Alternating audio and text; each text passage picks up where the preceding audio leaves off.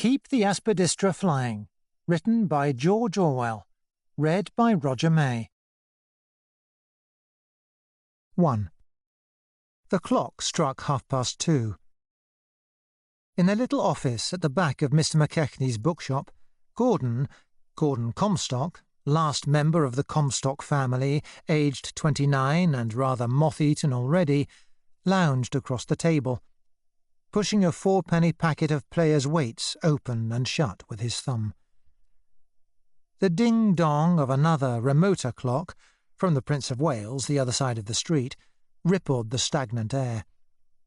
Gordon made an effort, sat upright, and stowed his packet of cigarettes away in his inside pocket. He was perishing for a smoke. However, there were only 4 cigarettes left. Today was Wednesday, and he had no money coming to him till Friday. It would be too bloody to be without tobacco tonight, as well as all tomorrow.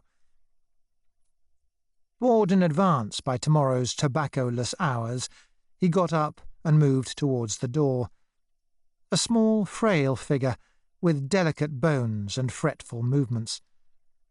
His coat was out at elbow in the right sleeve, and its middle button was missing.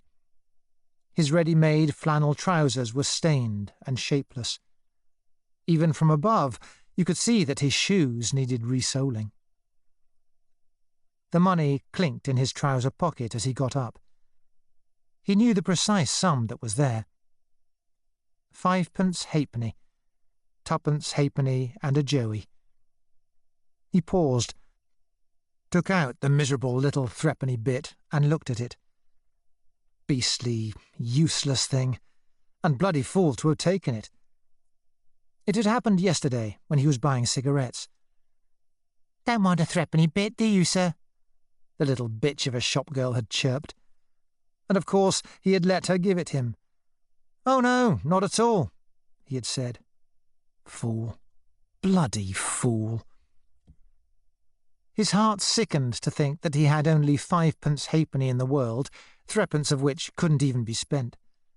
Because how can you buy anything with a 3-penny bit? It isn't a coin, it's the answer to a riddle.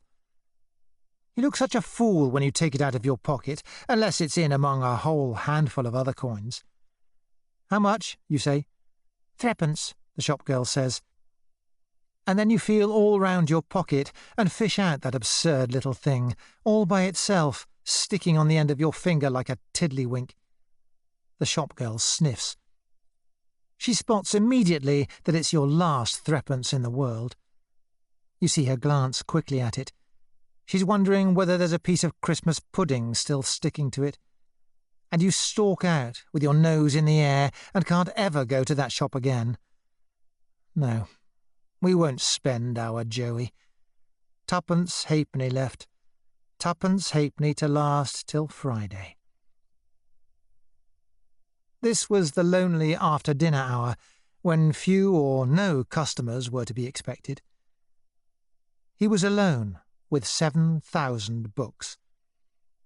The small dark room, smelling of dust and decayed paper that gave on the office, was filled to the brim with books, mostly aged and unsaleable.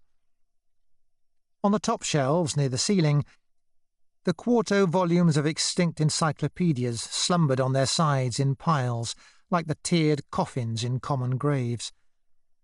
Gordon pushed aside the blue, dust-sodden curtains that served as a doorway to the next room. This, better lighted than the other, contained the lending library. It was one of those 2-penny no-deposit libraries beloved of book-pinchers. No books in it except novels, of course. And what novels? But that, too, was a matter of course. 800 strong, the novels lined the room on 3 sides, ceiling high, row upon row of gaudy oblong backs, as though the walls had been built of many-coloured bricks laid upright. They were arranged alphabetically. Arlen, Burroughs, Deeping, Dell, Frankow, Galsworthy, Gibbs, Priestley, Sapper, Walpole. Gordon eyed them with inert hatred. At this moment he hated all books, and novels most of all. Horrible to think of all that soggy, half-baked trash massed together in one place. Pudding. Suet pudding. 800 slabs of pudding, walling him in. A vault of pudding stone. The thought was oppressive. He moved on through the open doorway into the front part of the shop. In doing so, he smoothed his hair. It was an habitual movement. After all, there might be girls outside the glass door. Gordon was not impressive to look at. He was just 5 feet 7 inches high, and because his hair was usually too long, he gave the impression that his head was a little too big for his body. He was never quite unconscious of his small stature. When he knew that anyone was looking at him, he carried himself very upright, throwing a chest with a "you be damned" air, which occasionally deceived simple people. However, there was nobody outside. The front room, unlike the rest of the shop, was smart and expensive-looking, and it contained about 2,000 books, exclusive of those in the window. On the right, there was a glass showcase in which children's books were kept. Gordon averted his eyes from a beastly Rackham-esque dust jacket. Elvish children tripping wendily through a bluebell glade. He gazed out through the glass door. A foul day, and the wind rising. The sky was leaden, the cobbles of the street were slimy. It was St. Andrew's Day, the 30th of November. McKechnie's stood on a corner, on a sort of shapeless square where 4 streets converged. To the left, just within sight from the door, stood a great elm tree, leafless now, its multitudinous twigs making sepia-coloured lace against the sky. Opposite, next to the Prince of Wales, were tall hoardings covered with ads for patent foods and patent medicines. A gallery of monstrous doll faces, pink, vacuous faces full of goofy optimism. QT sauce, true wheat breakfast crisps, kiddies clamour for their breakfast crisps. Kangaroo burgundy, Vitamalt chocolate, Bovex. Of them all, the Bovex one oppressed Gordon the most. A spectacled, rat-faced clerk with patent leather hair sitting at a cafe table grinning over a white mug of Bovex. "Corner table enjoys his meal with Bovex," the legend ran. Gordon shortened the focus of his eyes. From the dust-dulled pane, the reflection of his own face looked back at him. Not a good face. Not 30 yet, but moth-eaten already. Very pale, with bitter, ineradicable lines. What people call a good forehead, high, that is, but a small, pointed chin, so that the face as a whole was pear-shaped rather than oval. Hair mouse-coloured and unkempt, mouth unamiable, eyes hazel, inclining to green. He lengthened the focus of his eyes again. He hated mirrors nowadays. Outside, all was bleak and wintry. A tram, like a raucous swan of steel, glided groaning over the cobbles, and in its wake the wind swept a debris of trampled leaves. The twigs of the elm tree were swirling, straining eastward. The poster that advertised QT sauce was torn at the edge. A ribbon of paper fluttered fitfully like a tiny pennant. In a side street, too, to the right, the naked poplars that lined the pavement bowed sharply as the wind caught them. A nasty, raw wind. There was a threatening note in it as it swept over, the first growl of winter's anger. 2 lines of a poem struggled for birth in Gordon's mind. Sharply the something wind. For instance, threatening wind? No. Better, menacing wind. The menacing wind blows over, no, sweeps over, say. The something poplars. Yielding poplars? No, better, bending poplars, assonance between bending and menacing, no matter. The bending poplars newly bare. Good. Sharply the menacing wind sweeps over the bending poplars newly bare. Good. Bare is a sod to rhyme. However, there's always air, which every poet since Chaucer has been struggling to find rhymes for, but the impulse died away in Gordon's mind. He turned the money over in his pocket. 2pence halfpenny and a joey. 2pence halfpenny. His mind was sticky with boredom. He couldn't cope with rhymes and adjectives. You can't with only 2pence halfpenny in your pocket. His eyes refocused themselves upon the posters opposite. He had his private reasons for hating them. Mechanically, he reread their slogans. Kangaroo Burgundy, the wine for Britons. Asthma was choking her. QT sauce keeps hubby smiling. Hike all day on a slab of Vitamalt. Curve cut, the smoke for outdoor men. Kiddies clamour for their breakfast crisps. Corner table enjoys his meal with Bovex. Ah, a customer. A potential, at any rate. Gordon stiffened himself. Standing by the door, you could get an oblique view out the front window without being seen yourself. He looked the potential customer over. A decentish, middle-aged man, black suit, bowler hat, umbrella and dispatch case. Provincial solicitor or town clerk, keeking at the window with large, pale-coloured eyes. He wore a guilty look. Gordon followed the direction of his eyes. Ah, so that was it. He had nosed out those D.H. Lawrence first editions in the far corner. Pining for a bit of smut, of course. He had heard of Lady Chatterley afar off. A bad face he had, Gordon thought. Pale, heavy, downy, with bad contours. Welsh, by the look of him. Nonconformist, anyway. He had the regular dissenting pouches round the corners of his mouth.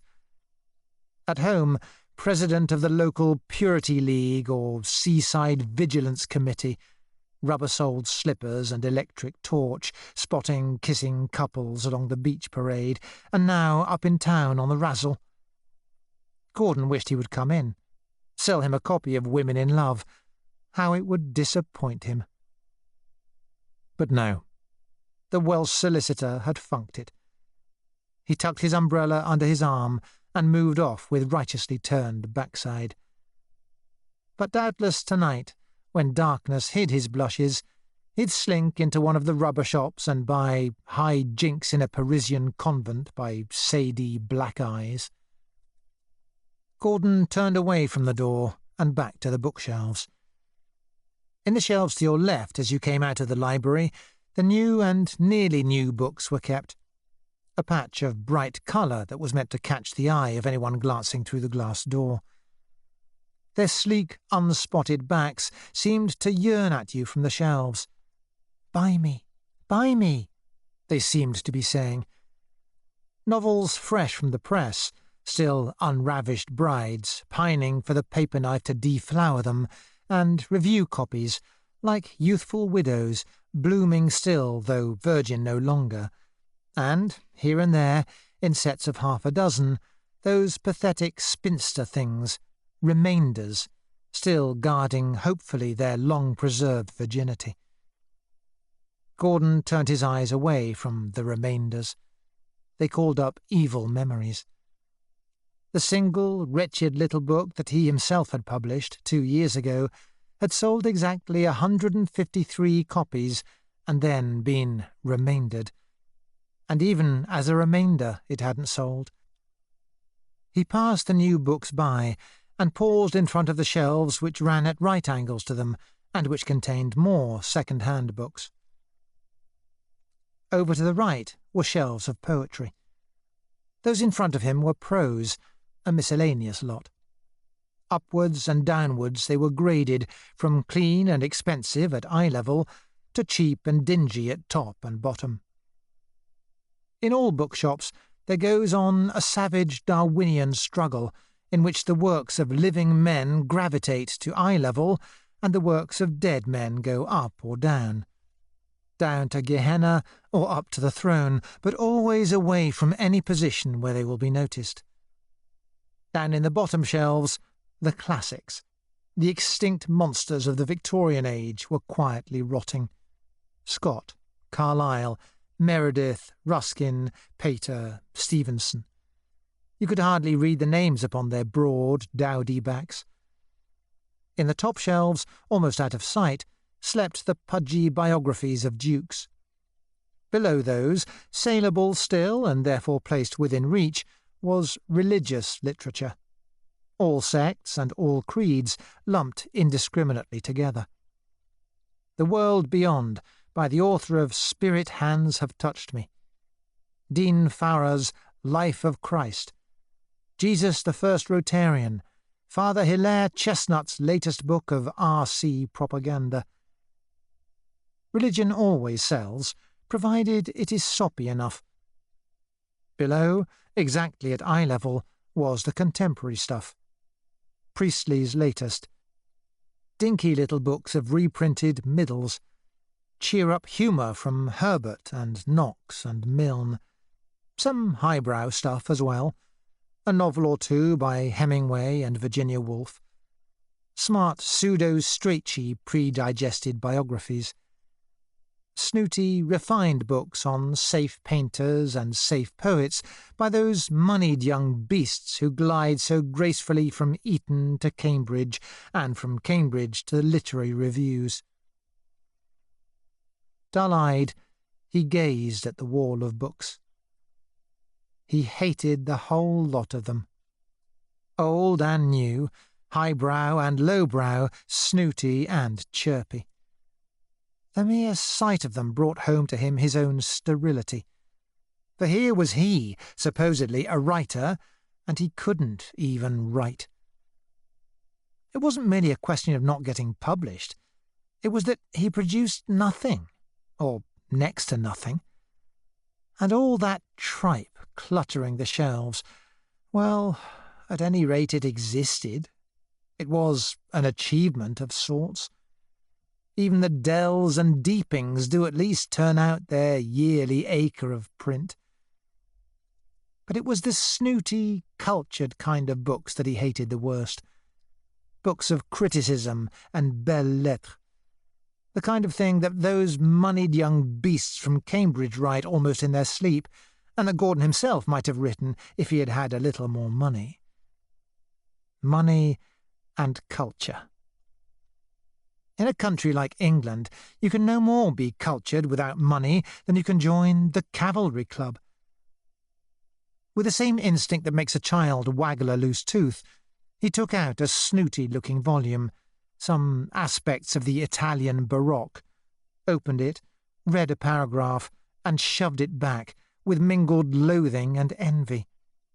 That devastating omniscience, that noxious, horn-spectacled refinement, and the money that such refinement means, for, after all, what is there behind it except money?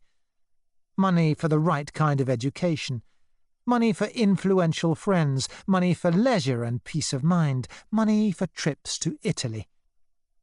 Money writes books, money sells them.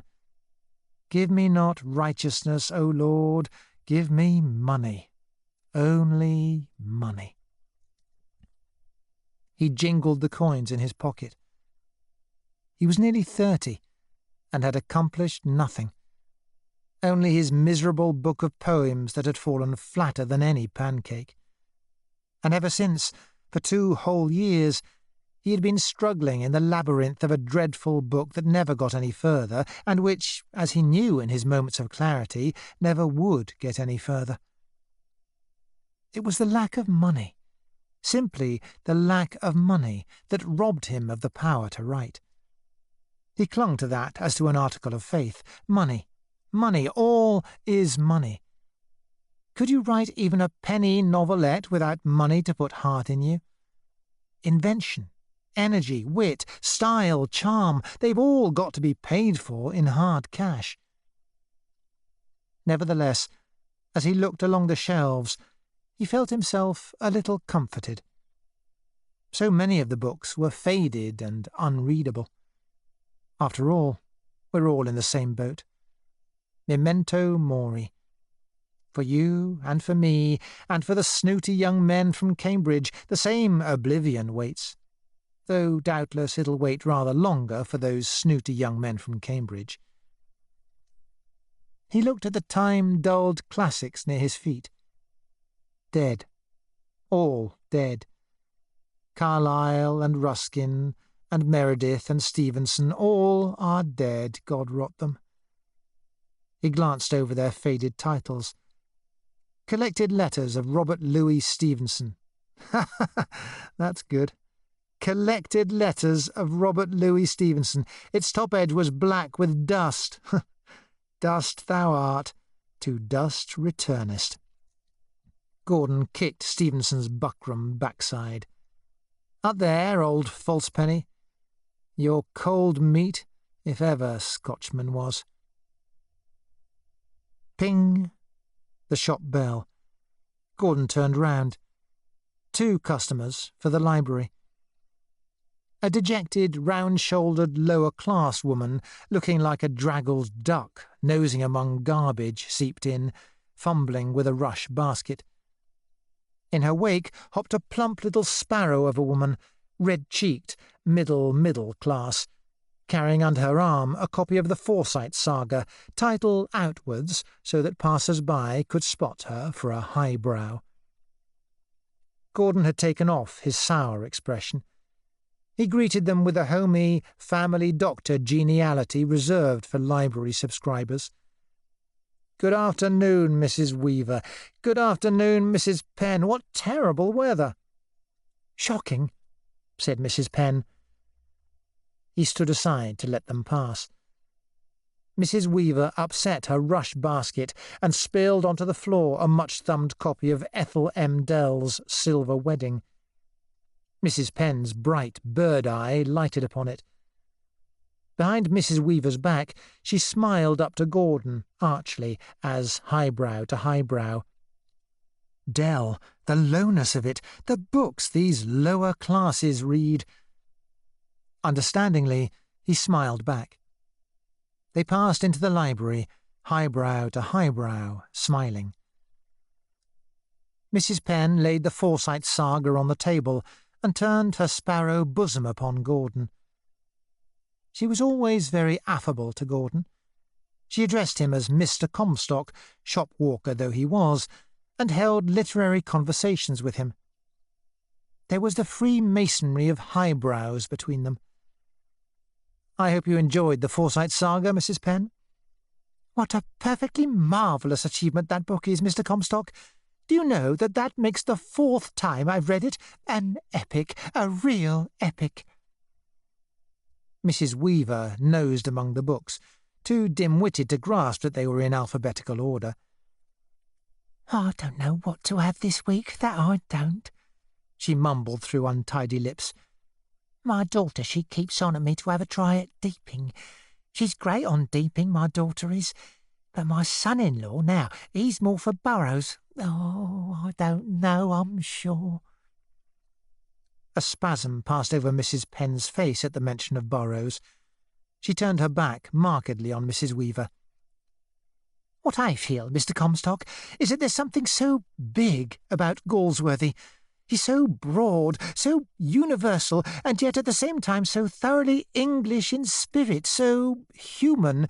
His books are real, human documents." "And Priestley, too," said Gordon. "I think Priestley's such an awfully fine writer, don't you?"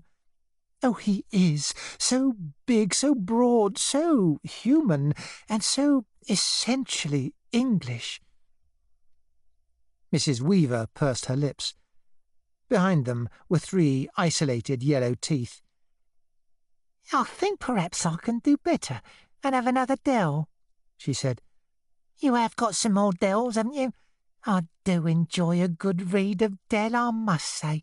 I says to my daughter, I says, you can keep your Deepings and your Burrowses, give me Dell, I says.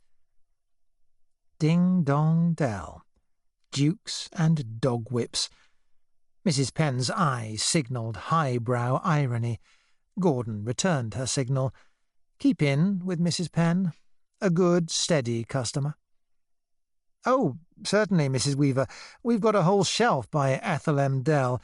Would you like The Desire of His Life? Or perhaps you've read that. Then what about The Altar of Honour? I wonder whether you have Hugh Walpole's latest book, said Mrs. Penn. I feel in the mood this week for something epic, something big. Now, Walpole, you know, I consider a really great writer. I put him second only to Galsworthy. There's something so dog about him, and yet he's so human with it. And so essentially English, said Gordon. Oh, of course, so essentially English. I believe I'll just have The Way of an Eagle over again, said Mrs. Weaver finally. You don't never seem to get tired of The Way of an Eagle, do you now? It's certainly astonishingly popular, said Gordon, diplomatically, his eye on Mrs. Penn. Oh, astonishingly, echoed Mrs. Penn ironically, her eye on Gordon. He took their tuppences and sent them happy away, Mrs. Penn with Walpole's Rogue Herries, and Mrs. Weaver with The Way of an Eagle. Soon he had wandered back to the other room and towards the shelves of poetry. A melancholy fascination those shelves had for him. His own wretched book was there, skied, of course, high up among the unsaleable. Mice by Gordon Comstock. A sneaky little foolscap octavo, priced 3 and 6pence, but now reduced to a bob. Of the 13 BFs who had reviewed it, and the Times literary supplement had declared that it showed exceptional promise, not one had seen the none too subtle joke of that title. And in the 2 years he had been at McKechnie's bookshop, not a single customer, not a single one, had ever taken Mice out of its shelf. There were 15 or 20 shelves of poetry. Gordon regarded them sourly. Dud stuff, for the most part. A little above eye level, already on their way to heaven and oblivion, were the poets of yesteryear, the stars of his earlier youth. Yeats, Davis, Houseman, Thomas, de la Mare, Hardy. Dead stars. Below them, exactly at eye level, were the squibs of the passing minute. Eliot, Pound, Auden, Campbell, Day-Lewis, Spender. Very damp squibs, that lot. Dead stars above, damp squibs below. Shall we ever again get a writer worth reading? But Lawrence was all right, and Joyce even better, before he went off his coconut. And if we did get a writer worth reading, should we know him when we saw him, so choked as we are with trash? Ping. Shop bell. Gordon turned, another customer. A youth of 20, cherry-lipped with gilded hair, tripped Nancifully in. Moneyed, obviously. He had the golden aura of money. He'd been in the shop before. Gordon assumed the gentlemanly servile mien reserved for new customers. He repeated the usual formula. "Good afternoon. Can I do anything for you? Are you looking for any particular book?" "Oh, no, not really." An R-less Nancy voice. "May I just browse? I simply couldn't resist your front window. I have such a terrible weakness for bookshops, so I just floated in." "Float out again, then, Nancy." Gordon smiled a cultured smile, as book-lover to book-lover. "Oh, please do. We like people to look round. Are you interested in poetry, by any chance?" "Oh, of course. I adore poetry." Of course. Mangy little snob. There was a sub-artistic look about his clothes. Gordon slid a slim red volume from the poetry shelves. "These are just out. They might interest you, perhaps. They're translations, something rather out of the common, translations from the Bulgarian. Very subtle, that. Now leave him to himself. That's the proper way with customers. Don't hustle them. Let them browse for 20 minutes or so, then they get ashamed and buy something.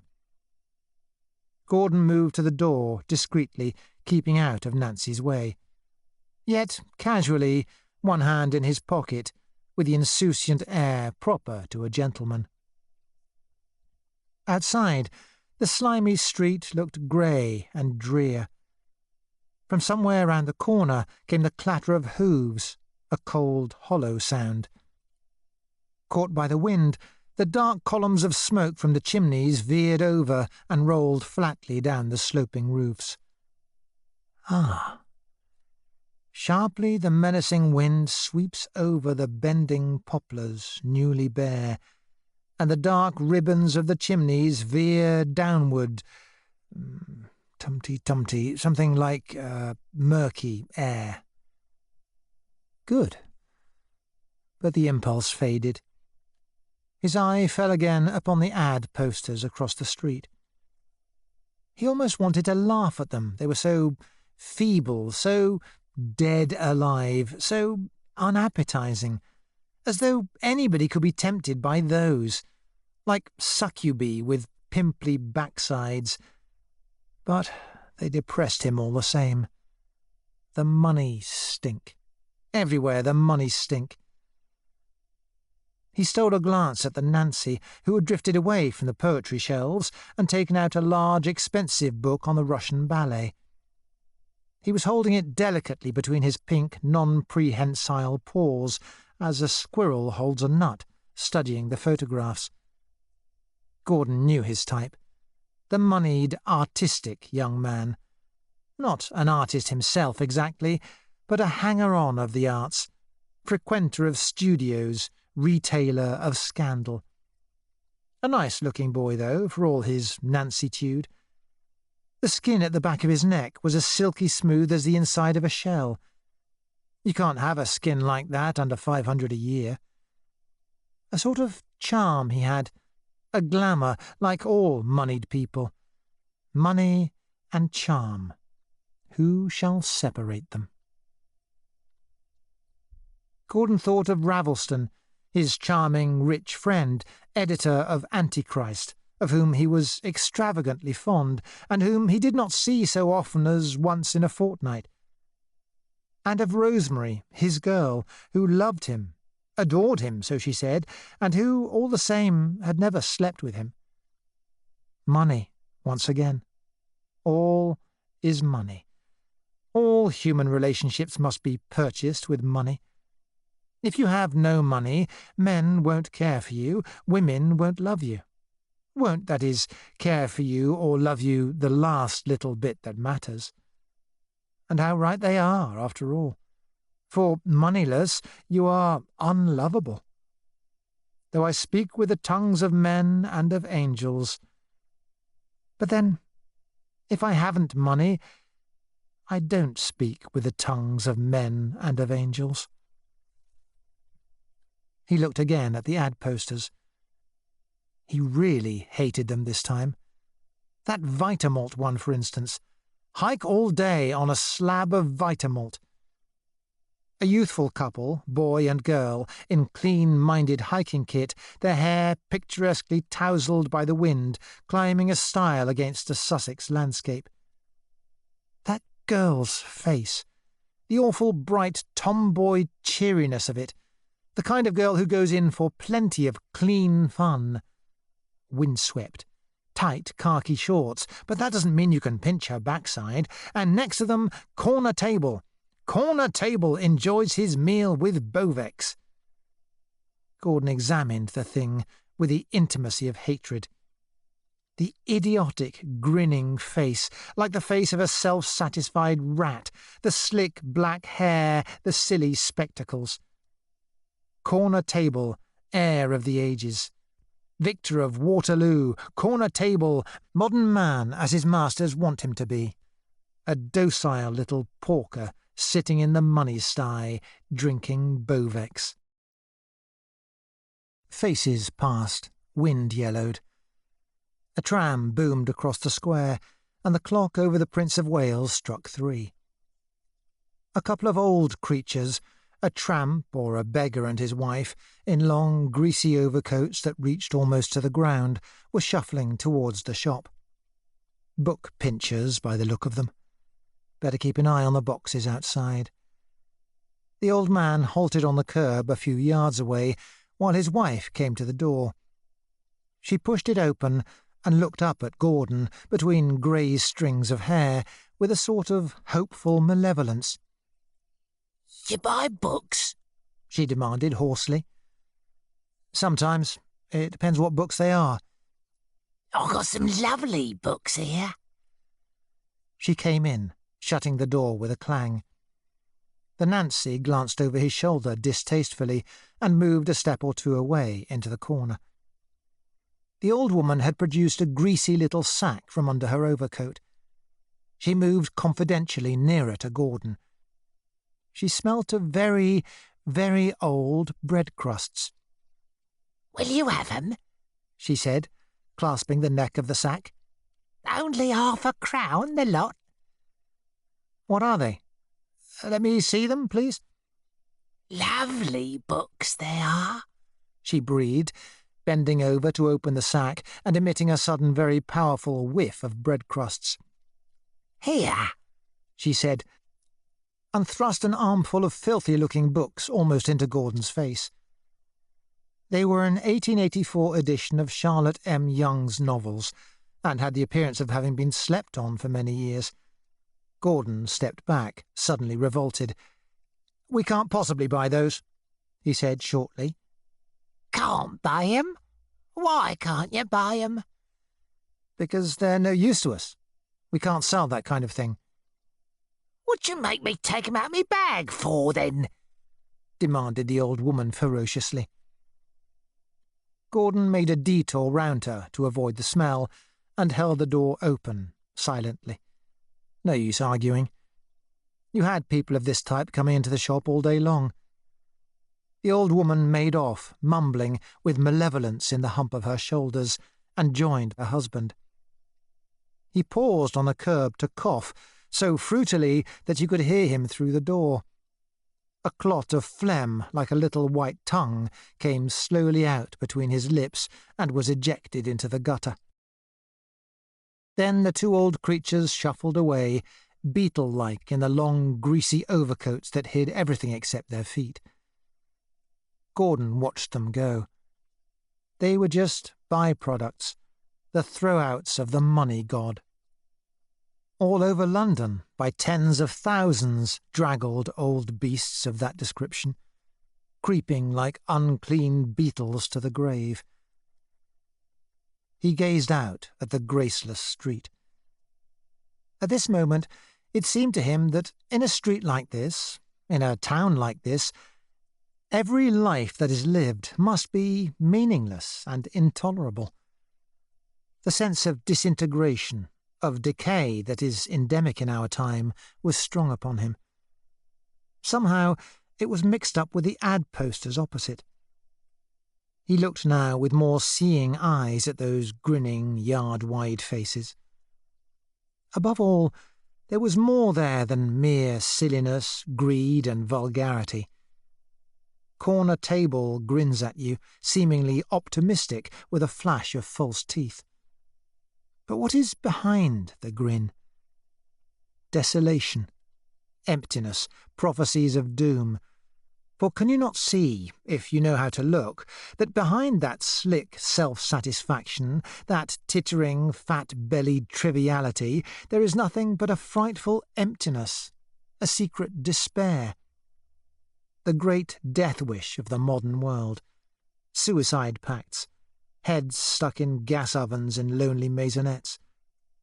French letters and amen pills, and the reverberations of future wars.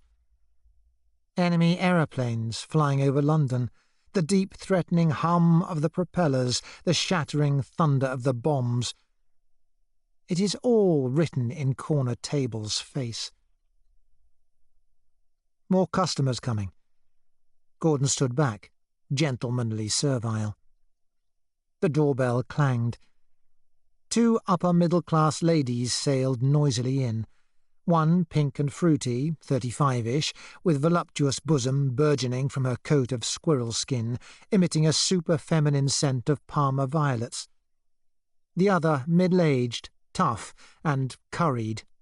India, presumably. Close behind them, a dark, grubby, shy young man slipped through the doorway as apologetically as a cat. He was one of the shop's best customers, a flitting, solitary creature who was almost too shy to speak, and who, by some strange manipulation, kept himself always a day away from a shave. Gordon repeated his formula. "Good afternoon. Can I do anything for you? Are you looking for any particular book?" Fruity Face overwhelmed him with a smile, but Curry Face decided to treat the question as an impertinence. Ignoring Gordon, she drew Fruity Face across to the shelves next to the new books where the dog books and cat books were kept. The two of them immediately began taking books out of the shelves and talking loudly. Curry Face had the voice of a drill sergeant. She was no doubt a colonel's wife or widow. The Nancy, still deep in the big book on the Russian ballet, edged delicately away. His face said that he would leave the shop if his privacy were disturbed again. The shy young man had already found his way to the poetry shelves. The 2 ladies were fairly frequent visitors to the shop. They always wanted to see books about cats and dogs, but never actually bought anything. There were 2 whole shelves of dog books and cat books. "Ladies' corner," old McKechnie called it. Another customer arrived for the library. An ugly girl of 20, hatless, in a white overall, with a sallow, blithering, honest face, and powerful spectacles that distorted her eyes. She was an assistant at a chemist's shop. Gordon put on his homey library manner. She smiled at him, and with a gait as clumsy as a bear's, followed him into the library. "What kind of book would you like this time, Miss Weeks?" Well, She clutched the front of her overall. Her distorted black treacle eyes beamed trustfully into his. well, what I'd really like's a good hot stuff love story. You know, something modern. "Something modern? Something by Barbara Bedworthy, for instance? Have you read Almost a Virgin?" Oh no, not her, she's too deep. I can't bear deep books. But I want something, well, you know, modern. Sex problems and divorce and all that. You know." "Modern but not deep," said Gordon, as lowbrow to lowbrow. He ranged among the hot stuff modern love stories. There were not less than 300 of them in the library. From the front room came the voices of the 2 upper-middle-class ladies, the one fruity, the other curried, disputing about dogs. They had taken out one of the dog books and were examining the photographs. Fruity Voice enthused over the photograph of a peak, the ickle angel pet, with his great big soulful eyes and his ickle black nosy, oh, so ducky duck. But Curry Voice, yes, undoubtedly a colonel's widow, said Peaks was soppy.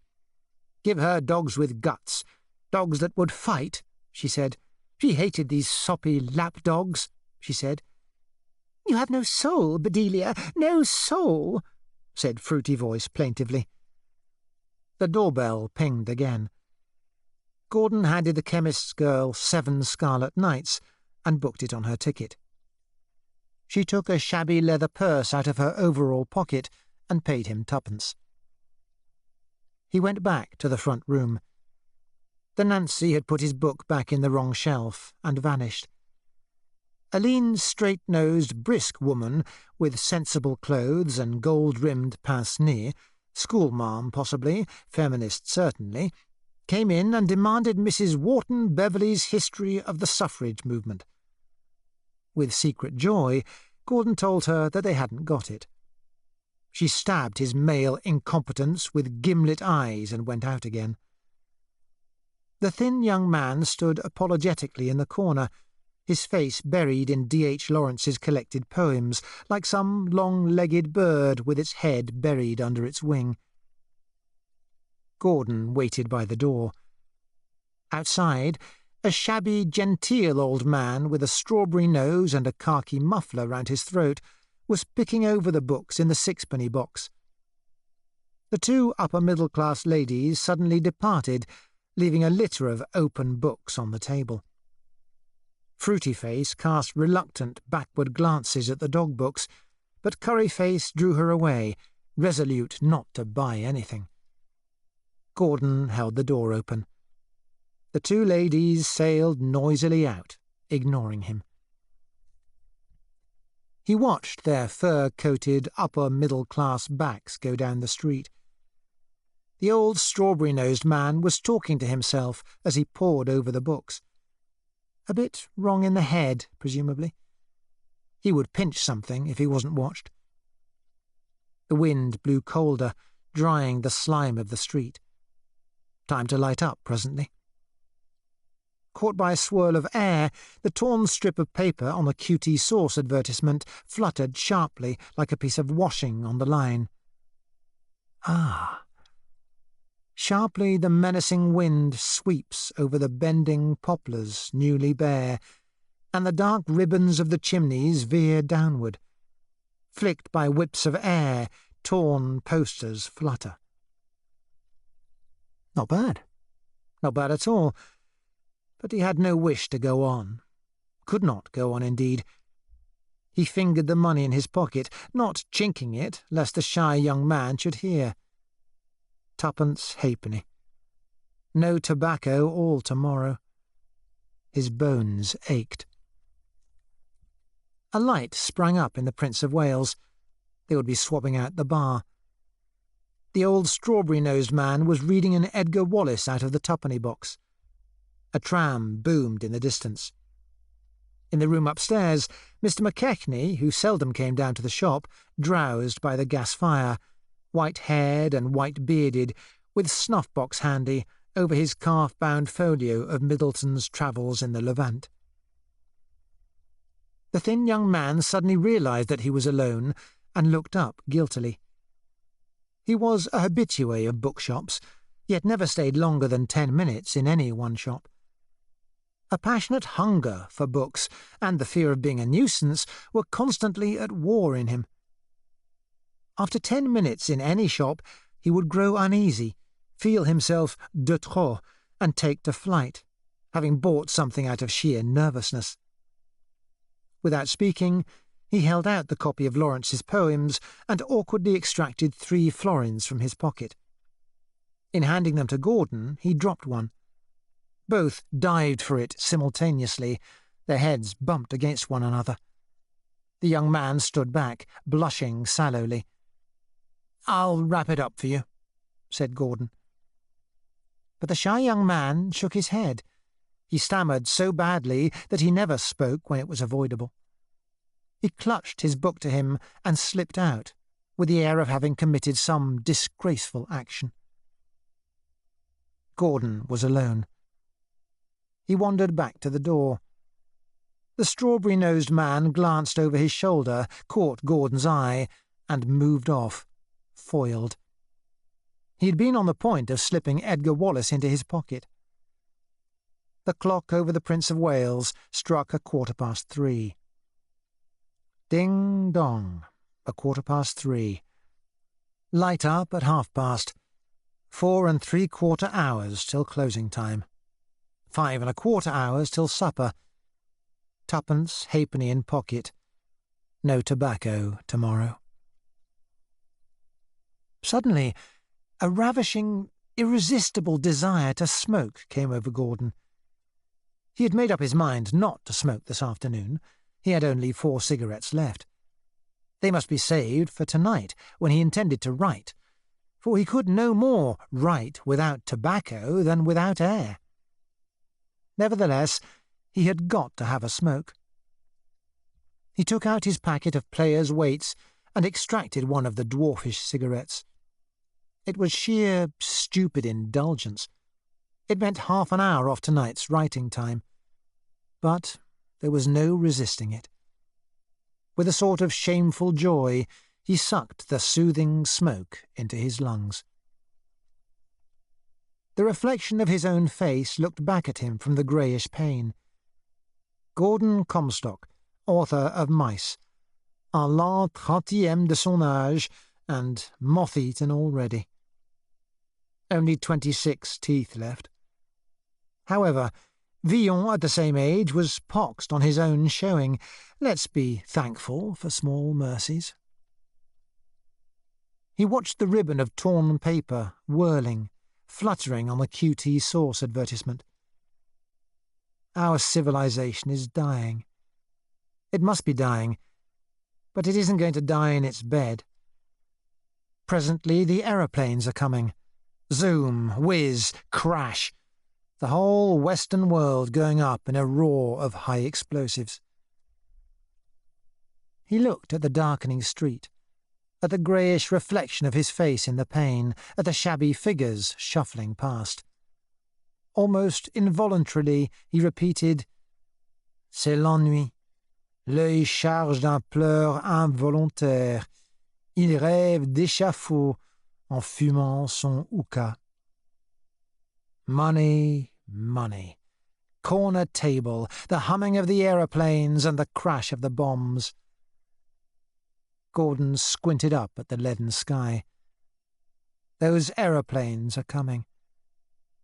In imagination, he saw them coming now. Squadron after squadron, innumerable, darkening the sky like clouds of gnats. With his tongue not quite against his teeth, he made a buzzing, blue-bottle on the window pane sound to represent the humming of the aeroplanes. It was a sound which, at that moment, he ardently desired to hear.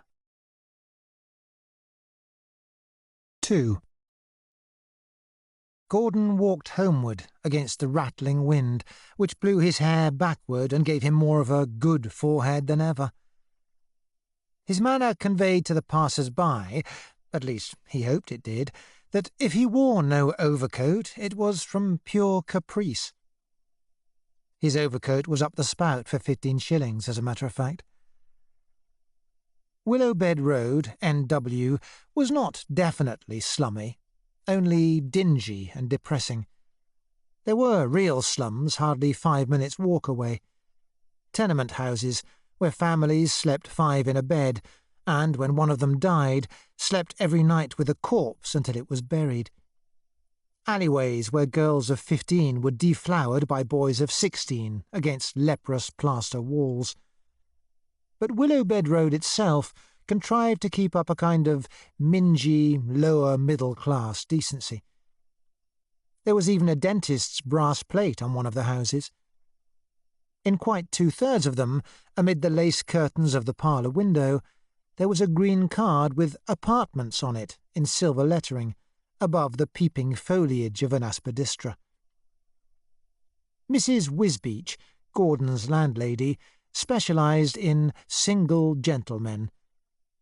Bed-sitting rooms, with gaslight laid on and find-your-own heating, baths extra, there was a geyser, and meals in the tomb-dark dining-room, with a phalanx of clotted sauce bottles in the middle of the table. Gordon, who came home for his midday dinner, paid 27 6 a week. The gaslight shone yellow through the frosted transom above the door of number 31. Gordon took out his key and fished about in the keyhole. In that kind of house, the key never quite fits the lock. The darkish little hallway, in reality it was only a passage, smelt of dishwater, cabbage, rag mats, and bedroom slops. Gordon glanced at the japanned tray on the hall-stand. No letters, of course. He had told himself not to hope for a letter, and nevertheless had continued to hope.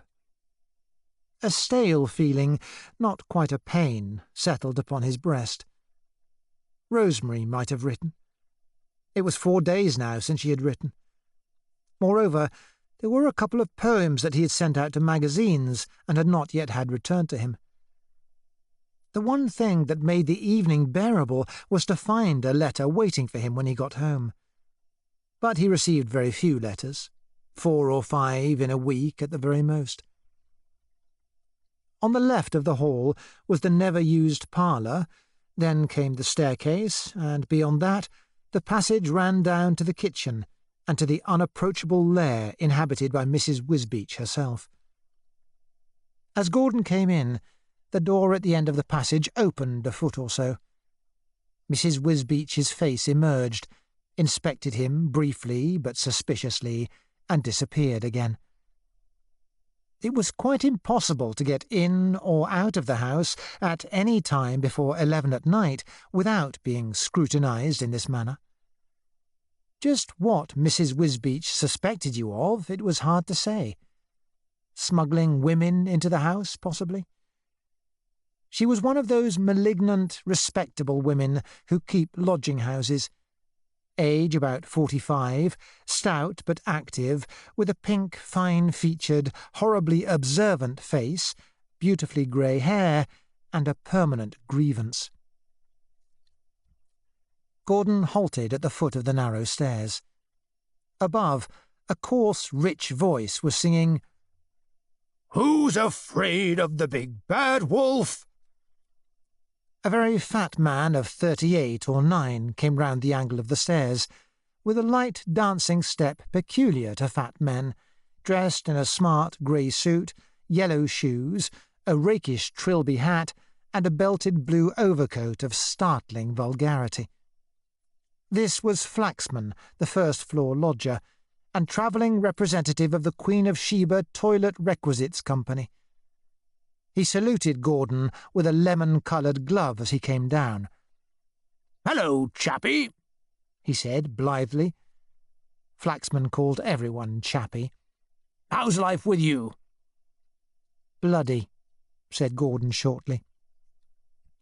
Flaxman had reached the bottom of the stairs. He threw a roly-poly arm affectionately round Gordon's shoulders. "Cheer up, old man, cheer up. You look like a bloody funeral. I'm off down to the Crichton. Come on down and have a quick one." "I can't. I've got to work." "Oh, hell, be matey, can't you? What's the good of mooning about up here? Come on down to the Cry and we'll pinch the barmaid's bum." Gordon wriggled free of Flaxman's arm. Like all small, frail people, he hated being touched. Flaxman merely grinned, with a typical fat man's good humour.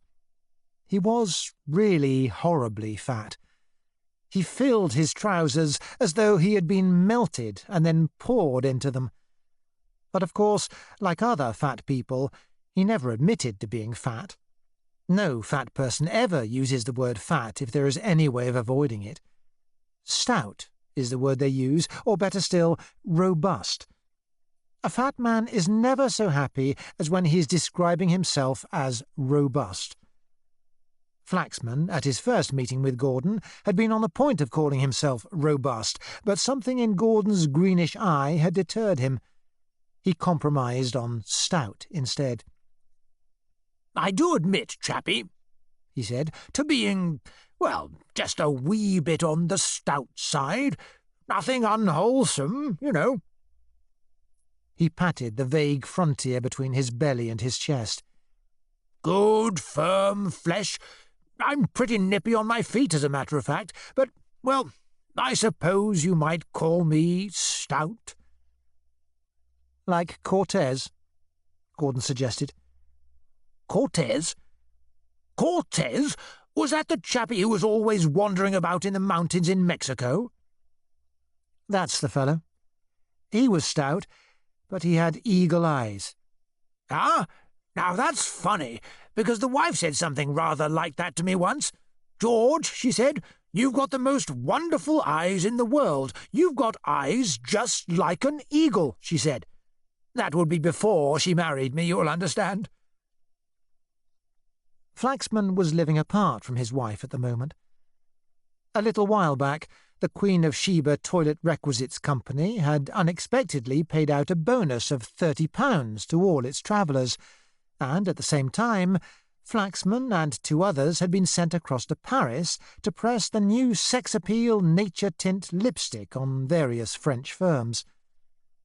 Flaxman had not thought it necessary to mention the £30 to his wife. He had had the time of his life on that Paris trip, of course. Even now, 3 months afterwards, his mouth watered when he spoke of it. He used to entertain Gordon with luscious descriptions. 10 days in Paris with 30 quid that wifey hadn't heard about. Oh, boy. But, unfortunately, there had been a leakage somewhere. Flaxman had got home to find retribution awaiting him. His wife had broken his head with a cut-glass whisky decanter, a wedding present which they had had for 14 years, and then fled to her mother's house, taking the children with her. Hence Flaxman's exile in Willowbed Road. But he wasn't letting it worry him. It would blow over, no doubt. It had happened several times before. Gordon made another attempt to get past Flaxman and escape up the stairs. The dreadful thing was that, in his heart, he was pining to go with him. He needed a drink so badly. The mere mention of the Crichton Arms had made him feel thirsty. But it was impossible, of course. He had no money. Flaxman put an arm across the stairs, barring his way. He was genuinely fond of Gordon. He considered him clever, cleverness to him being a kind of amiable lunacy. Moreover, he detested being alone, even for so short a time as it would take him to walk to the pub. "Come on, chappie," he urged. "You want a Guinness to buck you up, that's what you want. You haven't seen the new girl they've got in the saloon bar yet. Ho, boy, there's a peach for you." "So that's why you're all dolled up, is it?" said Gordon, looking coldly at Flaxman's yellow gloves.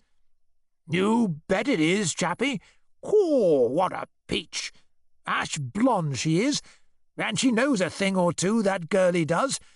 I gave her a stick of our sex-appeal nature tint last night. Oh, you ought to have seen her wag her little bottom at me as she went past my table. Does she give me the palpitations? Does she? Oh, boy!"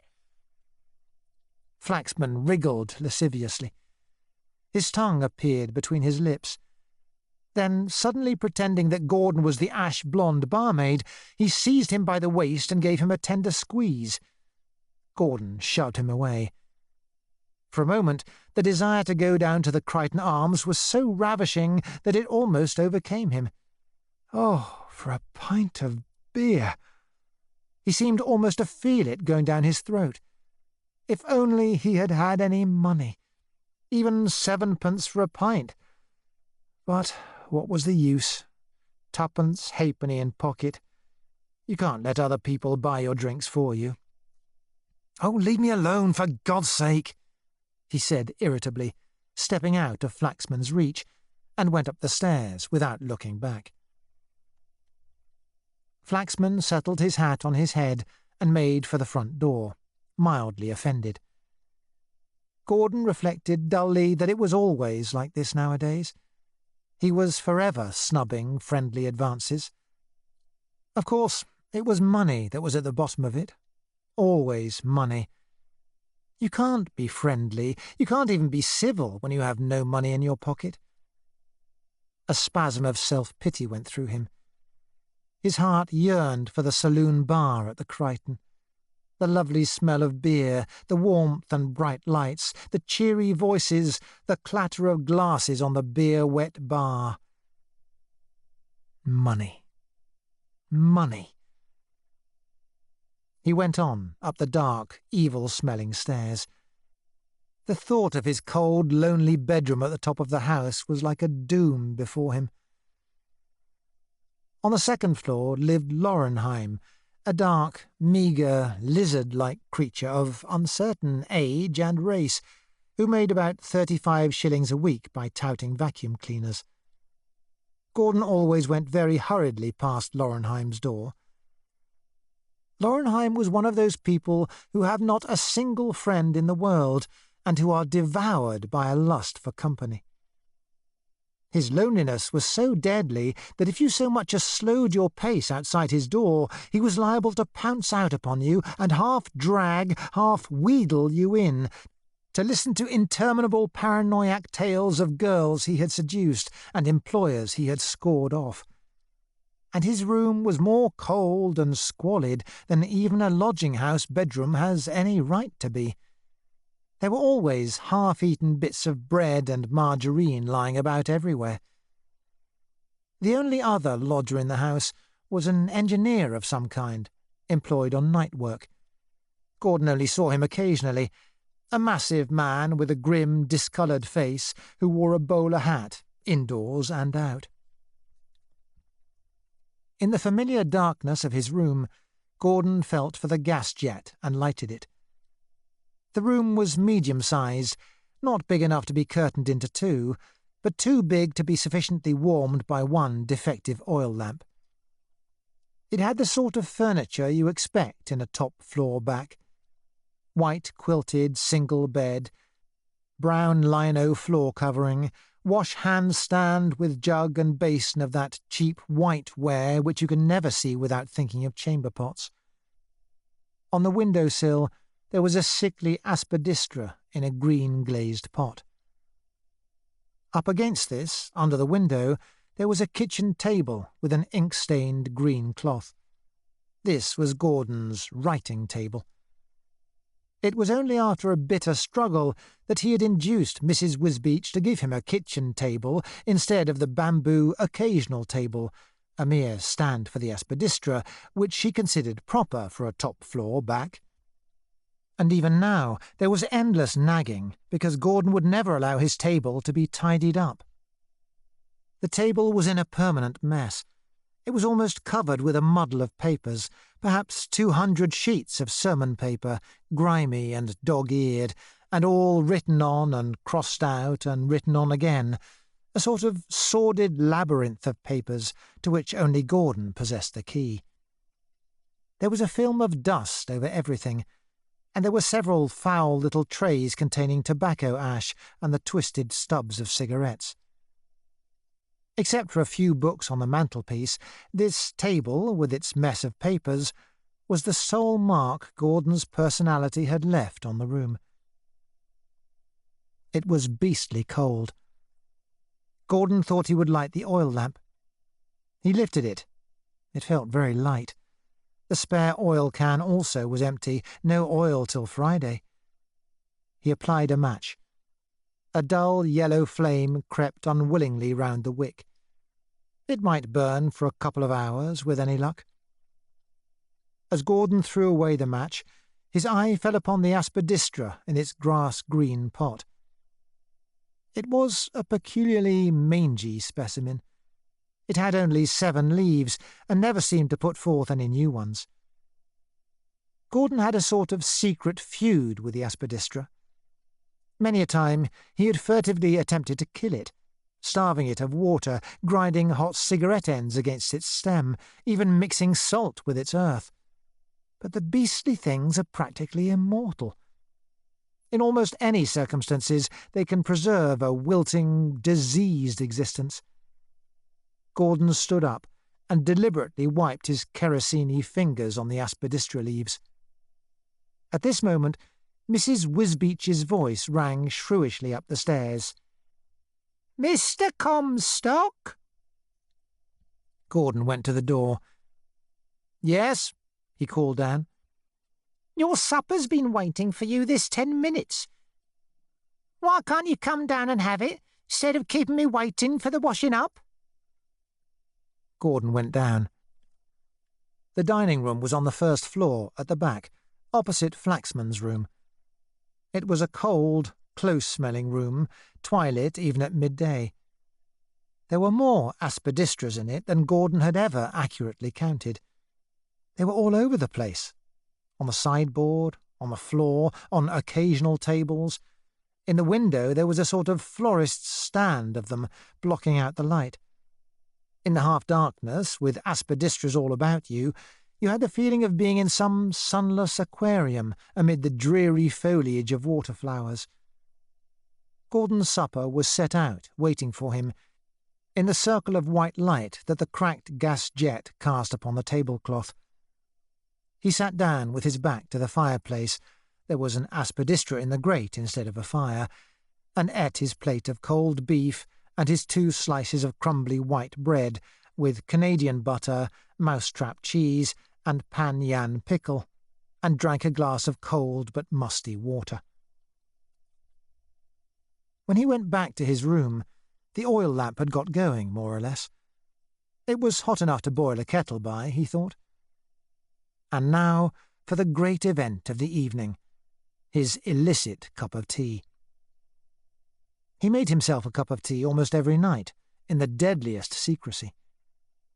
Mrs. Wisbeach refused to give her lodgers tea with their supper because she couldn't be bothered with hotting up extra water, but, at the same time, making tea in your bedroom was strictly forbidden. Gordon looked with disgust at the muddled papers on the table. He told himself defiantly that he wasn't going to do any work tonight. He would have a cup of tea and smoke up his remaining cigarettes and read King Lear or Sherlock Holmes. His books were on the mantelpiece beside the alarm clock. Shakespeare in the Everyman edition, Sherlock Holmes, Villon's poems, Roderick Random, Les Fleurs du Mal, a pile of French novels. But he read nothing nowadays except Shakespeare and Sherlock Holmes. Meanwhile, that cup of tea. Gordon went to the door, pushed it ajar, and listened. No sound of Mrs. Wisbeach. You had to be very careful. She was quite capable of sneaking upstairs and catching you in the act. This tea-making was the major household offence, next to bringing a woman in. Quietly, he bolted the door, dragged his cheap suitcase from under the bed, and unlocked it. From it, he extracted a 6-penny Woolworths kettle, a packet of Lyons tea, a tin of condensed milk, a teapot, and a cup. They were all packed in newspaper to prevent them from chinking. He had his regular procedure for making tea. First, he half-filled the kettle with water from the jug and set it on the oil stove. Then he knelt down and spread out a piece of newspaper. Yesterday's tea leaves were still in the pot, of course. He shook them out onto the newspaper, cleaned out the pot with his thumb, and folded the leaves into a bundle. Presently he would smuggle them downstairs. That was always the most risky part, getting rid of the used tea leaves. It was like the difficulty murderers have in disposing of the body. As for the cup, he always washed it in his hand basin in the morning. A squalid business. It sickened him sometimes. It was queer how furtively you had to live in Mrs. Wisbeach's house. You had the feeling that she was always watching you, and indeed she was given to tiptoeing up and down stairs at all hours in hope of catching the lodgers up to mischief. It was one of those houses where you cannot even go to the WC in peace because of the feeling that somebody is listening to you. Gordon unbolted the door again and listened intently. No one stirring. Ah, a clatter of crockery far below. Mrs. Wisbeach was washing up the supper things. Probably safe to go down, then. He tiptoed down, clutching the damp bundle of tea leaves against his breast. The WC was on the 2nd floor. At the angle of the stairs, he halted, listened a moment longer. Ah, another clatter of crockery. All clear. Gordon Comstock, poet of exceptional promise, the Times Literary Supplement had said, hurriedly slipped into the WC, flung his tea leaves down the wastepipe, and pulled the plug. Then he hurried back to his room, re-bolted the door, and, with precautions against noise, brewed himself a fresh pot of tea. The room was passably warm by now. The tea and a cigarette worked their short-lived magic. He began to feel a little less bored and angry. Should he do a spot of work after all? He ought to work, of course. He always hated himself afterwards when he had wasted a whole evening. Half unwillingly, he shoved his chair up to the table. It needed an effort even to disturb that frightful jungle of papers. He pulled a few grimy sheets towards him, spread them out, and looked at them. God, what a mess. Written on, scored out, written over, scored out again, till they were like poor old hacked cancer patients after 20 operations. But the handwriting, where it was not crossed out, was delicate and scholarly. With pain and trouble, Gordon had acquired that scholarly hand, so different from the beastly copperplate they had taught him at school. Perhaps he would work, for a little while anyway. He rummaged in the litter of papers. Where was that passage he had been working on yesterday? The poem was an immensely long one. That is, it was going to be immensely long when it was finished.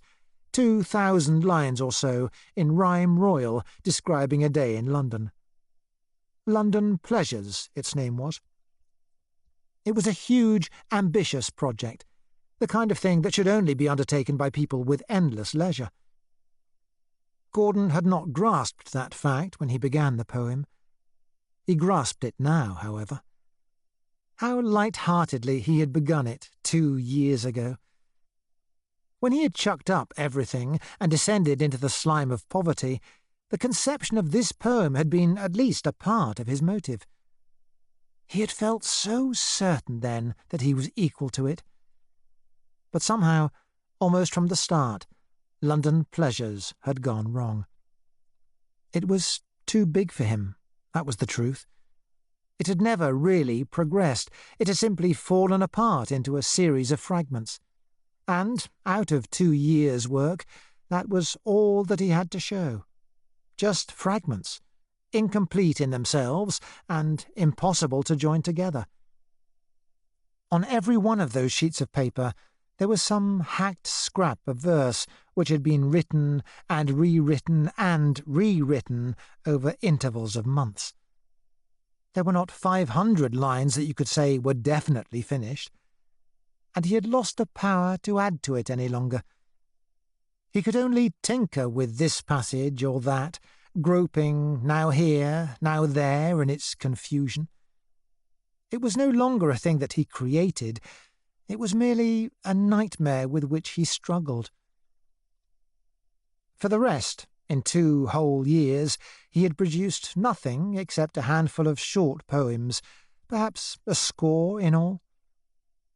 It was so rarely that he could attain the peace of mind in which poetry, or prose for that matter, has got to be written. The times when he could not work grew commoner and commoner. Of all types of human being, only the artist takes it upon him to say that he cannot work. But it is quite true. There are times when one cannot work. Money, again, always money. Lack of money means discomfort, means squalid worries, means shortage of tobacco, means ever-present consciousness of failure. Above all, it means loneliness. How can you be anything but lonely on 2 quid a week? And in loneliness, no decent book was ever written. It was quite certain that London Pleasures would never be the poem he had conceived. It was quite certain, indeed, that it would never even be finished. And in the moments when he faced facts, Gordon himself was aware of this. Yet all the same, and all the more for that very reason, he went on with it. It was something to cling to. It was a way of hitting back at his poverty and his loneliness. And after all, there were times when the mood of creation returned, or seemed to return. It returned tonight for just a little while, just as long as it takes to smoke 2 cigarettes. With smoke tickling his lungs, he abstracted himself from the mean and actual world. He drove his mind into the abyss where poetry is written. The gas jet sang soothing overhead. Words became vivid and momentous things. A couplet, written a year ago and left as unfinished, caught his eye with a note of doubt. He repeated it to himself over and over. It was wrong, somehow. It had seemed all right a year ago. Now, on the other hand, it seemed subtly vulgar.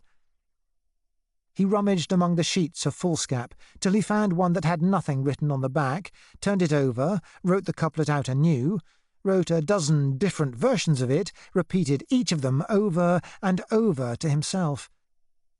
Finally, there was none that satisfied him. The couplet would have to go. It was cheap and vulgar. He found the original sheet of paper and scored the couplet out with thick lines. And, in doing this, there was a sense of achievement, of time not wasted, as though the destruction of much labour were, in some way, an act of creation.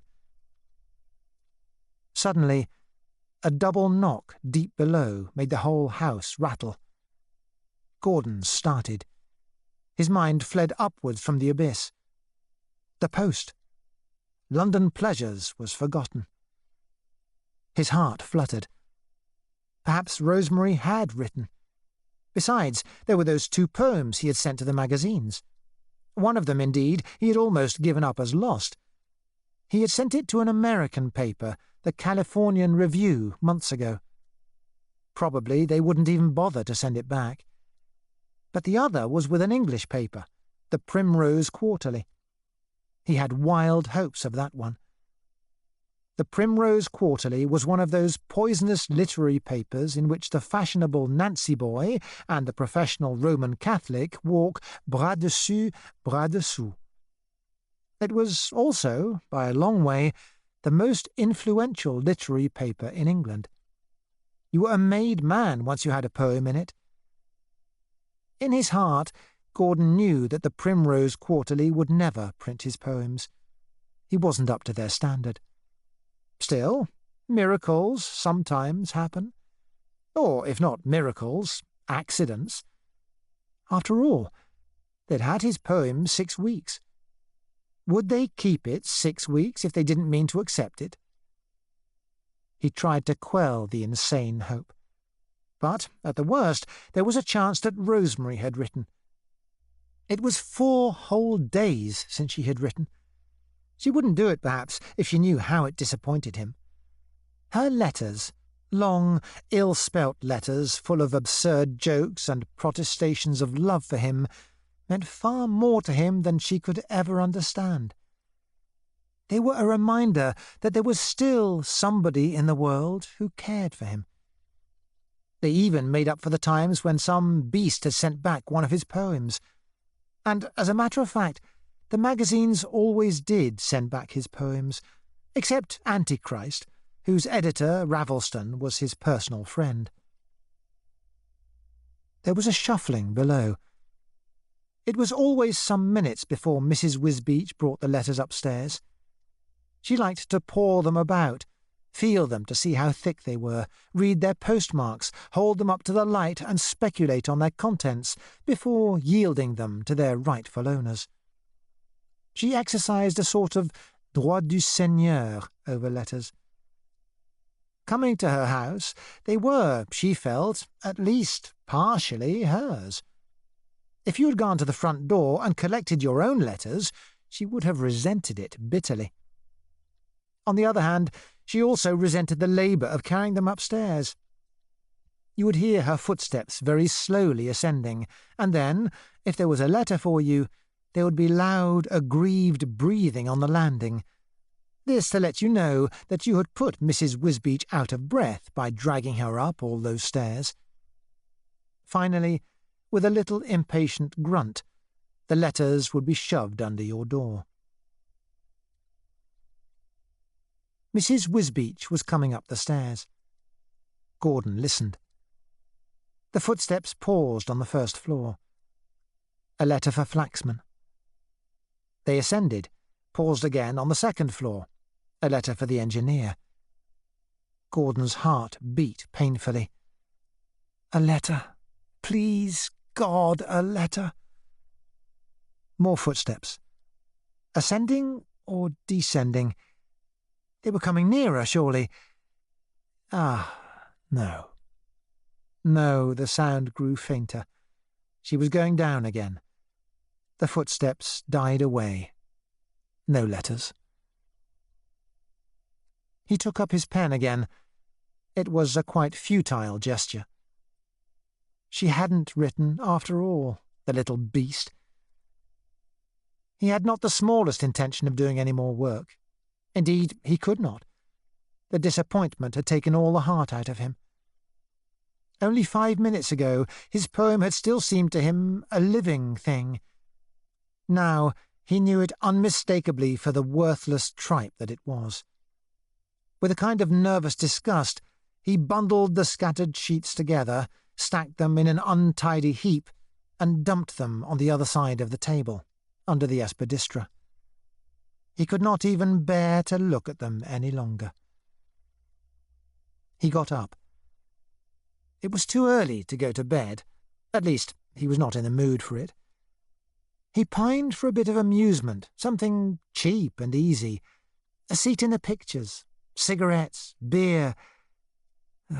Useless. No money to pay for any of them. He would read King Lear and forget this filthy century. Finally, however, it was the adventures of Sherlock Holmes that he took from the mantelpiece. Sherlock Holmes was his favourite of all books because he knew it by heart. The oil in the lamp was giving out, and it was getting beastly cold. Gordon dragged the quilt from his bed, wrapped it round his legs, and sat down to read. His right elbow on the table, his hands under his coat to keep them warm, he read through The Adventure of the Speckled Band. The little gas mantle sighed above. The circular flame of the oil lamp burned low, a thin bracket of fire, giving out no more heat than a candle. Down in Mrs. Wisbeach's lair, the clock struck 10:30.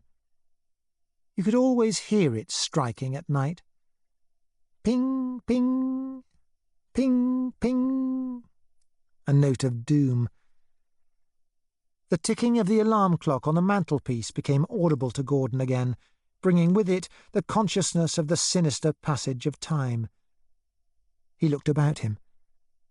Another evening wasted. Hours, days, years slipping by. Night after night, always the same. The lonely room, the womanless bed. Dust, cigarette ash, the Aspidistra leaves. And he was 30, nearly. In sheer self-punishment, he dragged forth a wad of London pleasures, spread out the grimy sheets, and looked at them as one looks at a skull for a memento mori. London Pleasures by Gordon Comstock, author of Mice, his magnum opus. The fruit indeed, of 2 years' work, that labyrinthine mess of words. And tonight's achievement? 2 lines crossed out, 2 lines backward instead of forward. The lamp made a sound like a tiny hiccup and went out. With an effort, Gordon stood up and flung the quilt back onto his bed. Better get to bed, perhaps, before it got any colder. He wandered over towards the bed. But wait. Work tomorrow. Wind the clock, set the alarm. Nothing accomplished, nothing done, has earned a night's repose. It was some time before he could find the energy to undress. For a quarter of an hour, perhaps, he lay on the bed, fully dressed, his hands under his head. There was a crack on the ceiling that resembled the map of Australia. Gordon contrived to work off his shoes and socks without sitting up. He held up one foot and looked at it. A smallish, delicate foot. Ineffectual, like his hands. Also, it was very dirty. It was nearly 10 days since he had a bath. Becoming ashamed of the dirtiness of his feet, he sagged into a sitting position and undressed himself, throwing his clothes onto the floor. Then he turned out the gas and slid between the sheets, shuddering, for he was naked. He always slept naked. His last suit of pyjamas had gone west more than a year ago. The clock downstairs struck 11. As the first coldness of the sheets wore off, Gordon's mind went back to the poem he had begun that afternoon. He repeated in a whisper the single stanza that was finished. Sharply the menacing wind sweeps over the bending poplars newly bare, and dark ribbons of the chimneys veer downward. Flicked by whips of air, torn posters flutter. The octosyllables flicked to and fro. Click, click, click, click. The awful, mechanical emptiness of it appalled him. It was like some futile little machine ticking over, rhyme to rhyme, click, click, click, click, like the nodding of a clockwork doll. Poetry. The last futility. He lay awake, aware of his own futility, of his 30 years, of the blind alley into which he had led his life.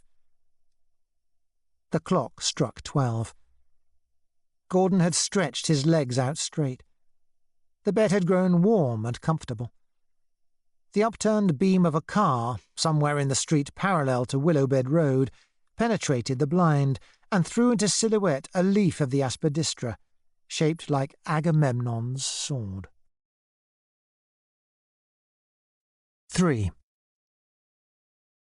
Gordon Comstock was a pretty bloody name, but then Gordon came from a pretty bloody family. The Gordon part of it was Scotch, of course.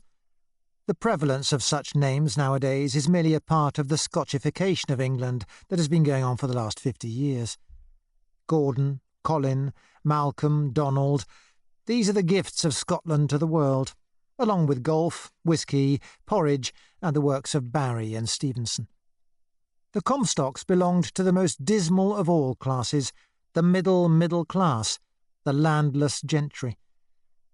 In their miserable poverty, they had not even the snobbish consolation of regarding themselves as an old family fallen on evil days, for they were not an old family at all, merely one of those families which rose on the wave of Victorian prosperity and then sank again, faster than the wave itself. They had had, at most, 50 years of comparative wealth, corresponding with a lifetime of Gordon's grandfather, Samuel Comstock, Grandpa Comstock, as Gordon was taught to call him, though the old man died 4 years before he was born. Grandpa Comstock was one of those people who, even from the grave, exert a powerful influence. In life, he was a tough old scoundrel. He plundered the proletariat and the foreigner of £50,000. He built himself a red-brick mansion as durable as a pyramid, and he begot 12 children, of whom 11 survived. Finally, he died quite suddenly, of a cerebral hemorrhage. In Kensal Green, his children placed over him a monolith with the following inscription: In ever-loving memory of Samuel Ezekiel Comstock, a faithful husband, a tender father, and an upright and godly man, who was born on the 9th of July, 1828, and departed this life on the 5th of September, 1901. This stone is erected by his sorrowing children. He sleeps in the arms of Jesus. No need to repeat the blasphemous comments which everyone who had known Grandpa Comstock made on that last sentence. But it is worth pointing out that the chunk of granite on which it was inscribed weighed close on 5 tons, and was quite certainly put there with the intention, though not the conscious intention, of making sure that Grandpa Comstock shouldn't get up from underneath it. If you want to know what a dead man's relatives really think of him, a good rough test is the weight of his tombstone. The Comstocks, as Gordon knew them, were a peculiarly dull, shabby, dead-alive, ineffectual family. They lacked vitality to an extent that was surprising. That was Grandpa Comstock's doing, of course. By the time when he died, all his children were grown up, and some of them were middle-aged, and he had long ago succeeded in crushing out of them any spirit they might ever have possessed. He had lain upon them as a garden roller lies upon daisies, and there was no chance of their flattened personalities ever expanding again. One and all, they turned out listless, gutless, unsuccessful sort of people. None of the boys had proper professions, because Grandpa Comstock had been at the greatest pains to drive all of them into professions for which they were totally unsuited. Only one of them, John, Gordon's father, had even braved Grandpa Comstock to the extent of getting married during the latter's lifetime.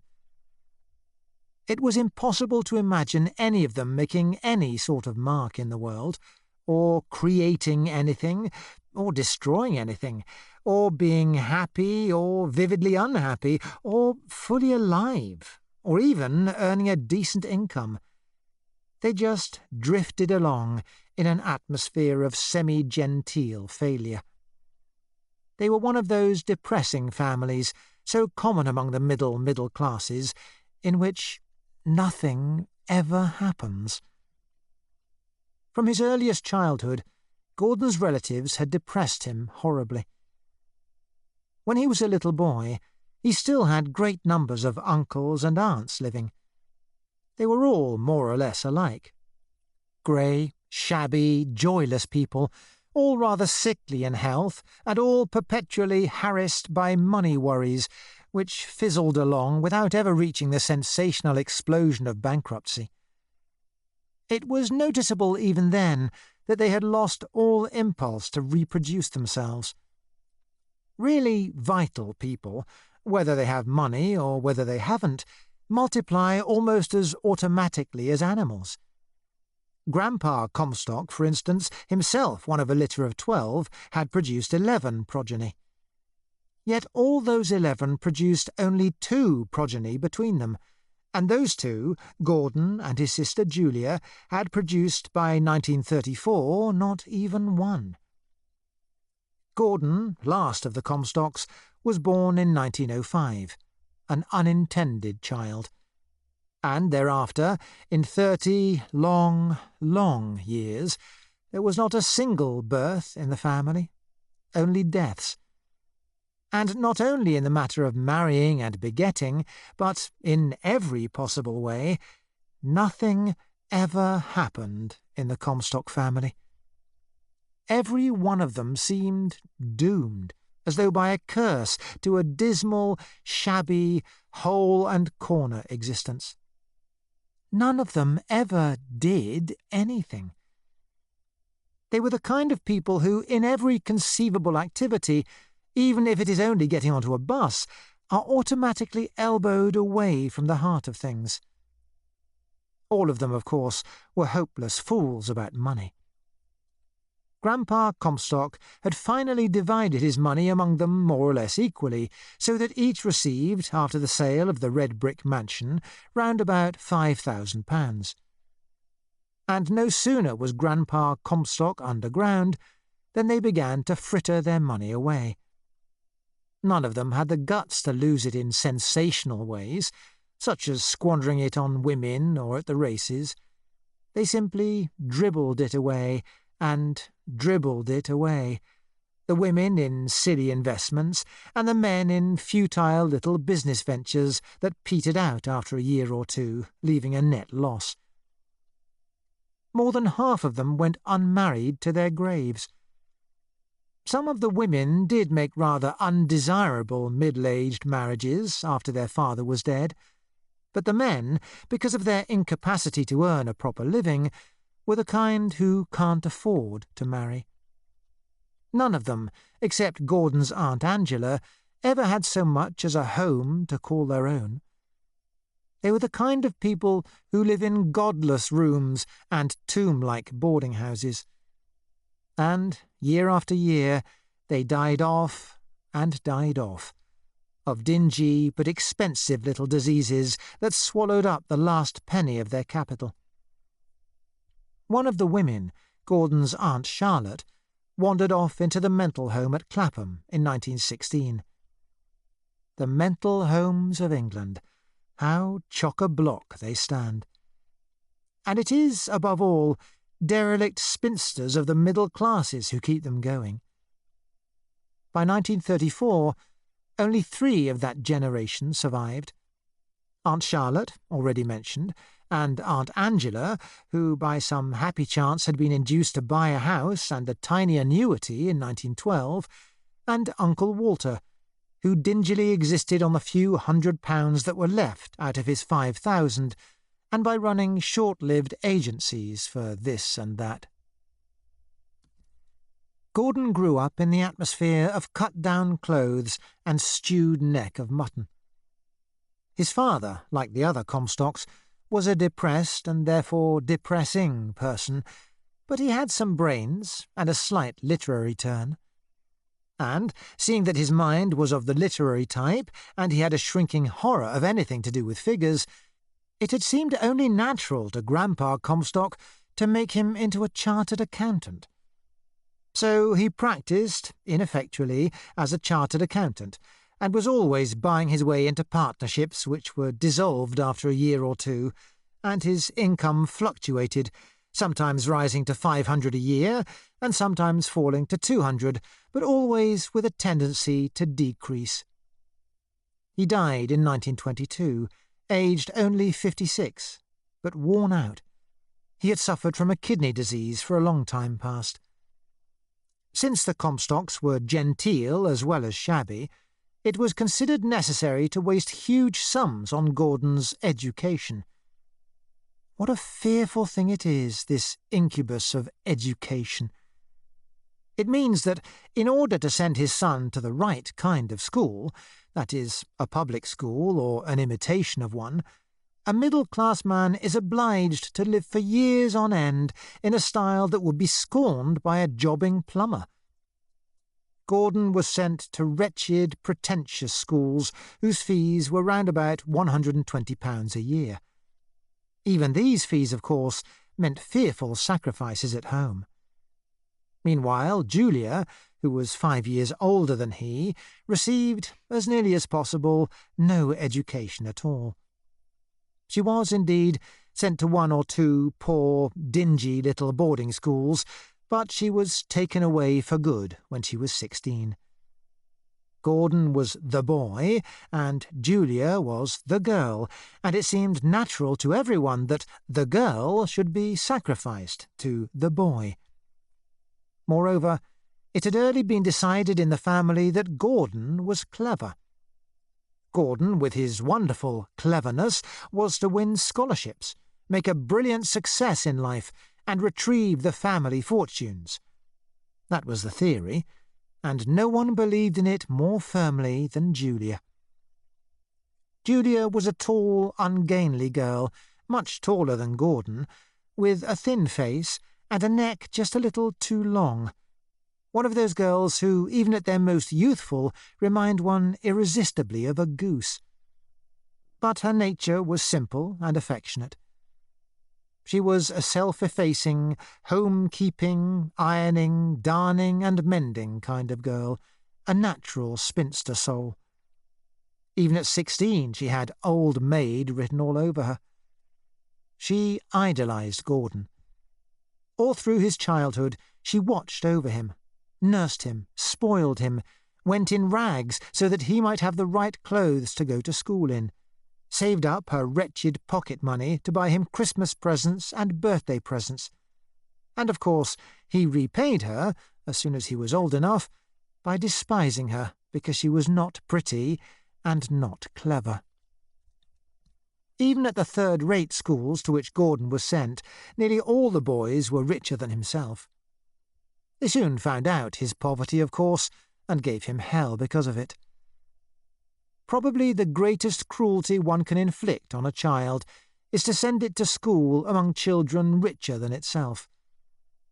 A child conscious of poverty will suffer snobbish agonies, such as a grown-up person can scarcely imagine. In those days, especially at his preparatory school, Gordon's life had been one long conspiracy to keep his end up and pretend that his parents were richer than they were. Ah, the humiliations of those days. That awful business, for instance, at the beginning of each term, when you had to give in to the headmaster, publicly, the money you had brought back with you. And the contemptuous, cruel sniggers from the other boys when you didn't give in 10 bob or more. And the time when the others found out that Gordon was wearing a ready-made suit which had cost 35 shillings. The times that Gordon dreaded most of all were when his parents came down to see him. Gordon, in those days still a believer, used actually to pray that his parents wouldn't come down to school. His father, especially, was the kind of father you couldn't help being ashamed of. A cadaverous, despondent man, with a bad stoop, his clothes dismally shabby and hopelessly out of date. He carried about with him an atmosphere of failure, worry, and boredom. And he had such a dreadful habit, when he was saying goodbye, of tipping Gordon half a crown right in front of the other boys, so that everyone could see that it was only half a crown, and not, as it ought to have been, 10 bob. Even 20 years afterwards, the memory of that school made Gordon shudder. The first effect of all this was to give him a crawling reverence for money. In those days, he actually hated his poverty-stricken relatives, his father and mother, Julia, everybody. He hated them for their dingy homes, their dowdiness, their joyless attitude to life, their endless worrying and groaning over threepences and sixpences. By far the commonest phrase in the Comstock household was, "We can't afford it." In those days, he longed for money, as only a child can long. Why shouldn't one have decent clothes and plenty of sweets and go to the pictures as often as one wanted to? He blamed his parents for their poverty, as though they had been poor on purpose. Why couldn't they be like other boys' parents? They preferred being poor, it seemed to him. That is how a child's mind works. But as he grew older, he grew not less unreasonable exactly, but unreasonable in a different way. By this time, he had found his feet at school and was less violently oppressed. He never was very successful at school. He did no work and won no scholarships, but he managed to develop his brain along the lines that suited it. He read the books which the headmaster denounced from the pulpit, and developed unorthodox opinions about the C of E, patriotism, and the old boy's tie. Also, he began writing poetry. He even, after a year or two, began to send poems to the Athenaeum, the New Age, and the Weekly Westminster, but they were invariably rejected. Of course, there were other boys of similar type with whom he associated. Every public school has its small, self-conscious intelligentsia. And at that moment, in the years just after the war, England was so full of revolutionary opinion that even the public schools were infected by it. The young, even those who had been too young to fight, were in a bad temper with their elders, as well they might be. Practically everyone with any brains at all was, for the moment, a revolutionary. Meanwhile, the old, those over 60, say, were running in circles like hens, squawking about subversive ideas. Gordon and his friends had quite an exciting time with their subversive ideas. For a whole year, they ran an unofficial monthly paper called The Bolshevik, duplicated with a jellygraph. It advocated socialism, free love, the dismemberment of the British Empire, the abolition of the army and navy, and so on and so forth. It was great fun. Every intelligent boy of 16 is a socialist. At that age, one does not see the hook sticking out of the rather stodgy bait. In a crude, boyish way, he had begun to get the hang of this money business. At an earlier age than most people, he grasped that all modern commerce is a swindle. Curiously enough, it was the advertisements in the underground stations that first brought it home to him. He little knew, as the biographers say, that he himself would one day have a job in an advertising firm. But there was more to it than the mere fact that business is a swindle. What he realized, and more clearly as time went on, was that money worship has been elevated into a religion. Perhaps it is the only real religion, the only really felt religion that is left to us. Money is what God used to be. Good and evil have no meaning any longer, except failure and success. Hence the profoundly significant phrase, to make good. The Decalogue has been reduced to 2 commandments. One for the employers, the elect, the money priesthood, as it were, thou shalt make money.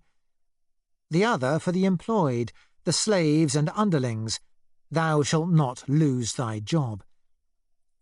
It was about this time that he came across the ragged-trousered philanthropists and read about the starving carpenter who pawns everything but sticks to his Aspidistra. The Aspidistra became a sort of symbol for Gordon after that. The Aspidistra, flower of England. It ought to be on our coat of arms instead of the lion and the unicorn. There will be no revolution in England while there are Aspidistras in the windows. He did not hate and despise his relatives now, or not so much at any rate. They still depressed him greatly, those poor old withering aunts and uncles, of whom 2 or 3 had already died, his father worn out and spiritless, his mother faded, nervy and delicate, her lungs were none too strong. Julia, already at 21, a dutiful, resigned drudge who worked 12 hours a day and never had a decent frock. But he grasped now what was the matter with them. It was not merely the lack of money. It was rather that, having no money, they still lived mentally in the money world, the world in which money is virtue and poverty is crime. It was not poverty, but the down-dragging of respectable poverty that had done for them. They had accepted the money code, and by that code they were failures. They had never had the sense to lash out and just live, money or no money, as the lower classes do. How right the lower classes are. Hats off to the factory lad who, with 4p in the world, puts his girl in the family way. At least he's got blood and not money in his veins. Gordon thought it all out, in the naive, selfish manner of a boy. There are 2 ways to live, he decided. You can be rich, or you can deliberately refuse to be rich. You can possess money, or you can despise money. The one fatal thing is to worship money and fail to get it. He took it for granted that he himself would never be able to make money. It hardly even occurred to him that he might have talents which could be turned to account. That was what his schoolmasters had done for him. They had rubbed it into him that he was a seditious little nuisance and not likely to succeed in life. He accepted this. Very well, then. He would refuse the whole business of succeeding. He would make it his especial purpose not to succeed. Better to reign in hell than serve in heaven.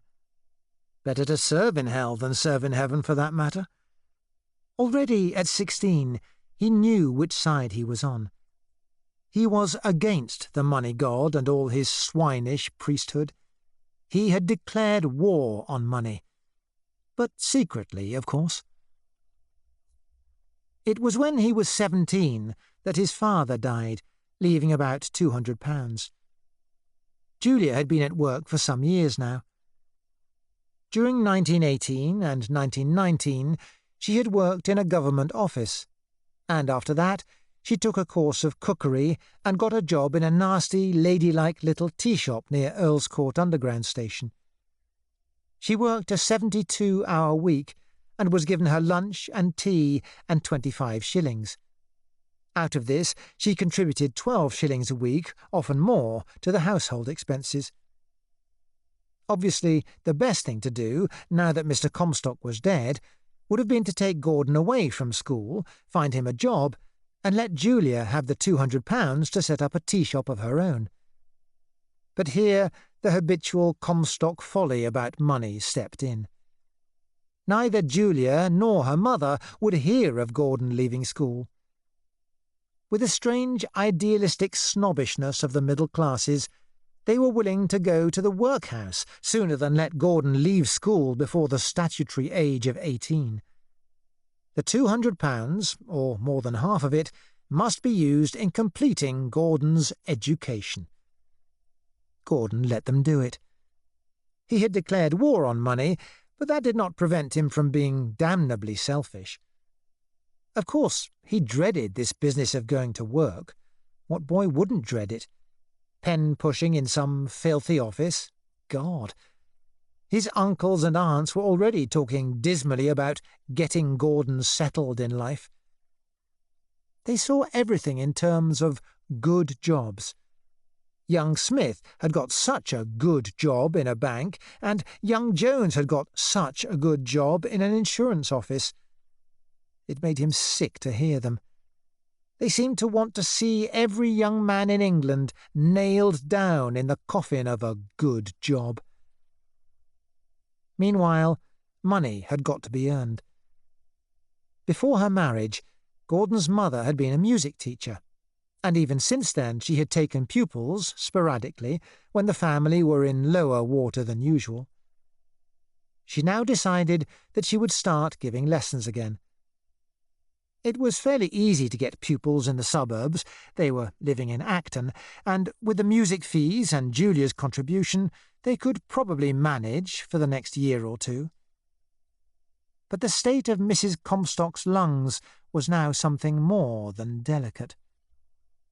The doctor who had attended her husband before his death had put his stethoscope to her chest and looked serious. He had told her to take care of herself, keep warm, eat nourishing food, and, above all, avoid fatigue. The fidgeting, tiring job of giving piano lessons was, of course, the worst possible thing for her. Gordon knew nothing of this. Julia knew, however. It was a secret between the two women, carefully kept from Gordon.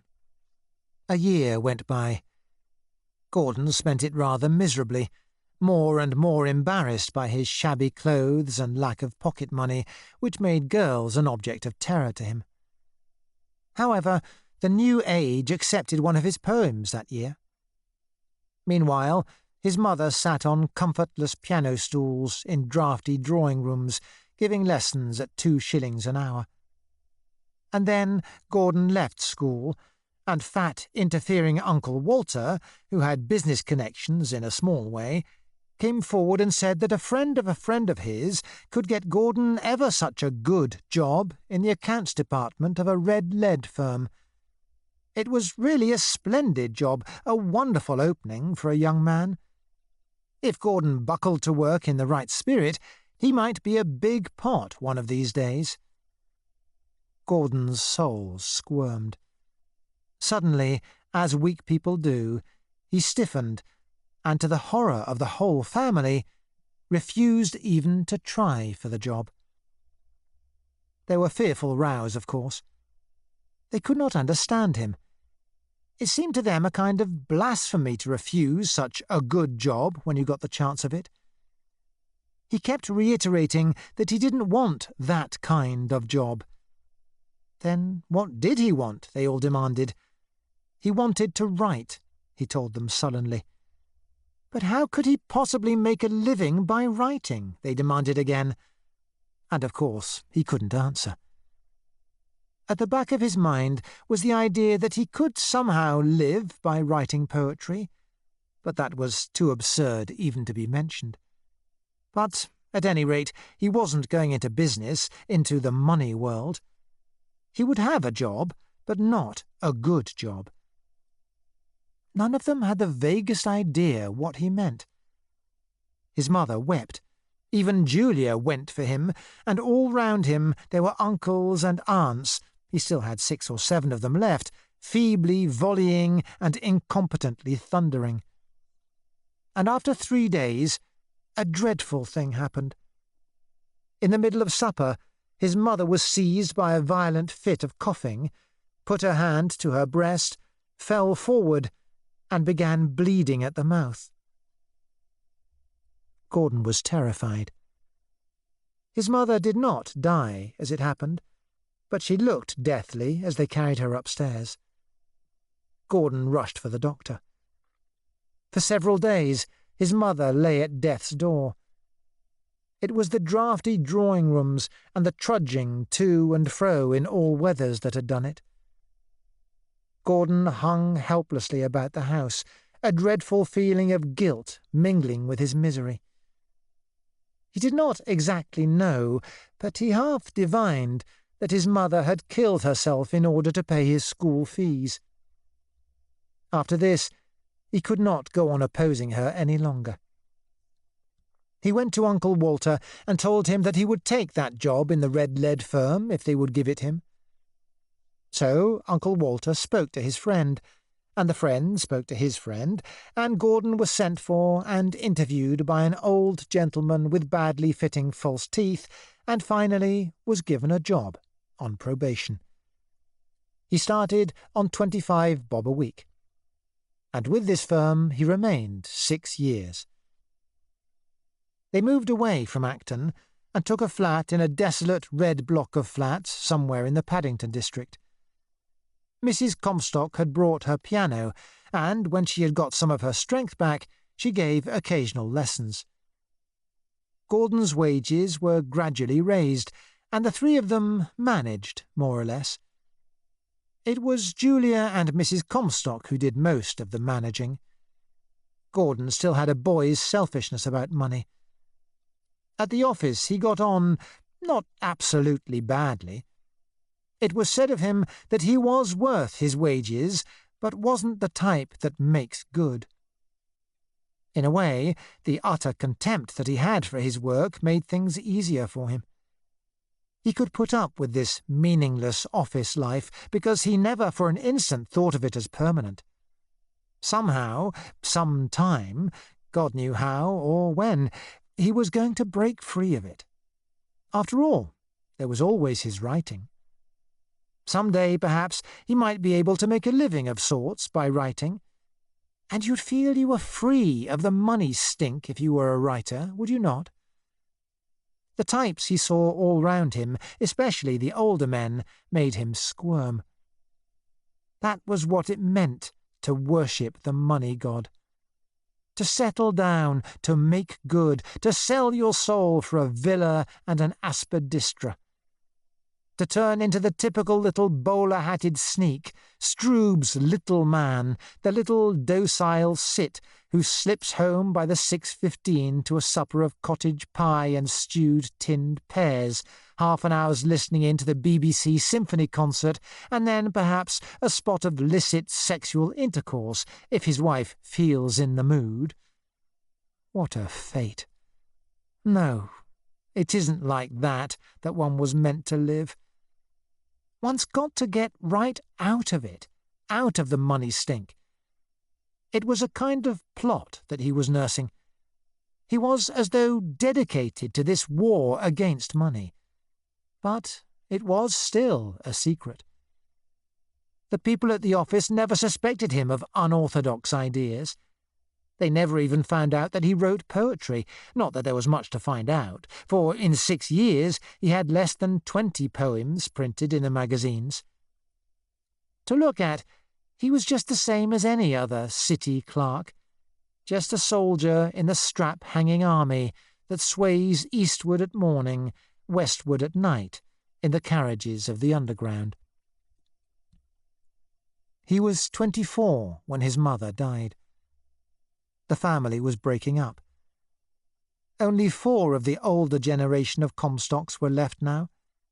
Aunt Angela, Aunt Charlotte, Uncle Walter, and another uncle, who died a year later. Gordon and Julia gave up the flat.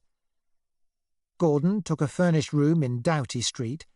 He felt vaguely literary living in Bloomsbury, and Julia moved to Earl's Court to be near the shop. Julia was nearly 30 now and looked much older. She was thinner than ever, though healthy enough, and there was grey in her hair. She still worked 12 hours a day, and in 6 years her wages had only risen by 10 shillings a week. The horribly ladylike lady who kept the tea shop was a semi-friend as well as an employer, and thus could sweat and bully Julia to the tune of dearest and darling. 4 months after his mother's death, Gordon suddenly walked out of his job. He gave the firm no reasons. They imagined that he was going to better himself, and, luckily, as it turned out, gave him quite good references. He had not even thought of looking for another job. He wanted to burn his boats. From now on, he would breathe free air, free of the money stink. He had not consciously waited for his mother to die before doing this. Still, it was his mother's death that had nerved him to it. Of course, there was another and more desolating row in what was left of the family. They thought Gordon must have gone mad. Over and over again he tried, quite vainly, to explain to them why he would not yield himself to the servitude of a good job. "But what are you going to live on? What are you going to live on?" was what they all wailed at him. He refused to think seriously about it. Of course, he still harboured the notion that he could make a living of sorts by writing. By this time he had got to know Ravelston, editor of Antichrist, and Ravelston, besides printing his poems, managed to get him books to review occasionally. His literary prospects were not so bleak as they had been 6 years ago. But still, it was not the desire to write that was his real motive. To get out of the money world, that was what he wanted. Vaguely, he looked forward to some kind of moneyless, anchorite existence. He had a feeling that if you genuinely despise money, you can keep going somehow, like the birds of the air. He forgot that the birds of the air don't pay room rent. The poet starving in a garret, but starving somehow not uncomfortably, that was his vision of himself. The next 7 months were devastating. They scared him and almost broke his spirit. He learned what it means to live for weeks on end on bread and margarine, to try to write when you are half-starved, to pawn your clothes, to sneak trembling up the stairs when you owe 3 weeks' rent, and your landlady is listening for you. Moreover, in those 7 months, he wrote practically nothing. The first effect of poverty is that it kills thought. He grasped, as though it were a new discovery, that you do not escape from money merely by being moneyless. On the contrary, you are the hopeless slave of money until you have enough of it to live on. A competence, as the beastly middle-class phrase goes. Finally, he was turned out of his room after a vulgar row. He was 3 days and 4 nights in the street. It was bloody. 3 mornings, on the advice of another man he met on the embankment, he spent in Billingsgate, helping to shove fish barrows up the twisty little hills from Billingsgate into Eastcheap. 2d and up was what you got, and the work knocked hell out of your thigh muscles. There were crowds of people on the same job, and you had to wait your turn. You were lucky if you made 18 pence between 4 in the morning and 9. After 3 days of it, Gordon gave up. What was the use? He was beaten. There was nothing for it but to go back to his family, borrow some money, and find another job. But now, of course, there was no job to be had. For months he lived by cadging on the family. Julia kept him going till the last penny of her tiny savings was gone. It was abominable. Here was the outcome of all his fine attitudes. He had renounced ambition, made war on money, and all it led to was cadging from his sister. And Julia, he knew, felt his failure far more than she felt the loss of her savings. She had had such hopes of Gordon. He alone, of all the Comstocks, had had it in him to succeed. Even now she believed that somehow, some day, he was going to retrieve the family fortunes. He was so clever. Surely he could make money if he tried. For 2 whole months, Gordon stayed with Aunt Angela in her little house at Highgate. Poor, faded, mummified Aunt Angela, who even for herself had barely enough to eat. All this time he searched desperately for work. Uncle Walter could not help him. His influence in the business world, never large, was now practically nil. At last, however, in a quite unexpected way, the luck turned.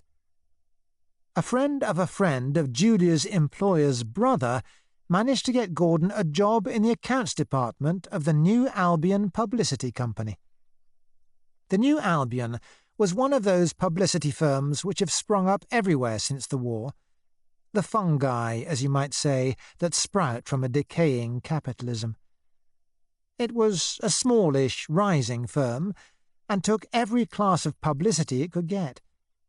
It designed a certain number of large-scale posters for oatmeal stout, self-raising flour, and so forth, but its main line was millinery and cosmetic advertisements in the women's illustrated papers, besides minor ads in twopenny weeklies, such as White Rose Pills for Female Disorders, Your Horoscope Cast by Professor Rarotongo, The 7 Secrets of Venus, New Hope for the Ruptured, Earn £5 a week in your spare time, and Ciprolax Hair Lotion banishes all unpleasant intruders.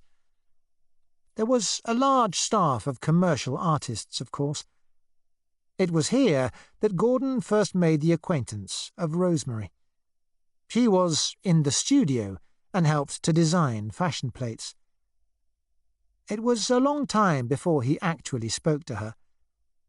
At first, he knew her merely as a remote personage, small, dark, with swift movements, distinctly attractive, but rather intimidating. When they passed one another in the corridors, she eyed him ironically, as though she knew all about him and considered him a bit of a joke. Nevertheless, she seemed to look at him a little oftener than was necessary. He had nothing to do with her side of the business. He was in the accounts department, a mere clerk on £3 a week. The interesting thing about the New Albion was that it was so completely modern in spirit. There was hardly a soul in the firm who was not perfectly well aware that publicity, advertising, is the dirtiest ramp that capitalism has yet produced. In the Red Lead firm, there had still lingered certain notions of commercial honour and usefulness, but such things would have been laughed at in the New Albion. Most of the employees were the hard-boiled, Americanized, go-getting type, to whom nothing in the world is sacred except money. They had their cynical code worked out. The public are swine. Advertising is the rattling of a stick inside a swill bucket. And yet, beneath their cynicism, there was the final naivety, the blind worship of the money god. Gordon studied them unobtrusively. As before, he did his work passably well, and his fellow employees looked down on him. Nothing had changed in his inner mind. He still despised and repudiated the money code. Somehow, sooner or later, he was going to escape from it. Even now, after his first fiasco, he still plotted to escape. He was in the money world, but not of it. As for the types about him, the little bowler-hatted worms who never turned, and the go-getters, the American business college gutter-crawlers, they rather amused him than not. He liked studying their slavish keep-your-job mentality. He was the chief among them, taking notes. One day, a curious thing happened. Somebody chanced to see a poem of Gordon's in a magazine, and put it about that they had a poet in the office. Of course, Gordon was laughed at, not ill-naturedly, by the other clerks. They nicknamed him the Bard from that day forth. But though amused, they were also faintly contemptuous. It confirmed all their ideas about Gordon. A fellow who wrote poetry wasn't exactly the type to make good. But the thing had an unexpected sequel. About the time when the clerks grew tired of chaffing Gordon, Mr. Erskine, the managing director, who had hitherto taken only the minimum notice of him, sent for him and interviewed him. Mr. Erskine was a large, slow-moving man with a broad, healthy, expressionless face. From his appearance and the slowness of his speech, you would have guessed with confidence that he had something to do with either agriculture or cattle breeding.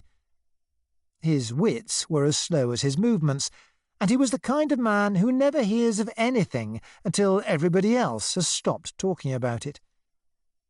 How such a man came to be in charge of an advertising agency, only the strange gods of capitalism know. But he was quite a likeable person. He had not that sniffish, buttoned-up spirit that usually goes with an ability to make money. And in a way, his fat-wittedness stood him in good stead. Being insensible to popular prejudice, he could assess people on their merits. Consequently, he was rather good at choosing talented employees.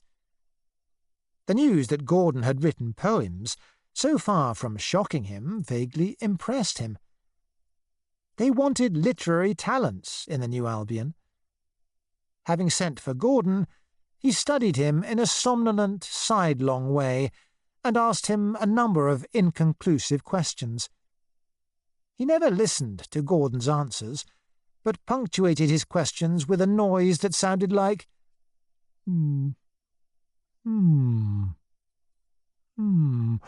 Wrote poetry, did he? Oh, yes. And had it printed in the papers? Suppose they paid you for that kind of thing? Not much, eh? No, suppose not. Poetry? A bit difficult, that must be. Getting the lines the same length and all that?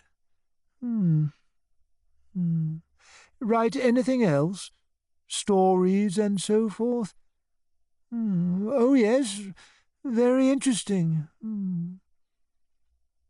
Then, without further questions, he promoted Gordon to a special post as secretary, in effect apprentice to Mr. Clue, the New Albion's head copywriter. Like every other advertising agency, the New Albion was constantly in search of copywriters with a touch of imagination.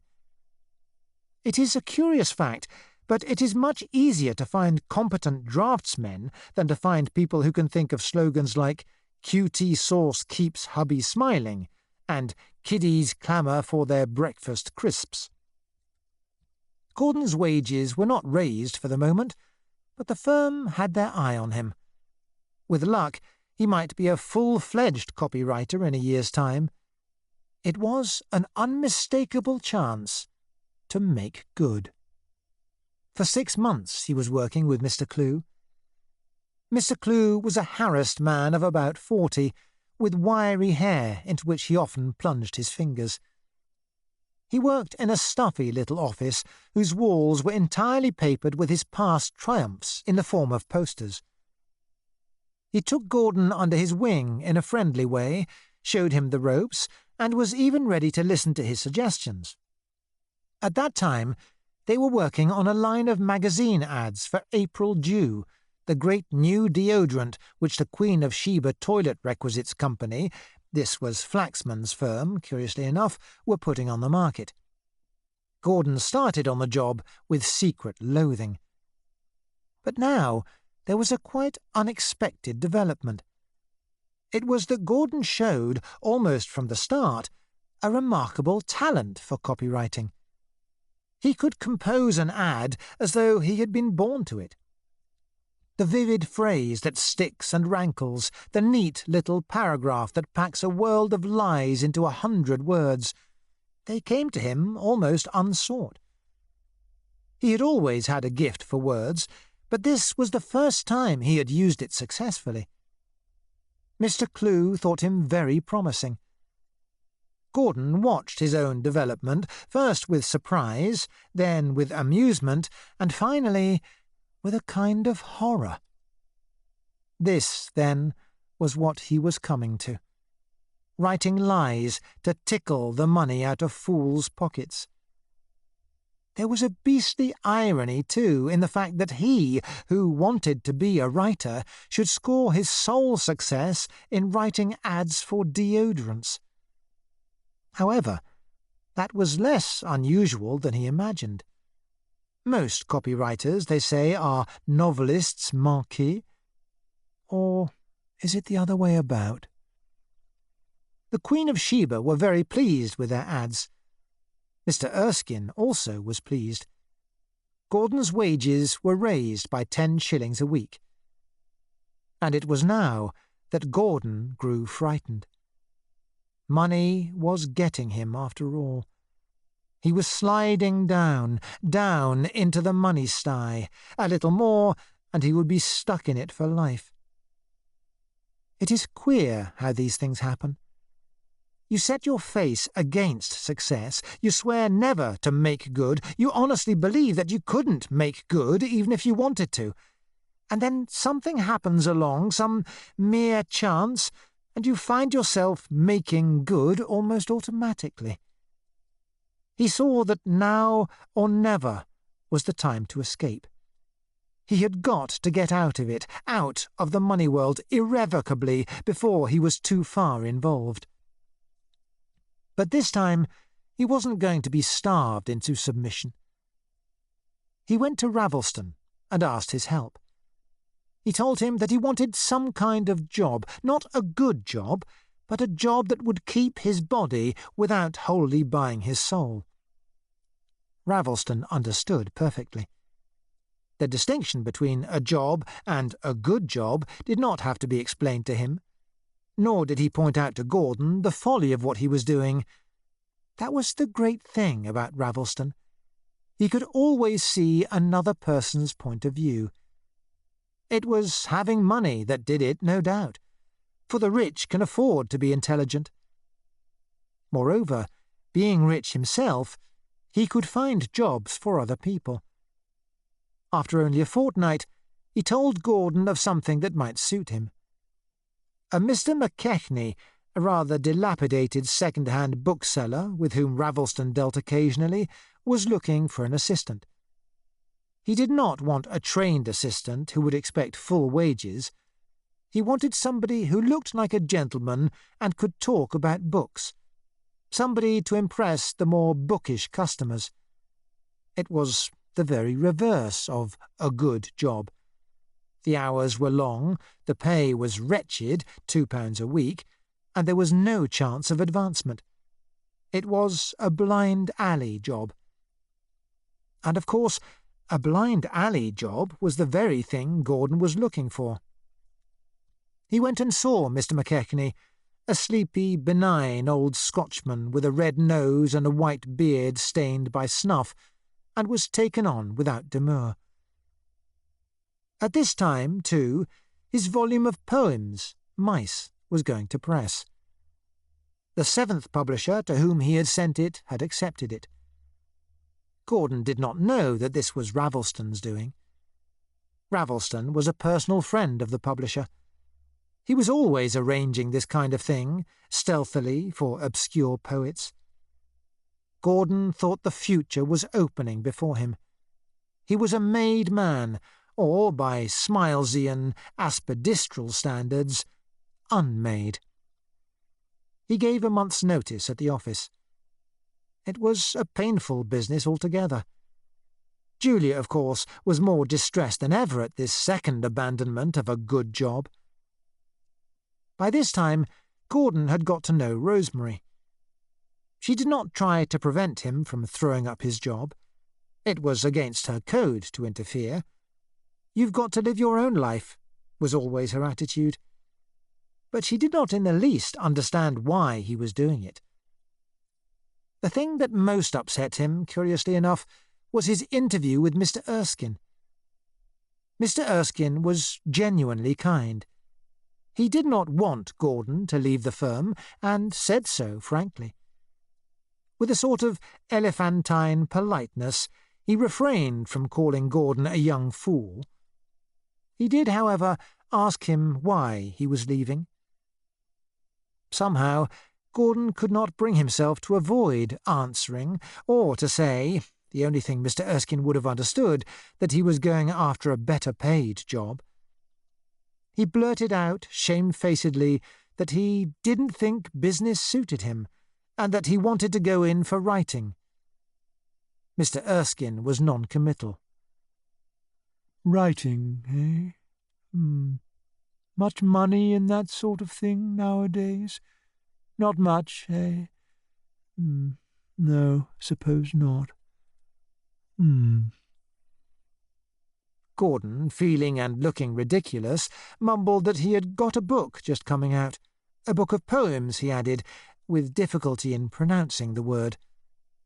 Mr. Erskine regarded him sidelong before remarking, "Poetry, eh? Poetry? Make a living out of that sort of thing, do you think?" "Well, not a living exactly, but it would help." "Well, you know best, I expect. If you want a job any time, come back to us. I dare say we could find room for you. We can do with your sort here.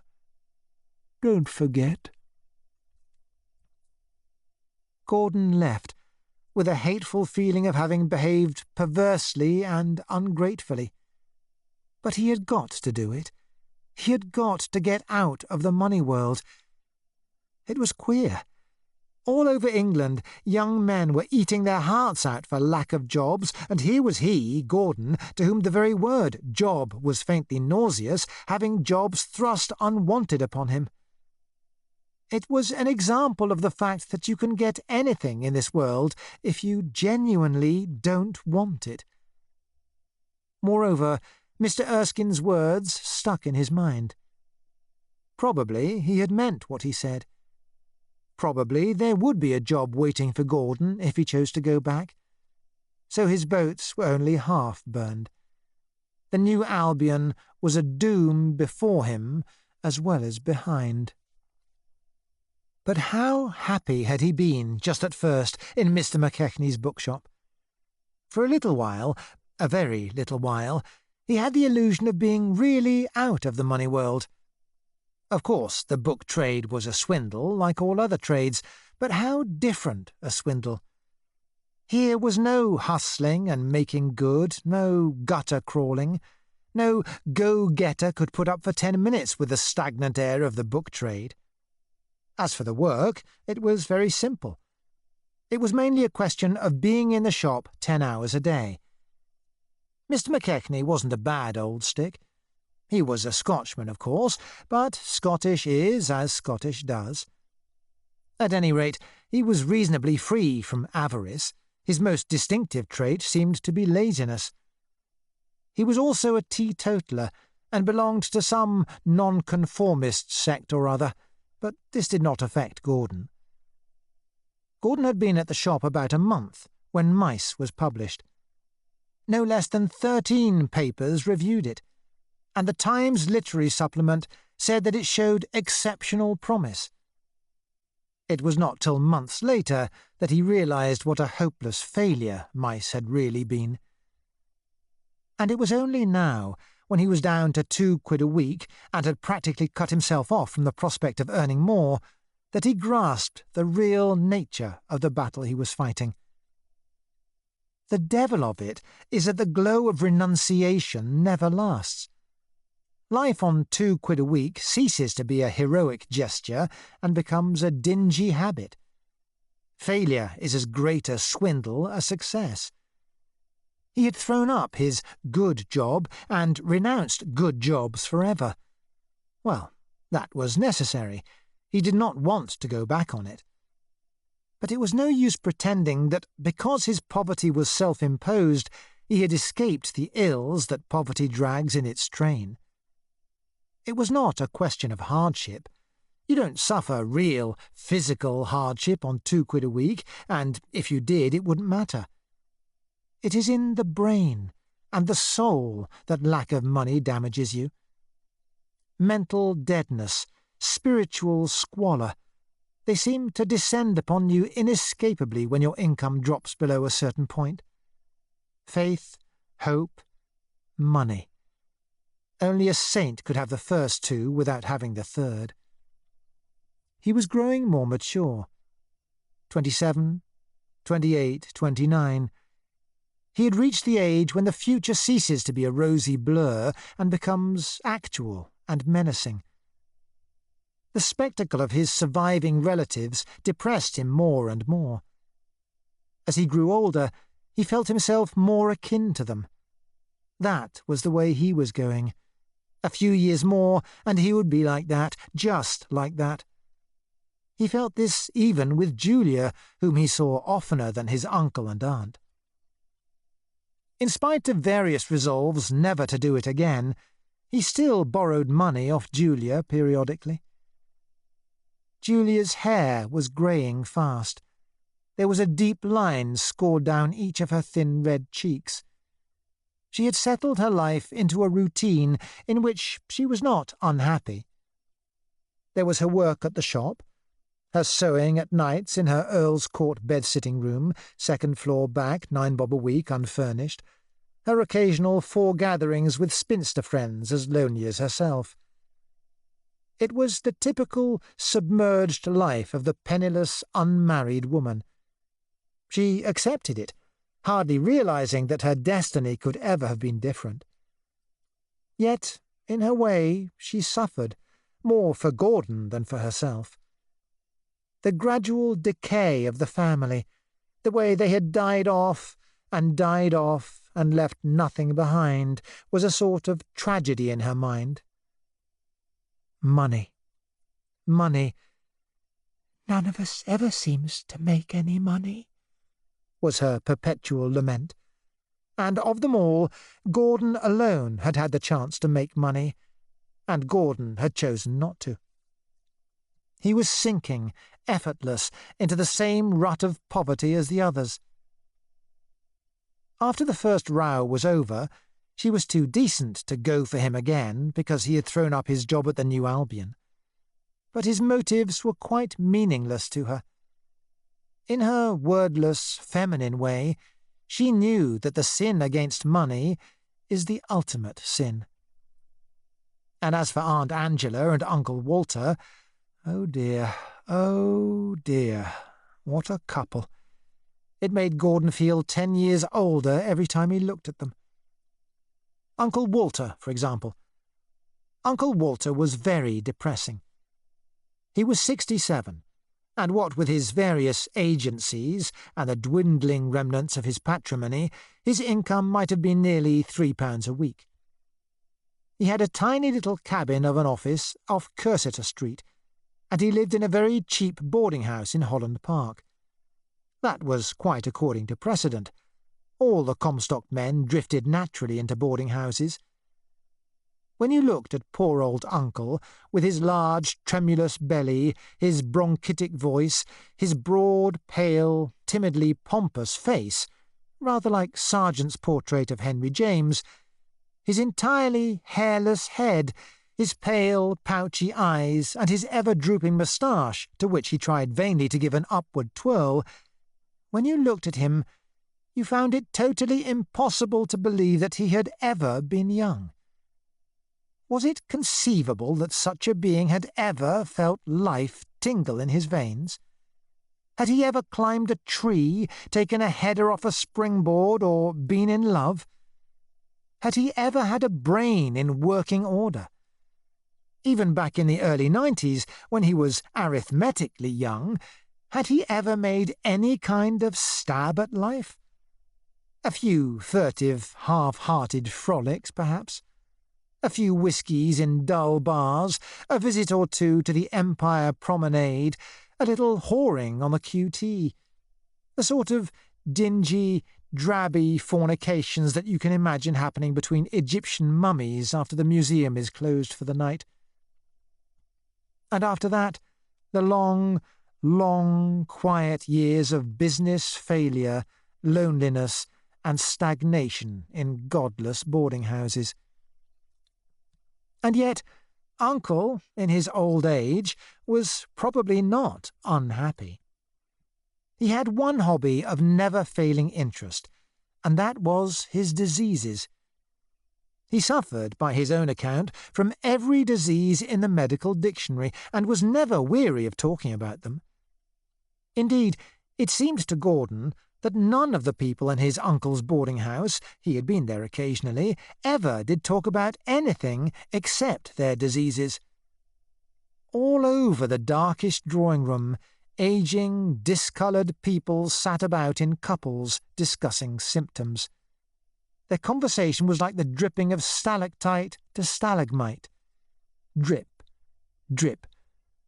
"How's your lumbago?" says stalactite to stalagmite.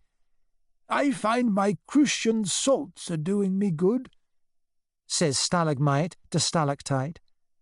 Drip, drip, drip. And then there was Aunt Angela, aged 69. Gordon tried not even to think of Aunt Angela oftener than he could help. Poor, dear, good, kind, depressing Aunt Angela. Poor, shriveled, parchment-yellow skin and bone Aunt Angela.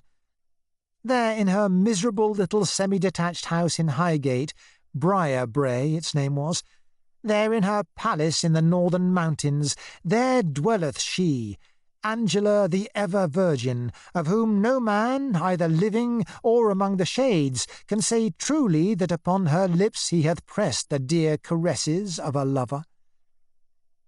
All alone she dwelleth, and all day long she fareth to and fro, and in her hand is the feather-mop fashioned from the tail-feathers of the contumacious turkey, and with it she polisheth the dark-leaved aspidistras, and flicketh the hated dust from the resplendent, never-to-be-used Crown Derby China tea-service. And ever and anon she comforteth her dear heart with draughts of the dark brown tea, both flowery orange and pekoe points, which the small bearded sons of Coromandel have ferried to her across the wine-dark sea.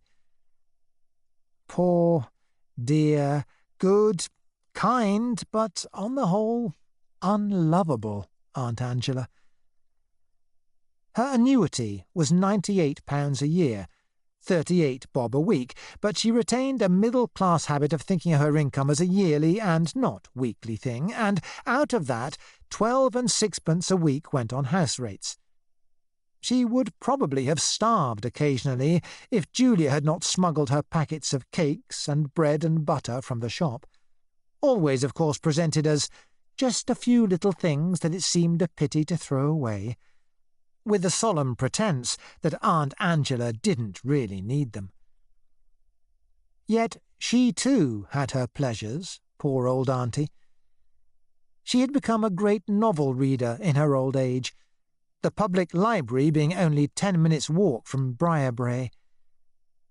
During his lifetime, on some whim or other, Grandpa Comstock had forbidden his daughters to read novels. Consequently, having only begun to read novels in 1902, Aunt Angela was always a couple of decades behind the current mode in fiction. but she plodded along in the rear, faint yet pursuing. In the 1900s, she was still reading Rhoda Broughton and Mrs. Henry Wood. In the war years, she discovered Hall Caine and Mrs. Humphrey Ward. In the 1920s, she was reading Silas Hocking and H. Seton Merriman. And by the 1930s, she had almost, but not quite, caught up with W. B. Maxwell and William J. Locke. Further, she would never get. As for the post-war novelists, she had heard of them afar off, with their immorality and their blasphemies and their devastating cleverness, but she would never live to read them. Walpole we know, and Hitchens we read, but Hemingway, who are you? Well, this was 1934, and that was what was left of the Comstock family. Uncle Walter, with his agencies and his diseases. Aunt Angela, dusting the Crown Derby China tea service in Briarbrae. Aunt Charlotte, still preserving a vague, vegetable existence in the mental home. Julia, working a 72-hour week and doing her sewing at nights by the tiny gas fire in her bed-sitting room. Gordon, nearly 30, earning £2 a week in a fool's job, and struggling, as the sole demonstrable object of his existence, with a dreadful book that never got any further. Possibly there were some other, more distantly related Comstocks, for Grandpa Comstock had been one of a family of 12. But, if any survived, they had grown rich and lost touch with their poor relations. For money is thicker than blood. As for Gordon's branch of the family, the combined income of the 5 of them, allowing for the lump sum that had been paid down when Aunt Charlotte entered the mental home, might have been £600 a year. Their combined ages were 263 years. None of them had ever been out of England, fought in a war, been in prison, ridden a horse, travelled in an aeroplane, got married, or given birth to a child. There seemed no reason why they should not continue in the same style until they died. Year in, year out, nothing ever happened in the Comstock family. 4. Sharply, the menacing wind sweeps over the bending poplars, newly bare. As a matter of fact, though, there was not a breath of wind that afternoon. It was almost as mild as spring. Gordon repeated to himself the poem he had begun yesterday in a cadenced whisper, simply for the pleasure of the sound of it. He was pleased with the poem at this moment. It was a good poem, or would be when it was finished anyway. He had forgotten that last night it had almost made him sick. The plane trees brooded motionless, dimmed by faint wreaths of mist. A tram boomed in the valley far below. Gordon walked up Malkin Hill, rustling instep-deep through the dry, drifted leaves. All down the pavement they were strewn, crinkly and golden, like the rustling flakes of some American breakfast cereal, as though the Queen of Brobdingnag had upset her packet of true wheat breakfast crisps down the hillside. Jolly, the windless winter days. Best time of all the year, or so Gordon thought at this moment. He was as happy as you can be when you haven't smoked all day and have only 3 halfpence and a joey in the world. This was Thursday, early closing day, and Gordon's afternoon off. He was going to the house of Paul Doring, the critic, who lived in Coleridge Grove and gave literary tea parties. It had taken him an hour or more to get himself ready. Social life is so complicated when your income is £2 a week. He had had a painful shave in cold water immediately after dinner. He had put on his best suit, 3 years old, but just passable when he remembered to press the trousers under his mattress. He had turned his collar inside out and tied his tie so that the torn place didn't show. With the point of a match, he had scraped enough blacking from the tin to polish his shoes. He had even borrowed a needle from Laurenheim and darned his socks. A tedious job, but better than inking the places where your ankle shows through. Also, he had procured an empty gold flake packet, and put into it a single cigarette extracted from the penny in the slot machine. That was just for the look of the thing. You can't, of course, go to other people's houses with no cigarettes, but if you have even one, it's all right, because when people see one cigarette in a packet, they assume that the packet has been full. It is fairly easy to pass the thing off as an accident. "Have a cigarette?" you say casually to someone. "Oh, thanks." You push the packet open, and then register surprise. "Hell, I'm down to my last, and I could have sworn I had a full packet." "Oh, I won't take your last. Have one of mine," says the other. "Oh, thanks." And after that, of course, your host and hostess press cigarettes upon you. But you must have one cigarette, just for honour's sake. Sharply the menacing wind sweeps over. He would finish that poem presently. He could finish it whenever he chose. It was queer how the mere prospect of going to a literary tea party bucked him up. When your income is £2 a week, you at least aren't jaded by too much human contact. Even to see the inside of somebody else's house is a kind of treat. A padded armchair under your bum, and tea and cigarettes, and the smell of women. You learn to appreciate such things when you are starved of them. In practice, though, Doring's parties never in the least resembled what Gordon looked forward to. Those wonderful, witty, erudite conversations that he imagined beforehand, they never happened, or began to happen. Indeed, there was never anything that could properly be called conversation at all. Only the stupid clacking that goes on at parties everywhere, in Hampstead or Hong Kong. No one really worth meeting ever came to Doring's parties. Doring was such a very mangy lion himself that his followers were hardly even worthy to be called jackals. Quite half of them were those hen-witted middle-aged women who have lately escaped from good Christian homes and are trying to be literary. The star exhibits were troops of bright young things who dropped in for half an hour, formed circles of their own, and talked sniggeringly about the other bright young things to whom they referred by nicknames. For the most part, Gordon found himself hanging about on the edges of conversations. Doring was kind, in a slapdash way, and introduced him to everybody as Gordon Comstock, you know, the poet. He wrote that dashed clever book of poems called Mice, you know. But Gordon had never yet encountered anybody who did know. The bright young things summed him up at a glance and ignored him.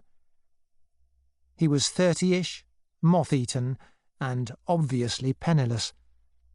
And yet, in spite of the invariable disappointment, how eagerly he looked forward to those literary tea parties. They were a break in his loneliness, anyway. That is the devilish thing about poverty, the ever-recurrent thing. Loneliness. Day after day, with never an intelligent person to talk to. Night after night, back to your godless room, always alone.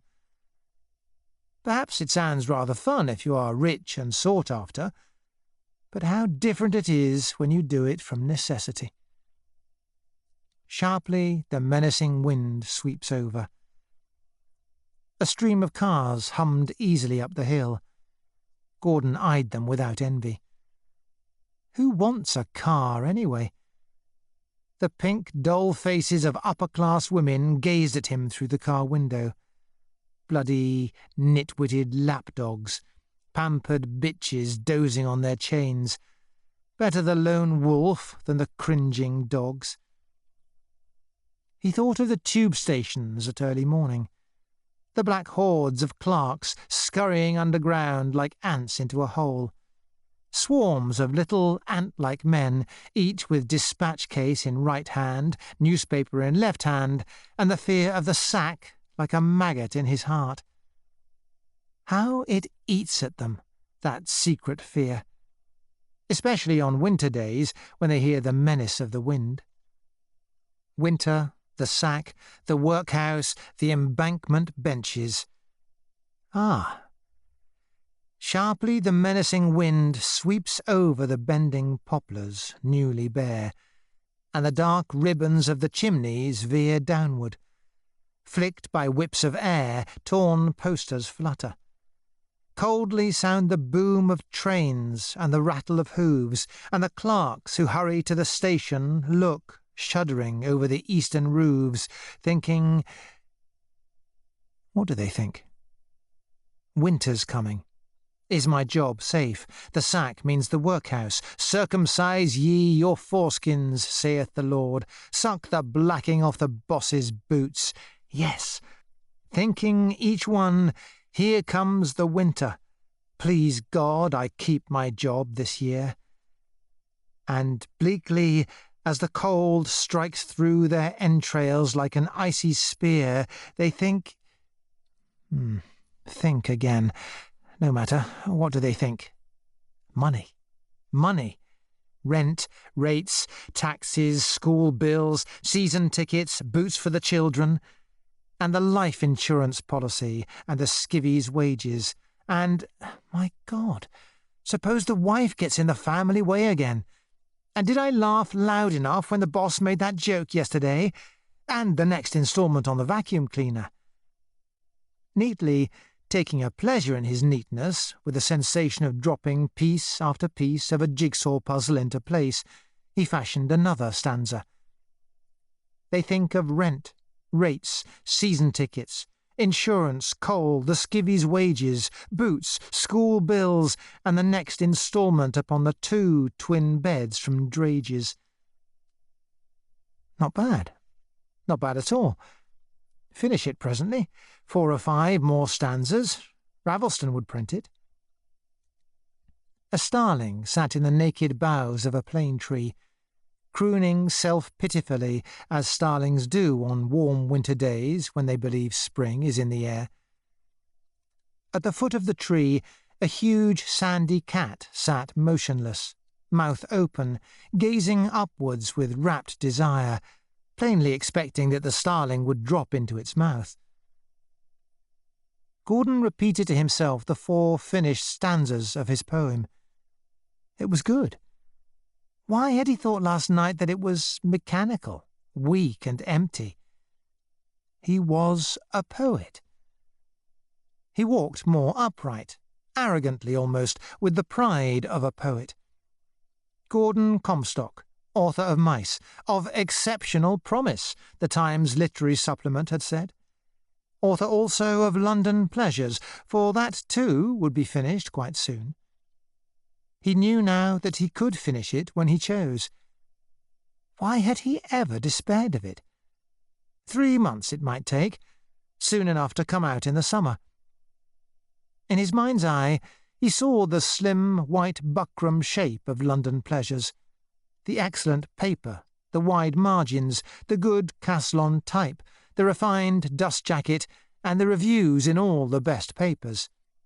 An outstanding achievement, the Times Literary Supplement. A welcome relief from the Sitwell School. Scrutiny. Coleridge Grove was a damp, shadowy, secluded road, a blind alley, and therefore void of traffic. Literary associations of the wrong kind — Coleridge was rumoured to have lived there for 6 weeks in the summer of 1821 — hung heavy upon it. You could not look at its antique, decaying houses, standing back from the road in dank gardens under heavy trees, without feeling an atmosphere of outmoded culture envelop you. In some of those houses, undoubtedly, Browning societies still flourished, and ladies in art serge sat at the feet of extinct poets, talking about Swinburne and Walter Pater. In spring, the gardens were sprinkled with purple and yellow crocuses, and later with harebells, springing up in little wendy rings among the anemic grass. And even the trees, it seemed to Gordon, played up to their environment and twisted themselves into whimsy, Rackham-esque attitudes. It was queer that a prosperous hack critic like Paul Doring should live in such a place. For Doring was an astonishingly bad critic. He reviewed novels for the Sunday Post, and discovered the great English novel with Walpolean regularity once a fortnight. You would have expected him to live in a flat on Hyde Park Corner. Perhaps it was a kind of penance that he had imposed upon himself, as though, by living in the refined discomfort of Coleridge Grove, he propitiated the injured gods of literature. Gordon came round the corner, turning over in his mind a line from London Pleasures. And then, suddenly, he stopped short. There was something wrong about the look of the Dorings' gate. What was it? Ah, of course. There were no cars waiting outside. He paused, walked on a step or two, and stopped again, like a dog that smells danger. It was all wrong. There ought to be some cars. There were always quite a lot of people at the Dorings' parties, and half of them came in cars. Why had nobody else arrived? Could he be too early? But no. They had said 3:30, and it was at least 20 to 4. He hastened towards the gate. Already he felt practically sure that the party had been put off. A chill, like the shadow of a cloud, had fallen across him. Suppose the Dorings weren't at home? Suppose the party had been put off, and this thought, though it dismayed him, did not strike him as in the least improbable. It was his special bugbear, the especial childish dread he carried about with him, to be invited to people's houses and then find them not at home. Even when there was no doubt about the invitation, he always half expected that there would be some hitch or other. He was never quite certain of his welcome. He took it for granted that people would snub him and forget about him. Why not, indeed? He had no money. When you have no money, your life is one long series of snubs. He swung the iron gate open. It creaked with a lonely sound. The dank, mossy path was bordered with chunks of some Rackham-esque pinkish stone. Gordon inspected the house front narrowly. He was so used to this kind of thing. He had developed a sort of Sherlock Holmes technique for finding out whether a house was inhabited or not. Not much doubt about it this time. The house had a deserted look. No smoke coming from the chimneys, no windows lighted. It must be getting darkish indoors. Surely they would have lighted the lamps. And there was not a single footmark on the steps. That settled it. Nevertheless, with a sort of desperate hope, he tugged at the bell. An old-fashioned wire bell, of course. In Coleridge Grove, it would have been considered low and unliterary to have an electric bell. Clang, clang, clang, went the bell. Gordon's last hope vanished. No mistaking the hollow clangour of a bell echoing through an empty house. He seized the handle again and gave it a wrench that almost broke the wire. A frightful, clamorous peal answered him. But it was useless. Quite useless. Not a foot stirred within. Even the servants were out. At this moment he became aware of a lace cap, some dark hair, and a pair of youthful eyes regarding him furtively from the basement of the house next door. It was a servant girl who had come out to see what all the noise was about. She caught his eye and gazed into the middle distance. He looked a fool, and knew it. One always does look a fool when one rings the bell of an empty house. And suddenly it came to him that that girl knew all about him. knew that the party had been put off and that everyone except Gordon had been told of it, knew that it was because he had no money that he wasn't worth the trouble of telling. She knew. Servants always know. He turned and made for the gate. Under the servant's eye, he had to stroll casually away, as though this were a small disappointment that scarcely mattered. But he was trembling so with anger that it was difficult to control his movements. The sods, the bloody sods, to have played a trick like that on him, to have invited him and then changed the day and not even bothered to tell him. There might be other explanations. He just refused to think of them. The sods, the bloody sods! His eye fell upon one of the Rackham-esque chunks of stone. How he'd love to pick that thing up and bash it through the window. He grasped the rusty gate bar so hard that he hurt his hand and almost tore it.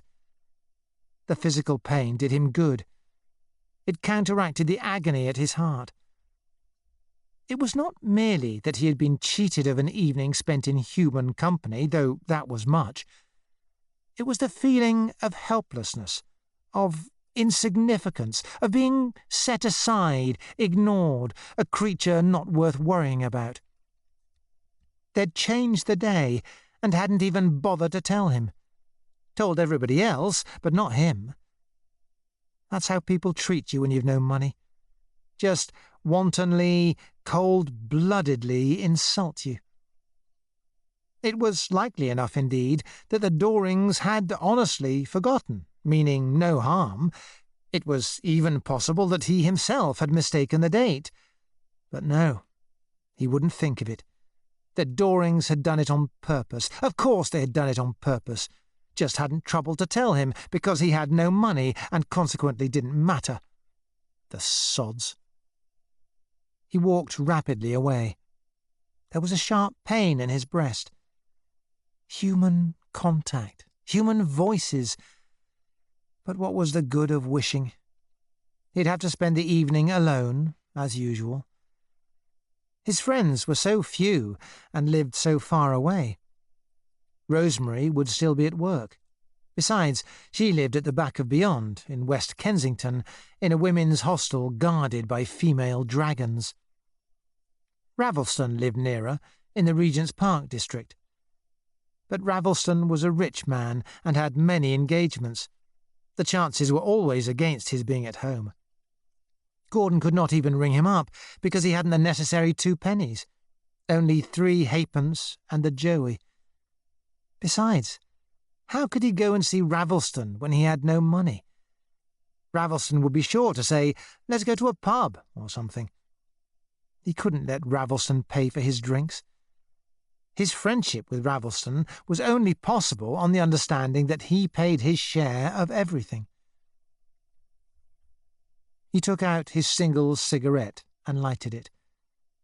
It gave him no pleasure to smoke, walking fast. It was a mere reckless gesture. He did not take much notice of where he was going.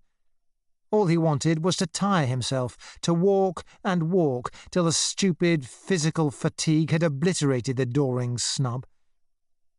He moved roughly southward, through the wastes of Camden Town, down Tottenham Court Road. It had been dark for some time now. He crossed Oxford Street, threaded through Covent Garden, found himself in the Strand, and crossed the river by Waterloo Bridge. With night, the cold had descended. As he walked, his anger grew less violent, but his mood could not fundamentally improve. There was a thought that kept haunting him, a thought from which he fled, but which was not to be escaped. It was the thought of his poems.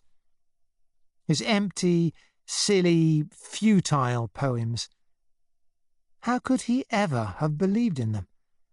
To think that actually he had imagined so short a time ago that even London pleasures might one day come to something. It made him sick to think of his poems now.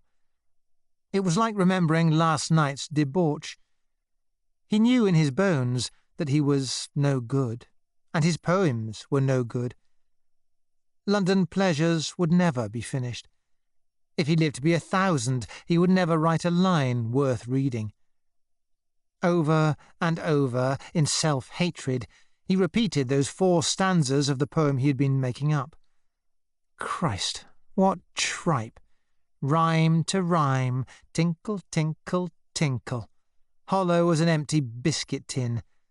That was the kind of muck he had wasted his life on. He had walked a long way, 5 or 7 miles perhaps. His feet were hot and swollen from the pavements. He was somewhere in Lambeth, in a slummy quarter where the narrow, puddled street plunged into blackness at 50 yards distance. The few lamps, mist-ringed, hung like isolated stars, illumining nothing save themselves. He was getting devilishly hungry.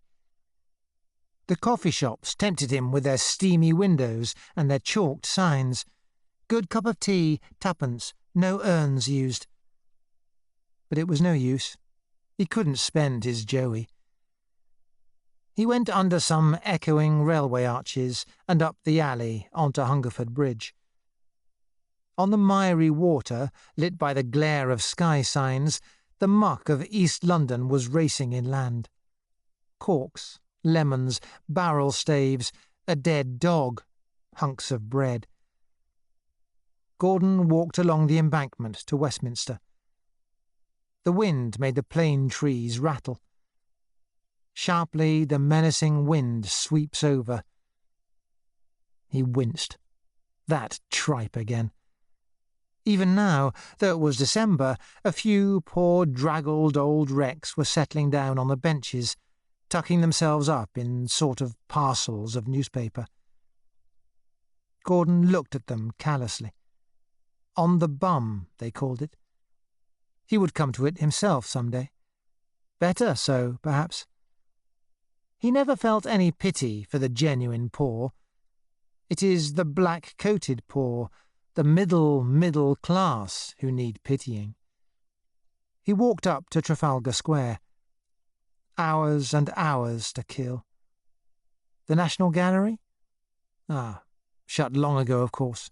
It would be. It was 7:15. 3, 4, 5 hours before he could sleep. He walked 7 times round the square slowly, 4 times clockwise, 3 times widdershins.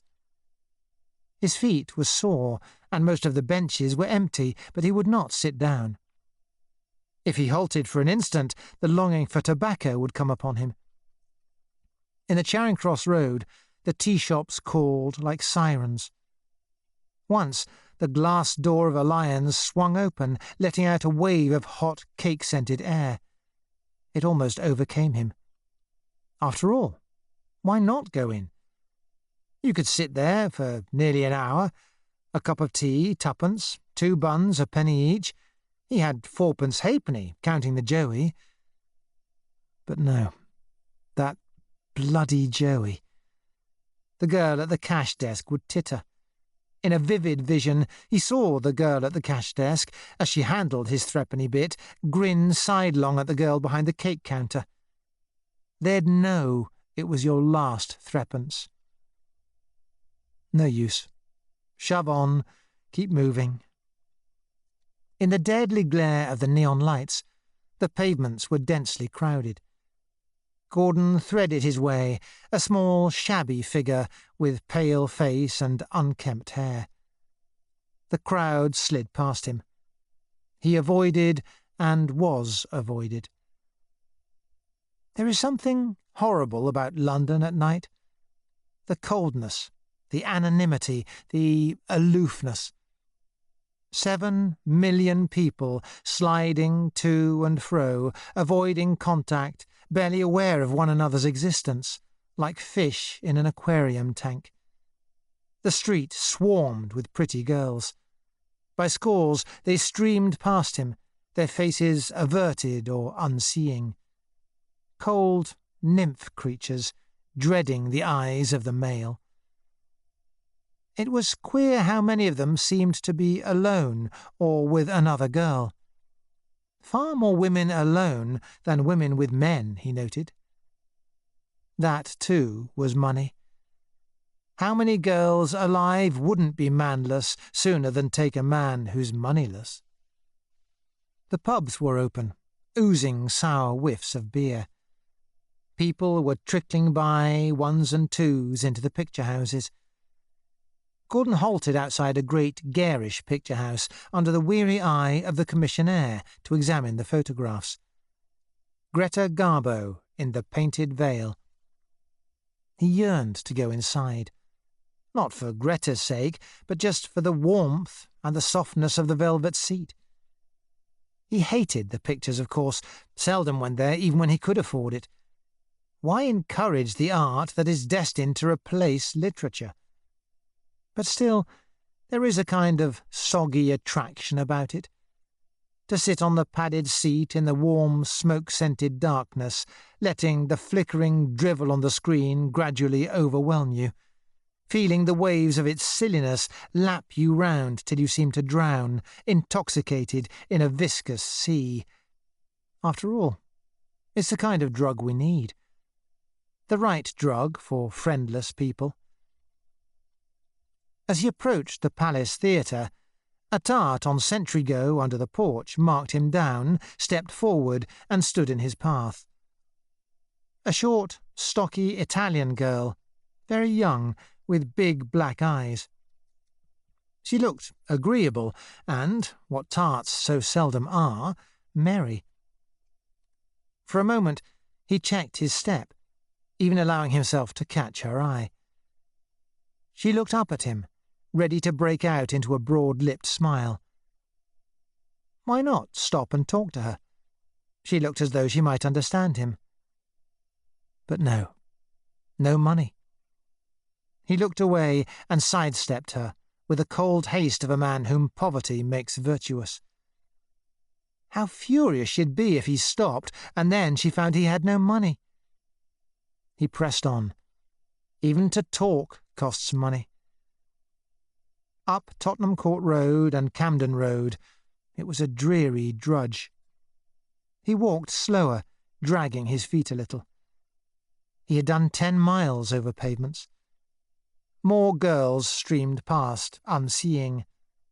Girls alone, girls with youths, girls with other girls, girls alone. Their cruel, youthful eyes went over him and through him as though he had not existed. He was too tired to resent it. His shoulders surrendered to their weariness.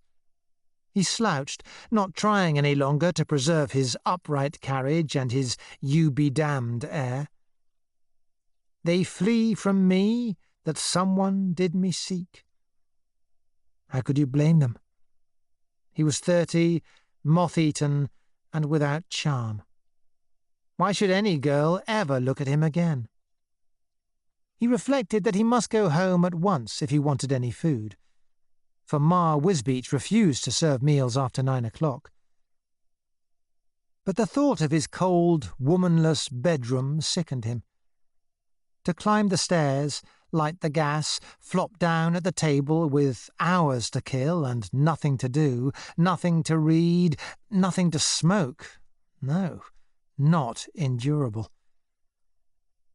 In Camden Town, the pubs were full and noisy, though this was only Thursday. 3 women, red-armed, squat as the beer mugs in their hands, stood outside a pub door, talking. From within came hoarse voices, fag smoke, the fume of beer. Gordon thought of the Crichton Arms. Flaxman might be there. Why not risk it? A half of bitter, 3 halfpenny. He had 4 halfpenny counting the joey. After all, a joey is legal tender. He felt dreadfully thirsty already. It had been a mistake to let himself think of beer. As he approached the Crichton, he heard voices singing.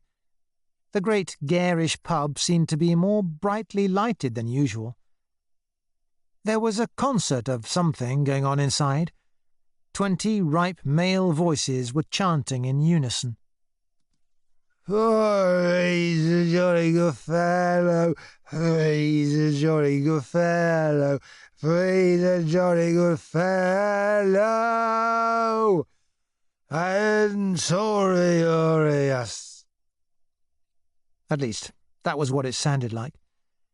Gordon drew nearer, pierced by a ravishing thirst. The voices were so soggy, so infinitely beery. When you heard them, you saw the scarlet faces of prosperous plumbers.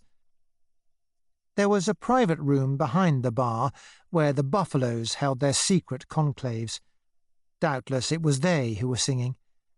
They were giving some kind of commemorative booze to their president, secretary, grand herbivore, or whatever he's called.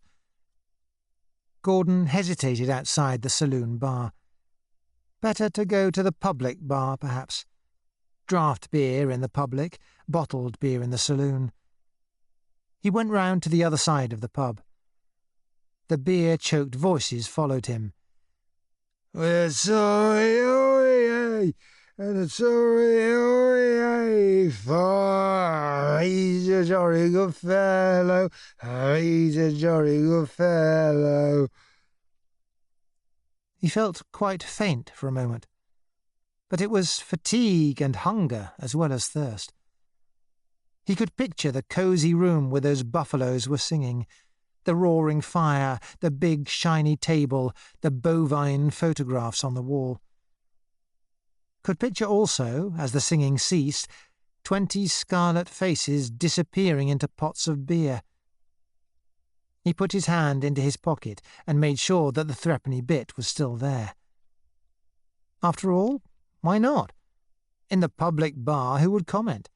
Slap the joey down on the bar and pass it off as a joke. Been saving that up from the Christmas pudding, ha ha! Laughter all round. Already he seemed to have the metallic taste of draught beer on his tongue. He fingered the tiny disc, irresolute. The buffaloes had tuned up again.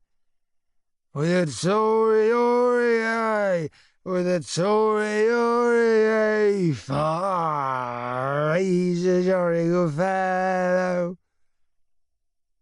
Gordon moved back to the saloon bar. The window was frosted, and also steamy from the heat inside. Still, there were chinks where you could see through. He peeped in. Yes, Flaxman was there. The saloon bar was crowded. Like all rooms seen from the outside, it looked ineffably cosy. The fire that blazed in the grate danced, mirrored in the brass spittoons. Gordon thought he could almost smell the beer through the glass.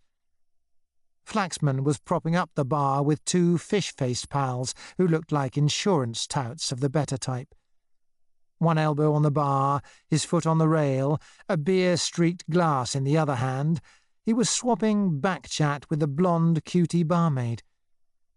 She was standing on a chair behind the bar, ranging the bottled beer and talking saucily over her shoulder. You couldn't hear what they were saying, but you could guess. Flaxman let fall some memorable witticism. The fish-faced men bellowed with obscene laughter, and the blonde cutie, tittering down at him, half shocked and half delighted, wriggled her neat little bum. Gordon's heart sickened. To be in there, just to be in there, in the warmth and light, with people to talk to, with beer and cigarettes and a girl to flirt with. After all, why not go in? You could borrow a bob off Flaxman. Flaxman would lend it to you all right.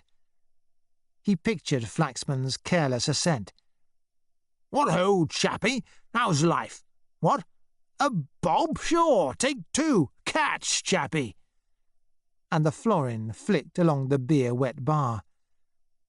Flaxman was a decent sort in his way. Gordon put his hand against the swing door.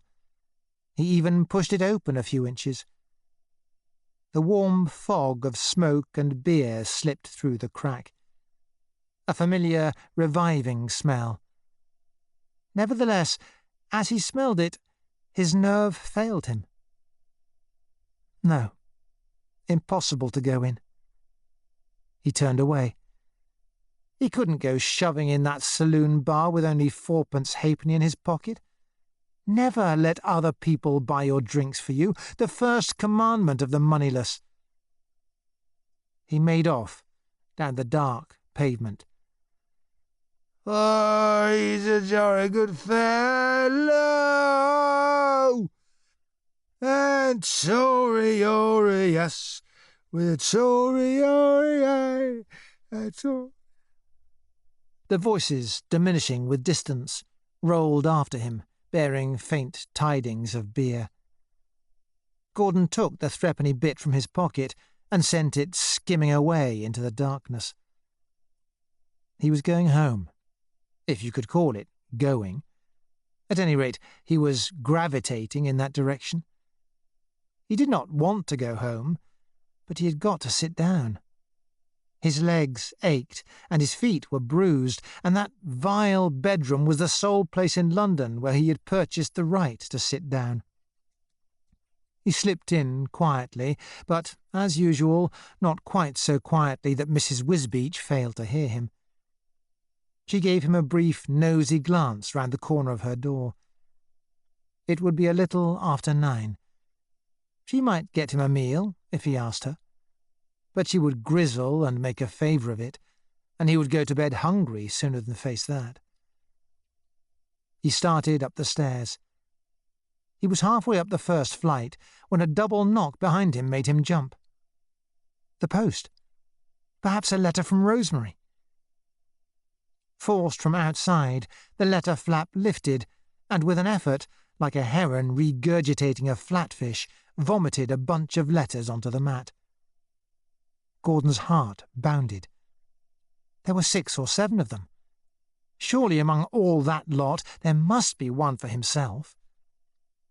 Mrs. Wisbeach, as usual, had darted from her lair at the sound of the postman's knock. As a matter of fact, in 2 years, Gordon had never once succeeded in getting hold of a letter before Mrs. Wisbeach laid hands on it. She gathered the letters jealously to her breast, and then, holding them up one at a time, scanned their addresses. From her manner, you could gather that she suspected each one of them of containing a writ, an improper love letter, or an ad for Amen pills. "One for you, Mr. Comstock," she said sourly, handing him a letter. His heart shrank and paused in its beat. A long-shaped envelope. Not from Rosemary, therefore. Ah, it was addressed in his own handwriting. From the editor of a paper, then. He had 2 poems out at present, one with the Californian Review, the other with the Primrose Quarterly. But this wasn't an American stamp. And the Primrose had had his poem at least 6 weeks. Good God, supposing they'd accepted it! He had forgotten Rosemary's existence. He said, "Thanks," stuck the letter in his pocket, and started up the stairs with outward calm, but no sooner was he out of Mrs. Wisbeach's sight than he bounded up 3 steps at a time. He had got to be alone to open that letter. Even before he reached the door, he was feeling for his matchbox, but his fingers were trembling so that, in lighting the gas, he chipped the mantel. He sat down, took the letter from his pocket, and then quailed. For a moment, he could not nerve himself to open it. He held it up to the light and felt it to see how thick it was. His poem had been 2 sheets. Then, calling himself a fool, he ripped the envelope open. Out tumbled his own poem, and with it a neat, oh, so neat, little printed slip of imitation parchment. The editor regrets that he is unable to make use of the enclosed contribution. The slip was decorated with a design of funereal laurel leaves. Gordon gazed at the thing, with wordless hatred. Perhaps no snub in the world is so deadly as this, because none is so unanswerable. Suddenly, he loathed his own poem and was acutely ashamed of it. He felt it the weakest, silliest poem ever written. Without looking at it again, he tore it into small bits and flung them into the wastepaper basket. He would put that poem out of his mind forever. The rejection slip, however, he did not tear up yet. He fingered it, feeling its loathly sleekness. Such an elegant little thing, printed in admirable type. You could tell at a glance that it came from a good magazine, a snooty, highbrow magazine with the money of a publishing house behind it. Money. Money. Money and culture. Oh, it was a stupid thing that he had done. Fancy sending a poem to a paper like the Primrose, as though they'd accept poems from people like him. The mere fact that the poem wasn't typed would tell them what kind of person he was. He might as well have dropped a card on Buckingham Palace. The thought of the people who wrote for the Primrose, a coterie of moneyed highbrows, those sleek, refined young animals who suck in money and culture with their mother's milk. The idea of trying to horn in among that pansy crowd. But he cursed them all the same. The sods. The bloody sods. The editor regrets. Why be so bloody mealy-mouthed about it? Why not say outright, we don't want your bloody poems. We only take poems from chaps we were at Cambridge with. You proletarians keep your distance.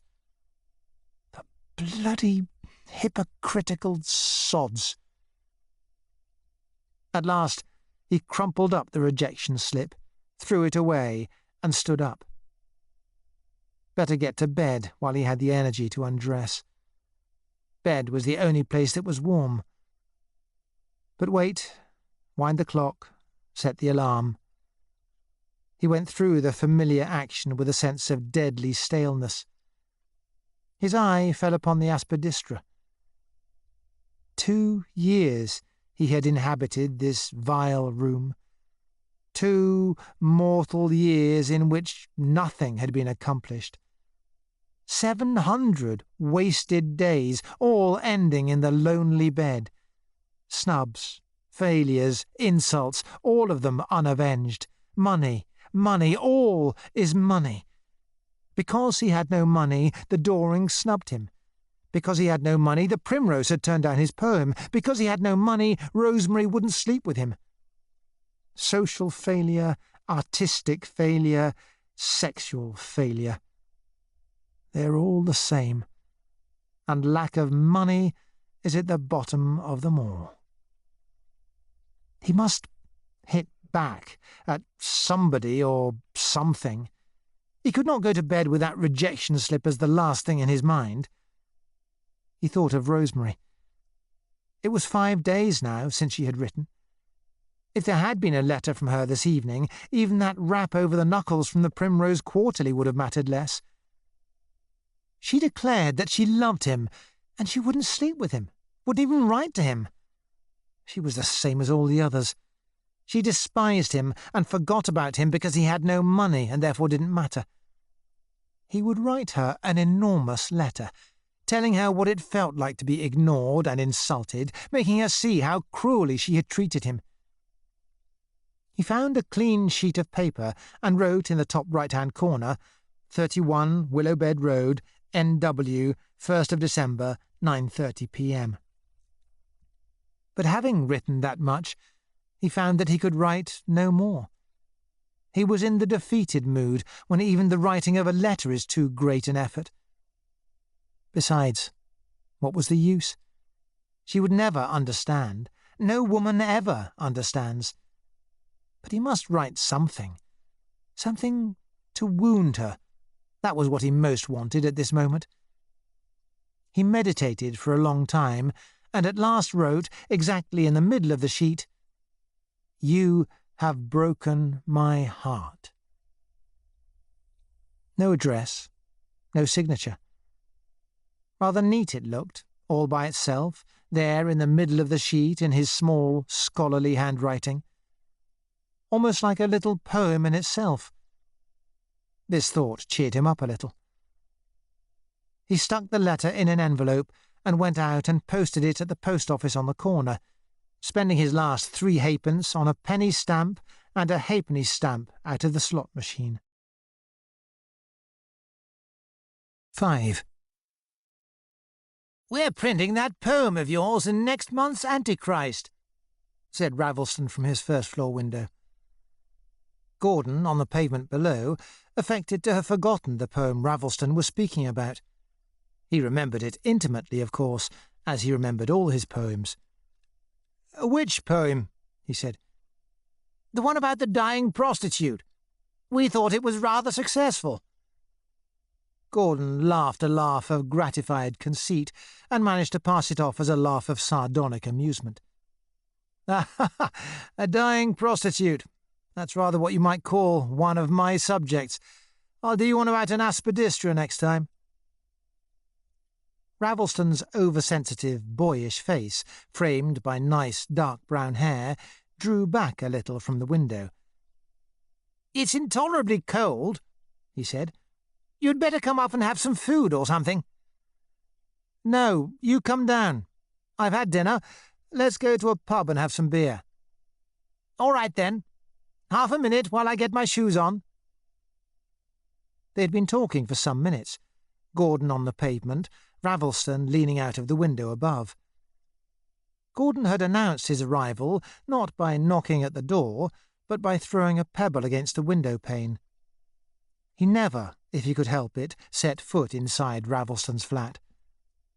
There was something in the atmosphere of the flat that upset him and made him feel mean, dirty, and out of place. It was so overwhelmingly, though unconsciously, upper class. Only in the street or in a pub could he feel himself approximately Ravelston's equal. It would have astonished Ravelston to learn that his 4-roomed flat, which he thought of as a poky little place, had this effect upon Gordon. To Ravelston, living in the wilds of Regent's Park was practically the same thing as living in the slums. He had chosen to live there, en bon socialiste, precisely as your social snob will live and amuse in Mayfair for the sake of the W1 on his notepaper. It was part of a lifelong attempt to escape from his own class and become, as it were, an honorary member of the proletariat. Like all such attempts, it was foredoomed to failure. No rich man ever succeeds in disguising himself as a poor man, for money, like murder, will out. On the street door there was a brass plate inscribed P.W.H. Ravelston, Antichrist. Ravelston lived on the first floor, and the editorial offices of Antichrist were downstairs. Antichrist was a middle to highbrow monthly, socialist in a vehement but ill-defined way. In general, it gave the impression of being edited by an ardent nonconformist who had transferred his allegiance from God to Marx, and, in doing so, had got mixed up with a gang of vers libres poets. This was not really Ravelston's character. Merely he was softer-hearted than an editor ought to be, and consequently was at the mercy of his contributors. Practically anything got printed in Antichrist if Ravelston suspected that its author was starving. Ravelston appeared a moment later, hatless and pulling on a pair of gauntlet gloves. You could tell him at a glance for a rich young man. He wore the uniform of the moneyed intelligentsia, an old tweed coat, but it was one of those coats which had been made by a good tailor and grow more aristocratic as they grow older, very loose grey flannel bags, a grey pullover, much worn brown shoes. He made a point of going everywhere, even to fashionable houses and expensive restaurants in these clothes, just to show his contempt for upper-class conventions. He did not fully realize that it is only the upper classes who can do these things. Though he was a year older than Gordon, he looked much younger. He was very tall, with a lean, wide-shouldered body and the typical lounging grace of the upper-class youth. But there was something curiously apologetic in his movements and in the expression of his face. He seemed always in the act of stepping out of somebody else's way. When expressing an opinion, he would rub his nose with the back of his left forefinger.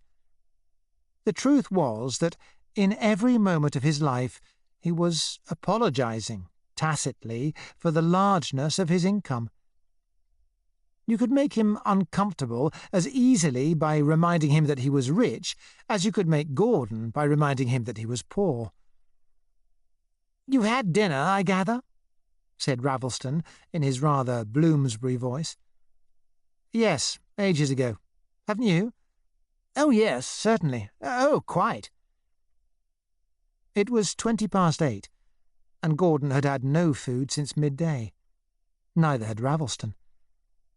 Gordon did not know that Ravelston was hungry, but Ravelston knew that Gordon was hungry, and Gordon knew that Ravelston knew it. Nevertheless, each saw good reason for pretending not to be hungry. They seldom or never had meals together. Gordon would not let Ravelston buy his meals for him, and for himself he could not afford to go to restaurants, not even to a Lyons or an ABC. This was Monday, and he had 5 and 9 left. He might afford a couple of pints at a pub, but not a proper meal. When he and Ravelston met, it was always agreed, with silent manoeuvrings, that they should do nothing that involved spending money beyond the shilling or so one spends in a pub. In this way, the fiction was kept up that there was no serious difference in their incomes. Gordon sidled closer to Ravelston as they started down the pavement. He would have taken his arm, only of course one can't do that kind of thing.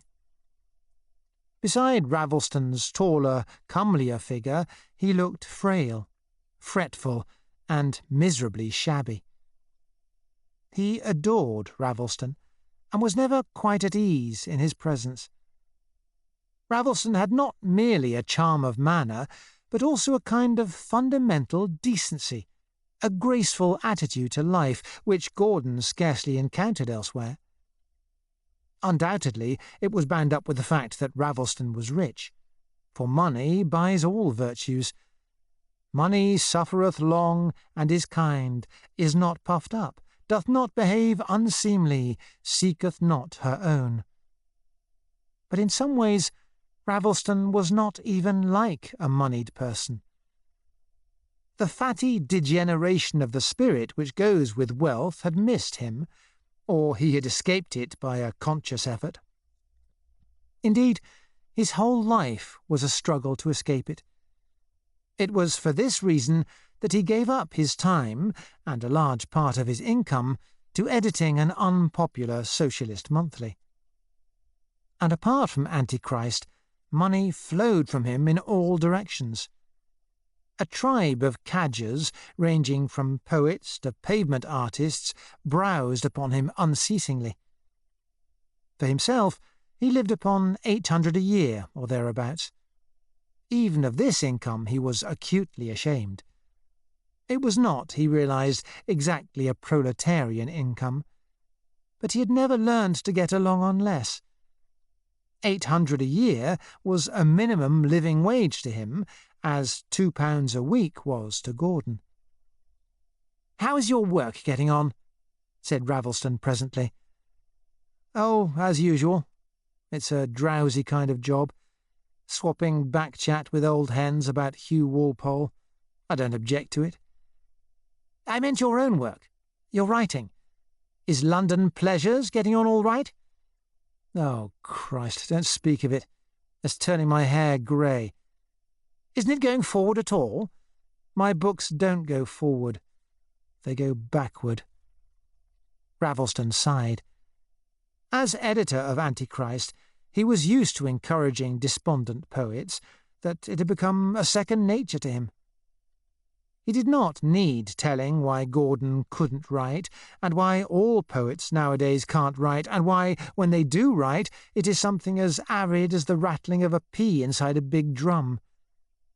He said, with sympathetic gloom, "Of course, I admit this isn't a hopeful age to write poetry in." "You bet it isn't."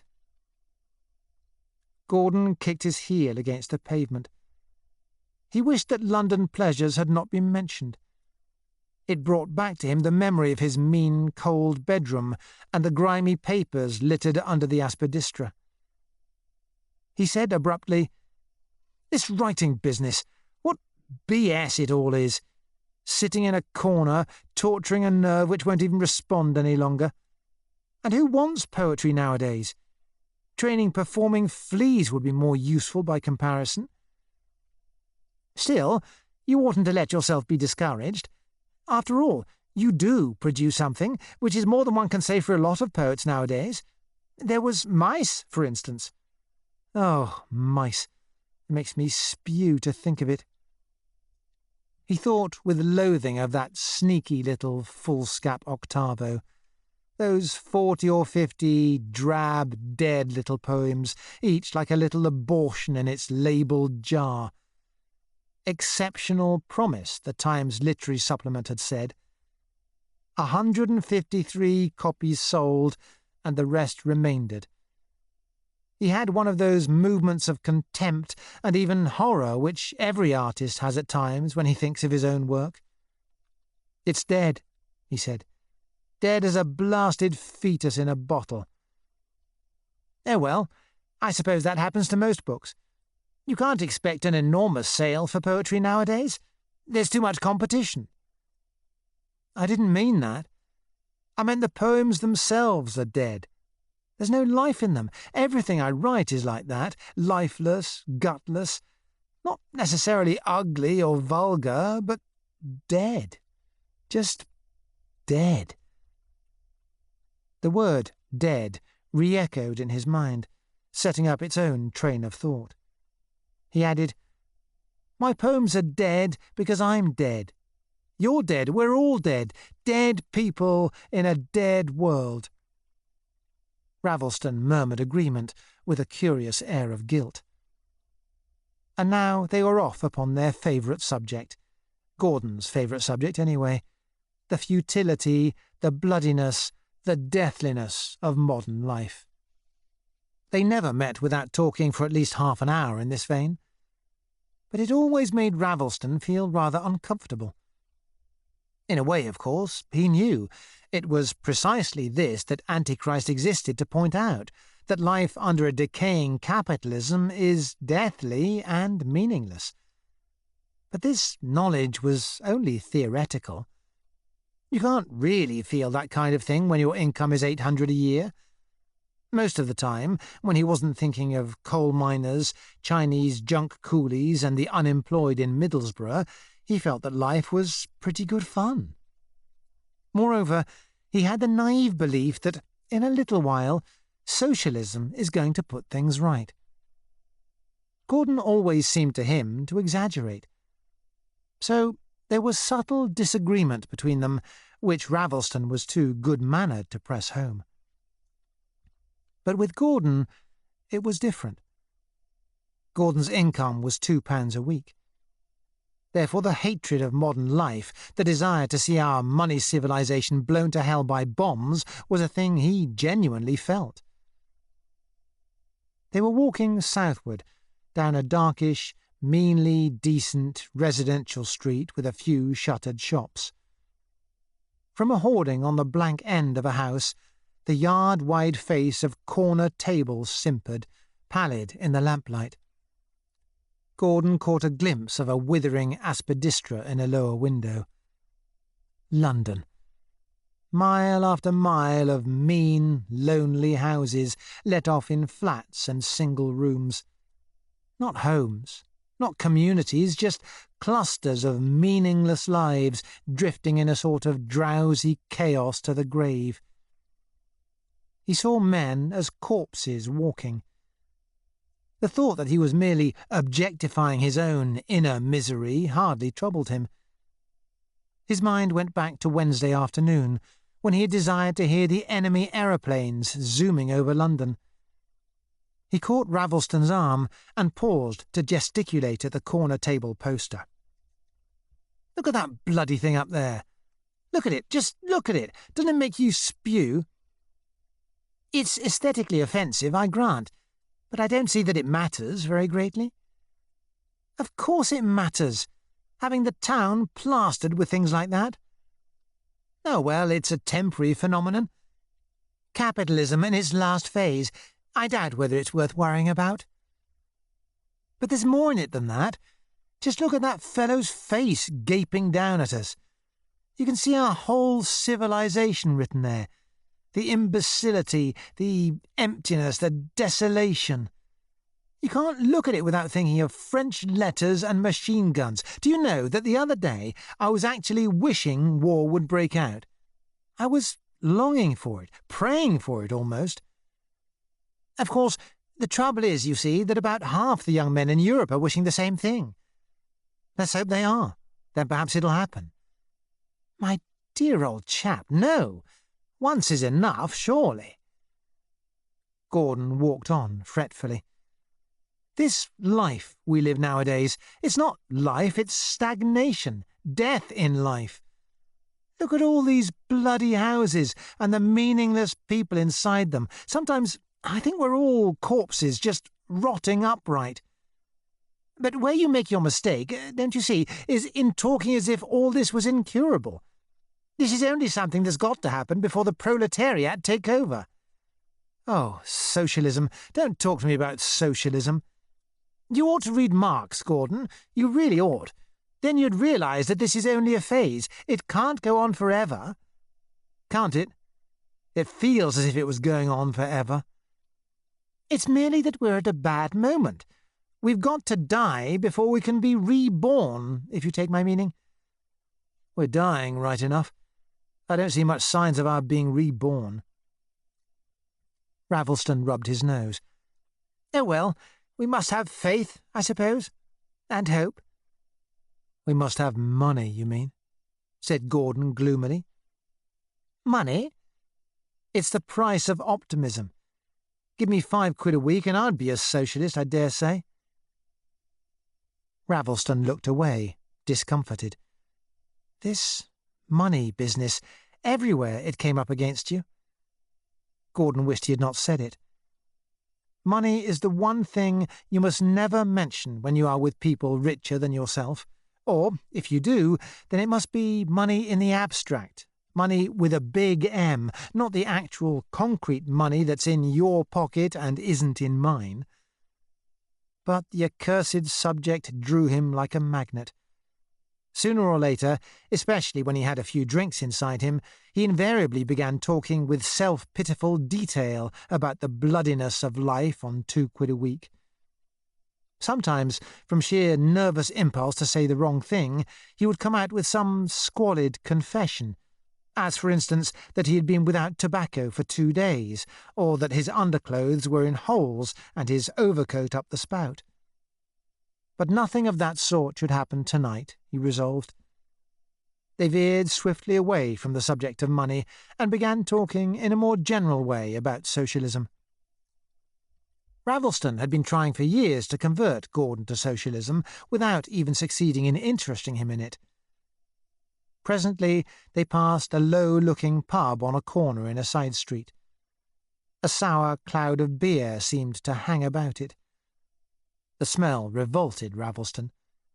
He would have quickened his pace to get away from it, but Gordon paused, his nostrils tickled. "Christ, I could do with a drink," he said. "So could I," said Ravelston gallantly. Gordon shoved open the door of the public bar, Ravelston following. Ravelston persuaded himself that he was fond of pubs, especially low-class pubs. Pubs are genuinely proletarian. In a pub you can meet the working class on equal terms. Or that's the theory, anyway.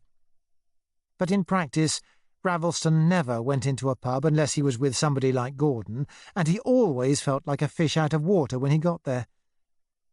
A foul yet coldish air enveloped them. It was a filthy, smoky room, low-ceilinged, with a sawdusted floor and plain deal tables ringed by generations of beer pots. In one corner, 4 monstrous women with breasts the size of melons were sitting drinking porter and talking with bitter intensity about someone called Mrs. Croup. The landlady, a tall, grim woman with a black fringe, looking like the madame of a brothel, stood behind the bar, her powerful forearms folded, watching a game of darts which was going on between 4 labourers and a postman. You had to duck under the darts as you crossed the room. There was a moment's hush, and people glanced inquisitively at Ravelston. He was so obviously a gentleman. They didn't see his type very often in the public bar. Ravelston pretended not to notice that they were staring at him. He lounged towards the bar, putting off a glove to feel for the money in his pocket. "What's yours?" he said casually. But Gordon had already shoved his way ahead and was tapping a shilling on the bar. Always pay for the first round of drinks. It was his point of honour.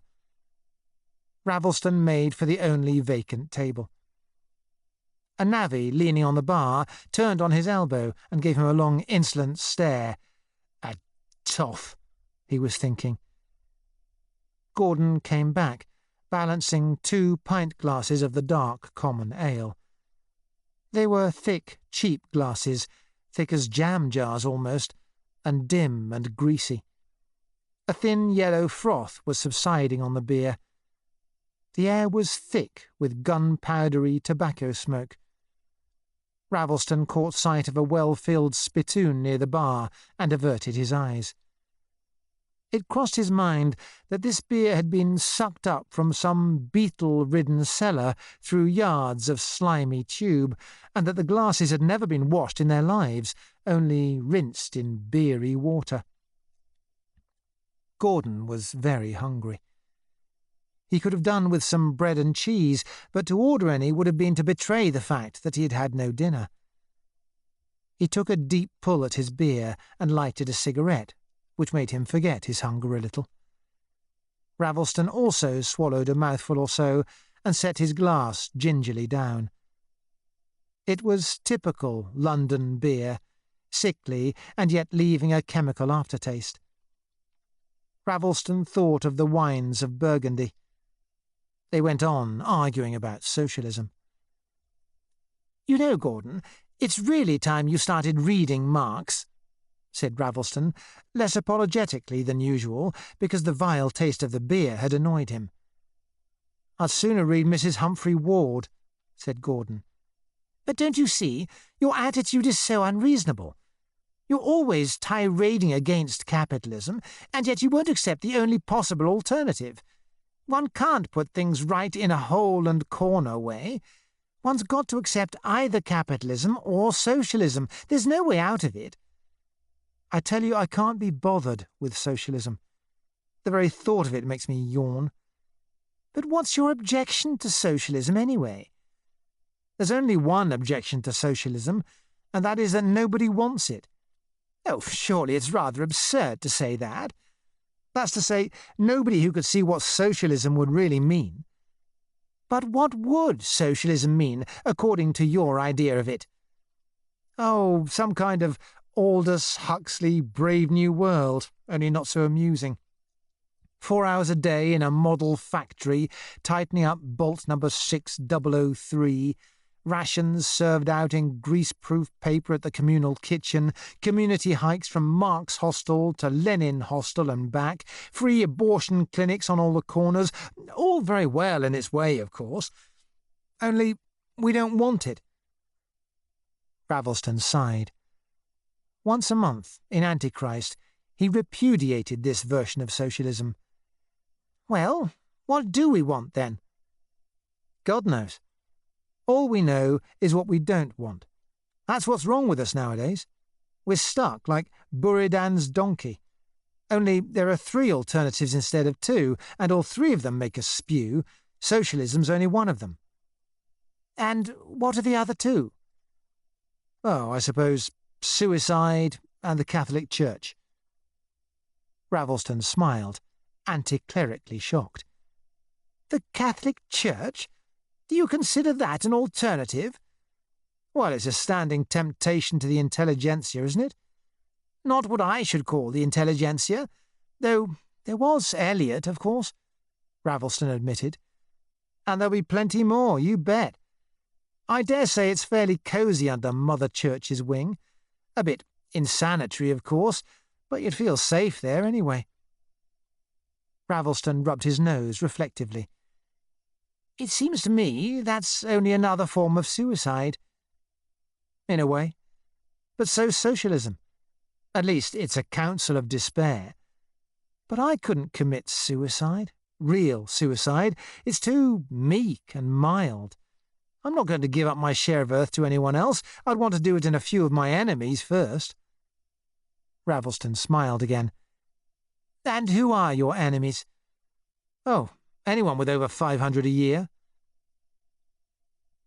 A momentary, uncomfortable silence fell. Ravelston's income, after payment of income tax, was probably 2,000 a year. This was the kind of thing Gordon was always saying. To cover the awkwardness of the moment, Ravelston took up his glass, steeled himself against the nauseous taste, and swallowed about 2/3 of his beer, enough at any rate to give the impression that he had finished it. "Drink up," he said with would-be heartiness. "It's time we had the other half of that." Gordon emptied his glass and let Ravelston take it.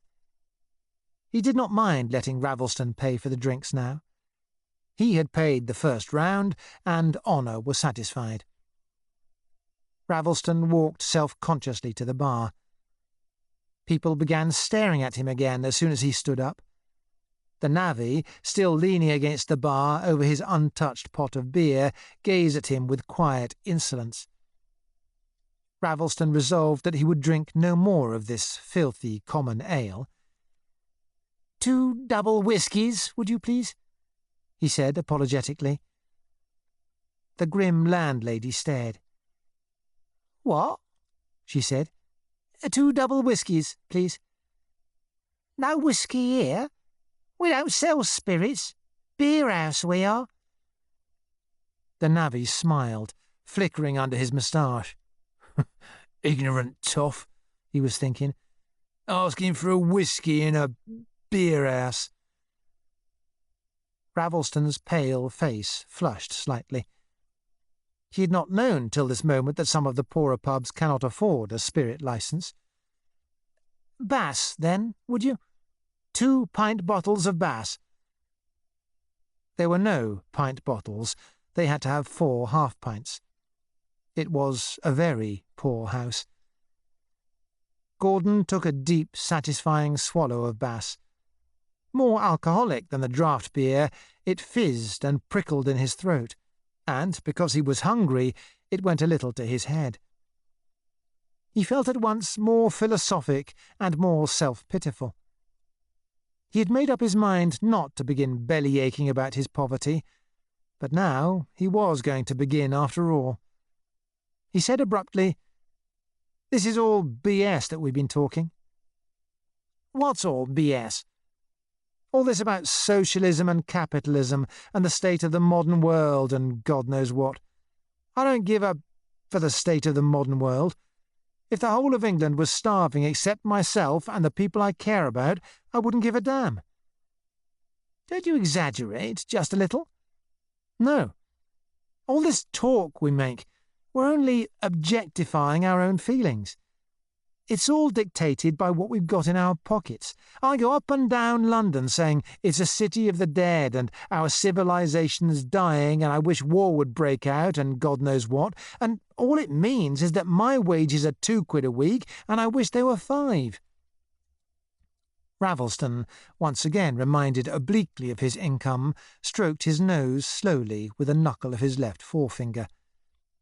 "Of course, I'm with you up to a point. After all, it's only what Marx said. Every ideology is a reflection of economic circumstances." "Ah, but you only understand it out of Marx. You don't know what it means to have to crawl along on £2 a week. It isn't a question of hardship. It's nothing so decent as hardship. It's the bloody, sneaking, squalid meanness of it. Living alone for weeks on end, because when you've no money, you've no friends. calling yourself a writer and never even producing anything because you're always too washed out to write. It's a sort of filthy subworld one lives in, a sort of spiritual sewer. He had started now.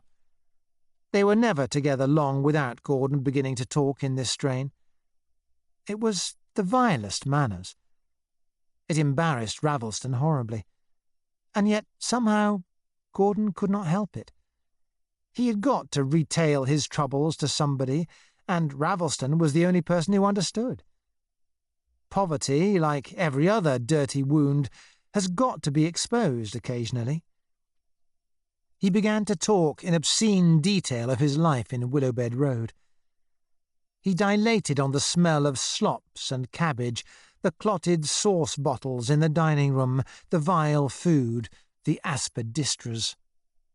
He described his furtive cups of tea and his trick of throwing used tea leaves down the WC. Ravelston, guilty and miserable, sat staring at his glass and revolving it slowly between his hands.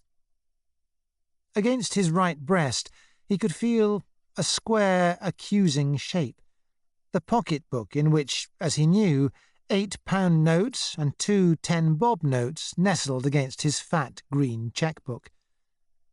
How awful these details of poverty are.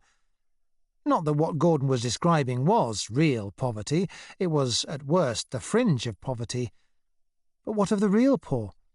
What of the unemployed in Middlesbrough, 7 in a room on 25 bob a week? When there are people living like that, how dare one walk the world with pound notes and cheque-books in one's pocket? "It's bloody," he murmured several times, impotently. In his heart he wondered, it was his invariable reaction, whether Gordon would accept a tenner if you offered to lend it to him. They had another drink, which Ravelston again paid for, and went out into the street. It was almost time to part. Gordon never spent more than an hour or two with Ravelston. One's contacts with rich people, like one's visits to high altitudes, must always be brief. It was a moonless, starless night, with a damp wind blowing. The night air, the beer, and the watery radiance of the lamps induced in Gordon a sort of dismal clarity. He perceived that it is quite impossible to explain to any rich person, even to anyone so decent as Ravelston, the essential bloodiness of poverty. For this reason, it became all the more important to explain it. He said suddenly, "Have you read Chaucer's Man of Law's Tale?" "The Man of Law's Tale? Not that I remember. What's it about?" "I forget. I was thinking of the first 6 stanzas, where he talks about poverty. The way it gives everyone the right to stamp on you, the way everyone wants to stamp on you. It makes people hate you to know that you know money. They insult you just for the pleasure of insulting you and knowing that you can't hit back." Ravelston was pained. "Oh, no, surely not. People aren't so bad as all that." "Ah, but you don't know the things that happen." Gordon did not want to be told that people aren't so bad. He clung with a sort of painful joy to the notion that because he was poor, everyone must want to insult him. It fitted in with his philosophy of life. And suddenly, with a feeling that he could not stop himself, he was talking of the thing that had been rankling in his mind for 2 days past, the snub he had had from the Dorings on Thursday. He poured the whole story out, quite shamelessly. Ravelston was amazed. He could not understand what Gordon was making such a fuss about. To be disappointed at missing a beastly literary tea party seemed to him absurd. He would not have gone to a literary tea party if you had paid him. Like all rich people, he spent far more time in avoiding human society than in seeking it. He interrupted Gordon. "Really, you know, you ought not to take offence so easily. After all, a thing like that doesn't really matter. It isn't the thing itself that matters, it's the spirit behind it. The way they snub you as a matter of course just because you've got no money. But Quite possibly it was all a mistake or something. Why should anyone want to snub you? If thou be poor, thy brother hateth thee, quoted Gordon perversely. Ravelston, deferential even to the opinions of the dead, rubbed his nose. Does Chaucer say that? Then I'm afraid I disagree with Chaucer. People don't hate you exactly. They do, and they're quite right to hate you. You are hateful. It's like those ads for Listerine. Why is he always alone? Halitosis is ruining his career. Poverty is spiritual halitosis. Ravelston sighed. Undoubtedly Gordon was perverse. They walked on, arguing, Gordon vehemently, Ravelston deprecatingly. Ravelston was helpless against Gordon in an argument of this kind. He felt that Gordon exaggerated, and yet he never liked to contradict him. How could he? He was rich, and Gordon was poor. And how can you argue about poverty with someone who is genuinely poor?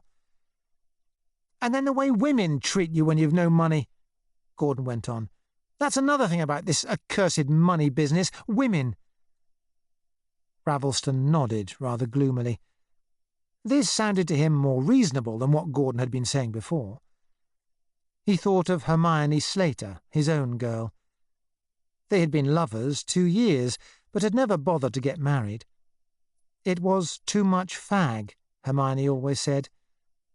She was rich, of course, or rather her people were. He thought of her shoulders, wide, smooth, and young, that seemed to rise out of her clothes like a mermaid rising from the sea, and her skin and hair, which were somehow warm and sleepy, like a wheat field in the sun. Hermione always yawned at the mention of socialism, and refused even to read Antichrist. "Don't talk to me about the lower classes," she used to say. "I hate them. They smell." And Ravelston adored her. "Of course, women are a difficulty," he admitted. "They're more than a difficulty. They're a bloody curse. That is, if you've got no money. A woman hates the sight of you if you've got no money. I think that's putting it a little too strongly. Things aren't so crude as all that." Gordon did not listen. What rot it is to talk about socialism or any other ism when women are what they are. The only thing a woman ever wants is money.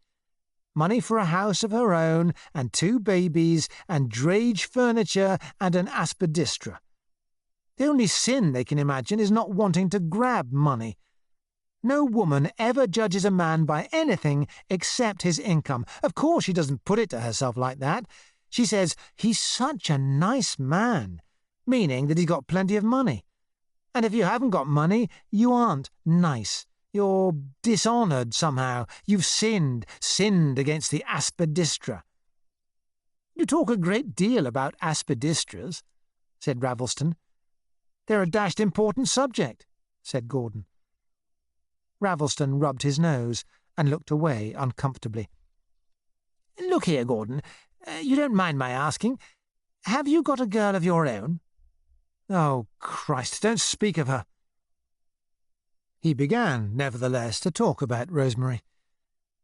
Ravelston had never met Rosemary. At this moment, Gordon could not even remember what Rosemary was like. He could not remember how fond he was of her, and she of him. How happy they always were together on the rare occasions when they could meet. How patiently she put up with his almost intolerable ways. He remembered nothing save that she would not sleep with him, and that it was now a week since she had even written. In the dank night air, with beer inside him, he felt himself a forlorn, neglected creature. Rosemary was cruel to him. That was how he saw it. Perversely, for the mere pleasure of tormenting himself and making Ravelston uncomfortable, he began to invent an imaginary character for Rosemary. He built up a picture of her as a callous creature who was amused by him and yet half despised him, who played with him and kept him at arm's length, and who would nevertheless fall into his arms if only he had a little more money.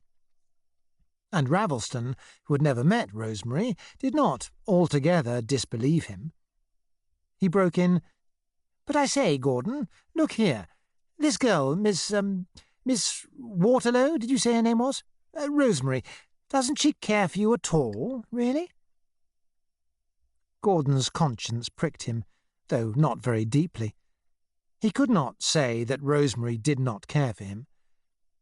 "Oh, yes, she does care for me. In her own way, I dare say she cares for me quite a lot, but not enough, don't you see? She can't while I've got no money. It's all money." "But surely money isn't so important as all that. After all, there are other things." "What other things? Don't you see that a man's whole personality is bound up with his income? His personality is his income. How can you be attractive to a girl when you've got no money? You can't wear decent clothes. You can't take her out to dinner or to the theatre or away for weekends. You can't carry a cheery, interesting atmosphere about with you. And it's rot to say that kind of thing doesn't matter. It does. If you haven't got money, there isn't even anywhere where you can meet. Rosemary and I never meet except in the streets or in picture galleries. She lives in some foul women's hostel, and my bitch of a landlady won't allow women in the house. Wandering up and down beastly wet streets. That's what Rosemary associates me with. Don't you see how it takes the guilt off everything?" Ravelston was distressed. It must be pretty bloody when you haven't even the money to take your girl out. He tried to nerve himself to say something, and failed. With guilt, and also with desire, he thought of Hermione's body, naked like a ripe, warm fruit. With any luck, she would have dropped in at the flat this evening. Probably she was waiting for him now. He thought of the unemployed in Middlesbrough. Sexual starvation is awful among the unemployed. They were nearing the flat. He glanced up at the windows. Yes, they were lighted up. Hermione must be there. She had her own latchkey. As they approached the flat, Gordon edged closer to Ravelston. Now the evening was ending, and he must part from Ravelston, whom he adored, and go back to his foul, lonely bedroom. And all evenings ended in this way. The return through the dark streets to the lonely room, the womanless bed. And Ravelston would say, "Come up, won't you?" And Gordon, in duty bound, would say, "No." Never stay too long with those you love. Another commandment of the moneyless. They halted at the foot of the steps. Ravelston laid his gloved hand on one of the iron spearheads of the railing. "Come up, won't you?" he said, without conviction. "No, thanks. It's time I was getting back." Ravelston's fingers tightened round the spearhead. He pulled as though to go up, but did not go. Uncomfortably, looking over Gordon's head into the distance, he said, "I say, Gordon, look here. You won't be offended if I say something?" "What?" "I say, you know, I hate this business about you and your girl, not being able to take her out and all that. It's bloody, that kind of thing." "Oh, it's nothing really." As soon as he heard Ravelston say that it was bloody, he knew that he had been exaggerating. He wished that he had not talked in that silly, self-pitiful way. One says these things with a feeling that one cannot help saying them, and afterwards one is sorry. "I dare say I exaggerate," he said. "I say, Gordon, look here. Let me lend you 10 quid. Take the girl out to dinner a few times, or away for the weekend or something. It might make all the difference. I hate to think—" Gordon frowned bitterly, almost fiercely. He had stepped a pace back, as though from a threat or an insult. The terrible thing was that the temptation to say yes had almost overwhelmed him. There was so much that 10 quid would do.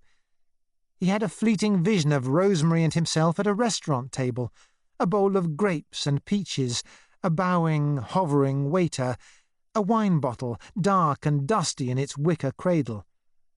"No fear," he said. "I do wish you would. I tell you I'd like to lend it you." "Thanks, but I prefer to keep my friends." "Isn't that rather a bourgeois kind of thing to say?" "Do you think it would be borrowing if I took 10 quid off you? I couldn't pay it back in 10 years. "Oh, well, it wouldn't matter so very much." Ravelston looked away. Out it had got to come, the disgraceful, hateful admission that he found himself forced so curiously often to make. "You know, I've got quite a lot of money." "I know you have. That's exactly why I won't borrow off you." "You know, Gordon, sometimes you're just a little bit, pig-headed." "I dare say. I can't help it." "Oh, well. Good night, then." "Good night." 10 minutes later, Ravelston rode southwards in a taxi with Hermione. She had been waiting for him, asleep or half asleep in one of the monstrous armchairs in front of the sitting-room fire. Whenever there was nothing particular to do, Hermione always fell asleep as promptly as an animal, and the more she slept, the healthier she became. As he came across to her, she woke and stretched herself with voluptuous, sleepy writhings, half smiling, half yawning up at him, one cheek and bare arm rosy in the firelight. Presently she mastered her yawns to greet him. "Hello, Philip. Where have you been all this time? I've been waiting ages." "Oh, I've been out with a fellow. Gordon Comstock. I don't expect you know him, the poet." "Poet? How much did he borrow off you?" "Nothing. He's not that kind of person. He's rather a fool about money, as a matter of fact, but he's very gifted in his way." "You and your poets. You look tired, Philip. What time did you have dinner?" "Well, as a matter of fact, I didn't have any dinner." "Didn't have any dinner? Why?" "Oh, well, you see, I don't know if you'll understand. It was a kind of accident. It was like this." He explained. Hermione burst out laughing and dragged herself into a more upright position. "Philip, you are a silly old ass. Going without your dinner just so as not to hurt that little beast's feelings. You must have some food at once. And of course your char's gone home. Why don't you keep some proper servants, Philip? I hate this hole and corner way you live. We'll go out and have supper at Modigliani's." "But it's after 10. They'll be shut." "Nonsense. They're open till 2. I'll ring up for a taxi. I'm not going to have you starving yourself." In the taxi, she lay against him, still half asleep, her head pillowed on his breast. He thought of the unemployed in Middlesbrough, 7 in a room on 25 bob a week. But the girl's body was heavy against him, and Middlesbrough was very far away. Also, he was damnably hungry. He thought of his favourite corner table at Modigliani's, and of that vile pub with its hard benches, stale beer stink, and brass spittoons. Hermione was sleepily lecturing him. "Philip, why do you have to live in such a dreadful way?" "But I don't live in a dreadful way." "Yes, you do. Pretending you're poor when you're not, and living in that poky flat with no servants, and going about with all these beastly people." "What beastly people?" "Oh, people like this poet friend of yours, all those people who write for your paper. They only do it to cadge from you. Of course, I know you're a socialist. So am I. I mean, we're all socialists nowadays. But I don't see why you have to give all your money away and make friends with the lower classes. You can be a socialist and have a good time. That's what I say." "Hermione, dear, please don't call them the lower classes." "Why not? They are the lower classes, aren't they?" "It's such a hateful expression. Call them the working class, can't you?" "The working class, if you like, then. but they smell just the same. You oughtn't to say that kind of thing, he protested weakly. Do you know, Philip, sometimes I think you like the lower classes. Of course I like them. How disgusting. How absolutely disgusting. She lay quiet, content to argue no longer, her arms round him like a sleepy siren. The woman's scent breathed out of her, a powerful, wordless propaganda against all altruism and all justice.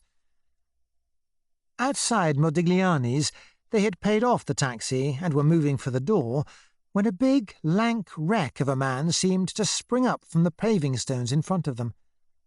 He stood across their path like some fawning beast, with dreadful eagerness, and yet timorously, as though afraid that Ravelston would strike him. His face came close up to Ravelston's, a dreadful face, fish-white and scrubby-bearded to the eyes. The words, "A cup of tea, governor," were breathed through carious teeth. Ravelston shrank from him in disgust. He could not help it. His hand moved automatically to his pocket. But in the same instant, Hermione caught him by the arm and hauled him inside the restaurant. "You'd give away every penny you've got if I let you," she said.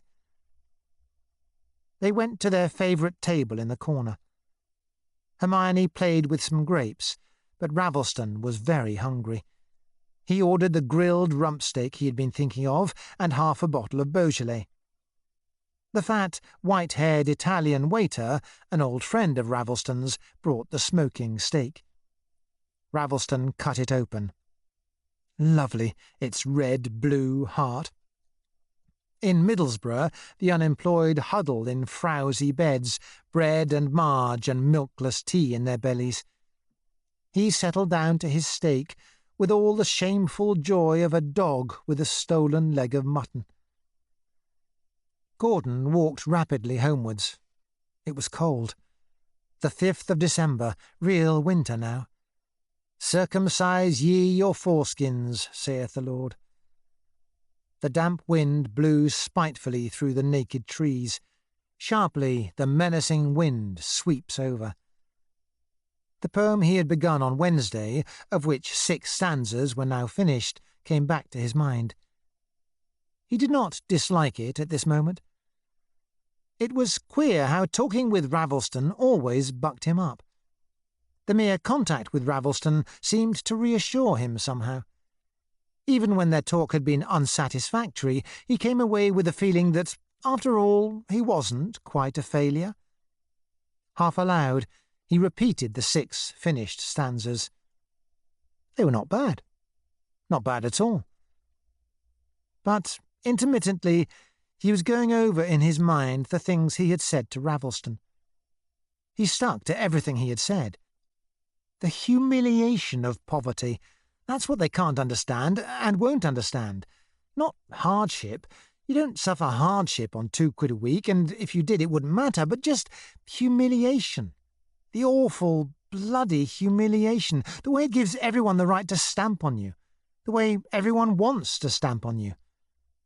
Ravelston wouldn't believe it. He had too much decency, that was why. He thought you could be poor and still be treated like a human being. But Gordon knew better. He went into the house, repeating to himself that he knew better. There was a letter waiting for him on the hall tray. His heart jumped. All letters excited him nowadays. He went up the stairs 3 at a time, shut himself in, and lit the gas. The letter was from Doring. "Dear Comstock, what a pity you didn't turn up on Saturday. There were some people I wanted you to meet. We did tell you it was Saturday and not Thursday this time, didn't we? My wife says she's certain she told you.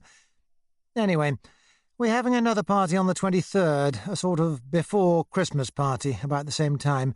Won't you come then? Don't forget the date this time. Yours, Paul Doring." A painful convulsion happened below Gordon's ribs. So Doring was pretending that it was all a mistake. was pretending not to have insulted him. True, he could not actually have gone there on Saturday, because on Saturday he had to be at the shop. Still, it was the intention that counted. His heart sickened as he reread the words, "Some people I wanted you to meet." Just like his bloody luck. He thought of the people he might have met. Editors of highbrow magazines, for instance. They might have given him books to review, or asked to see his poems, or Lord knew what. For a moment, he was dreadfully tempted to believe that Doring had spoken the truth. Perhaps, after all, they had told him it was Saturday and not Thursday. Perhaps, if he searched his memory, he might remember about it. Might even find the letter itself lying among his muddle of papers. But no, he wouldn't think of it.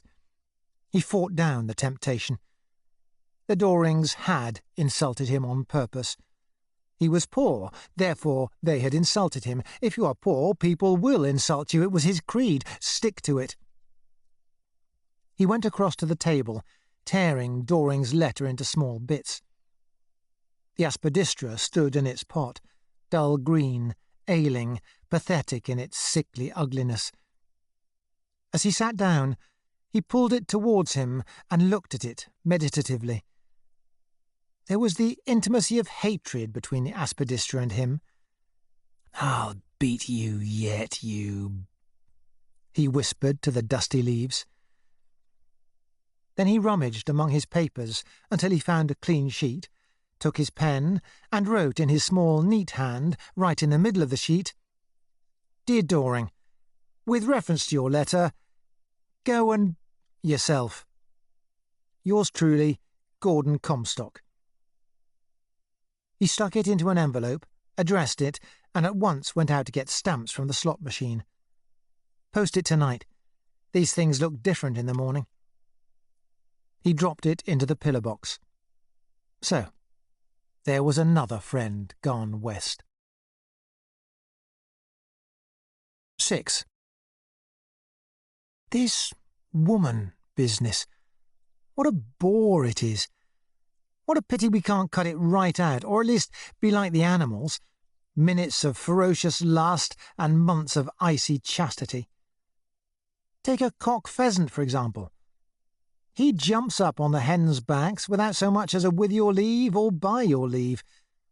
And no sooner it is over than the whole subject is out of his mind. He hardly even notices his hens any longer. He ignores them, or simply pecks them if they come too near his food. He's not called upon to support his offspring either. Lucky pheasant. How different from the lord of creation, always on the hop between his memory and his conscience. Tonight, Gordon wasn't even pretending to do any work. He had gone out again immediately after supper. He walked southward, rather slowly, thinking about women. It was a mild, misty night, more like autumn than winter. This was Tuesday, and he had 4 and 4pence left. He could go down to the Crichton if he chose. Doubtless Flaxman and his pals were already boozing there.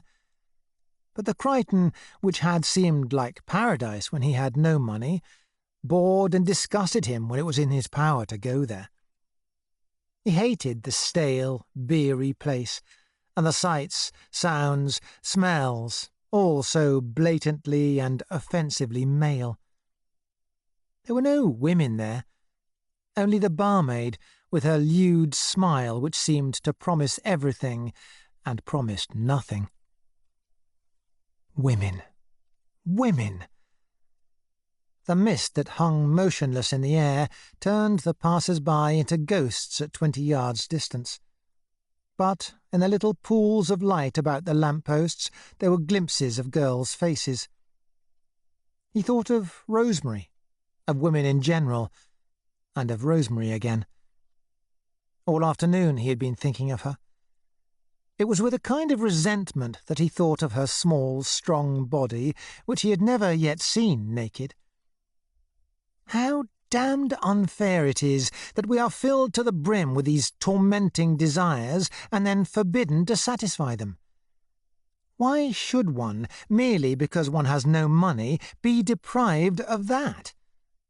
It seems so natural, so necessary, so much a part of the inalienable rights of a human being.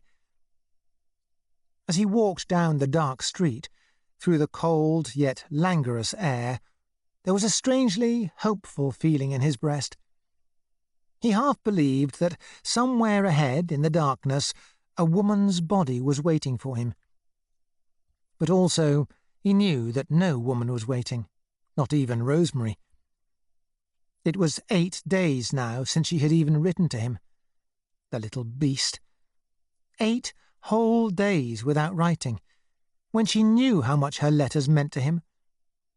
How manifest it was that she didn't care for him any longer, that he was merely a nuisance to her, with his poverty and his shabbiness and his everlasting pestering of her to say she loved him. Very likely she would never write again. She was sick of him. Sick of him because he had no money. What else could you expect? He had no hold over her, no money, therefore no hold. In the last resort, what holds a woman to any man except money? A girl came down the pavement alone. He passed her in the light of the lamp-post. A working-class girl, 18 years old it might be, hatless, with wild rose face. She turned her head quickly when she saw him looking at her. She dreaded to meet his eyes. Beneath the thin, silky raincoat she was wearing, belted at the waist, her youthful flanks showed supple and trim. He could have turned and followed her almost. But what was the use? She'd run away or call a policeman. My golden locks, time hath to silver turned, he thought. He was 30 and moth-eaten. What woman worth having would ever look at him again? This woman business. Perhaps you'd feel differently about it if you were married. But he had taken an oath against marriage long ago. Marriage is only a trap set for you by the money god. You grab the bait, snap goes the trap, and there you are, chained by the leg to some good job till they cart you to Kensal Green. And what a life! Licit sexual intercourse in the shade of the Aspidistra, pram-pushing and sneaky adulteries, and the wife finding you out and breaking the cut-glass whisky decanter over your head. Nevertheless, he perceived that, in a way, it is necessary to marry. If marriage is bad, the alternative is worse. For a moment he wished that he were married. He pined for the difficulty of it, the reality, the pain. And marriage must be indissoluble, for better, for worse, for richer, for poorer, till death do you part. The old Christian ideal, marriage tempered by adultery. Commit adultery if you must, but at any rate have the decency to call it adultery. None of that American soulmate slop. Have your fun, and then sneak home, juice of the forbidden fruit dripping from your whiskers, and take the consequences. Cut-glass whisky decanters broken over your head, nagging, burnt meals, children crying, clash and thunder of embattled mothers-in-law. Better that, perhaps, than horrible freedom. You'd know, at least, that it was real life that you were living. But anyway, how can you marry on 2 quid a week? Money. Money, always money. The devil of it is that outside marriage, no decent relationship with a woman is possible. His mind moved backwards over his 10 years of adult life. The faces of women flowed through his memory. 10 or a dozen of them there had been. Tarts also. Comme au long d'un cadavre, un cadavre étendu. And even when they were not tarts, it had been squalid. Always squalid. Always it had started in a sort of cold-blooded willfulness and ended in some mean, callous desertion. That, too, was money. Without money, you can't be straightforward in your dealings with women. For without money, you can't pick and choose. You've got to take what women you can get, and then, necessarily, you've got to break free of them. Constancy, like all other virtues, has got to be paid for in money. And the mere fact that he had rebelled against the money code and wouldn't settle down in the prison of a good job, a thing no woman will ever understand, had brought a quality of impermanence, of deception, into all his affairs with women. Abjuring money, he ought to have abjured women too. Serve the money god, or do without women. Those are the only alternatives. And both were equally impossible. From the side street just ahead, a shade of white light cut through the mist, and there was a bellowing of street hawkers. It was Luton Road, where they have the open-air market 2 evenings a week. Gordon turned to his left, into the market. He often came this way. The street was so crowded that you could only with difficulty thread your way down the cabbage-littered alley between the stalls. In the glare of hanging electric bulbs, the stuff on the stalls glowed with fine, lurid colours. Hacked, crimson chunks of meat, piles of oranges and green and white broccoli, stiff, glassy-eyed rabbits, live eels looping in enamel troughs, plucked fowls hanging in rows, sticking out their naked breasts like guardsmen naked on parade. Gordon's spirits revived a little. He liked the noise, the bustle, the vitality. Whenever you see a street market, you know there's hope for England yet. But even here he felt his solitude. Girls were thronging everywhere, in knots of 4 or 5, prowling desirously about the stalls of cheap underwear and swapping back-chat and screams of laughter with the youths who followed them. None had eyes for Gordon. He walked among them as though invisible, save that their bodies avoided him when he passed them. Ah, look there! Involuntarily he paused. Over a pile of art silk undies on a stall, 3 girls were bending, intent, their faces close together. 3 youthful faces, flower-like in the harsh light, clustering side by side like a truss of blossom on a sweet william or phlox. His heart stirred. No eyes for him, of course. One girl looked up. Ah! Hurriedly, with an offended air, she looked away again. A delicate flush, like a wash of aquarelle, flooded her face. The hard, sexual stare in his eyes had frightened her. They flee from me that sometime did me seek. He walked on. If only Rosemary were here. He forgave her now for not writing to him. He could forgive her anything if only she were here. He knew how much she meant to him, because she alone, of all women, was willing to save him from the humiliation of his loneliness. At this moment he looked up, and saw something that made his heart jump. He changed the focus of his eyes abruptly. For a moment he thought he was imagining it. But no, it was Rosemary. She was coming down the alley between the stalls, 20 or 30 yards away. It was as though his desire had called her into being. She had not seen him yet. She came towards him, a small debonair figure, picking her way nimbly through the crowd and the muck underfoot, her face scarcely visible because of a flat black hat which he wore cocked down over her eyes like a Harrow boy's straw hat. He started towards her and called her name. "Rosemary! Hi, Rosemary!" A blue-aproned man thumbing codfish on a stall turned to stare at him. Rosemary did not hear him because of the din. He called again. "Rosemary! I say, Rosemary!" They were only a few yards apart now. She started and looked up. Gordon, what are you doing here? What are you doing here? I was coming to see you. But how did you know I was here? I didn't. I always come this way. I get out of the tube at Camden Town. Rosemary sometimes came to see Gordon at Willowbed Road.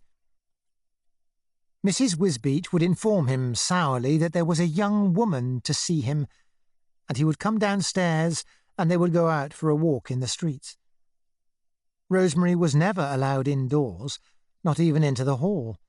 That was a rule of the house. You would have thought young women were plague rats by the way Mrs. Wisbeach spoke of them. Gordon took Rosemary by the upper arm and made to pull her against him. Rosemary, oh, what a joy to see you again. I was so vilely lonely. Why didn't you come before? She shook off his hand and stepped back out of his reach. Under her slanting hat brim, she gave him a glance that was intended to be angry. Let me go now. I'm very angry with you. I very nearly didn't come after that beastly letter you sent me. What beastly letter? You know very well. No, I don't. Oh, well, let's get out of this, somewhere where we can talk. This way. He took her arm, but she shook him off again, continuing, however, to walk at his side. Her steps were quicker and shorter than his, and, walking beside him, she had the appearance of something extremely small, nimble, and young, as though he had had some lively little animal, a squirrel, for instance, frisking at his side. In reality, she was not very much smaller than Gordon, and only a few months younger. But no one would ever have described Rosemary as a spinster of nearly 30, which, in fact, she was. She was a strong, agile girl, with stiff black hair, a small triangular face, and very pronounced eyebrows. It was one of those small, peaky faces, full of character, which one sees in 16th-century portraits. The first time you saw her take her hat off, you got a surprise, for on her crown 3 white hairs glittered among the black ones, like silver wires. It was typical of Rosemary that she never bothered to pull the white hairs out. She still thought of herself as a very young girl, and so did everybody else. Yet, if you looked closely, the marks of time were plain enough on her face. Gordon walked more boldly with Rosemary at his side. He was proud of her. People were looking at her, and therefore at him as well. He was no longer invisible to women. As always, Rosemary was rather nicely dressed. It was a mystery how she did it on £4 a week. He liked particularly the hat she was wearing, one of those flat felt hats which were then coming into fashion, and which caricatured a clergyman's shovel hat. There was something essentially frivolous about it. In some way difficult to be described, the angle at which it was cocked forward harmonized appealingly with the curve of Rosemary's behind. "I like your hat," he said. In spite of herself, a small smile flickered at the corner of her mouth. "It is rather nice," she said, giving the hat a little pat with her hand. She was still pretending to be angry, however. She took care that their bodies should not touch. As soon as they had reached the end of the stalls and were in the main street, she stopped and faced him somberly. "What do you mean by writing me letters like that?" she said. "Letters like what?" "Saying I'd broken your heart." "So you have." "It looks like it, doesn't it?" "I don't know. It certainly feels like it." The words were spoken half-jokingly, and yet they made her look more closely at him, at his pale, wasted face, his uncut hair, his general down-at-heel, neglected appearance. Her heart softened instantly, and yet she frowned. Why won't he take care of himself, was the thought in her mind. They had moved closer together. He took her by the shoulders. She let him do it, and, putting her small arms round him, squeezed him very hard, partly in affection, partly in exasperation. "Gordon, you are a miserable creature," she said. "Why am I a miserable creature?" "Why can't you look after yourself properly? You're a perfect scarecrow. Look at these awful old clothes you're wearing." "They're suited to my station. One can't dress decently on £2 a week, you know." "But surely there's no need to go about looking like a rag bag. Look at this button on your coat, broken in half." She fingered the broken button, then suddenly lifted his discoloured Woolworth's tie aside. In some feminine way, she had divined that he had no buttons on his shirt. "Yes, again. Not a single button. You are awful, Gordon." "I tell you I can't be bothered with things like that. I've got a soul above buttons." "But why not give them to me, and let me sew them on for you? And, oh, Gordon, you haven't even shaved today. How absolutely beastly of you. You might at least take the trouble to shave every morning." "I can't afford to shave every morning," he said perversely. "What do you mean, Gordon? It doesn't cost money to shave, does it?" "Yes, it does. Everything costs money.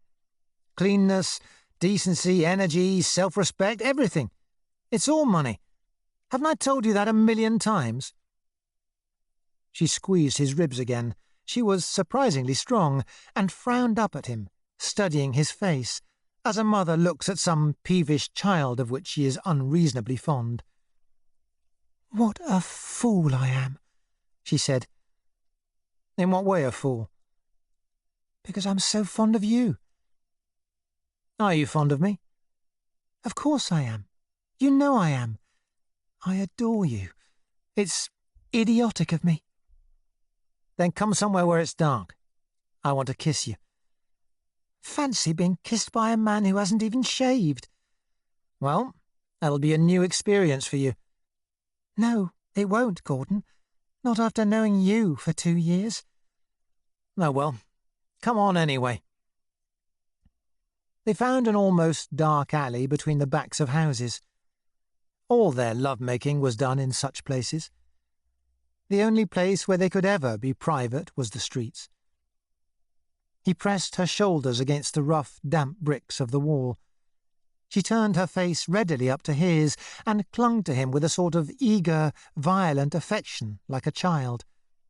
And yet, all the while, though they were body to body, it was as though there were a shield between them. She kissed him as a child might have done, because she knew that he expected to be kissed. It was always like this. Only at very rare moments could he awake in her the beginnings of physical desire, and these she seemed afterwards to forget, so that he always had to begin at the beginning over again. There was something defensive in the feeling of her small, shapely body. She longed to know the meaning of physical love, but also she dreaded it. It would destroy her youth, the youthful, sexless world in which she chose to live. He parted his mouth from hers in order to speak to her. "Do you love me?" he said. "Of course, silly. Why do you always ask me that?" "I like to hear you say it. Somehow I never feel sure of you till I've heard you say it." "But why?" "Oh, well, you might have changed your mind. After all, I'm not exactly the answer to a maiden's prayer. I'm 30 and moth-eaten at that." "Don't be so absurd, Gordon. Anyone would think you were 100 to hear you talk. You know I'm the same age as you are." "Yes, but not moth-eaten." She rubbed her cheek against his, feeling the roughness of his day-old beard. Their bellies were close together. He thought of the 2 years he had wanted her and never had her. With his lips almost against her ear, he murmured, "Are you ever going to sleep with me?" "Yes, some day I will.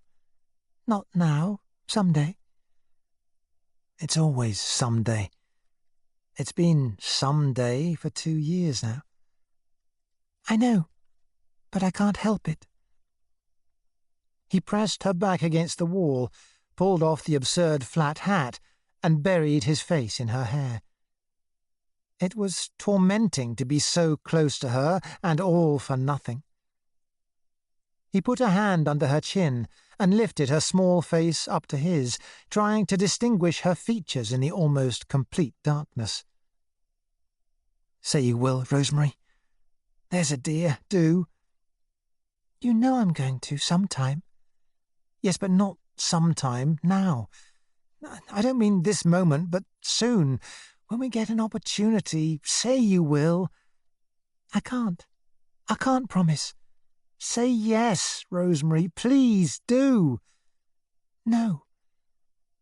Still stroking her invisible face, he quoted, "Veuillez le dire donc selon que vous êtes bénigne et douce, car ce doux mot n'est pas si long qu'il vous fasse mal en la bouche." What does that mean? He translated it. I can't, Gordon. I just can't. "Say yes, Rosemary, there's a dear. Surely it's as easy to say yes as no." No, it isn't. It's easy enough for you. You're a man. It's different for a woman. "Say yes, Rosemary. Yes, it's such an easy word. Go on now, say it. Yes." Anyone would think you were teaching a parrot to talk, Gordon. "Oh, damn, don't make jokes about it." It was not much use arguing. Presently they came out into the street and walked on southward. Somehow, from Rosemary's swift, neat movements, from her general air of a girl who knows how to look after herself and who yet treats life mainly as a joke, you could make a good guess at her upbringing and her mental background. She was the youngest child of one of those huge, hungry families which still exist here and there in the middle classes. There had been 14 children, all told. The father was a country solicitor. Some of Rosemary's sisters were married, some of them were schoolmistresses or running typing bureaus. The brothers were farming in Canada, on tea plantations in Ceylon, in obscure regiments of the Indian Army. Like all women who have had an eventful girlhood, Rosemary wanted to remain a girl. That was why, sexually, she was so immature. She had kept, late into life, the high-spirited, sexless atmosphere of a big family. Also, she had absorbed into her very bones the code of fair play and live and let live. She was profoundly magnanimous, quite incapable of spiritual bullying.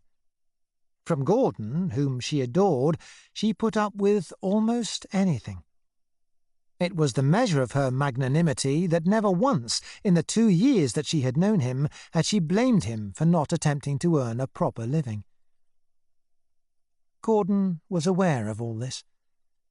But at the moment he was thinking of other things. In the pallid circles of light about the lamp-posts, beside Rosemary's smaller, trimmer figure, he felt graceless, shabby and dirty. He wished very much that he had shaved that morning. Furtively, he put a hand into his pocket and felt his money, half afraid, it was a recurrent fear with him, that he might have dropped a coin. However, he could feel the milled edge of a form, his principal coin at the moment.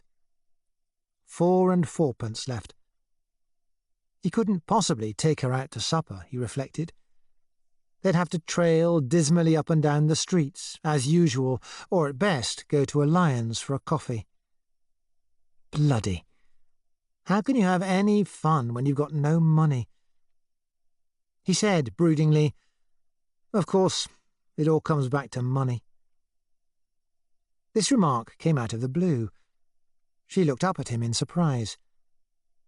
What do you mean, it all comes back to money? I mean the way nothing ever goes right in my life. It's always money, money, money that's at the bottom of everything. And especially between you and me. That's why you don't really love me. There's a sort of film of money between us. I can feel it every time I kiss you." "Money? What has money got to do with it, Gordon?" "Money's got to do with everything. If I had more money, you'd love me more." "Of course I wouldn't. Why should I?" "You couldn't help it. Don't you see that if I had more money, I'd be more worth loving? Look at me now. Look at my face. Look at these clothes I'm wearing. Look at everything else about me. Do you suppose I'd be like that if I had 2,000 a year? If I had more money, I should be a different person." "If you were a different person, I shouldn't love you." "That's nonsense too. But look at it like this. If we were married, would you sleep with me?"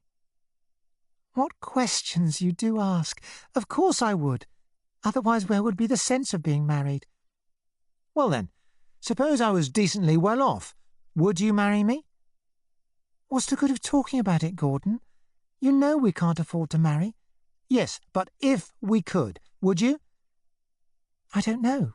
Yes, I would, I dare say." "There you are then. That's what I said. Money." "No, Gordon, no. That's not fair. You're twisting my words round." "No, I'm not. You've got this money business at the bottom of your heart. Every woman's got it. You wish I was in a good job now, don't you?" "Not in the way you mean it. I'd like you to be earning more money, yes." "And you think I ought to have stayed on at the New Albion, don't you? You'd like me to go back there now and write slogans for QT sauce and true wheat breakfast crisps, wouldn't you?" "No, I wouldn't. I never said that." "You thought it, though. It's what any woman would think." He was being horribly unfair, and he knew it. The one thing Rosemary had never said, the thing she was probably quite incapable of saying, was that he ought to go back to the New Albion. But for the moment, he did not even want to be fair. His sexual disappointment still pricked him. With a sort of melancholy triumph, he reflected that, after all, he was right. It was money that stood between them. Money, money, all is money. He broke into a half-serious tirade. "Women, what nonsense they make of all our ideas. Because one can't keep free of women, and every woman makes one pay the same price. Chuck away your decency and make more money. That's what women say. Chuck away your decency, suck the blacking off the boss's boots, and buy me a better fur coat than the woman next door. Every man you can see has got some blasted woman hanging round his neck like a mermaid, dragging him down and down to some beastly little semi-detached villa in Putney with hire purchase furniture and a portable radio and an Aspidistra in the window. It's women who make all progress impossible. Not that I believe in progress," he added rather unsatisfactorily. "What absolute nonsense you do talk, Gordon. As though women were to blame for everything." "They are to blame, finally. Because it's the women who really believe in the money code. The men obey it. They have to, but they don't believe in it. It's the women who keep it going. The women and their Putney villas and their fur coats and their babies and their Aspidistras." "It is not the women, Gordon. Women didn't invent money, did they?" "It doesn't matter who invented it. The point is that it's women who worship it. A woman's got a sort of mystical feeling towards money. Good and evil in a woman's mind means simply money and no money. Look at you and me. You won't sleep with me simply and solely because I've got no money. Yes, that is the reason." He squeezed her arm to silence her. "You admitted it only a minute ago. And if I had a decent income, you'd go to bed with me tomorrow. It's not because you're mercenary. You don't want me to pay you for sleeping with me. It's not so crude as that. But you've got that deep-down mystical feeling that somehow a man without money isn't worthy of you. He's a weakling, a sort of half-man. That's how you feel. Hercules, god of strength and god of money. You'll find that in Lempriere. It's women who keep all mythologies going. Women." "Women?" echoed Rosemary on a different note. I hate the way men are always talking about women. Women do this and women do that, as though all women were exactly the same. Of course all women are the same. What does any woman want except a safe income and 2 babies and a semi-detached villa in Putney with an Aspidistra in the window? Oh, you and your Aspidistras. On the contrary, you're Aspidistras. You're the sex that cultivates them. She squeezed his arm and burst out laughing. She was really extraordinarily good-natured. Besides, what he was saying was such palpable nonsense that it did not even exasperate her. Gordon's diatribes against women were in reality a kind of perverse joke. Indeed, the whole sex war is at bottom only a joke. For the same reason it is great fun to pose as a feminist or an anti-feminist according to your sex. As they walked on, they began a violent argument upon the eternal and idiotic question of man versus woman. The moves in this argument, for they had it as often as they met, were always very much the same. Men are brutes, and women are soulless, and women have always been kept in subjection, and they jolly well ought to be kept in subjection. And look at patient Griselda, and look at Lady Astor, and what about polygamy and Hindu widows? And what about Mother Pankhurst's piping days, when every decent woman wore mousetraps on her garters and couldn't look at a man without feeling her right hand itch for a castrating knife? Gordon and Rosemary never grew tired of this kind of thing. Each laughed with delight at the other's absurdities. There was a merry war between them. Even as they disputed, arm in arm, they pressed their bodies delightedly together. They were very happy. Indeed, they adored one another.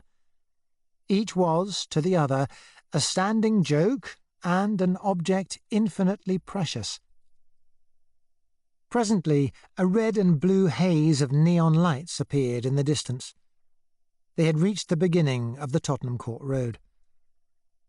Gordon put his arm round her waist and turned her to the right down a darkish side street. They were so happy together that they had got to kiss.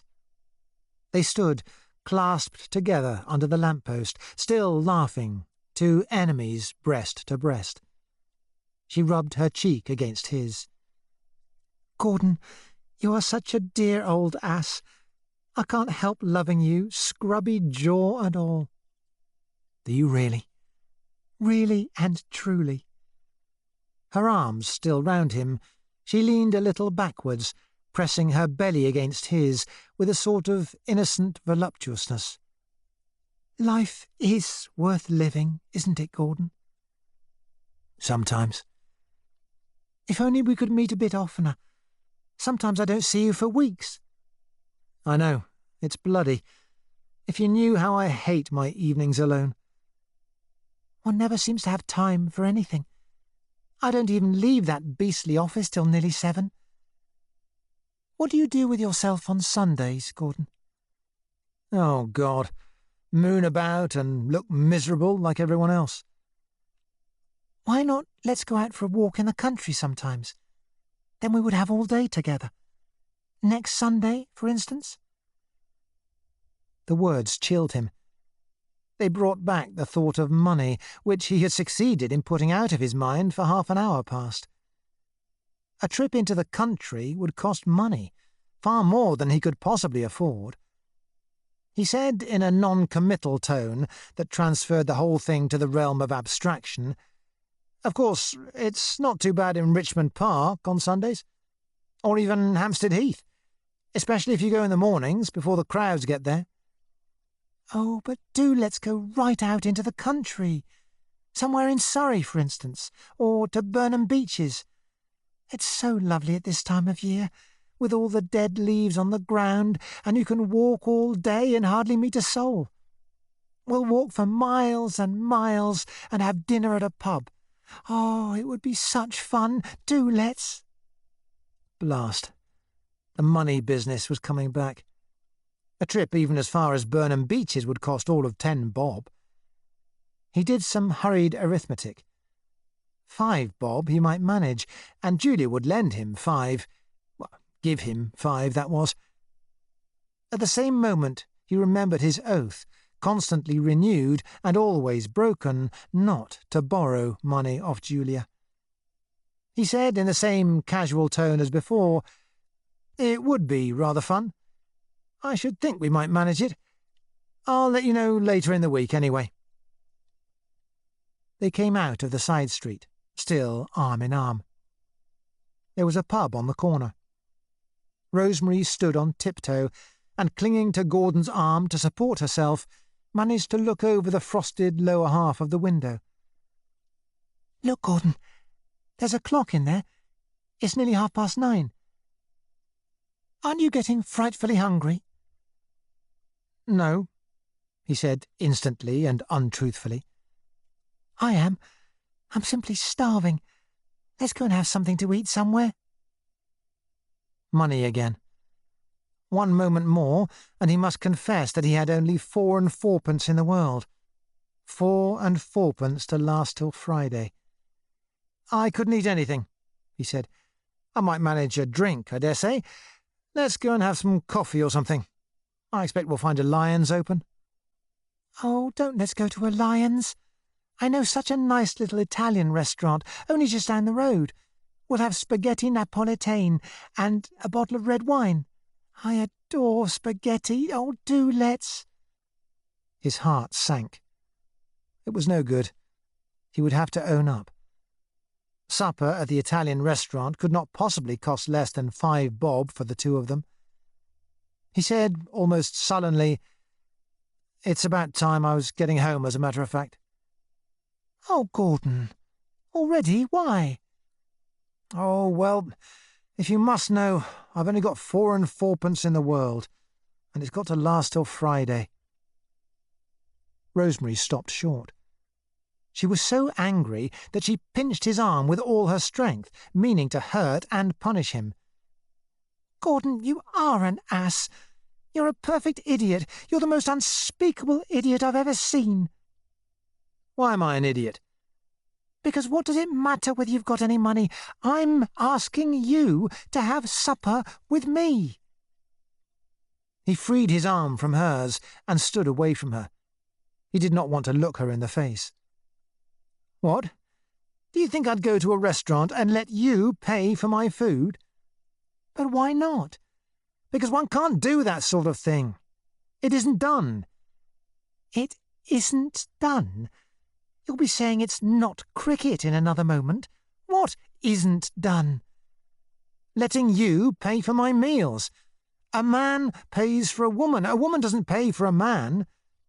"Oh, Gordon, are we living in the reign of Queen Victoria?" "Yes, we are, as far as that kind of thing's concerned. Ideas don't change so quickly." "But my ideas have changed." "No, they haven't. You think they have, but they haven't. You've been brought up as a woman, and you can't help behaving like a woman, however much you don't want to." "But what do you mean by behaving like a woman, anyway?" "I tell you, every woman's the same when it comes to a thing like this. A woman despises a man who's dependent on her and sponges on her. She may say she doesn't, she may think she doesn't, but she does. She can't help it. If I let you pay for my meals, you'd despise me." He had turned away. He knew how abominably he was behaving. But somehow he had got to say these things. The feeling that people, even Rosemary, must despise him for his poverty was too strong to be overcome. Only by rigid, jealous independence could he keep his self-respect.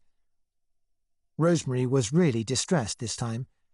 She caught his arm and pulled him round, making him face her. With an insistent gesture, angrily and yet demanding to be loved, she pressed her breast against him. "Gordon, I won't let you say such things. How can you say I'd ever despise you?" "I tell you couldn't help it if I let myself sponge on you." "Sponge on me? What expressions you do use. How is it sponging on me to let me pay for your supper just for once?"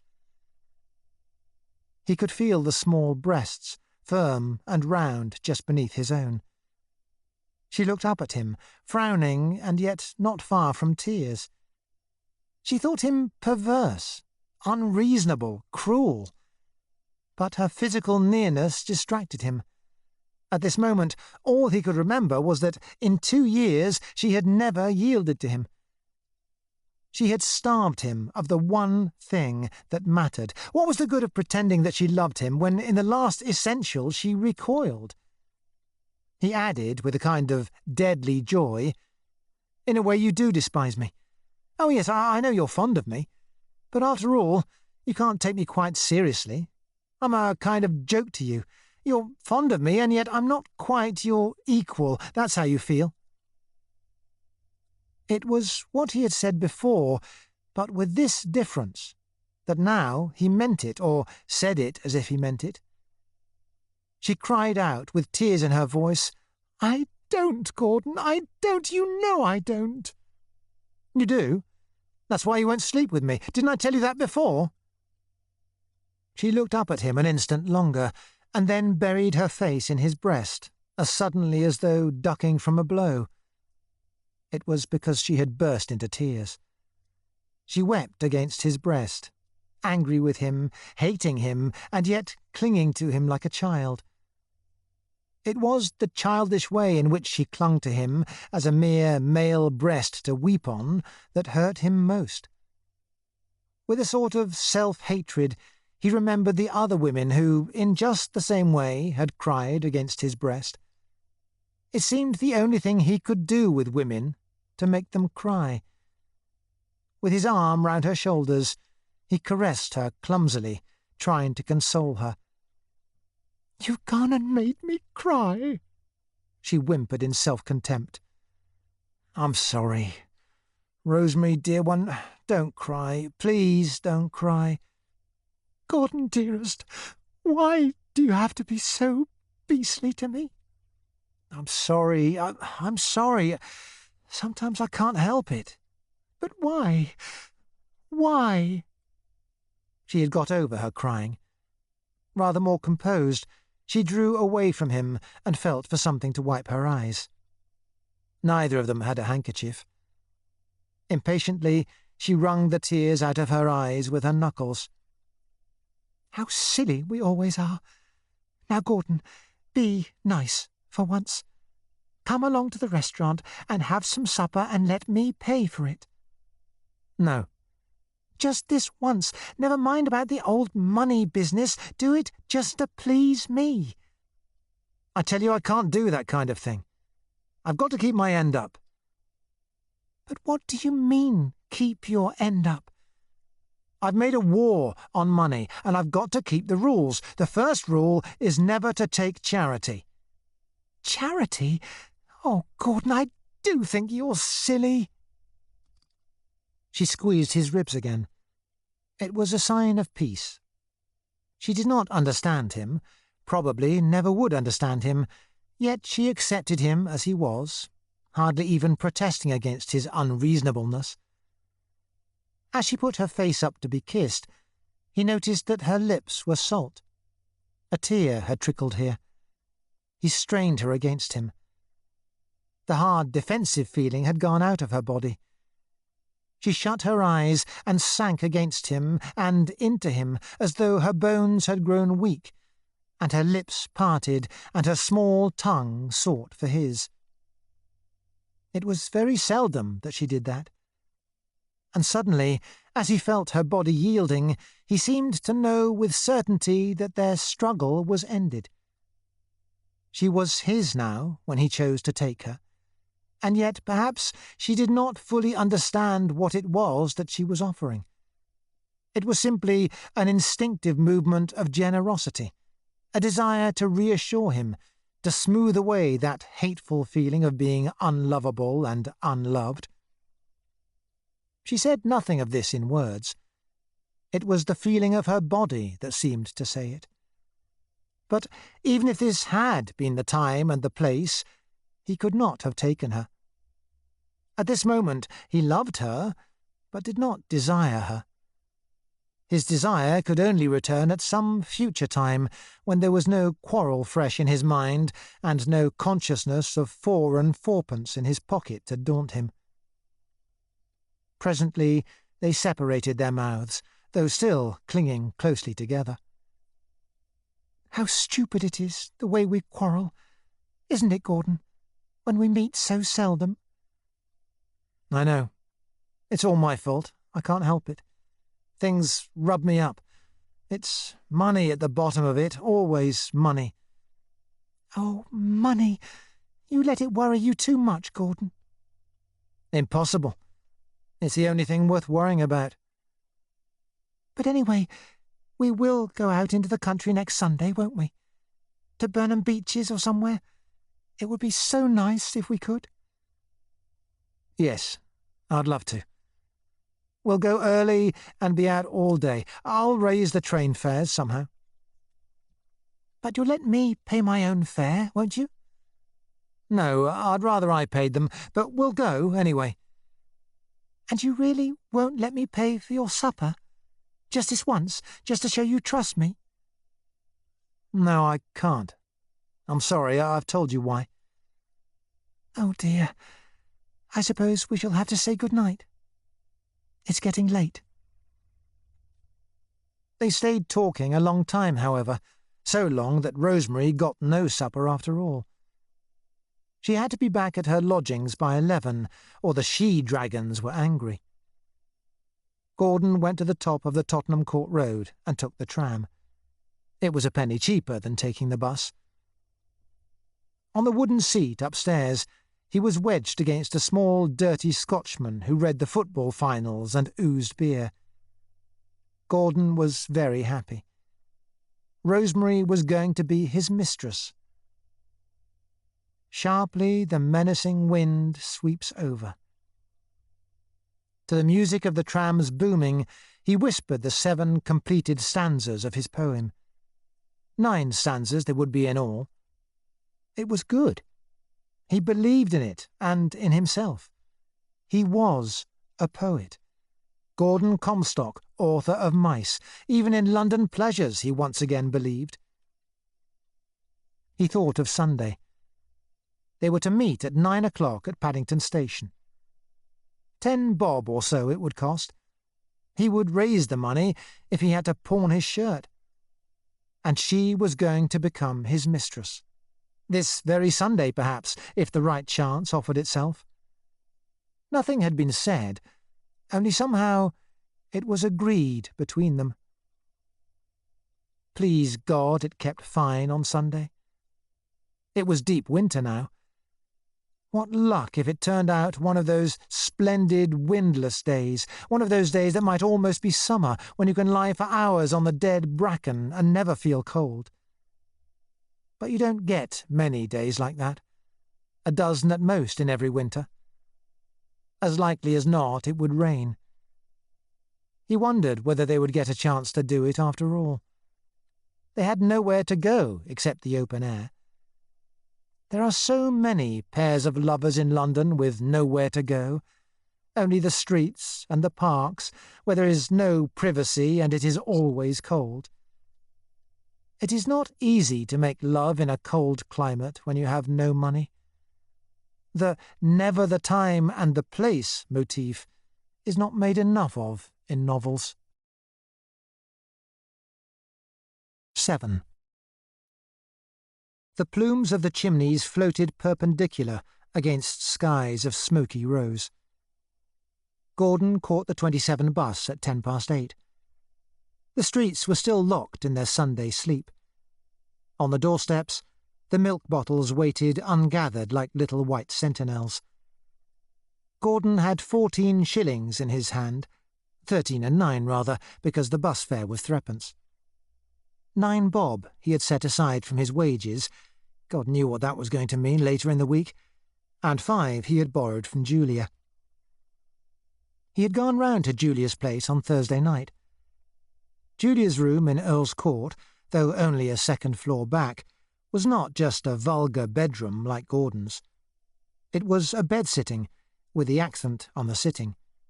Julia would have died of starvation sooner than put up with such squalor as Gordon lived in. Indeed, every one of her scraps of furniture, collected over intervals of years, represented a period of semi-starvation. There was a divan bed that could very nearly be mistaken for a sofa, and a little round fumed oak table, and 2 antique hardwood chairs, and an ornamental footstool and a chintz-covered armchair. Drages, 13 monthly payments, in front of the tiny gas fire. And there were various brackets with framed photos of father and mother and Gordon and Aunt Angela, and a birchwood calendar, somebody's Christmas present, with "It's a long lane that has no turning" done on it in poker work. Julia depressed Gordon horribly. He was always telling himself that he ought to go and see her oftener, but in practice he never went near her, except to borrow money. When Gordon had given 3 knocks for second floor, Julia took him up to her room and knelt down in front of the gas fire. "I'll light the fire again," she said. "You'd like a cup of tea, wouldn't you?" He noted the "again." The room was beastly cold. No fire had been lighted in it this evening. Julia always saved gas when she was alone. He looked at her long, narrow back as she knelt down. How grey her hair was getting. Whole locks of it were quite grey. A little more, and it would be grey hair tout court. "You like your tea strong, don't you?" breathed Julia, hovering over the tea caddy with tender, goose-like movements. Gordon drank his cup of tea standing up, his eye on the birchwood calendar. Out with it. Get it over. Yet his heart almost failed him. The meanness of this hateful cadging. What would it all tot up to, the money he had borrowed from her in all these years? "I say, Julia, I'm damned sorry. I hate asking you, but look here." "Yes, Gordon?" she said quietly. She knew what was coming. "Look here, Julia, I'm damned sorry, but could you lend me 5 bob?" "Yes, Gordon, I expect so." She sought out the small, worn black leather purse that was hidden at the bottom of her linen drawer. He knew what she was thinking. It meant less for Christmas presents. That was the great event of her life nowadays, Christmas and the giving of presents. Hunting through the glittering streets, late at night after the tea-shop was shut, from one bargain counter to another, picking out the trash that women are so curiously fond of. Handkerchief sachets, letter racks, teapots, manicure sets, birchwood calendars with mottos in poker work. All through the year she was scraping from her wretched wages for so-and-so's Christmas present or so-and-so's birthday present.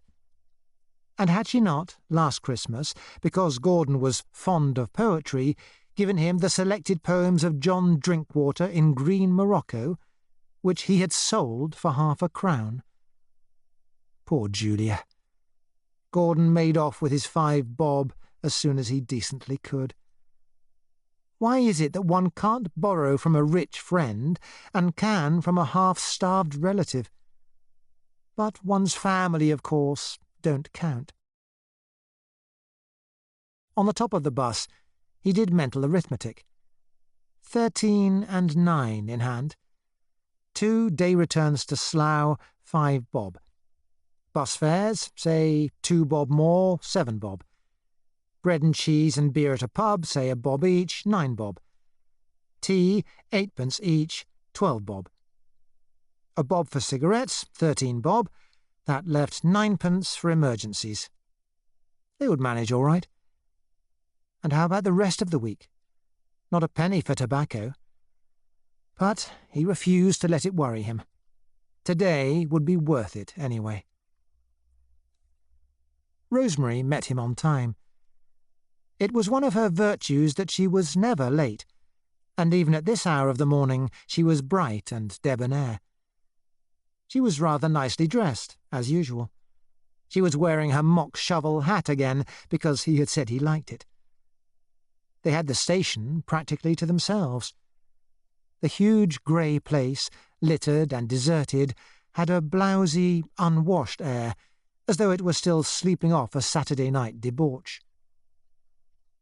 A yawning porter in need of a shave told them the best way to get to Burnham Beeches, and presently they were in a third-class smoker, rolling westward, and the mean wilderness of London was opening out and giving way to narrow, sooty fields dotted with ads for Carter's little liver pills. The day was very still and warm. Gordon's prayer had come true.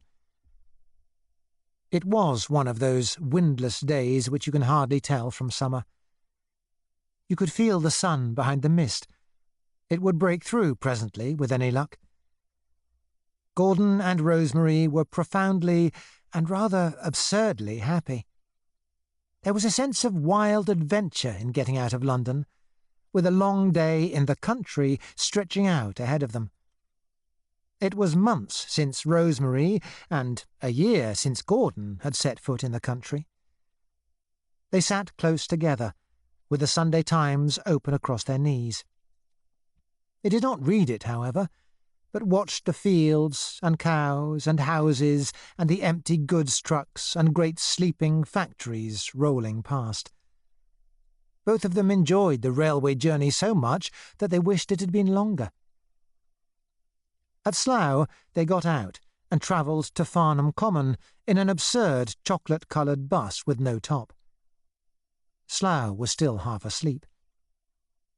Rosemary remembered the way now that they had got to Farnham Common. You walked down a rutted road and came out onto stretches of fine, wet, tussocky grass dotted with little naked birches. The beech woods were beyond. Not a bough or a blade was stirring. The trees stood like ghosts in the still, misty air. Both Rosemary and Gordon exclaimed at the loveliness of everything. The dew, the stillness, the satiny stems of the birches, the softness of the turf under your feet. Nevertheless, at first they felt shrunken and out of place, as Londoners do when they get outside London. Gordon felt as though he had been living underground for a long time past. He felt etiolated and unkempt. He slipped behind Rosemary as they walked, so that she should not see his lined, colourless face. Also, they were out of breath before they had walked far, because they were only used to London walking, and for the first half-hour they scarcely talked. They plunged into the woods and started westward, with not much idea of where they were making for, anywhere, so long as it was away from London. All round them the beech trees soared, curiously phallic, with their smooth, skin-like bark and their flutings at the base. Nothing grew at their roots, but the dried leaves were strewn so thickly that, in the distance, the slopes looked like folds of copper-coloured silk. Not a soul seemed to be awake. Presently Gordon came level with Rosemary. They walked on, hand in hand, swishing through the dry, coppery leaves that had drifted into the ruts. Sometimes they came out onto stretches of road where they passed huge, desolate houses, opulent country houses once, in the carriage days, but now deserted and unsaleable. Down the road, the mist-dimmed hedges wore that strange purplish-brown, the colour of brown madder that naked brushwood takes on in winter. There were a few birds about, jays sometimes, passing between the trees with dipping flight, and pheasants that loitered across the road with long tails trailing, almost as tame as hens, as though knowing they were safe on Sunday. But in half an hour Gordon and Rosemary had not passed a human being. Sleep lay upon the countryside. It was hard to believe that they were only 20 miles out of London. Presently they had walked themselves into trim. They had got their second wind, and the blood glowed in their veins. It was one of those days when you feel you could walk 100 miles if necessary. Suddenly, as they came out onto the road again, the dew all down the hedge glittered with a diamond flash. The sun had pierced the clouds. The light came slanting and yellow across the fields, and delicate, unexpected colours sprang out in everything, as though some giant's child had been let loose with a new paint-box. Rosemary caught Gordon's arm and pulled him against her. "Oh, Gordon, what a lovely day." "Lovely." "And oh, look at all the rabbits in that field." Sure enough, at the other end of the field, innumerable rabbits were browsing, almost like a flock of sheep. Suddenly, there was a flurry under the hedge. A rabbit had been lying there. It leapt from its nest in the grass with a flirt of dew and dashed away down the field, its white tail lifted. Rosemary threw herself into Gordon's arms. It was astonishingly warm as summer. They pressed their bodies together in a sort of sexless rapture like children. Here, in the open air, he could see the marks of time quite clearly upon her face. She was nearly 30, and looked it, and he was nearly 30, and looked more, and it mattered nothing. He pulled off the absurd flat hat. The 3 white hairs gleamed on her crown. At the moment, he did not wish them away. They were part of her, and therefore lovable. "What fun to be here alone with you. I'm so glad we came." "And, oh, Gordon, to think we've got all day together, and it might so easily have rained. How lucky we are." "Yes, we'll burn a sacrifice to the immortal gods presently." They were extravagantly happy. As they walked on, they fell into absurd enthusiasms over everything they saw. Over a jay's feather that they picked up, blue as lapis lazuli. Over a stagnant pool like a jet mirror, with boughs reflected deep down in it. Over the fungi that sprouted from the trees like monstrous horizontal ears. They discussed for a long time what would be the best epithet to describe a beech tree. Both agreed that beeches look more like sentient creatures than other trees. It is because of the smoothness of their bark, probably, and the curious limb-like way in which the boughs sprout from the trunk. Gordon said that the little knobs on the bark were like the nipples of breasts, and that the sinuous upper boughs, with their smooth, sooty skin, were like the writhing trunks of elephants. They argued about similes and metaphors. From time to time they quarrelled vigorously, according to their custom. Gordon began to tease her by finding ugly similes for everything they passed. He said that the russet foliage of the hornbeams was like the hair of Burne-Jones maidens, and that the smooth tentacles of the ivy that wound about the trees were like the clinging arms of Dickens' heroines. Once, he insisted upon destroying some mauve toadstools because he said they reminded him of a Rackham illustration, and he suspected fairies of dancing round them. Rosemary called him a soulless pig. She waded through a bed of drifted beech leaves that rustled about her, knee-deep, like a weightless red-gold sea. "Oh, Gordon, these leaves! Look at them with the sun on them. They're like gold. They really are like gold." "Fairy gold. You'll be going all Barry in another moment. As a matter of fact, if you want an exact simile, they're just the colour of tomato soup." "Don't be a pig, Gordon. Listen how they rustle. Thick as autumnal leaves that strow the brooks in Vallombrosa."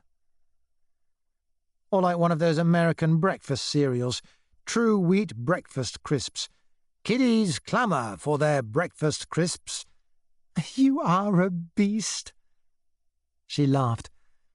They walked on, hand in hand, swishing ankle-deep through the leaves and declaiming, thick as the breakfast crisps that strow the plates in Welwyn Garden City. It was great fun. Presently they came out of the wooded area. There were plenty of people abroad now, but not many cars, if you kept away from the main roads.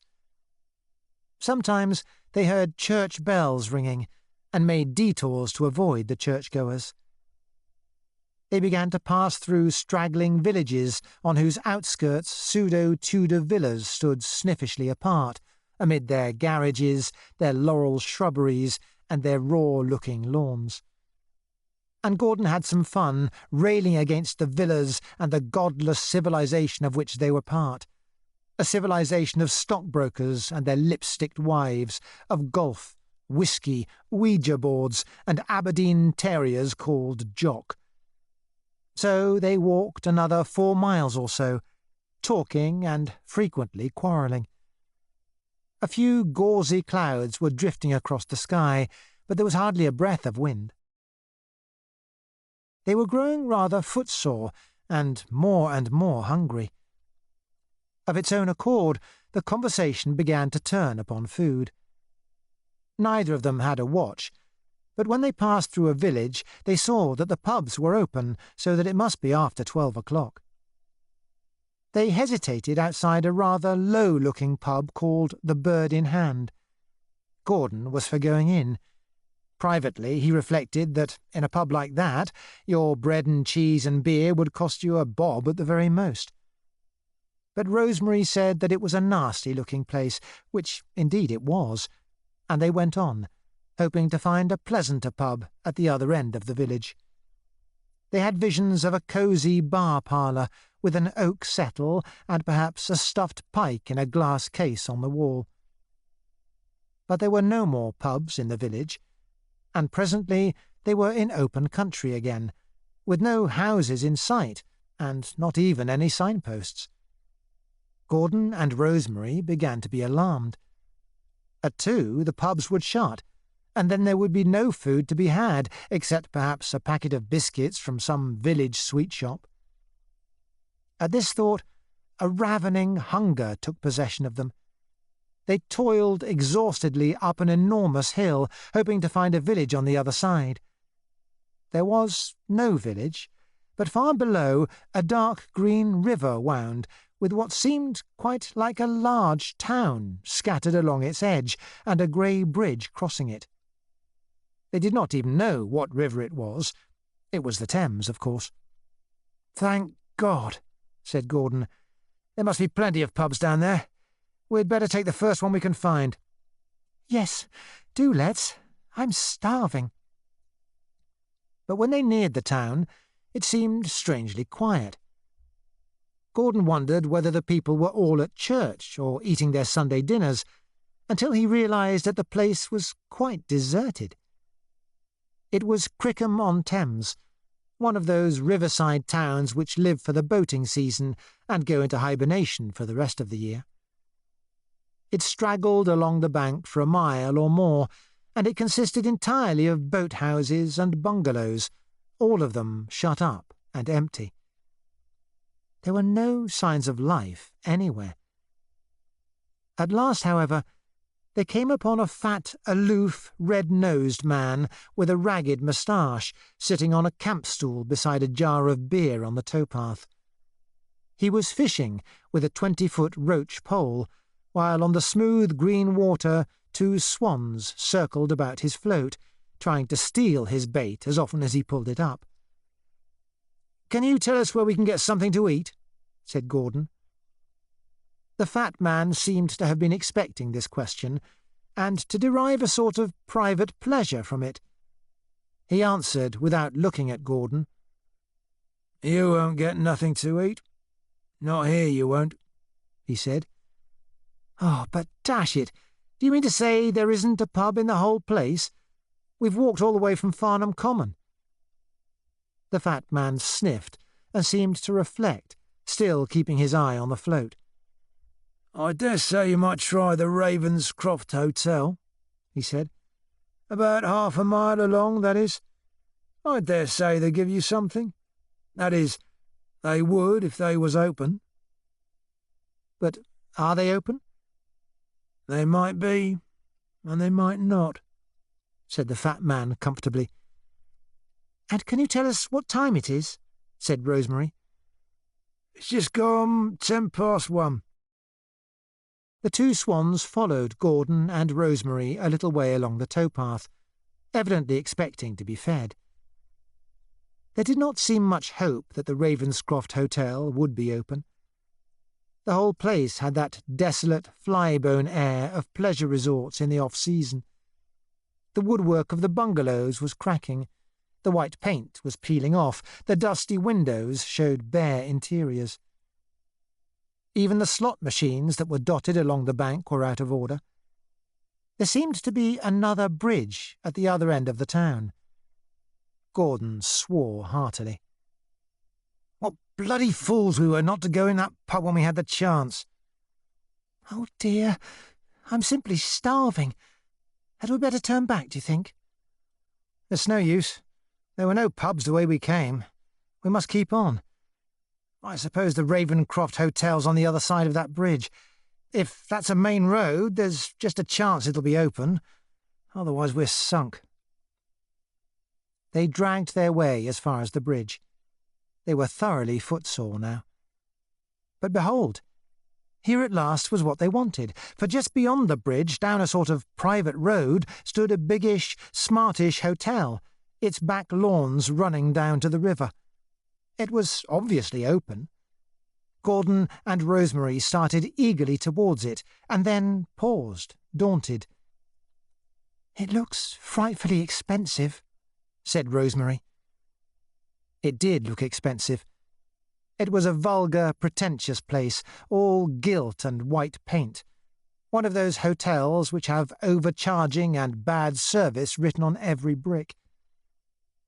Beside the drive, commanding the road, a snobbish board announced in gilt lettering, "The Ravenscroft Hotel. Open to non-residents. Luncheons, teas, dinners. Dance hall and tennis courts. Parties catered for." Two gleaming two-seater cars were parked in the drive. Gordon quailed. The money in his pocket seemed to shrink to nothing. This was the very opposite to the cosy pub they had been looking for. But he was very hungry. Rosemary tweaked at his arm. It looks a beastly place. I vote we go on. But we've got to get some food. It's our last chance. We shan't find another pub. The food's always so disgusting in these places. Beastly cold beef that tastes as if it had been saved up from last year, and they charge you the earth for it.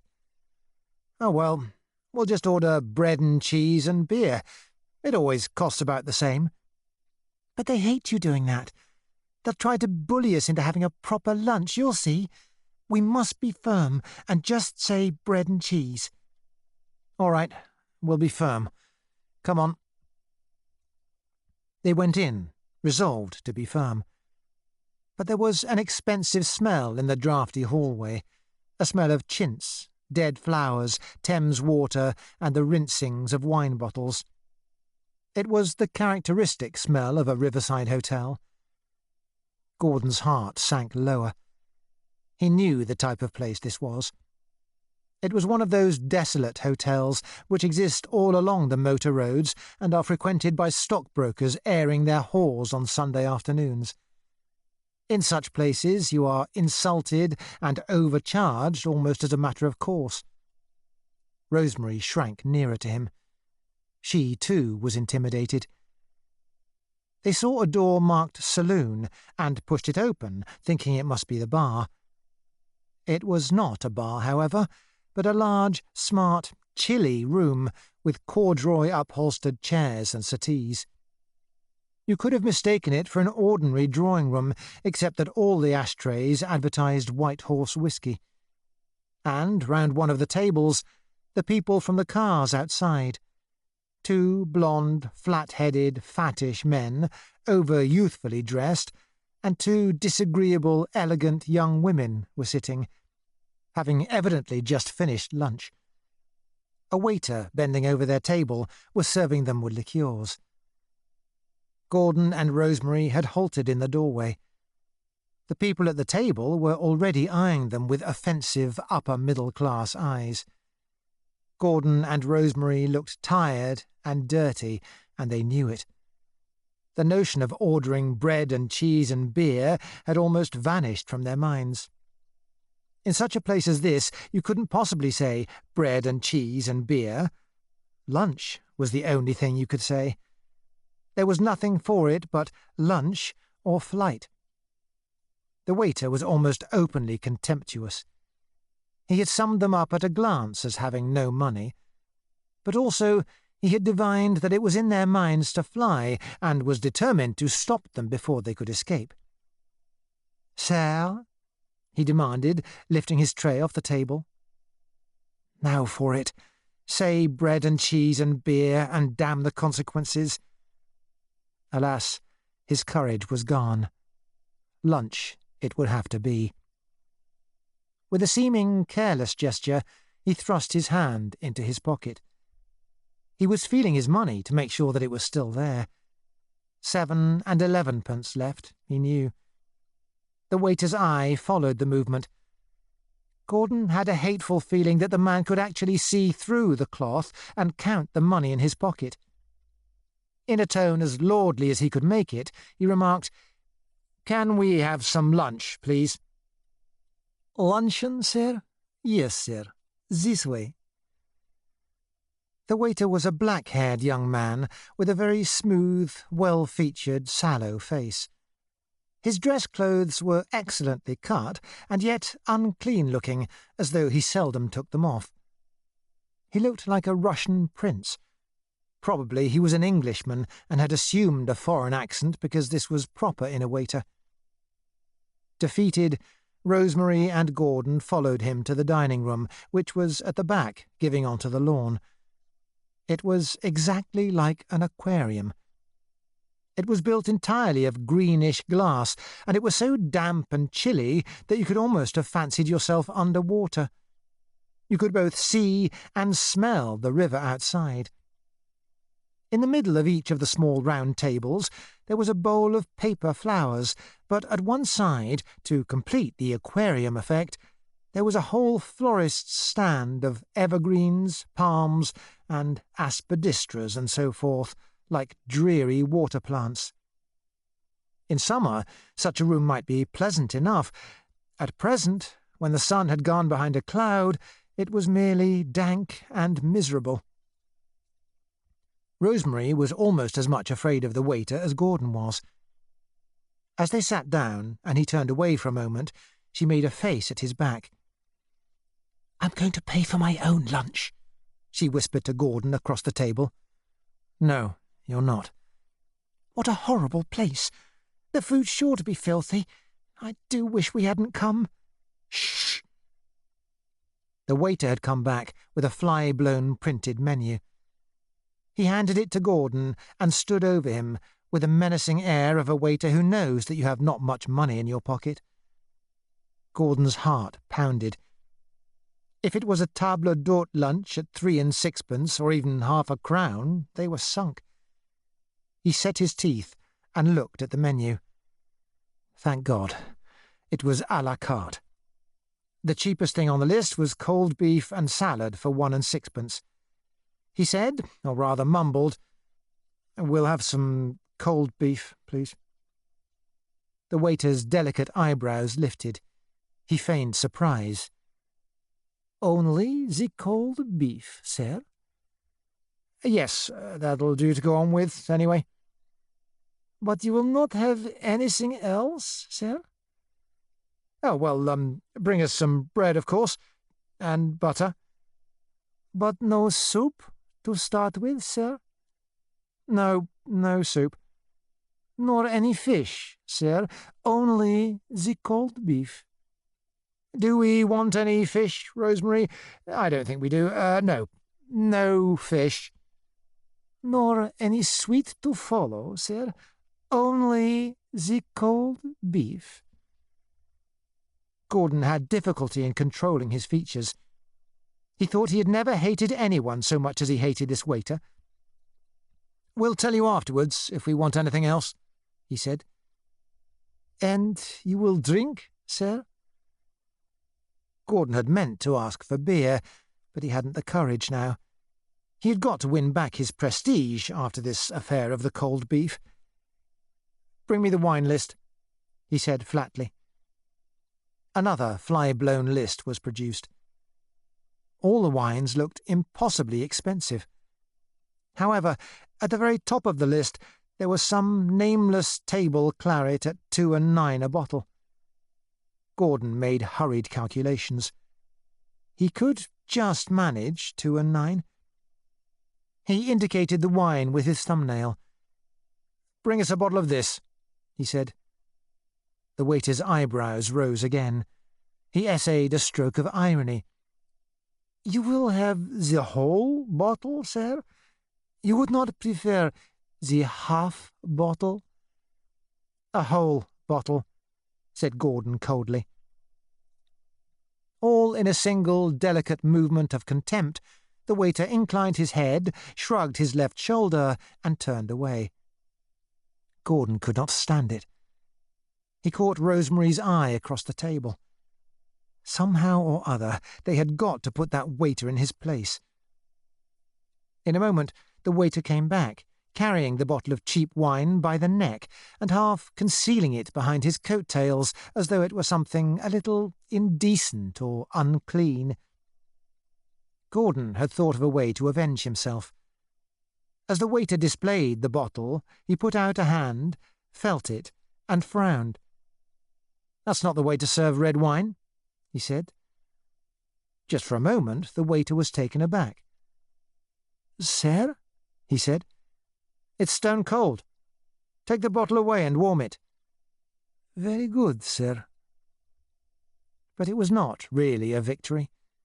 The waiter did not look abashed. Was the wine worth warming? His raised eyebrow said. He bore the bottle away with easy disdain, making it quite clear to Rosemary and Gordon that it was bad enough to order the cheapest wine on the list without making this fuss about it afterwards. The beef and salad were corpse cold, and did not seem like real food at all. They tasted like water. The rolls also, though stale, were damp. The reedy Thames water seemed to have got into everything. It was no surprise that when the wine was opened, it tasted like mud. But it was alcoholic. That was the great thing. It was quite a surprise to find how stimulating it was once you had got it past your gullet and into your stomach. After drinking a glass and a half, Gordon felt very much better. The waiter stood by the door, ironically patient, his napkin over his arm, trying to make Gordon and Rosemary uncomfortable by his presence. At first he succeeded, but Gordon's back was towards him, and he disregarded him, and presently almost forgot him. By degrees their courage returned. They began to talk more easily and in louder voices. "Look," said Gordon, "those swans have followed us all the way up here." Sure enough, there were the 2 swans sailing vaguely to and fro over the dark green water. And at this moment the sun burst out again, and the dreary aquarium of a dining-room was flooded with pleasant greenish light. Gordon and Rosemary felt suddenly warm and happy.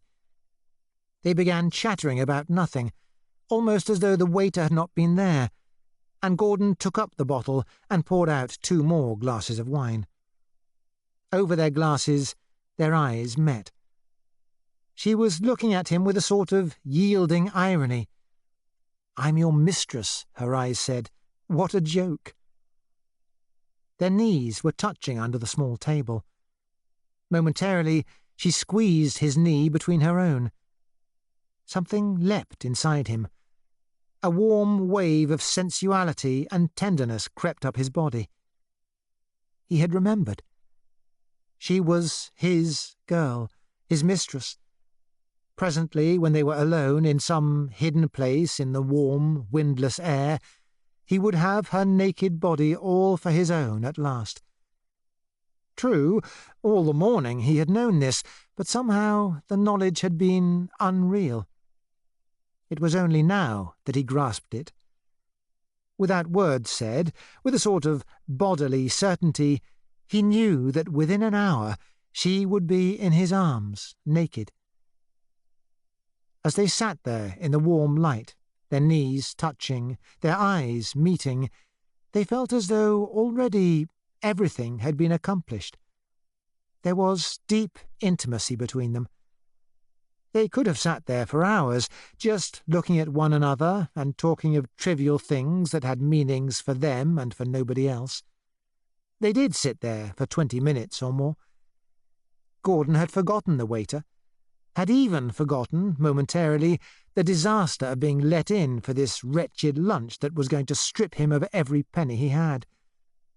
But presently the sun went in, the room grew grey again, and they realised that it was time to go. "The bill," said Gordon, turning half round. The waiter made a final effort to be offensive. "The bill, sir? But you do not wish any coffee, sir?" "No, no coffee. The bill." The waiter retired and came back with a folded slip on a salver. Gordon opened it. 6 and 3 and he had exactly 7 and 11 in the world.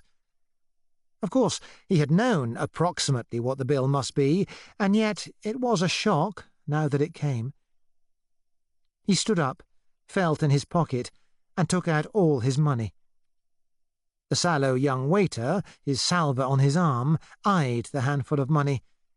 Plainly he divined that it was all Gordon had. Rosemary also had got up and come round the table. She pinched Gordon's elbow. This was a signal that she would like to pay her share. Gordon pretended not to notice. He paid the 6 and 3, and as he turned away, dropped another shilling onto the salver. The waiter balanced it for a moment on his hand, flicked it over, and then slipped it into his waistcoat pocket with the air of covering up something unmentionable. As they went down the passage, Gordon felt dismayed, helpless, dazed almost. All his money gone, at a single swoop. It was a ghastly thing to happen. If only they had not come to this accursed place. The whole day was ruined now, and all for the sake of a couple of plates of cold beef and a bottle of muddy wine. Presently there would be tea to think about. And he had only 6 cigarettes left, and there were the bus fares back to Slough, and God knew what else. And he had just 8 to pay for the lot. They got outside the hotel, feeling as if they had been kicked out, and the door slammed behind them. All the warm intimacy of a moment ago was gone. Everything seemed different now that they were outside. Their blood seemed to grow suddenly cooler in the open air. Rosemary walked ahead of him, rather nervous, not speaking. She was half frightened now by the thing she had resolved to do. He watched her strong, delicate limbs moving. There was her body that he had wanted so long. But now, when the time had come, it only daunted him. He wanted her to be his. He wanted to have had her, but he wished it were over and done with. It was an effort, a thing he had got to screw himself up to. It was strange that that beastly business of the hotel bill could have upset him so completely. The easy, carefree mood of the morning was shattered. In its place there had come back the hateful, harassing, familiar thing, worry about money. In a minute he would have to own up that he had only 8 left. He would have to borrow money off her to get them home. It would be squalid and shameful. Only the wine inside him kept up his courage. The warmth of the wine, and the hateful feeling of having only 8p. left warred together in his body, neither getting the better of the other. They walked rather slowly, but soon they were away from the river and on higher ground again. Each searched desperately for something to say, and could think of nothing. He came level with her, took her hand, and wound her fingers within his own. Like that they felt better. But his heart beat painfully, his entrails were constricted. He wondered whether she felt the same. "There doesn't seem to be a soul about," she said at last. "It's Sunday afternoon. They're all asleep under the Aspidistra after roast beef in Yorkshire." There was another silence. They walked on 50 yards or so. With difficulty mastering his voice, he managed to say, "It's extraordinarily warm. We might sit down for a bit if we can find a place." "Yes, all right, if you like." Presently they came to a small copse on the left of the road. It looked dead and empty, nothing growing under the naked trees. But at the corner of the copse, on the far side, there was a great tangled patch of sloe or blackthorn bushes. He put his arm round her without saying anything, and turned her in that direction. There was a gap in the hedge with some barbed wire strung across it. He held the wire up for her, and she slipped nimbly under it. His heart leapt again. How supple and strong she was! But as he climbed over the wire to follow her, the 8p., a 6p. and 2 pennies, clinked in his pocket, daunting him anew. When they got to the bushes, they found a natural alcove. On 3 sides were beds of thorns, leafless but impenetrable, and on the other side you looked downhill over a sweep of naked ploughed fields. At the bottom of the hill stood a low-roofed cottage, tiny as a child's toy, its chimneys smokeless. Not a creature was stirring anywhere. You could not have been more alone than in such a place. The grass was the fine mossy stuff that grows under trees. "We ought to have brought a mackintosh," he said. He had knelt down.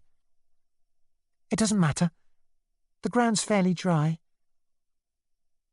He pulled her to the ground beside him, kissed her, pulled off the flat felt hat, lay upon her breast to breast, kissed her face all over. She lay under him, yielding rather than responding. She did not resist when his hand sought her breasts, but in her heart she was still frightened. She would do it.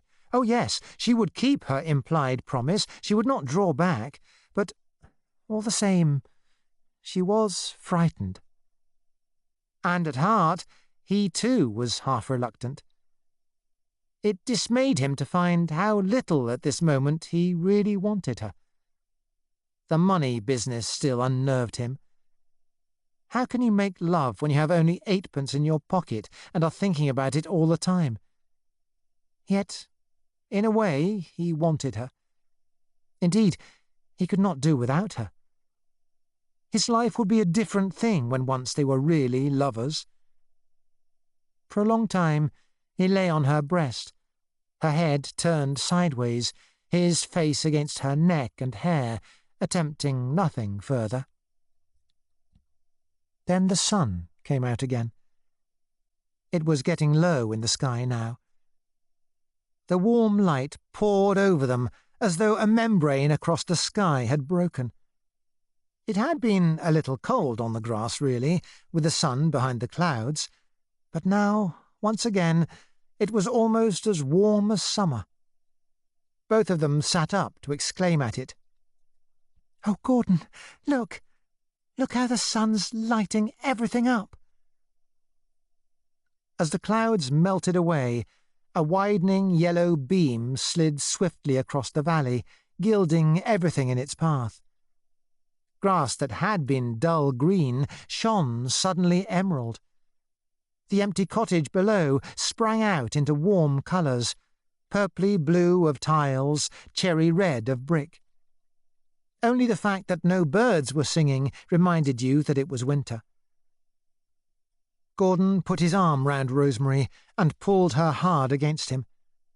They sat cheek to cheek, looking down the hill. He turned her round and kissed her. You do like me, don't you? Adore you, silly. And you're going to be nice to me, aren't you? Nice to you? Let me do what I want with you? Yes, I expect so. Anything? Yes, all right. Anything. He pressed her back upon the grass. It was quite different now. The warmth of the sun seemed to have got into their bones. Take your clothes off, there's a dear, he whispered. She did it readily enough. She had no shame before him. Besides, it was so warm and the place was so solitary that it did not matter how many clothes you took off. They spread her clothes out and made a sort of bed for her to lie on. Naked, she lay back, her hands behind her head, her eyes shut, smiling slightly, as though she had considered everything and were at peace in her mind. For a long time he knelt and gazed at her body. Its beauty startled him. She looked much younger naked than with her clothes on. Her face, thrown back, with eyes shut, looked almost childish. He moved closer to her. Once again, the coins clinked in his pocket. Only 8p left. Trouble coming presently, but he wouldn't think of it now. Get on with it. That's the great thing. Get on with it and damn the future. He put an arm beneath her and laid his body to hers. May I? Now? Yes, all right. You're not frightened? No. I'll be as gentle as I can with you. It doesn't matter. A moment later, Oh, Gordon, no! No, no, no! What? What is it? No, Gordon, no! You mustn't! No! She put her hands against him and pushed him violently back. Her face looked remote, frightened, almost hostile. It was terrible to feel her push him away at such a moment. It was as though cold water had been dashed all over him. He fell back from her, dismayed, hurriedly rearranging his clothes. What is it? What's the matter? Oh, Gordon, I thought you... Oh, dear. She threw her arm over her face and rolled over on her side, away from him, suddenly ashamed. What is it? He repeated. How could you be so thoughtless? What do you mean, thoughtless? Oh, you know what I mean. His heart shrank. He did know what she meant, but he had never thought of it till this moment. And of course, oh, yes, he ought to have thought of it. He stood up and turned away from her. Suddenly, he knew that he could go no further with this business. In a wet field on a Sunday afternoon, and in midwinter at that. Impossible. It seemed so right, so natural only a minute ago. Now it seemed merely squalid and ugly. I didn't expect this, he said bitterly. But I couldn't help it, Gordon. You ought to have... You know. You don't think I'd go in for that kind of thing, do you? But what else can we do? I can't have a baby, can I? You must take your chance. Oh, Gordon, how impossible you are. She lay looking up at him, her face full of distress, too overcome for the moment even to remember that she was naked. His disappointment had turned to anger. There you are, you see. Money again. Even the most secret action of your life, you don't escape it. You've still got to spoil everything with filthy, cold-blooded precautions for money's sake. Money, money, always money. Even in the bridal bed, the finger of the money god intruding. In the heights or in the depths, he is there. He walked a pace or two up and down, his hands in his pockets. Money again, you see, he said. Even at a moment like this, he's got the power to stand over us and bully us. Even when we're alone and miles from anywhere with not a soul to see us. What's money got to do with it? I tell you, it'd never enter your head to worry about a baby if it wasn't for the money. You'd want the baby if it wasn't for that. You say you can't have a baby. What do you mean you can't have a baby? You mean you daren't. Because you'd lose your job, and I've got no money, and all of us would starve. This birth control business, it's just another way they found out of bullying us. And you want to acquiesce in it, apparently. But what am I to do, Gordon? What am I to do? At this moment, the sun disappeared behind the clouds. It became perceptibly colder. After all, the scene was grotesque. The naked woman lying in the grass, the dressed man standing moodily by with his hands in his pockets. She'd catch her death of cold in another moment, lying there like that. The whole thing was absurd and indecent. But what else am I to do? She repeated. I should think you might start by putting your clothes on, he said coldly. He had only said it to avenge his irritation, but its result was to make her so painfully and obviously embarrassed that he had to turn his back on her. She had dressed herself in a very few moments. As she knelt, lacing up her shoes, he heard her sniff once or twice. She was on the point of crying and was struggling to restrain herself. He felt horribly ashamed. He would have liked to throw himself on his knees beside her, put his arms round her and ask her pardon. But he could do nothing of the kind. The scene had left him lumpish and awkward. It was with difficulty that he could command his voice even for the most banal remark. "Are you ready?" he said flatly. "Yes." They went back to the road, climbed through the wire, and started down the hill without another word. Fresh clouds were rolling across the sun. It was getting much colder. Another hour, and the early dusk would have fallen. They reached the bottom of the hill and came in sight of the Ravenscroft Hotel, scene of their disaster. "Where are we going?" said Rosemary in a small, sulky voice. "Back to Slough, I suppose. We must cross the bridge and have a look at the signposts." They scarcely spoke again till they had gone several miles. Rosemary was embarrassed and miserable. A number of times she edged closer to him, meaning to take his arm, but he edged away from her. And so they walked abreast, with almost the width of the road between them. She imagined that she had offended him mortally. She supposed that it was because of his disappointment, because she had pushed him away at the critical moment, that he was angry with her. She would have apologized if he had given her a quarter of a chance. But, as a matter of fact, he was scarcely thinking of this any longer. His mind had turned away from that side of things. It was the money business that was troubling him now. The fact that he had only 8pence in his pocket.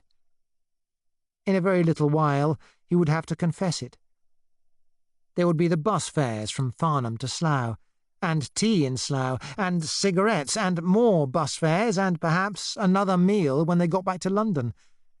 And just 8pence to cover the lot. He would have to borrow from Rosemary after all.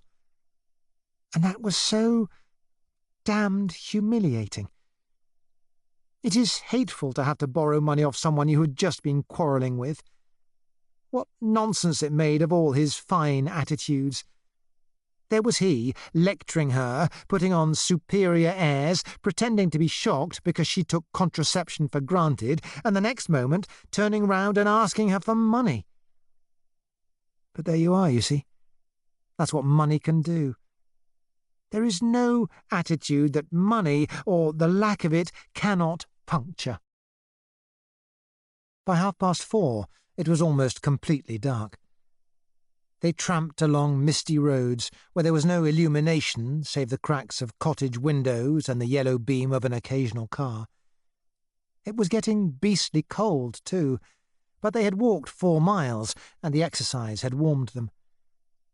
It was impossible to go on being unsociable any longer.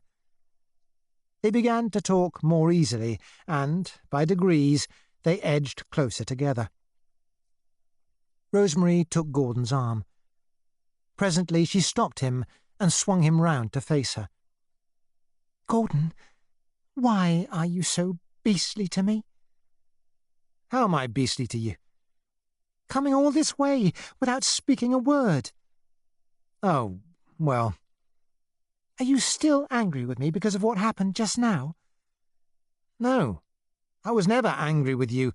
You're not to blame." She looked up at him, trying to divine the expression of his face in the almost pitch darkness. He drew her against him, and, as she seemed to expect it, tilted her face back and kissed her. She clung to him eagerly, her body melted against his. She had been waiting for this, it seemed. "Gordon, you do love me, don't you?" "Of course I do." "Things went wrong somehow. I couldn't help it. I got frightened suddenly." "It doesn't matter. Another time it'll be all right." She was lying limp against him, her head on his breast. He could feel her heart beating. It seemed to flutter violently, as though she were taking some decision. "I don't care," she said indistinctly, her face buried in his coat. "Don't care about what?" "The baby. I'll risk it. You can do what you like with me." At these surrendering words, a weak desire raised itself in him and died away at once. He knew why she had said it. It was not because at this moment she really wanted to be made love to. It was from a mere generous impulse to let him know that she loved him and would take a dreaded risk rather than disappoint him. "Now?" he said. "Yes, if you like." He considered. He so wanted to be sure that she was his. But the cold night air flowed over them. Behind the hedges, the long grass would be wet and chill. This was not the time or the place. Besides, that business of the 8pence had usurped his mind. He was not in the mood any longer. "I can't," he said finally. "You can't? But, Gordon, I thought—" "I know, but it's all different now." "You're still upset?" "Yes, in a way." "Why?" He pushed her a little away from him. As well have the explanation now as later. Nevertheless, he was so ashamed that he mumbled rather than said, "I've got a beastly thing to say to you. It's been worrying me all the way along." "What is it?" "It's this. Can you lend me some money? I'm absolutely cleaned out. I had just enough money for today, but that beastly hotel bill upset everything. I've only 8pence left." Rosemary was amazed. She broke right out of his arms in her amazement. "Only 8pence left? What are you talking about? What does it matter if you've only 8pence left?" "Don't I tell you I shall have to borrow money off you in another minute? You'll have to pay for your own bus fares and my bus fares and your tea and Lord knows what. And I asked you to come out with me. You're supposed to be my guest. It's bloody." "Your guest. Oh, Gordon, is that what's been worrying you all this time? Yes. Gordon, you are a baby. How can you let yourself be worried by a thing like that? As though I minded lending you money. Aren't I always telling you I want to pay my share when we go out together? Yes, and you know how I hate your paying. We had that out the other night. Oh, how absurd you are. Do you think there's anything to be ashamed of in having no money? Of course there is. It's the only thing in the world there is to be ashamed of. But what's it got to do with you and me making love, anyway? I don't understand you. First you want to, and then you don't want to. What's money got to do with it? Everything. He wound her arm in his and started down the road. She would never understand. Nevertheless, he had got to explain. Don't you understand that one isn't a full human being, that one doesn't feel a human being unless one's got money in one's pocket? No, I think that's just silly.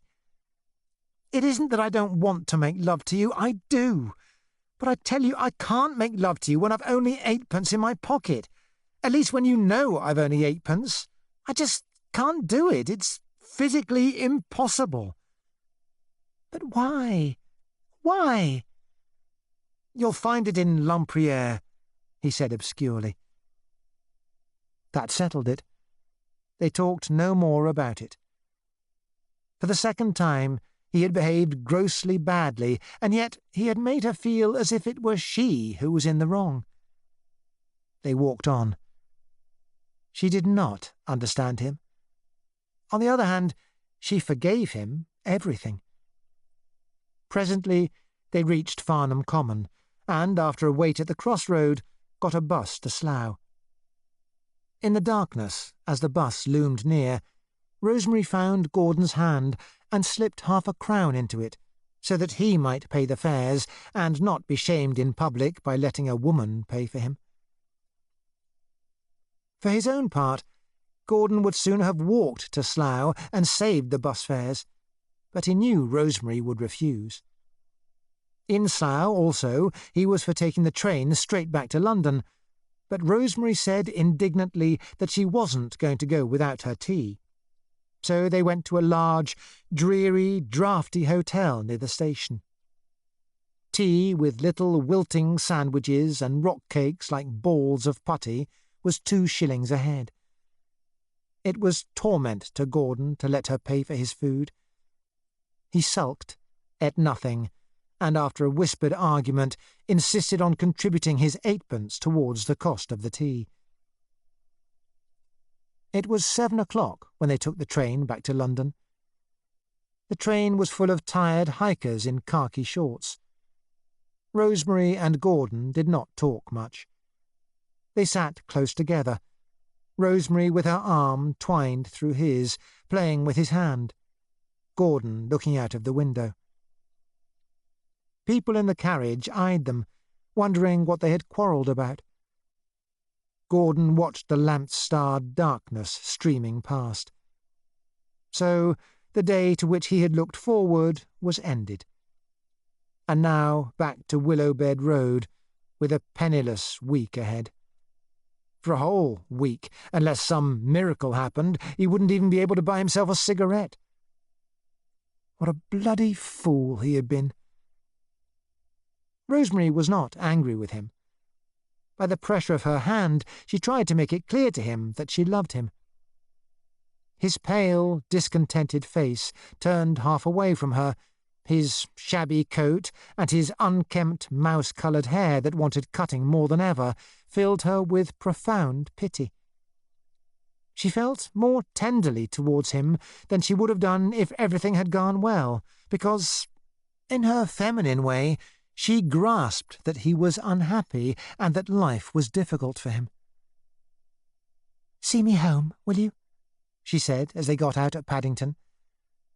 "If you don't mind walking. I haven't got the fare." "But let me pay the fare. Oh, dear, I suppose you won't. But how are you going to get home yourself? Oh, I'll walk. I know the way. It's not very far. I hate to think of you walking all that way. You look so tired.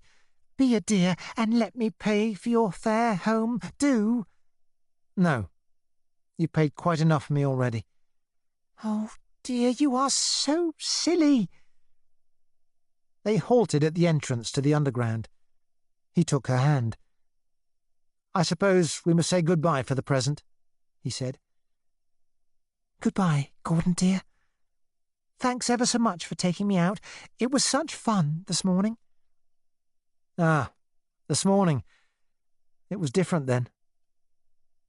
His mind went back to the morning hours, when they had been alone on the road together, and there was still money in his pocket.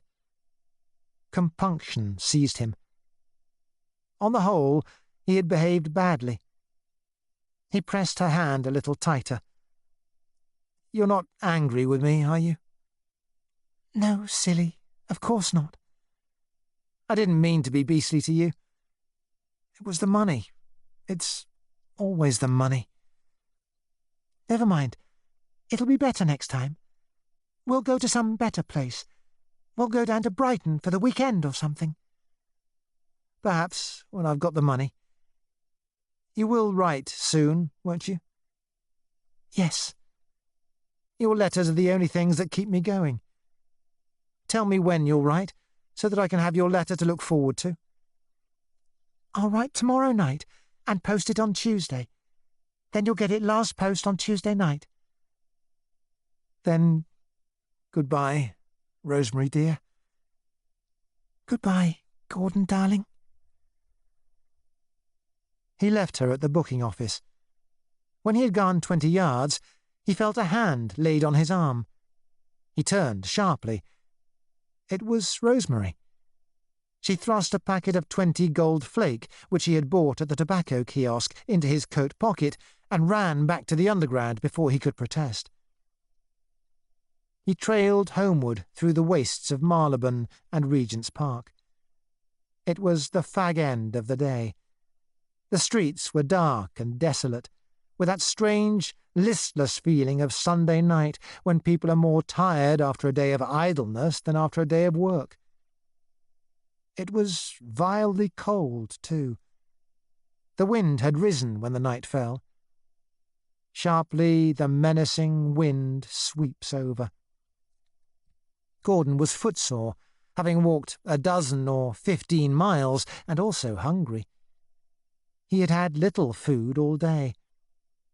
In the morning he had hurried off without a proper breakfast, and the lunch at the Ravenscroft Hotel wasn't the kind of meal that did you much good. Since then he had had no solid food. However, there was no hope of getting anything when he got home. He had told Mother Wisbeach that he would be away all day. When he reached the Hampstead Road, he had to wait on the curb to let a stream of cars go past. Even here, everything seemed dark and gloomy, in spite of the glaring lamps and the cold glitter of the jewellers' windows. The raw wind pierced his thin clothes, making him shiver. Sharply the menacing wind sweeps over the bending poplars, newly bare. He had finished that poem, all except the last 2 lines.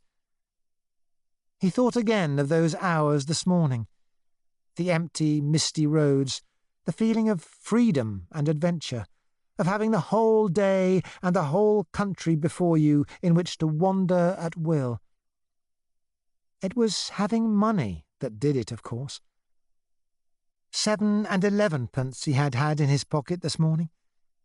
It had been a brief victory over the money god, a morning's apostasy, a holiday in the groves of Ashtaroth.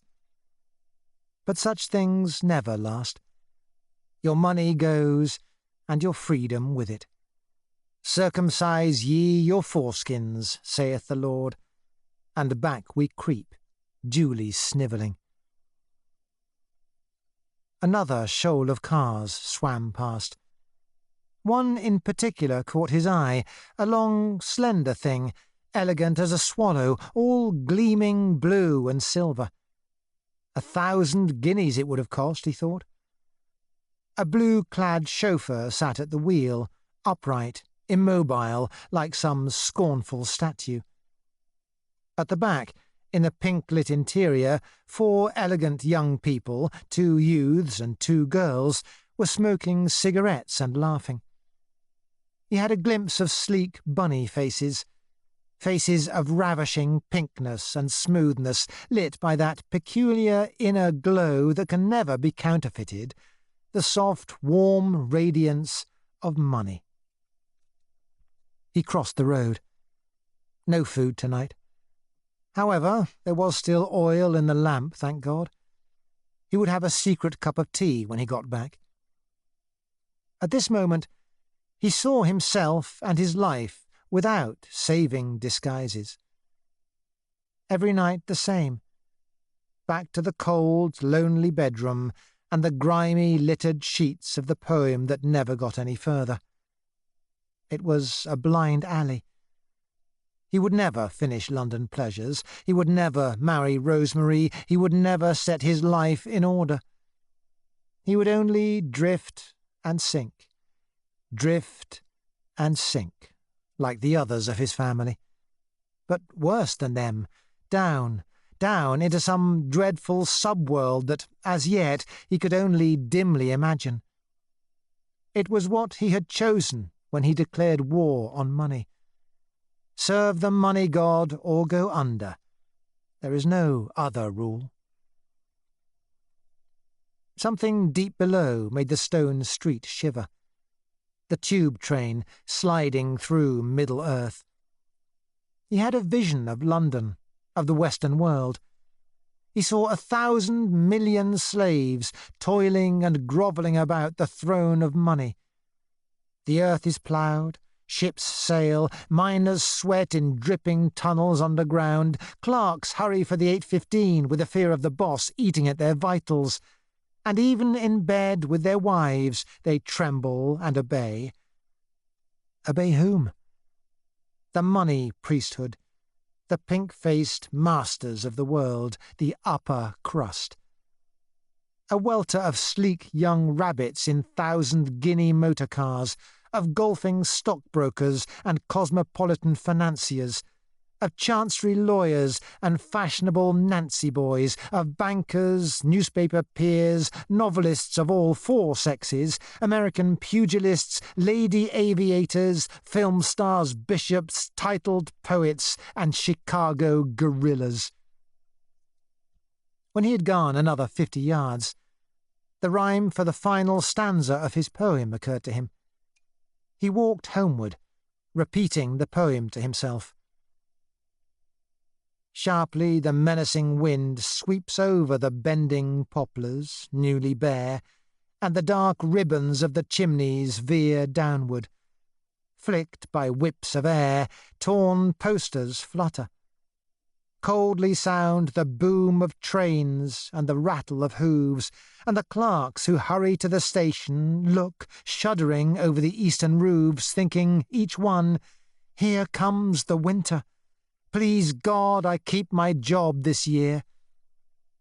And bleakly, as the cold strikes through their entrails like an icy spear, they think of rent, rates, season tickets, insurance, coal, the skivvy's wages, boots, school bills, and the next instalment upon the 2 twin beds from Drage's. For if, in careless summer days, in groves of Ashtaroth we hoard, repentant now, when winds blow cold, we kneel before our rightful Lord. The Lord of all, the money god, who rules us blood and hand and brain, who gives the roof that stops the wind, and giving takes away again, who spies with jealous, watchful care our thoughts, our dreams, our secret ways, who picks our words and cuts our clothes, and maps the pattern of our days, who chills our anger, curbs our hope, and buys our lives, and pays with toys, who claims as tribute broken faith, accepted insults, muted joys, who binds with chains the poet's wit, the navvy's strength, the soldier's pride, and lays the sleek, estranging shield between the lover and his bride. 8. As the clock struck 1, Gordon slammed the shop door to and hurried, almost ran, to the branch of the Westminster Bank down the street. With a half-conscious gesture of caution, he was clutching the lapel of his coat, holding it tight against him. In there, stowed away in his right hand inner pocket, was an object whose very existence he partly doubted. It was a stout blue envelope with an American stamp. In the envelope was a cheque for $50, and the cheque was made out to Gordon Comstock. He could feel the square shape of the envelope outlined against his body as clearly as though it had been red hot. All the morning he had felt it there, whether he touched it or whether he did not. He seemed to have developed a special patch of sensitiveness in the skin below his right breast. As often as once in 10 minutes, he had taken the cheque out of its envelope and anxiously examined it. After all, cheques are tricky things.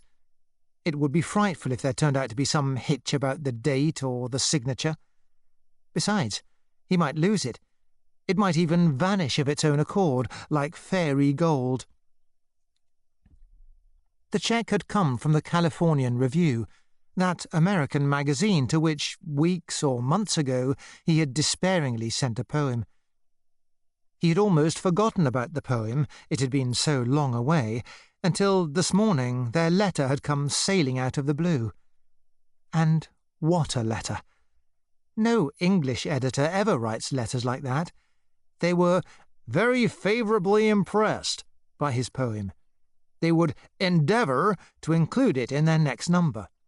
Would he favour them by showing them some more of his work? Would he? Oh, boy, as Flaxman would say. And the cheque had come with it.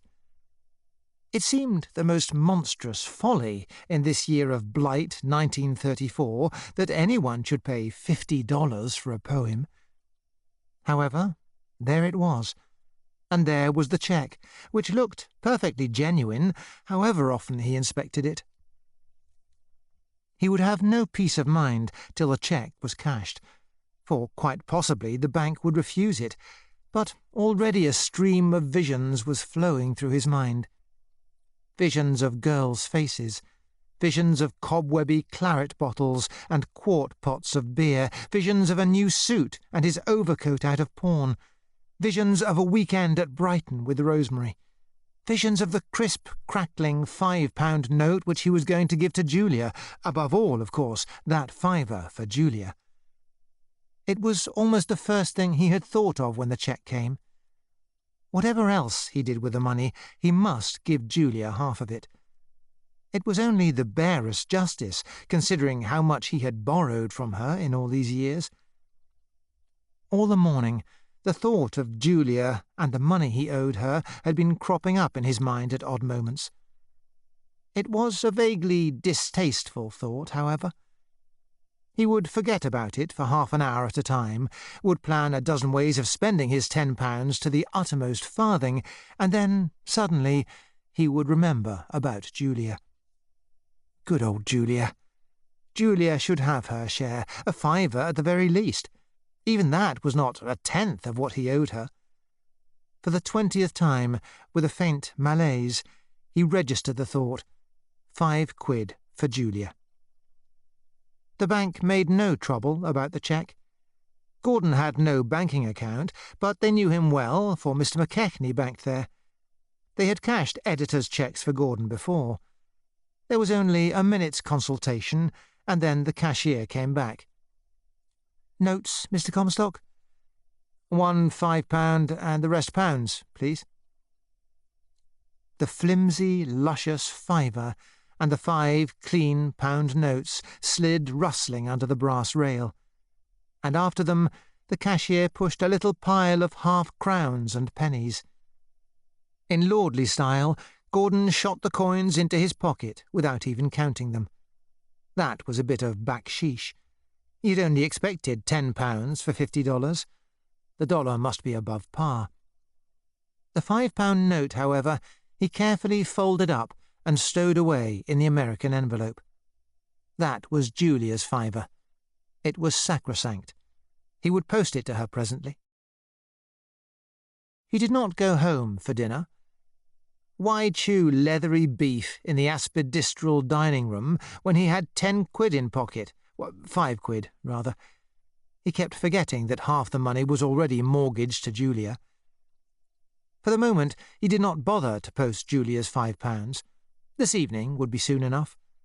Besides, he rather enjoyed the feeling of it in his pocket. It was queer how different you felt with all that money in your pocket.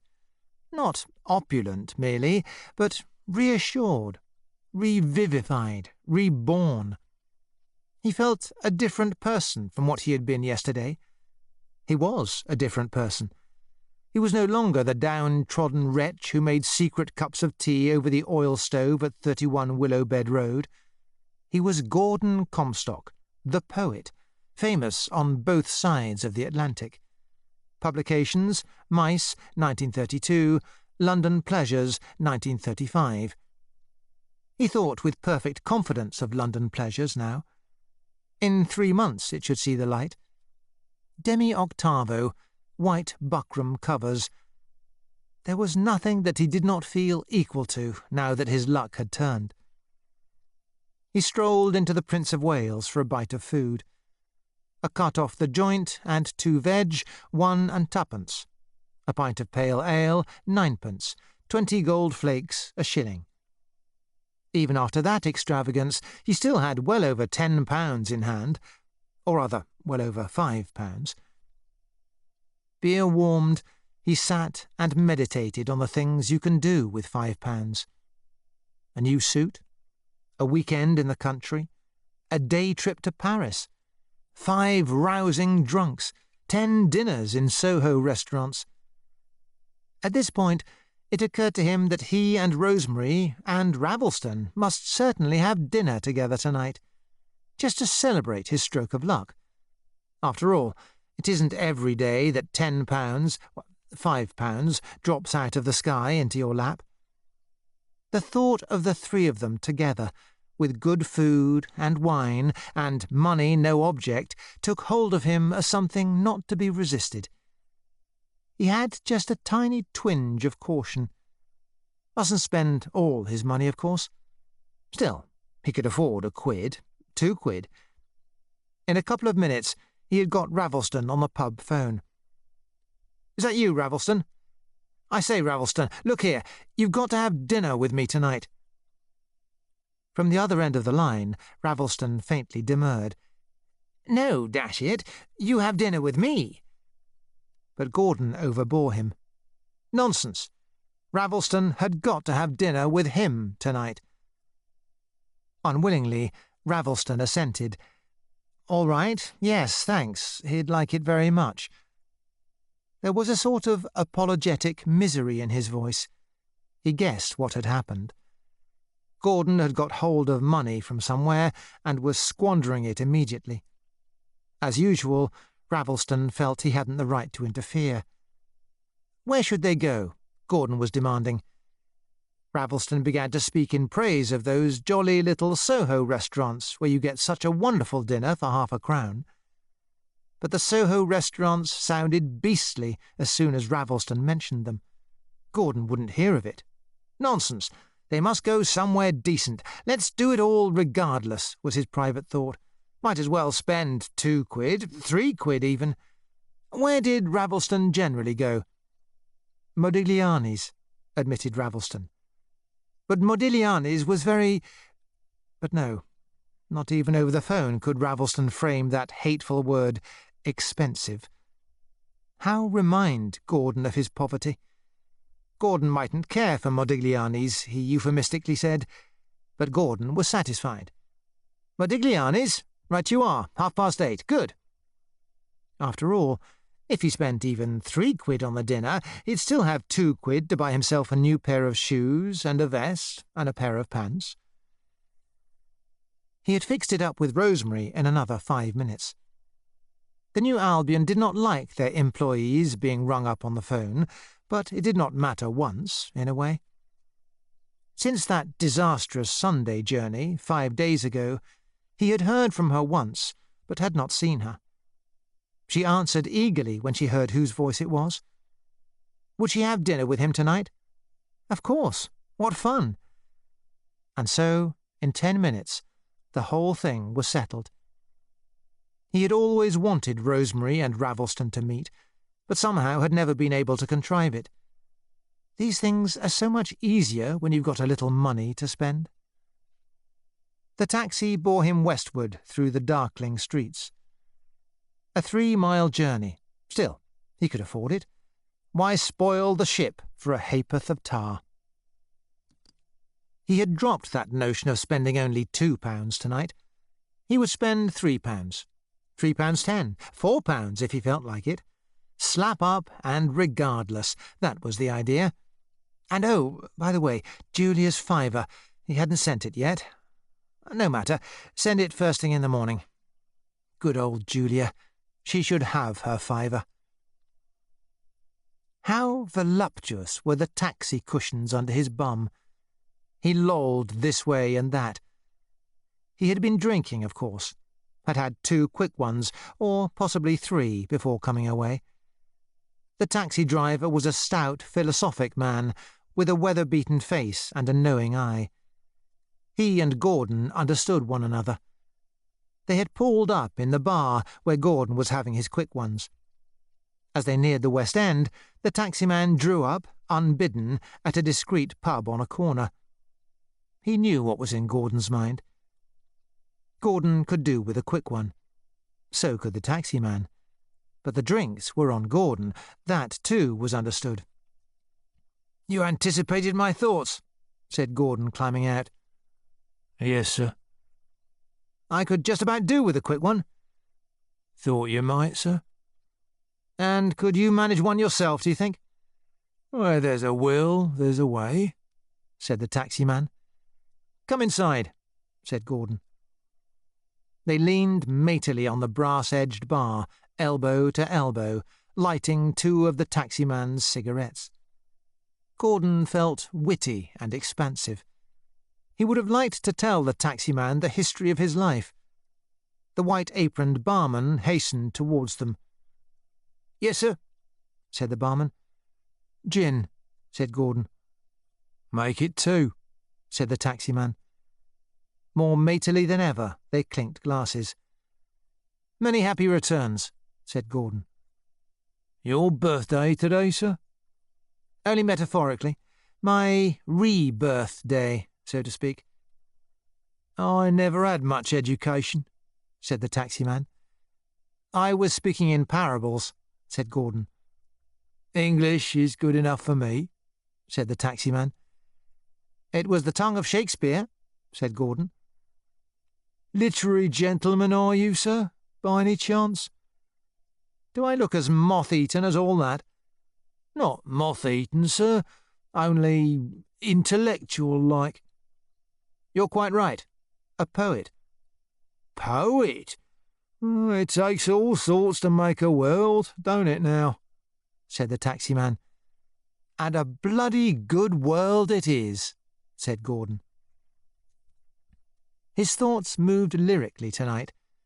They had another gin, and presently went back to the taxi, all but arm in arm, after yet another gin. That made 5 gins Gordon had had this evening. There was an ethereal feeling in his veins. The gin seemed to be flowing there, mingled with his blood. He lay back in the corner of the seat, watching the great blazing sky signs swim across the bluish dark. The evil red and blue of the neon lights pleased him at this moment. How smoothly the taxi glided. More like a gondola than a car. It was having money that did that.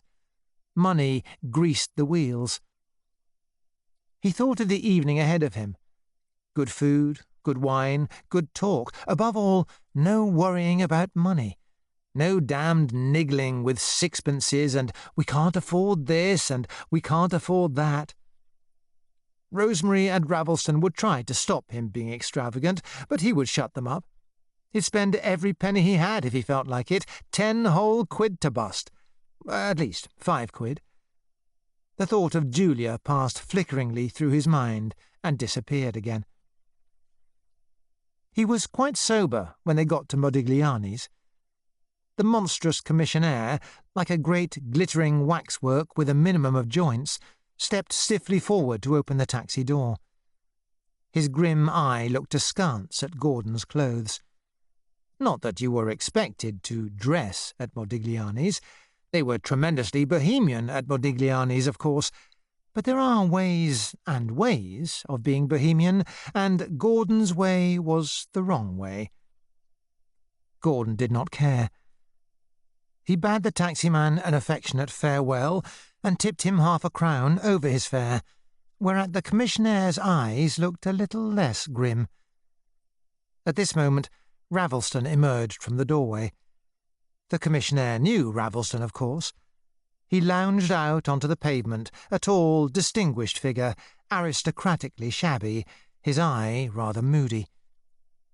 He was worrying already about the money this dinner was going to cost Gordon. "Ah, there you are, Gordon." "Hello, Ravelston. Where's Rosemary?" "Perhaps she's waiting inside. I don't know her by sight, you know. But I say, Gordon, look here. Before we go in, I wanted— Ah, look, there she is." She was coming towards them, swift and debonair. She threaded her way through the crowd with the air of some neat little destroyer gliding between large, clumsy cargo boats. And she was nicely dressed, as usual. The sub-shovel hat was cocked at its most provocative angle.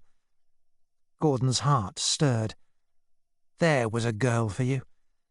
He was proud that Ravelston should see her. She was very gay tonight. It was written all over her that he was not going to remind herself or Gordon of their last disastrous encounter. Perhaps she laughed and talked just a little too vivaciously as Gordon introduced them and they went inside, but Ravelston had taken a liking to her immediately. Indeed, everyone who met her did take a liking to Rosemary. The inside of the restaurant overawed Gordon for a moment. It was so horribly, artistically smart. Dark gate-leg tables, pewter candlesticks, pictures by modern French painters on the walls. One, a street scene, looked like a Utrillo. Gordon stiffened his shoulders. Damn it, what was there to be afraid of? The £5 note was tucked away in its envelope in his pocket. It was Julia's £5, of course. He wasn't going to spend it. Still, its presence gave him moral support. It was a kind of talisman. They were making for the corner table, Ravelston's favourite table, at the far end. Ravelston took Gordon by the arm and drew him a little back, out of Rosemary's hearing. "Gordon, look here." "What?" "Look here. You're going to have dinner with me tonight." "Bosh! This is on me." "I do wish you would. I hate to see you spending all that money." "We won't talk about money tonight," said Gordon. 50-50, then?" pleaded Ravelston. "It's on me," said Gordon firmly. Ravelston subsided. The fat, white-haired Italian waiter was bowing and smiling beside the corner table. But it was at Ravelston, not at Gordon, that he smiled. Gordon sat down with the feeling that he must assert himself quickly. He waved away the menu which the waiter had produced. "We must settle what we're going to drink first," he said. "Beer for me," said Ravelston, with a sort of gloomy haste. "Beer's the only drink I care about." "Me too," echoed Rosemary. "Oh, rot! We've got to have some wine. What do you like, red or white? Give me the wine list," he said to the waiter. "Then let's have a plain Bordeaux, Médoc or Saint-Julien or something," said Ravelston. "I adore Saint-Julien," said Rosemary, who thought she remembered that Saint-Julien was always the cheapest wine on the list. Inwardly, Gordon damned their eyes. There you are, you see. They were in league against him already. They were trying to prevent him from spending his money. There was going to be that deadly, hateful atmosphere of "you can't afford it" hanging over everything. It made him all the more anxious to be extravagant. A moment ago, he would have compromised on Burgundy. Now he decided that they must have something really expensive, something fizzy, something with a kick in it. Champagne? No, they'd never let him have champagne. "Ah, have you got any Asti?" he said to the waiter. The waiter suddenly beamed, thinking of his corkage. He had grasped now that Gordon and not Ravelston was the host. He answered in the peculiar mixture of French and English which he affected. "Asti, sir. Yes, sir. Very nice Asti. Asti spumanti. Très fin, très vif." Ravelston's worried eye sought Gordon's across the table. "You can't afford it," his eye pleaded. "Is that one of those fizzy wines?" said Rosemary. "Very fizzy, madame. Very lively wine. Très vif. Pop." His fat hands made a gesture, picturing cascades of foam. "Asti," said Gordon, before Rosemary could stop him. Ravelston looked miserable. He knew that Asti would cost Gordon 10 or 15 shillings a bottle. Gordon pretended not to notice. He began talking about Stendhal Association with Duchesse de Saint-Severina and her false vin d'Asti. Along came the Asti in a pail of ice. A mistake that, as Ravelston could have told Gordon. Out came the cork. Pop. The wild wine foamed into the wide, flat glasses. Mysteriously, the atmosphere of the table changed. Something had happened to all three of them. Even before it was drunk, the wine had worked its magic. Rosemary had lost her nervousness, Ravelston his worried preoccupation with the expense, Gordon his defiant resolve to be extravagant. They were eating anchovies and bread and butter, fried sole, roast pheasant with bread sauce and chipped potatoes. But principally they were drinking and talking. And how brilliantly they were talking, or so it seemed to them anyway. They talked about the bloodiness of modern life and the bloodiness of modern books. What else is there to talk about nowadays? As usual, but oh, how differently, now that there was money in his pocket and he didn't really believe what he was saying, Gordon descanted on the deadness, the dreadfulness of the age we live in. French letters and machine guns, the movies and the Daily Mail. It was a bone-deep truth when he walked the streets with a couple of coppers in his pocket, but it was a joke at this moment. It was great fun. It is fun when you have good food and good wine inside you to demonstrate that we live in a dead and rotting world. He was being witty at the expense of the modern literature. They were all being witty. With a fine scorn of the unpublished, Gordon knocked down reputation after reputation. Shaw, Yeats, Eliot, Joyce, Huxley, Lewis, Hemingway, each, with a careless phrase or two, was shovelled into the dustbin. What fun it all was, if only it could last. And of course, at this particular moment, Gordon believed that it could last. Of the first bottle of Asti, Gordon drank 3 glasses, Ravelston 2, and Rosemary 1. Gordon became aware that a girl at the table opposite was watching him.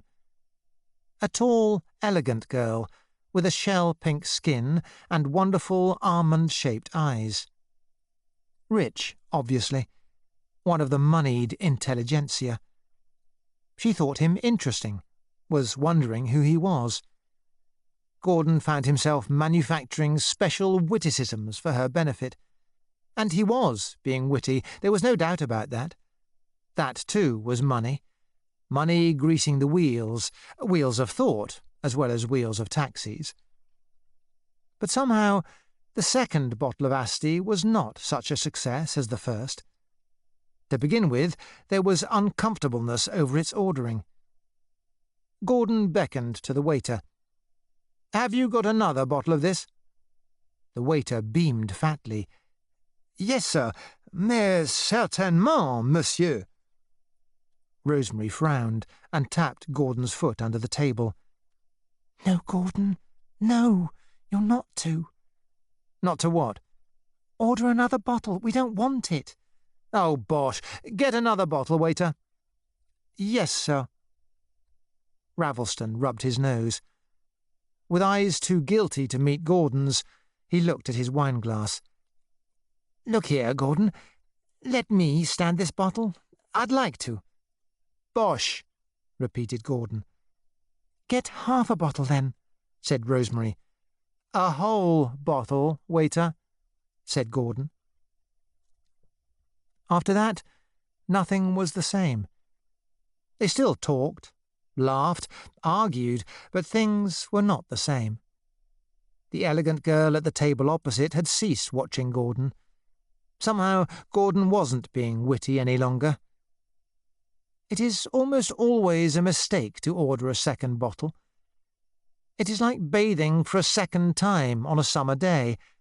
However warm the day is, however much you have enjoyed your first bathe, you are always sorry for it if you go in a second time. The magic had departed from the wine. It seemed to foam and sparkle less. It was merely a clogging, sourish liquid which you gulped down, half in disgust and half in hopes of getting drunk quicker. Gordon was now definitely, though secretly, drunk. One half of him was drunk, and the other half sober. He was beginning to have that peculiar blurred feeling, as though your features had swollen and your fingers grown thicker, which you have in the second stage of drunkenness. But the sober half of him was still in command, to outward appearance anyway. The conversation grew more and more tedious. Gordon and Ravelston talked in the detached, uncomfortable manner of people who have had a little scene and are not going to admit it. They talked about Shakespeare. The conversation tailed off into a long discussion about the meaning of Hamlet. It was very dull. Rosemary stifled a yawn. While Gordon's sober half talked, his drunken half stood aside and listened. Drunken half was very angry. They'd spoiled his evening, damn them, with their arguing about that second bottle. All he wanted now was to be properly drunk and have done with it. Of the 6 glasses in the second bottle, he drank 4, for Rosemary refused more wine. But you couldn't do much on this weak stuff. Drunken half clamoured for more drink, and more, and more. Beer by the quart and the bucket. A real good rousing drink, and by God, he was going to have it later on. He thought of the £5 note stowed away in his inner pocket. He still had that to blow anyway. The musical clock that was concealed somewhere in Modigliani's interior struck 10. "Shall we shove off?" said Gordon. Ravelston's eyes looked pleadingly, guiltily across the table. "Let me share the bill," his eyes said. Gordon ignored him. "I vote we go to the Café Imperial," he said. The bill failed to sober him. A little over £2 for the dinner, 30 bob for the wine. He did not let the others see the bill, of course, but they saw him paying. He threw £4 notes onto the waiter's salver and said casually, "Keep the change." That left him with about 10 bob, besides the £5. Ravelston was helping Rosemary on with her coat. As she saw Gordon throw notes to the waiter, her lips parted in dismay. She had had no idea that the dinner was going to cost anything like £4. It horrified her to see him throwing money about like that. Ravelston looked gloomy and disapproving. Gordon damned their eyes again. Why did they have to keep on worrying? He could afford it, couldn't he? He still had that £5, but, by God, it wouldn't be his fault if he got home with a penny left. But outwardly he was quite sober, and much more subdued than he had been half an hour ago. "We'd better have a taxi to the Café Imperial," he said. "Oh, let's walk," said Rosemary. "It's only a step." "No, we'll have a taxi." They got into the taxi and were driven away, Gordon sitting next to Rosemary. He had half a mind to put his arm round her, in spite of Ravelston's presence. But at that moment a swirl of cold night air came in at the window and blew against Gordon's forehead. It gave him a shock.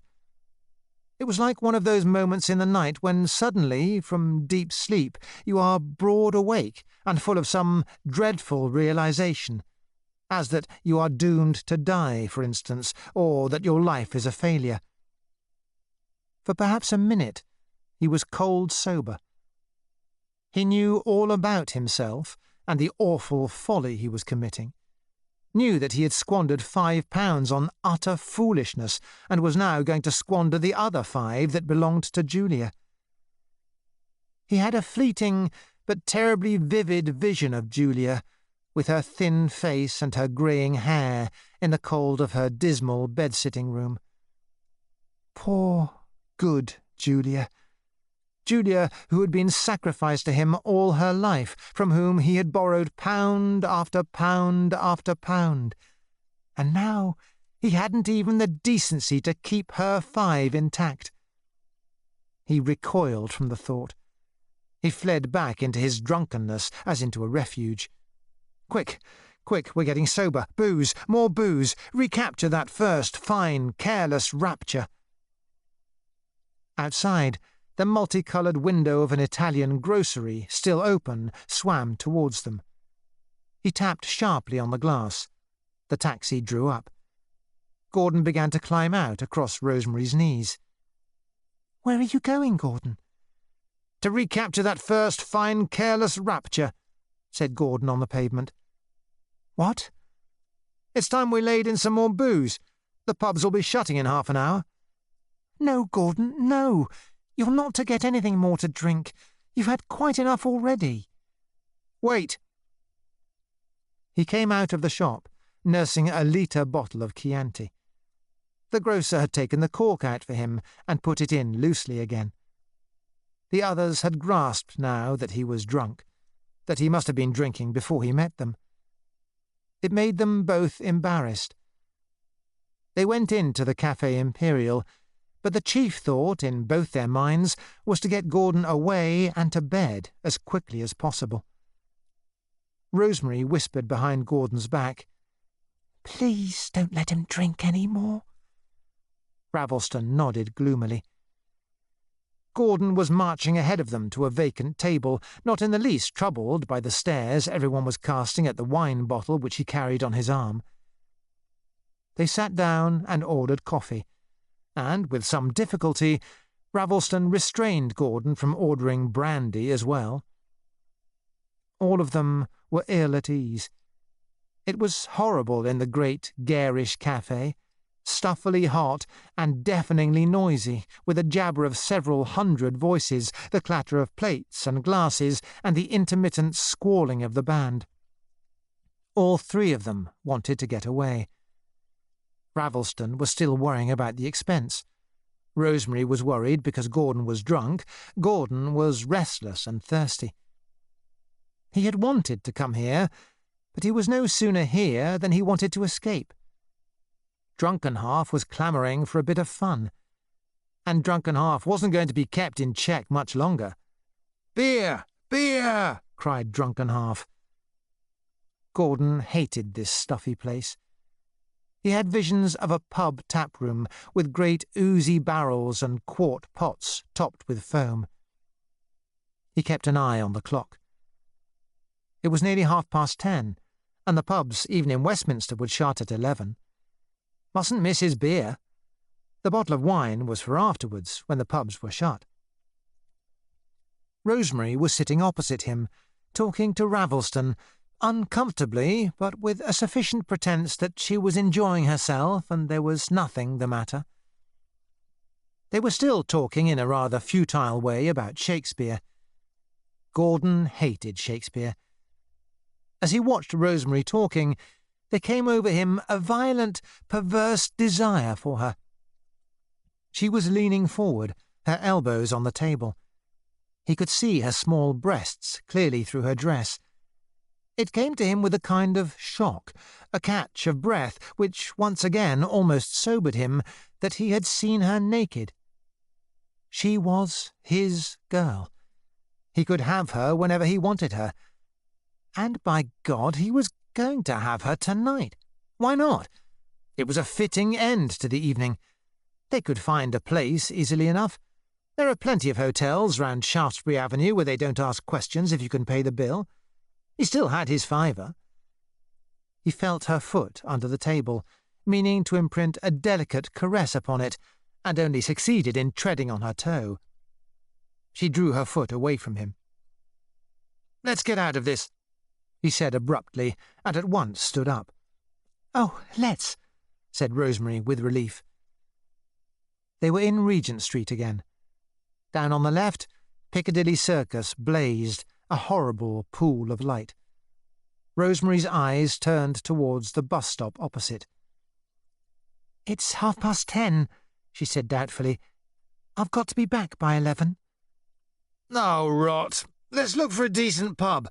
I mustn't miss my beer." "Oh, no, Gordon. No more pubs tonight. I couldn't drink any more, nor ought you." "It doesn't matter.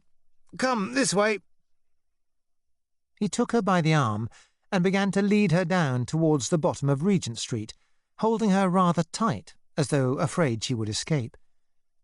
For the moment he had forgotten about Ravelston. Ravelston followed, wondering whether he ought to leave them to themselves or whether he ought to stay and keep an eye on Gordon. Rosemary hung back, not liking the way Gordon was pulling at her arm. "Where are you taking me, Gordon?" "Round the corner, where it's dark. I want to kiss you."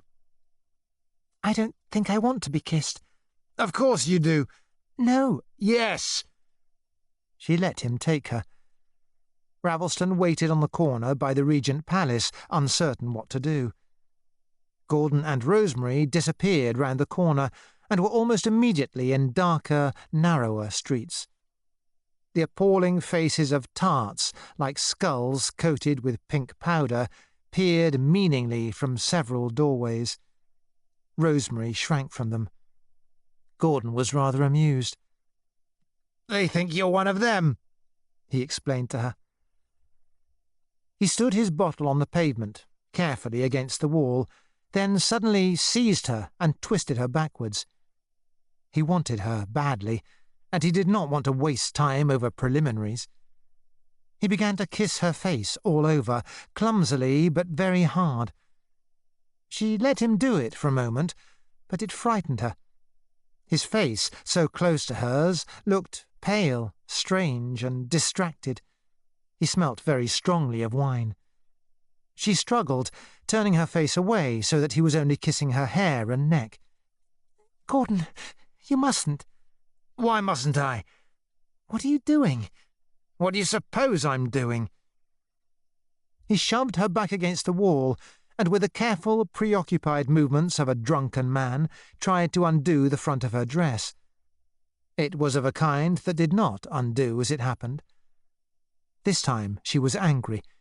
She struggled violently, fending his hand aside. "Gordon, stop that at once." "Why?" "If you do it again, I'll smack your face." "Smack my face? Don't you come the girl guide with me." "Let me go, will you?" "Think of last Sunday," he said lewdly. "Gordon, if you go on, I'll hit you. Honestly, I will." "Not you." He thrust his hand right into the front of her dress. The movement was curiously brutal, as though she had been a stranger to him. She grasped that from the expression of his face. She was not Rosemary to him any longer. She was just a girl's body. That was the thing that upset her. She struggled and managed to free herself from him. He came after her again and clutched her arm. She smacked his face as hard as she could and dodged neatly out of his reach. "What did you do that for?" he said, feeling his cheek, but not hurt by the blow.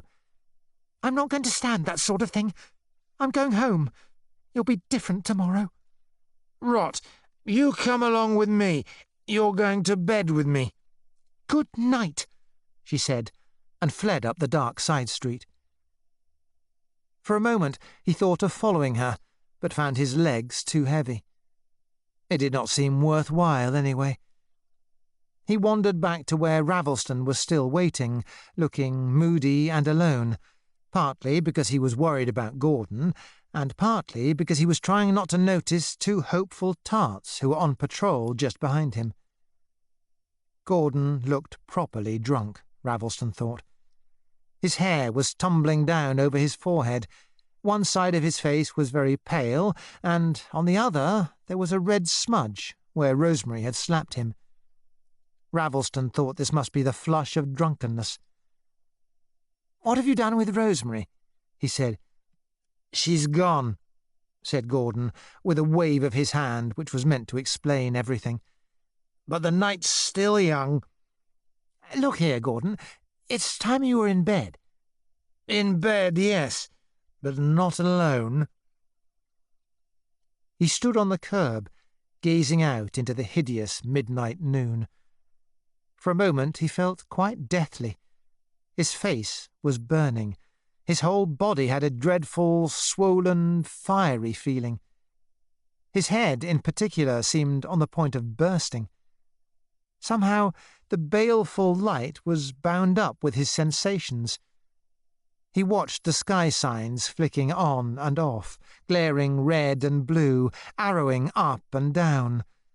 The awful, sinister glitter of a doomed civilization, like the still blazing lights of a sinking ship. He caught Ravelston's arm and made a gesture that comprehended the whole of Piccadilly Circus. "The lights down in hell will look just like that." "I shouldn't wonder." Ravelston was looking out for a disengaged taxi. He must get Gordon home to bed without further delay. Gordon wondered whether he was in joy or in agony. That burning, bursting feeling was dreadful. The sober half of him was not dead yet. Sober half still knew, with ice-cold clarity, what he had done and what he was doing. He had committed follies for which tomorrow he would feel like killing himself. He had squandered £5 in senseless extravagance. He had robbed Julia. He had insulted Rosemary. And tomorrow... oh, tomorrow will be sober. "Go home," cried sober half. "Ah, to you," said drunken half contemptuously. Drunken half was still clamouring for a bit of fun. And drunken half was the stronger. A fiery clock somewhere opposite caught his eye. 20 to 11. "Quick, before the pubs are shut." "Oh, la Gosmar." Once again his thoughts moved lyrically. He felt a hard, round shape under his arm, discovered that it was a Chianti bottle, and tweaked out the cork. Ravelston was waving to a taxi driver without managing to catch his eye. He heard a shocked squeal from the tarts behind. Turning, he saw with horror that Gordon had upended the bottle and was drinking from it. "Hey, Gordon!" He sprang towards him and forced his arm down. A gout of wine went down Gordon's collar. "For God's sake, be careful. You don't want the police to get hold of you, do you?" "I want a drink," complained Gordon. "But dash it, you can't start drinking here." "Take me to a pub," said Gordon. Ravelston rubbed his nose helplessly. "Oh, God, I suppose that's better than drinking on the pavement. Come on, we'll go to a pub. You shall have your drink there." Gordon recorked his bottle carefully. Ravelston shepherded him across the circus, Gordon clinging to his arm, but not for support, for his legs were still quite steady. They halted on the island, then managed to find a gap in the traffic and went down the Haymarket. In the pub, the air seemed wet with beer. It was all a mist of beer, shot through with a sickly tang of whisky. Along the bar, a press of men seethed, downing with Faust-like eagerness their last drinks before 11 should sound its knell.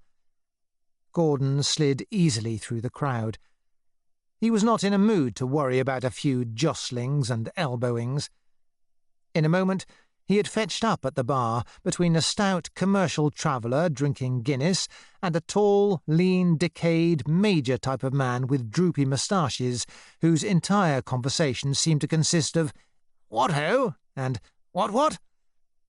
Gordon threw half a crown onto the beer-wet bar. "A quart of bitter, please." "No quart pots here," cried the harassed barmaid, measuring pegs of whisky with one eye on the clock. "Quart pots on the top shelf, Effie," shouted the landlord over his shoulder from the other side of the bar. The barmaid hauled the beer handle 3 times, hurriedly. The monstrous glass pot was set before him. He lifted it. What a weight! A pint of pure water weighs 1.25 pounds. Down with it. Swish, gurgle.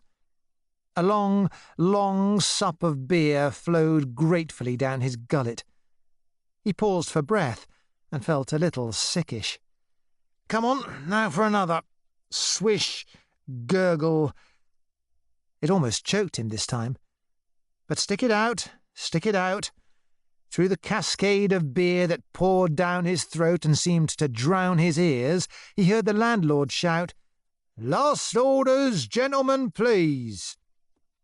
For a moment he removed his face from the pot, gasped, and got his breath back. Now for the last. Swish, gurgle. Ah! Gordon set down the pot. Emptied in 3 gulps. Not bad. He clattered it on the bar. "Aye, give me the other half of that. Quick." "What-ho?" said the Major. "Coming it a bit, aren't you?" said the commercial traveller. Ravelston, farther down the bar and hemmed in by several men, saw what Gordon was doing. He called to him, "Hi, Gordon!" frowned and shook his head, too shy to say in front of everybody, "Don't drink any more." Gordon settled himself on his legs. He was still steady, but consciously steady. His head seemed to have swollen to an immense size. His whole body had the same horrible, swollen, fiery feeling as before. Languidly, he lifted the refilled beer pot. He did not want it now. Its smell nauseated him. It was just a hateful, pale, yellow, sickly-tasting liquid, like urine almost. That bucketful of stuff to be forced down into his bursting guts. Horrible. "But come on, no flinching. What else are we here for? Down with it. Here she is, so near my nose. So, tip her up, and down she goes." Swish, gurgle. In the same moment, something dreadful happened. His gullet had shut up of its own accord, or the beer had missed his mouth. It was pouring all over him, a tidal wave of beer. He was drowning in beer like lay brother Peter in the Inglesby legends. "Help!" He tried to shout, choked, and let fall the beer pot. There was a flurry all round him. People were leaping aside to avoid the jet of beer. Crash went the pot. Gordon stood, rocking. Men, bottles, mirrors were going round and round. He was falling, losing consciousness. But dimly visible before him was a black, upright shape, sole point of stability in a reeling world, the beer handle. He clutched it, swung, held tight. Ravelston started towards him. The barmaid leaned indignantly over the bar. The roundabout world slowed down and stopped. Gordon's brain was quite clear. "Here, what are you hanging onto the beer handle for?" "All over my bloody trousers," cried the commercial traveller. "What am I hanging onto the beer handle for?" "Yes, what are you hanging onto the beer handle for?" Gordon swung himself sideways. The elongated face of the Major peered down at him with wet moustaches drooping. "She says, what am I hanging onto the beer handle for?" "What-ho? What?" Ravelston had forced his way between several men and reached him. He put a strong arm round Gordon's waist and hoisted him to his feet. "Stand up, for God's sake! You're drunk." "Drunk?" said Gordon. Everyone was laughing at them. Ravelston's pale face flushed. "2 and 3 those mugs cost," said the barmaid bitterly. "And what about my bloody trousers?" said the commercial traveller. "I'll pay for the mug," said Ravelston. He did so. "Now come on out of it. You're drunk." He began to shepherd Gordon towards the door, one arm round his shoulder, the other holding the Chianti bottle, which he had taken from him earlier. Gordon freed himself. He could walk with perfect steadiness. He said in a dignified manner, "Drunk, did you say I was?" Ravelston took his arm again. "Yes, I'm afraid you are. Decidedly." "Swan swam across the sea, well swam swan," said Gordon. "Gordon, you are drunk. The sooner you're in bed, the better." "First cast out the beam that is in thine own eye, before thou castest out the mote that is in thy brother's," said Gordon. Ravelston had got him out onto the pavement by this time. "We'd better get hold of a taxi," he said, looking up and down the street. There seemed to be no taxis about, however. The people were streaming noisily out of the pub, which was on the point of closing. Gordon felt better in the open air. His brain had never been clearer.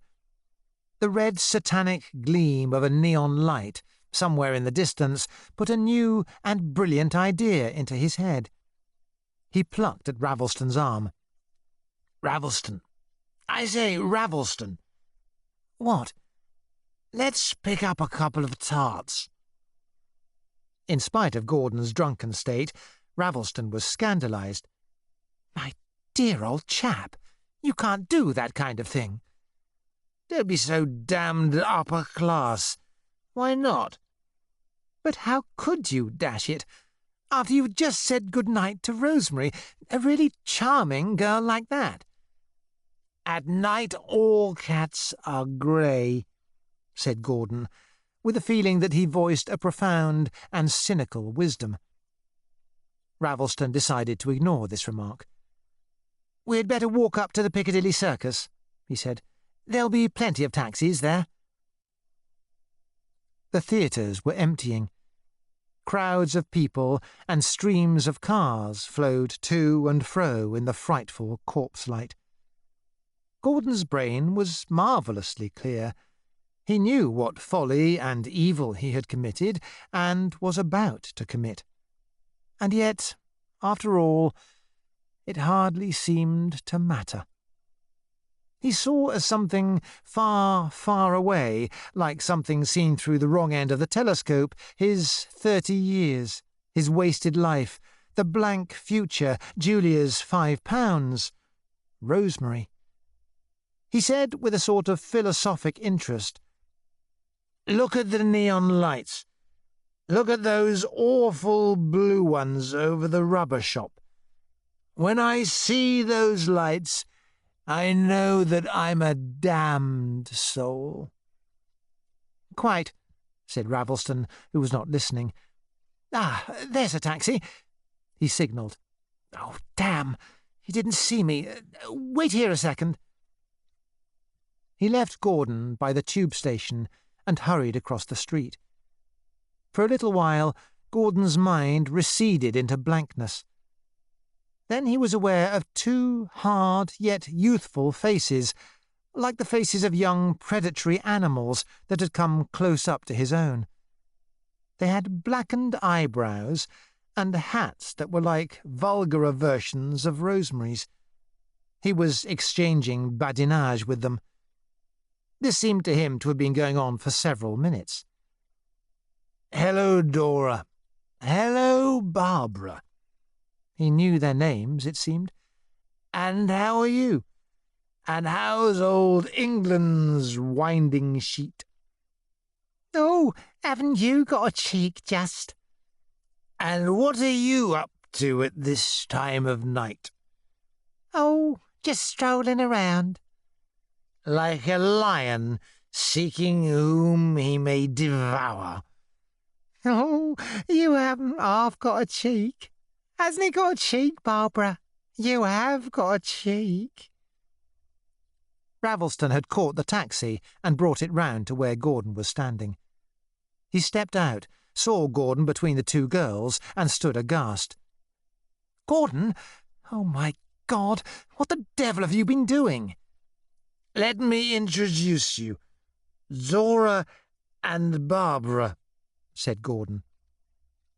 For a moment, Ravelston looked almost angry. As a matter of fact, Ravelston was incapable of being properly angry. Upset, pained, embarrassed, yes, but not angry. He stepped forward with a miserable effort not to notice the two girls' existence. Once he noticed them, the game was up. He took Gordon by the arm and would have bundled him into the taxi. "Come on, Gordon, for God's sake. Here's the taxi. We'll go straight home and put you to bed." Dora caught Gordon's other arm and hauled him out of reach, as though he had been a stolen handbag. "What bloody business is it of yours?" she cried ferociously. "You don't want to insult these two ladies, I hope?" said Gordon. Ravelston faltered, stepped back, rubbed his nose. It was a moment to be firm, but Ravelston had never in his life been firm. He looked from Dora to Gordon, from Gordon to Barbara. That was fatal. Once he had looked them in the face, he was lost. Oh, God, what could he do? They were human beings. He couldn't insult them. The same instinct that sent his hand into his pocket at the very sight of a beggar made him helpless at this moment. The poor, wretched girls. He hadn't the heart to send them packing into the night. Suddenly, he realized that he would have to go through with this abominable adventure into which Gordon had led him. For the first time in his life, he was let in for going home with a tart. "But, dash it all," he said feebly. "Allons-y," said Gordon. The taximan had taken his direction at a nod from Dora. Gordon slumped into the corner seat and seemed immediately to sink into some immense abyss from which he rose again more gradually and with only partial consciousness of what he had been doing. He was gliding smoothly through darkness starred with lights. Or were the lights moving and he stationary? It was like being on the ocean bottom among the luminous gliding fishes. The fancy returned to him that he was a damned soul in hell. The landscape in hell would be just like this. Ravines of cold, evil-coloured fire with darkness all above. But in hell there would be torment. Was this torment? He strove to classify his sensations. The momentary lapse into unconsciousness had left him weak, sick, shaken. His forehead seemed to be splitting. He put out a hand. It encountered a knee, a garter, and a small, soft hand which sought mechanically for his. He became aware that Ravelston, sitting opposite, was tapping his toe urgently and nervously. "Gordon! Gordon, wake up!" "What?" "Gordon! Oh, damn! causons en français. Qu'est-ce que tu as fait? Crois-tu que je veux coucher avec une sale... Oh, damnation! Oh, parlez-vous français? Squealed the girls. Gordon was mildly amused. Do Ravelston good, he thought. A parlour socialist going home with a tart. The first genuinely proletarian action of his life. As though aware of this thought, Ravelston subsided into his corner in silent misery, sitting as far away from Barbara as possible. The taxi drew up at a hotel in a side street. A dreadful, shoddy, low place it was. The hotel sign over the door looked skew-eyed. The windows were almost dark, but the sound of singing, boozy and dreary, trickled from within. Gordon staggered out of the taxi and felt for Dora's arm. "Give us a hand, Dora. Mind the step. What ho!" A smallish, darkish, smelly hallway, lino-carpeted, mean, uncared for, and somehow impermanent. From a room somewhere on the left, the singing swelled, mournful as a church organ. A cross-eyed, evil-looking chambermaid appeared from nowhere. She and Dora seemed to know one another. What a mug. No competition there. From the room on the left, a single voice took up the song with would-be facetious emphasis. The man that kisses a pretty girl and goes and tells his mother ought to have his lips cut off, ought to... It tailed away, full of the ineffable, undisguisable sadness of debauchery. A very young voice, it sounded. The voice of some poor boy who, in his heart, only wanted to be at home with his mother and sisters, playing Hunt the Slipper. There was a party of young fools in there, on the razzle with whiskey and girls. The tune reminded Gordon. He turned to Ravelston as he came in, Barbara following. "Where's my Chianti?" he said. Ravelston gave him the bottle. His face looked pale, harassed, hunted almost. With guilty, restless movements, he kept himself apart from Barbara. He could not touch her, or even look at her, and yet to escape was beyond him. His eyes sought Gordon's. "For the love of God, can't we get out of it somehow?" they signalled. Gordon frowned at him. "Stick it out. No flinching." He took Dora's arm again. "Come on, Dora. Now for those stairs. Wait a moment." Her arm round his waist, supporting him, Dora drew him aside. Down the darkish, smelly stairs, a young woman came mincingly, buttoning on a glove. After her, a bald, middle-aged man in evening clothes, black overcoat and white silk muffler, his opera hat in his hand. He walked past them, with small, mean mouth tightened, pretending not to see them. A family man, by the guilty look in his eye. Gordon watched the gaslight gleam on the back of his bald head. His predecessor. In the same bed, probably. The mantle of Elisha. "Now then, Dora, up we go. These stairs. Difficilis ascensus averni. That's right. Here we are." "Mind the step," said Dora. They were on the landing. Black and white lino like a chessboard. White painted doors, a smell of slops, and a fainter smell of stale linen. "We this way, you that." At the other door, Ravelston halted, his fingers on the handle. He could not... No, he could not do it. He could not enter that dreadful room. For the last time, his eyes, like those of a dog about to be whipped, turned upon Gordon. Must I? Must I?" his eyes said. Gordon eyed him sternly. Stick it out, Regulus. March to your doom. Atqui sciebat quae sibi Barbara. It is a far more proletarian thing that you do. And then, with startling suddenness, Ravelston's face cleared. An expression of relief, almost of joy, stole over it. A wonderful thought had occurred to him. After all, you could always pay the girl without actually doing anything. Oh, thank God. He set his shoulders, plucked up courage, went in. The door shut.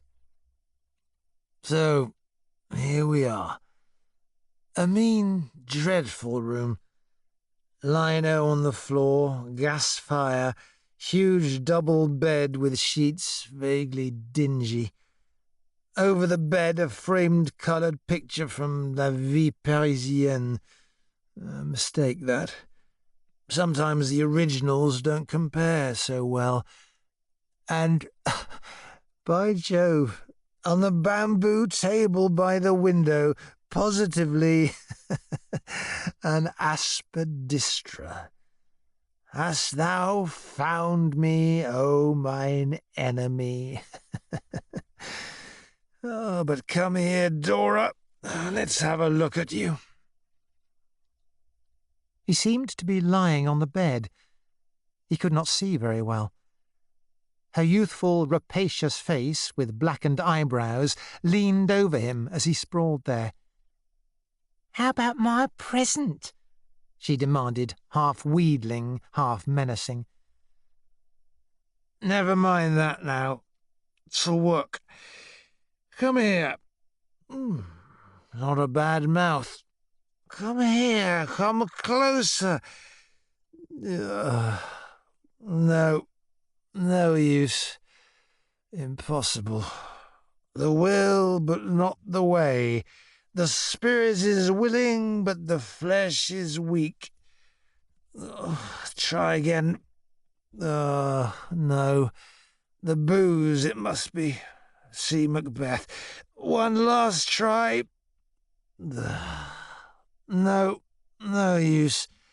Not this evening, I'm afraid.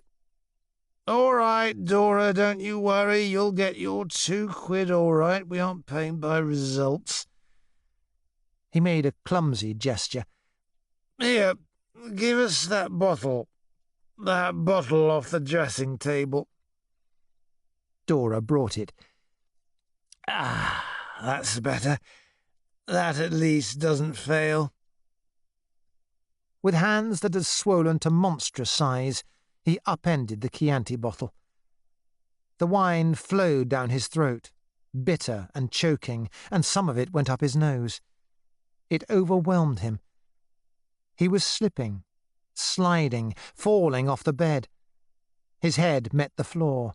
His legs were still on the bed. For a while he lay in this position. Is this the way to live? Down below, the youthful voices were still mournfully singing.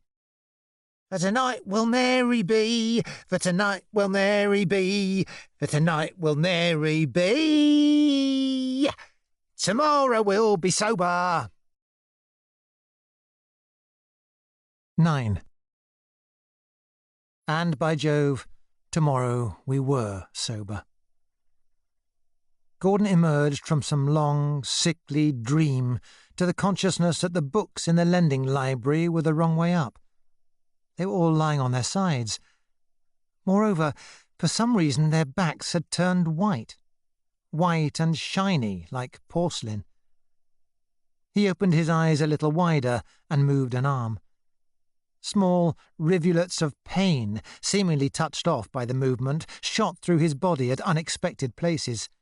Down the calves of his legs, for instance, and up both sides of his head. He perceived that he was lying on his side, with a hard, smooth pillow under his cheek and a coarse blanket scratching his chin and pushing its hairs into his mouth. Apart from the minor pains that stabbed him every time he moved, there was a large, dull sort of pain which was not localized, but which seemed to hover all over him. Suddenly, he flung off the blanket and sat up. He was in a police cell. At this moment, a frightful spasm of nausea overcame him. Dimly perceiving a WC in the corner, he crept towards it and was violently sick 3 or 4 times. After that, for several minutes, he was in agonizing pain. He could scarcely stand on his feet. His head throbbed as though it were going to burst, and the light seemed like some scalding white liquid pouring into his brain through the sockets of his eyes. He sat on the bed, holding his head between his hands. Presently, when some of the throbbing had died down, he had another look about him. The cell measured about 12 feet long by 6 feet wide, and was very high. The walls were all of white porcelain bricks, horribly white and clean. He wondered dully how they cleaned as high up as the ceiling. Perhaps with a hose, he reflected. At one end there was a little barred window very high up, and at the other end, over the door, an electric bulb let into the wall and protected by a stout grating. The thing he was sitting on was not actually a bed, but a shelf with one blanket and a canvas pillow. The door was of steel, painted green. In the door there was a little round hole with a flap on the outside. Having seen this much, he lay down and pulled the blanket over him again. He had no further curiosity about his surroundings. As to what had happened last night, he remembered everything. At least, he remembered everything up to the time when he had gone with Dora into the room with the Aspidistra. God knew what had happened after that. There had been some kind of bust-up, and he had landed in the clink. He had no notion of what he had done. It might be murder for all he knew. In any case, he did not care. He turned his face to the wall and pulled the blanket over his head to shut out the light. After a long time, the spy-hole in the door was pushed aside. Gordon managed to turn his head round. His neck muscles seemed to creak. Through the spy-hole he could see a blue eye and a semicircle of pink, chubby cheek. "You do with a cup of tea?" a voice said. Gordon sat up and instantly felt very sick again. He took his head between his hands and groaned. The thought of a cup of hot tea appealed to him, but he knew it would make him sick if it had sugar in it. "Please," he said. The police constable opened a partition in the top half of the door and passed in a thick white mug of tea. It had sugar in it. The constable was a solid, rosy young man of about 25, with a kind face, white eyelashes, and a tremendous chest. It reminded Gordon of the chest of a cart horse. He spoke with a good accent, but with vulgar turns of speech. For a minute or so, he stood regarding Gordon. "You weren't off bad last night," he said finally. "I'm bad now." "You was worse last night, though. What are you going to hit the sergeant for?" "Did I hit the sergeant?" "Did you? Cool. He wasn't half wild. He turns to me and he says, holding his ear he was, like this, he says, 'Now if that man wasn't too drunk to stand, I'd knock his block off.' It's all gone down on your charge sheet. Drunk and disorderly. You'd only have been drunk and incapable if you hadn't have hit the sergeant." "Do you know what I shall get for this?" £5 or 14 days. You'll go up before Mr. Groom. Lucky for you it wasn't Mr. Walker. He'd give you a month without the option, Mr. Walker would. Very severe on the drunks, he is. Teetotaler." Gordon had drunk some of the tea. It was nauseatingly sweet, but its warmth made him feel stronger. He gulped it down. At this moment, a nasty, snarling sort of voice, the sergeant whom Gordon had hit, no doubt, yelped from somewhere outside, "Take that man out and get him washed. Black Maria leaves at 9:30. The constable hastened to open the cell door. As soon as Gordon stepped outside, he felt worse than ever. This was partly because it was much colder in the passage than in the cell. He walked a step or two, and then, suddenly, his head was going round and round. "I'm going to be sick," he cried. He was falling. He flung out a hand and stopped himself against the wall. The constable's strong arm went round him. Across the arm, as over a rail, Gordon sagged, doubled up and limp. A jet of vomit burst from him. It was the tea, of course. There was a gutter running along the stone floor.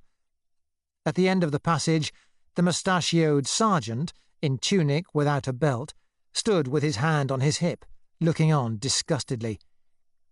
"Dirty little tyke," he muttered, and turned away. "Come on, old chap," said the constable. "You'll be better in half a mo." He half led, half dragged Gordon to a big stone sink at the end of the passage and helped him to strip to the waist. His gentleness was astonishing. He handled Gordon almost like a nurse handling a child. Gordon had recovered enough strength to sluice himself with the ice-cold water and rinse his mouth out. The constable gave him a torn towel to dry himself with, and then led him back to the cell. "Now you sit quiet till the Black Maria comes. And take my tip. When you go up to the court, you plead guilty and say you won't do it again. Mr. Groom won't be hard on you." "Where are my collar and tie?" said Gordon. "We took 'em away last night. You'll get 'em back before you go up to court. We had a bloke hung himself with his tie once." Gordon sat down on the bed. For a little while, he occupied himself by calculating the number of porcelain bricks in the walls, then sat with his elbows on his knees, his head between his hands. He was still aching all over. He felt weak, cold, jaded, and above all, bored. He wished that boring business of going up to the court could be avoided somehow.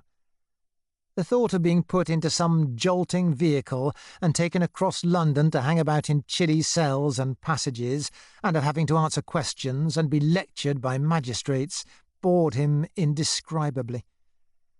All he wanted was to be left alone. But presently there was the sound of several voices farther down the passage, and then of feet approaching. The partition in the door was opened. "Couple of visitors for you," the constable said. Gordon was bored by the very thought of visitors. Unwillingly he looked up, and saw Flaxman and Ravelston looking in upon him.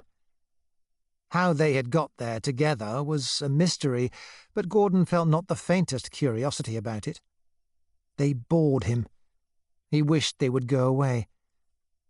"Hello, chappie," said Flaxman. "You here?" said Gordon with a sort of weary offensiveness. Ravelston looked miserable. He had been up since the very early morning, looking for Gordon. This was the first time he had seen the interior of a police cell. His face shrank with disgust as he looked at the chilly white-tiled place with its shameless WC in the corner. But Flaxman was more accustomed to this kind of thing. He cocked a practised eye at Gordon. "I've seen 'em worse," he said cheerfully. "Give 'em a prairie oyster and he'd buck up something wonderful. Do you know what your eyes look like, chappie?" he added to Gordon. "They look as if they'd been taken out and poached." "I was drunk last night," said Gordon, his head between his hands. "I gathered something of the kind, old chappie." "Look here, Gordon," said Ravelston. "We came to bail you out, but it seems we're too late. They're taking you up to court in a few minutes' time. Oh, this is a bloody show. It's a pity you didn't give them a false name when they brought you here last night." "Did I tell them my name?" "You told them everything. I wish to God I hadn't let you out of my sight. You slipped out of that house somehow and into the street." wandering up and down Shaftesbury Avenue, drinking out of a bottle," said Flaxman appreciatively. "But you oughtn't to have hit the sergeant, old chappie. That was a bit of bloody foolishness. And I don't mind telling you that Mother Wisbeach is on your track. When your pal here came round this morning and told her you'd been for a night on the tiles, she took on as if you'd done a bloody murder." "And look here, Gordon," said Ravelston. There was the familiar note of discomfort in his face. It was something about money, as usual. Gordon looked up. Ravelston was gazing into the distance. "Look here." "What?" "About your fine. You'd better leave that to me. I'll pay it." "No, you won't." "My dear old chap, they'll send you to jail if I don't." "Oh, hell, I don't care." He did not care. At this moment, he did not care if they sent him to prison for a year. Of course, he couldn't pay his fine himself. He knew without even needing to look that he had no money left. He would have given it all to Dora, or, more probably, she would have pinched it. He lay down on the bed again and turned his back on the others. In the sulky, sluggish state that he was in, his sole desire was to get rid of them. They made a few more attempts to talk to him, but he would not answer, and presently they went away. Flaxman's voice boomed cheerfully down the passage. He was giving Ravelston minute instructions as to how to make a prairie oyster. The rest of that day was very beastly. Beastly was the ride in the Black Maria, which, inside, was like nothing so much as a miniature public lavatory, with tiny cubicles down each side, into which you were locked, and in which you had barely room to sit down. Beastlier yet was the long wait in one of the cells adjoining the magistrate's court. This cell was an exact replica of the cell at the police station, even to having precisely the same number of porcelain bricks. But it differed from the police station cell in being repulsively dirty. It was cold, but the air was so fetid as to be almost unbreathable. Prisoners were coming and going all the time. They would be thrust into the cell, taken out after an hour or two to go up to the court, and then perhaps brought back again to wait, while the magistrate decided upon their sentence or fresh witnesses were sent for. There were always 5 or 6 men in the cell, and there was nothing to sit on except the plank bed. And the worst was that nearly all of them used the WC, there, publicly, in the tiny cell. They could not help it. There was nowhere else to go, and the plug of the beastly thing did not even pull properly. Until the afternoon, Gordon felt sick and weak. He had had no chance to shave, and his face was hatefully scrubby. At first, he merely sat on the corner of the plank bed, at the end nearest the door, as far away from the WC as he could get, and took no notice of the other prisoners. They bored and disgusted him. Later, as his headache wore off, he observed them with a faint interest. There was a professional burglar, a lean, worried-looking man with grey hair, who was in a terrible stew about what would happen to his wife and kids if he was sent to jail. He had been arrested for loitering with intent to enter, a vague offence for which you generally get convicted if there are previous convictions against you. He kept walking up and down, flicking the fingers of his right hand with a curious, nervous gesture, and exclaiming against the unfairness of it. There was also a deaf mute who stank like a ferret, and a small, middle-aged Jew with a fur-collared overcoat who had been buyer to a large firm of kosher butchers. He had bolted with £27, gone to Aberdeen of all places, and spent the money on tarts. He too had a grievance, for he said his case ought to have been tried in the rabbi's court instead of being turned over to the police. There was also a publican who had embezzled his Christmas club money. He was a big, hearty, prosperous-looking man of about 35, with a loud red face and a loud blue overcoat. The sort of man who, if he were not a publican, would be a bookie. His relatives had paid back the embezzled money, all except £12, but the club members had decided to prosecute. There was something in this man's eyes that troubled Gordon. He carried everything off with a swagger, but all the while there was that blank, staring look in his eyes. He would fall into a kind of reverie at every gap in the conversation. It was somehow rather dreadful to see him.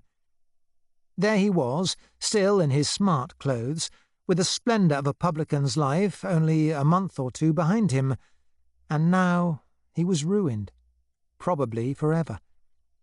Like all London publicans, he was in the claw of the brewer. He would be sold up and his furniture and fittings seized, and when he came out of jail, he would never have a pub or a job again. The morning wore on with dismal slowness. You were allowed to smoke. Matches were forbidden, but the constable on duty outside would give you a light through the trap in the door. Nobody had any cigarettes except the publican, who had his pockets full of them and distributed them freely. Prisoners came and went. A ragged, dirty man who claimed to be a coster up for obstruction was put into the cell for half an hour. He talked a great deal, but the others were deeply suspicious of him. When he was taken out again, they all declared he was a split. The police, it was said, often put a split into the cells, disguised as a prisoner, to pick up information. Once there was great excitement when the constable whispered through the trap that a murderer, or would-be murderer, was being put into the cell next door. He was a youth of 18 who had stabbed his tart in the belly, and he was not expected to live. Once the trap opened, and the tired, pale face of a clergyman looked in. He saw the burglar, said wearily, "You here again, Jones," and went away again. Dinner, so-called, was served out at about 12 o'clock. All you got was a cup of tea and 2 slices of bread and marge. You could have food sent in, though, if you could pay for it. The publican had a good dinner sent in covered dishes, but he had no appetite for it, and gave most of it away. Ravelston was still hanging about the court, waiting for Gordon's case to come on, but he did not know the ropes well enough to have food sent in to Gordon. Presently, the burglar and the publican were taken away, sentenced, and brought back to wait till the Black Maria should take them off to jail. They each got 9 months. The publican questioned the burglar about what prison was like. There was a conversation of unspeakable obscenity about the lack of women there. Gordon's case came on at 2:30, and it was over so quickly that it seemed preposterous to have waited all that time for it. Afterwards, he could remember nothing about the court except the coat of arms over the magistrate's chair. The magistrate was dealing with the drunks at the rate of 2 a minute. To the tune of "John Smith drunk, 6 shillings, move on next," they filed past the railings of the dock, precisely like a crowd taking tickets at a booking office. Gordon's case, however, took 2 minutes instead of 30 seconds, because he had been disorderly, and the sergeant had to testify that Gordon had struck him on the ear and called him a bastard. There was also a mild sensation in the court, because Gordon, when questioned at the police station, had described himself as a poet.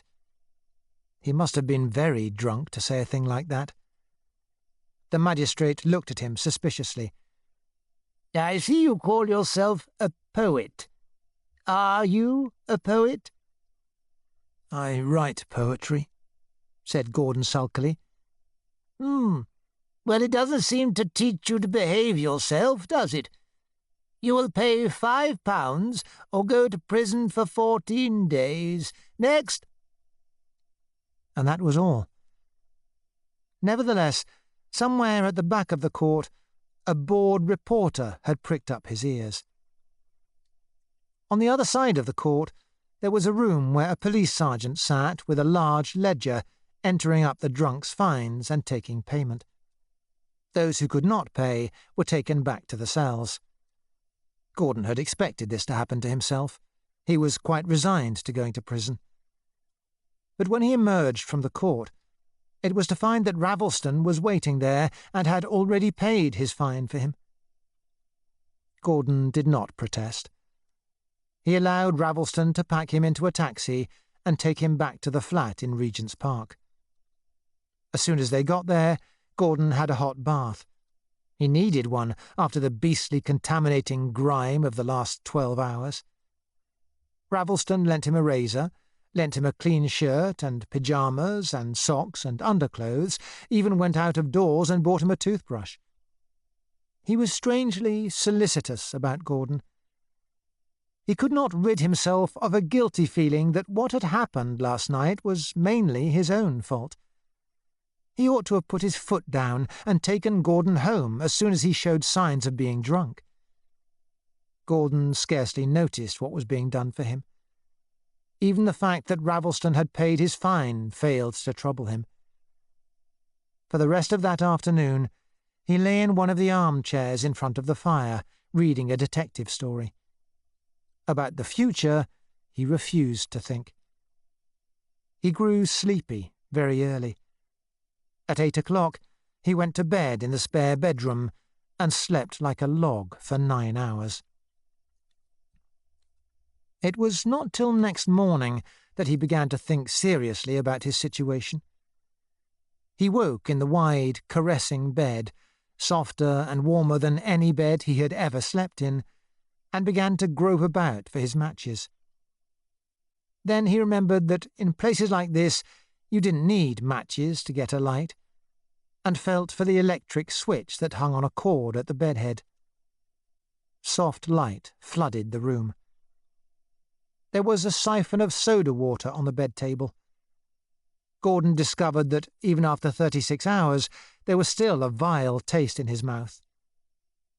He had a drink and looked about him.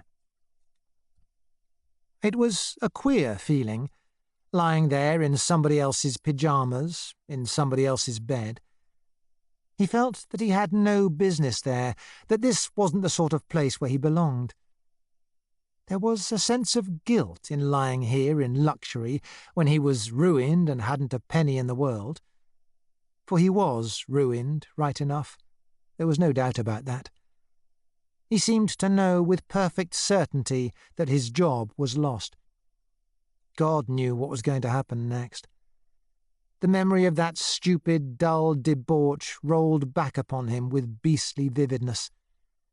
He could recall everything, from his first pink gin before he started out, to Dora's peach-coloured garters. He squirmed when he thought of Dora. Why does one do these things? Money again. Always money. The rich don't behave like that. The rich are graceful even in their vices, but if you have no money, you don't even know how to spend it when you get it. You just splurge it frantically away, like a sailor in a bawdy house his first night ashore. He had been in the clink 12 hours. He thought of the cold, fecal stench of that cell at the police court, a foretaste of future days, and everyone would know that he had been in the clink. With luck it might be kept from Aunt Angela and Uncle Walter, but Julia and Rosemary probably knew already. With Rosemary it didn't matter so much, but Julia would be ashamed and miserable. He thought of Julia, her long, thin back as she bent over the tea caddy, her good, goose-like, defeated face. She had never lived. From childhood she had been sacrificed to him, to Gordon, to the boy. It might be 100 quid he had borrowed from her in all these years, and then even 5 quid he couldn't spare her. 5 quid he had set aside for her and then spent it on a tart. He turned out the light and lay on his back, wide awake. At this moment he saw himself with frightful clarity. He took a sort of inventory of himself and his possessions. Gordon Comstock, last of the Comstocks, 30 years old, with 26 teeth left, with no money and no job, in borrowed pyjamas, in a borrowed bed, with nothing before him except cadging and destitution, and nothing behind him except squalid fooleries. His total wealth, a puny body and 2 cardboard suitcases full of worn-out clothes. At 7, Ravelston was awakened by a tap on his door. He rolled over and said sleepily, "Hello?" Gordon came in, a dishevelled figure, almost lost in the borrowed silk pyjamas. Ravelston roused himself, yawning. Theoretically, he got up at the proletarian hour of 7. Actually, he seldom stirred until Mrs. Beaver, the charwoman, arrived at 8. Gordon pushed the hair out of his eyes and sat down on the foot of Ravelston's bed. "I say, Ravelston, this is bloody. I've been thinking things over.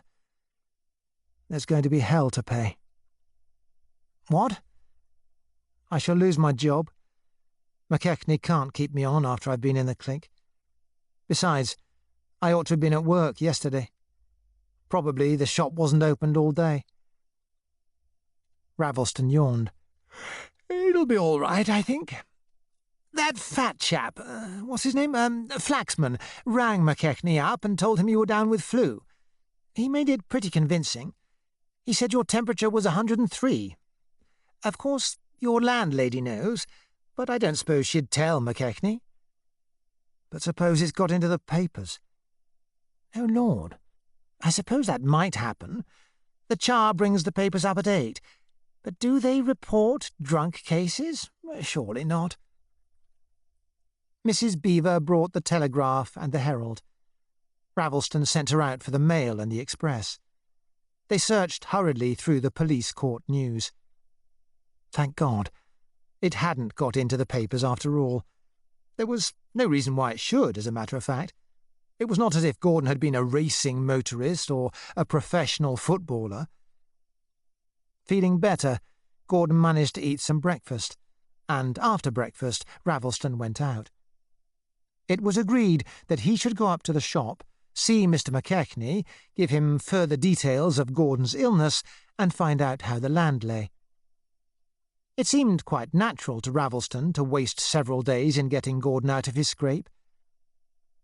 All the morning, Gordon hung about the flat, restless and out of sorts, smoking cigarettes in an endless chain. Now that he was alone, hope had deserted him. He knew by profound instinct that Mr. McKechnie would have heard about his arrest. It wasn't the kind of thing you could keep dark.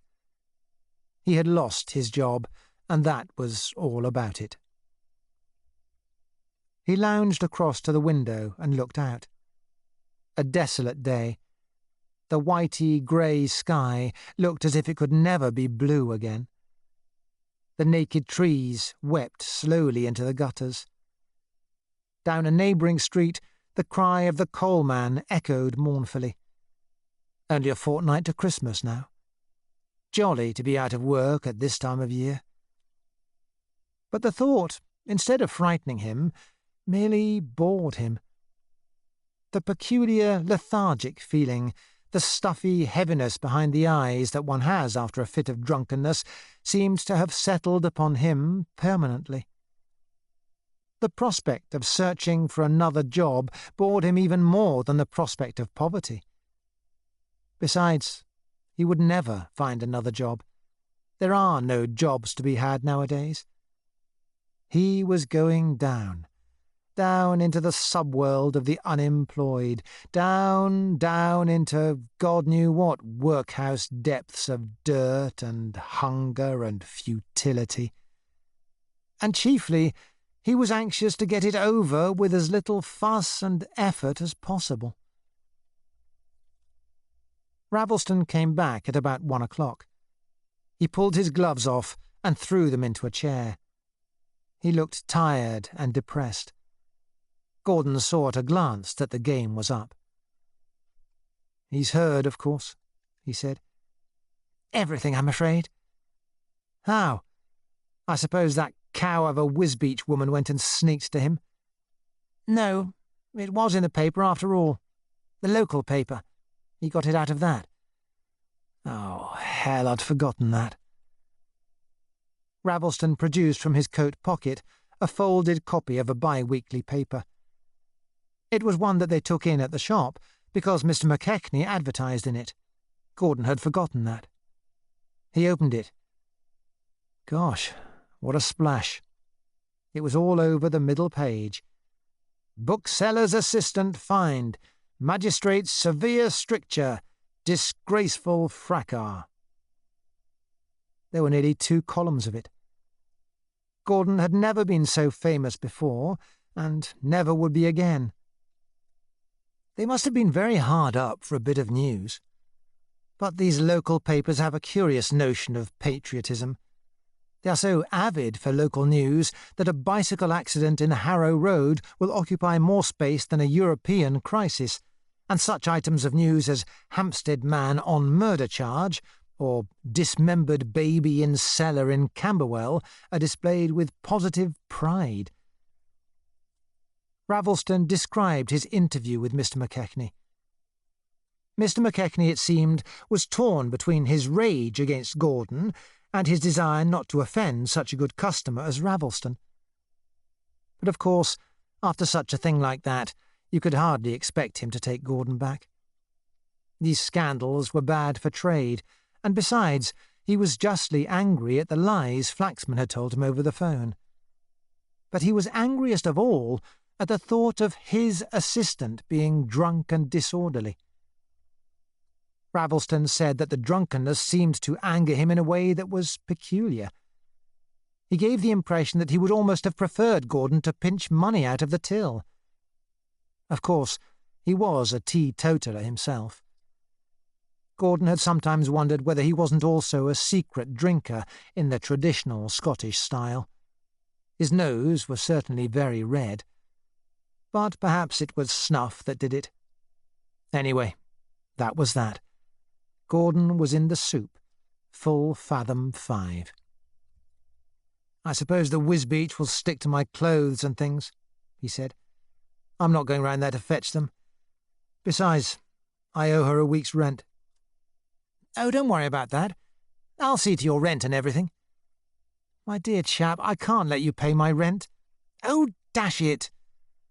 Ravelston's face grew faintly pink. He looked miserably into the distance, and then said what he had to say, all in a sudden burst. "Look here, Gordon, we must get this settled. You've just got to stay here till this business has blown over. I'll see you through about money and all that. You needn't think you're being a nuisance, because you're not. And anyway, it's only till you get another job." Gordon moved moodily away from him, his hands in his pockets. He had foreseen all this, of course. He knew that he ought to refuse.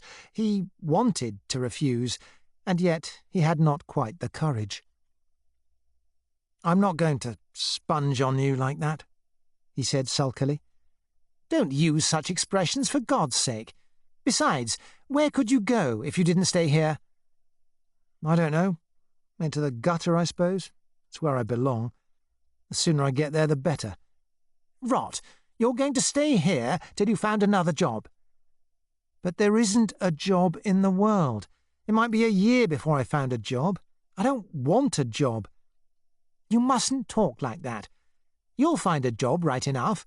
Something's bound to turn up. And for God's sake, don't talk about sponging on me. It's only an arrangement between friends. If you really want to, you can pay it all back when you've got the money." "Yes, when." But in the end, he let himself be persuaded. He had known that he would let himself be persuaded. He stayed on at the flat, and allowed Ravelston to go round to Willowbed Road and pay his rent and recover his 2 cardboard suitcases. He even allowed Ravelston to lend him a further £2 for current expenses. His heart sickened while he did it. He was living on Ravelston, sponging on Ravelston. How could there ever be a real friendship between them again? Besides, In his heart, he didn't want to be helped. He only wanted to be left alone. He was headed for the gutter. Better to reach the gutter quickly and get it over. Yet, for the time being, he stayed, simply because he lacked the courage to do otherwise. But as for this business of getting a job, it was hopeless from the start.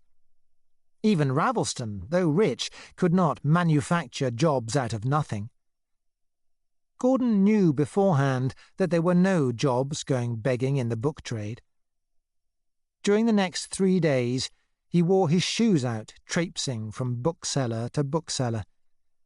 At shop after shop, he set his teeth, marched in, demanded to see the manager, and 3 minutes later marched out again with his nose in the air. The answer was always the same: no jobs vacant. A few booksellers were taking on an extra man for the Christmas rush, but Gordon was not the type they were looking for. He was neither smart nor servile. He wore shabby clothes and spoke with the accent of a gentleman. Besides, a few questions always brought it out that he had been sacked from his last job for drunkenness. After only 3 days, he gave it up. He knew it was no use. It was only to please Ravelston that he had even been pretending to look for work. In the evening, he trailed back to the flat, footsore and with his nerves on edge from a series of snubs. He was making all his journeys on foot to economise Ravelston's £2. When he got back, Ravelston had just come up from the office and was sitting in one of the armchairs in front of the fire with some long galley proofs over his knee. He looked up as Gordon came in. "Any luck?" he said, as usual. Gordon did not answer. If he had answered, it would have been with a stream of obscenities.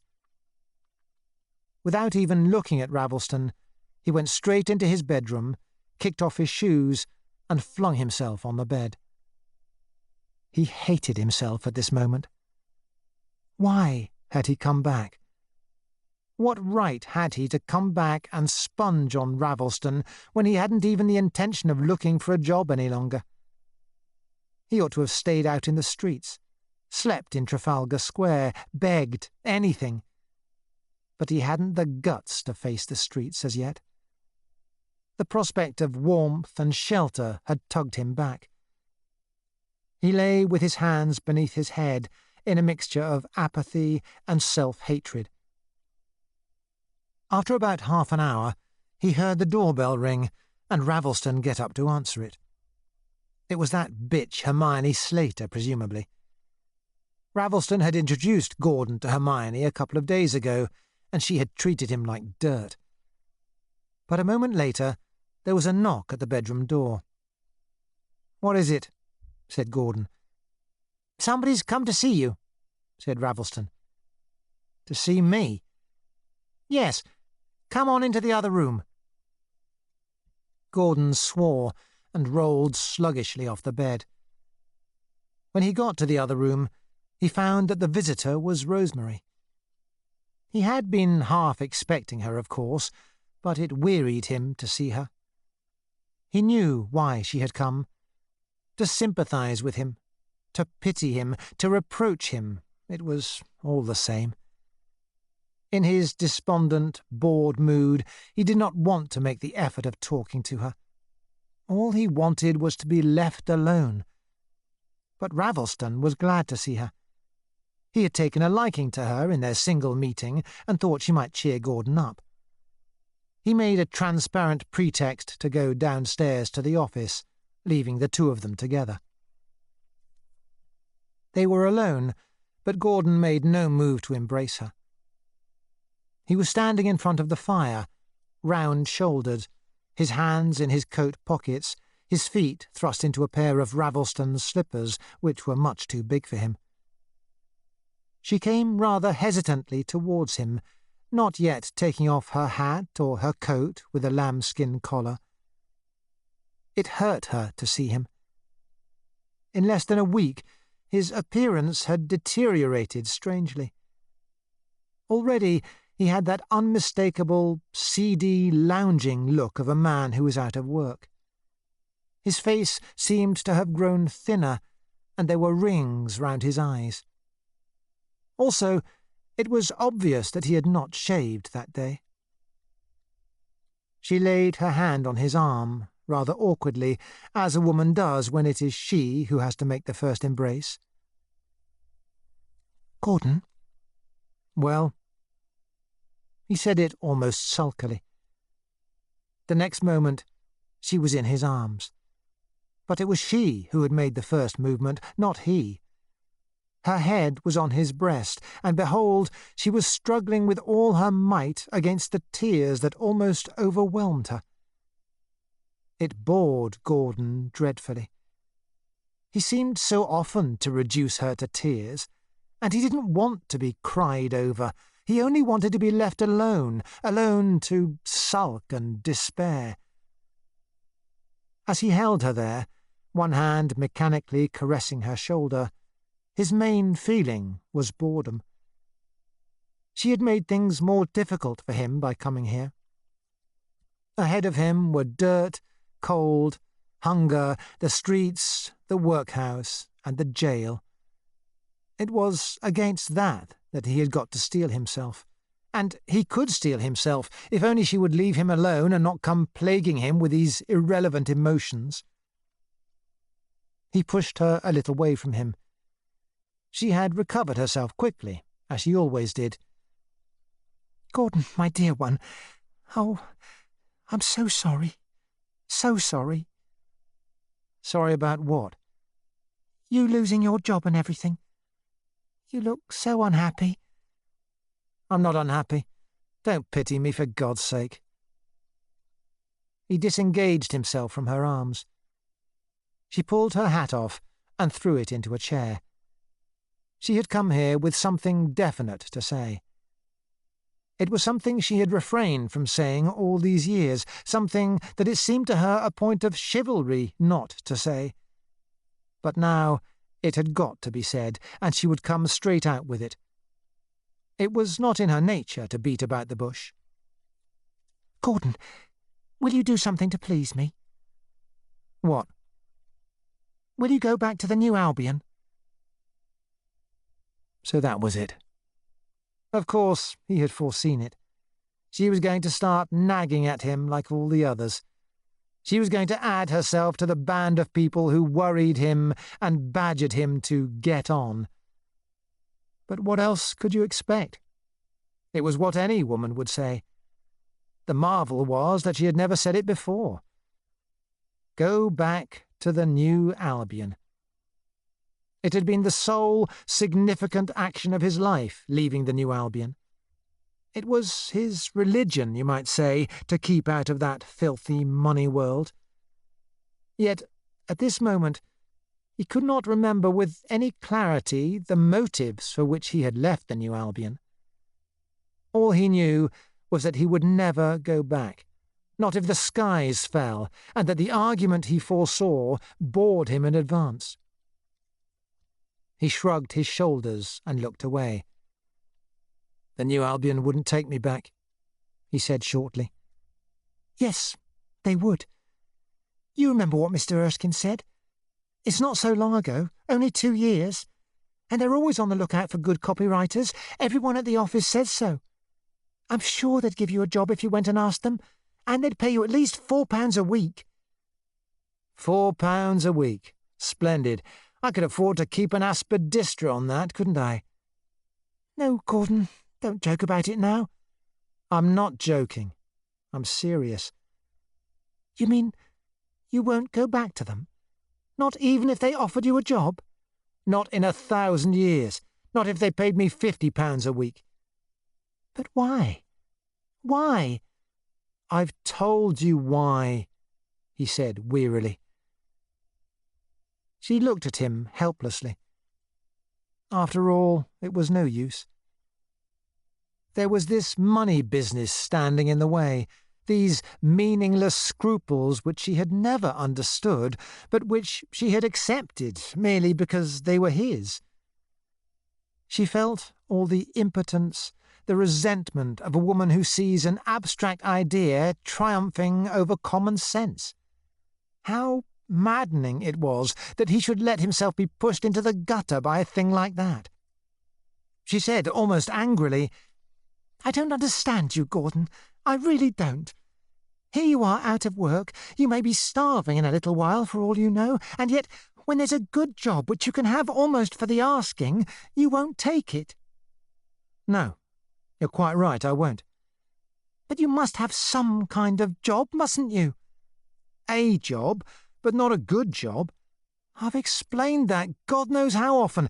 I dare say I'll get a job of sorts, sooner or later, the same kind of job as I had before." "But I don't believe you're even trying to get a job, are you?" "Yes, I am.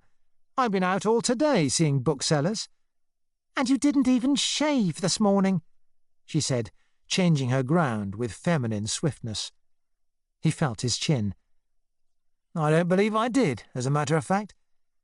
"And then you expect people to give you a job? Oh, Gordon." "Oh, well, what does it matter? It's too much fag to shave every day." "You're letting yourself go to pieces," she said bitterly. "You don't seem to want to make any effort. You want to sink, just sink." "I don't know, perhaps. I'd sooner sink than rise." There were further arguments. It was the first time she had ever spoken to him like this. Once again the tears came into her eyes, and once again she fought them back. She had come here swearing to herself that she would not cry. The dreadful thing was that her tears, instead of distressing him, merely bored him. It was as though he could not care, and yet at his very centre there was an inner heart that cared because he could not care. If only she would leave him alone. Alone, alone, free from the nagging consciousness of his failure, free to sink, as she had said, down, down into quiet worlds where money and effort and moral obligation did not exist. Finally, he got away from her and went back to the spare bedroom. It was definitely a quarrel, the first really deadly quarrel they had ever had. Whether it was to be final, he did not know. Nor did he care at this moment. He locked the door behind him and lay on the bed, smoking a cigarette. He must get out of this place, and quickly. Tomorrow morning he would clear out. No more sponging on Ravelston. No more blackmail to the gods of decency. Down. Down into the mud, down to the streets, the workhouse, and the jail. It was only there that he could be at peace. Ravelston came upstairs to find Rosemary alone and on the point of departure. She said good-bye, and then suddenly turned to him and laid her hand on his arm. She felt that she knew him well enough now to take him into her confidence. "Mr. Ravelston, please, will you try and persuade Gordon to get a job?" "I'll do what I can. Of course, it's always difficult, but I expect we'll find him a job of sorts before long." "It's so dreadful to see him like this. He goes absolutely to pieces. And all the time, you see, there's a job he could quite easily get if he wanted it. A really good job. It's not that he can't, it's simply that he won't." She explained about the New Albion. Ravelston rubbed his nose. "Yes, as a matter of fact, I've heard all about that. We talked it over when he left the New Albion." "But you don't think he was right to leave them?" she said, promptly divining that Ravelston did think Gordon right. "Well, I grant you it wasn't very wise, but there's a certain amount of truth in what he says. Capitalism's corrupt, and we ought to keep outside it. That's his idea. It's not practicable, but, in a way, it's sound." "Oh, I dare say it's all right as a theory, but when he's out of work, and when he could get this job if he chose to ask for it, surely you don't think he's right to refuse?" "Not from a common-sense point of view, but In principle, well, yes. Oh, in principle? We can't afford principles, people like us. That's what Gordon doesn't seem to understand. Gordon did not leave the flat next morning. One resolves to do these things, one wants to do them, but when the time comes, in the cold morning light, they somehow don't get done. He would stay just 1 day more, he told himself. And then again it was just 1 day more, until 5 whole days had passed since Rosemary's visit, and he was still lurking there, living on Ravelston, with not even a flicker of a job in sight. He still made some pretence of searching for work, but he only did it to save his face. He would go out and loaf for hours in public libraries, and then come home to lie on the bed in the spare bedroom, dressed except for his shoes, smoking endless cigarettes. And for all that inertia and the fear of the streets still held him there, those 5 days were awful, damnable, unspeakable. There is nothing more dreadful in the world than to live in somebody else's house, eating his bread, and doing nothing in return for it. And perhaps it is worst of all when your benefactor won't for a moment admit that he is your benefactor. Nothing could have exceeded Ravelston's delicacy. He would have perished rather than admit that Gordon was sponging on him. He had paid Gordon's fine, he had paid his arrears of rent, he had kept him for a week, and he had lent him £2 on top of that, but it was nothing. It was a mere arrangement between friends. Gordon would do the same for him another time. From time to time, Gordon made feeble efforts to escape, which always ended in the same way. "Look here, Ravelston, I can't stay here any longer. You've kept me long enough. I'm going to clear out tomorrow morning." "But my dear old chap, do be sensible. You haven't—" But no, not even now, when Gordon was openly on the rocks, could Ravelston say, "You haven't got any money." One can't say things like that. He compromised. "Where are you going to live, anyway?" "God knows. I don't care. There are common lodging houses and places. I've got a few bob left." "Don't be such an ass. You'd much better stay here till you found a job." "But it might be months, I tell you. I can't live on you like this." "Rot, my dear chap. I like having you here." But of course, in his inmost heart, he didn't really like having Gordon there. How should he? It was an impossible situation. There was a tension between them all the time. It is always so when one person is living on another. However delicately disguised, charity is still horrible. There is a malaise, almost a secret hatred between the giver and the receiver. Gordon knew that his friendship with Ravelston would never be the same again. Whatever happened afterwards, the memory of this evil time would be between them. The feeling of his dependent position, of being in the way, unwanted, a nuisance, was with him night and day. At meals he would scarcely eat. He would not smoke Ravelston's cigarettes, but bought himself cigarettes out of his few remaining shillings. He would not even light the gas fire in his bedroom. He would have made himself invisible if he could. Every day, of course, people were coming and going at the flat and at the office. All of them saw Gordon and grasped his status. Another of Ravelston's pet scroungers, they all said. He even detected a gleam of professional jealousy in one or two of the hangers-on of Antichrist. 3 times during that week Hermione Slater came. After his first encounter with her, he fled from the flat as soon as she appeared. On one occasion, when she came at night, he had to stay out of doors till after midnight. Mrs. Beaver, the charwoman, had also seen through Gordon. She knew his type.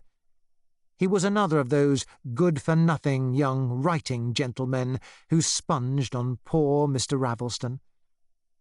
So, in none too subtle ways, she made things uncomfortable for Gordon. Her favourite trick was to rout him out with broom and pan. "Now, Mr. Comstock, I've got to do this room out, if you please," from whichever room he had settled down in. But in the end, unexpectedly and through no effort of his own, Gordon did get a job.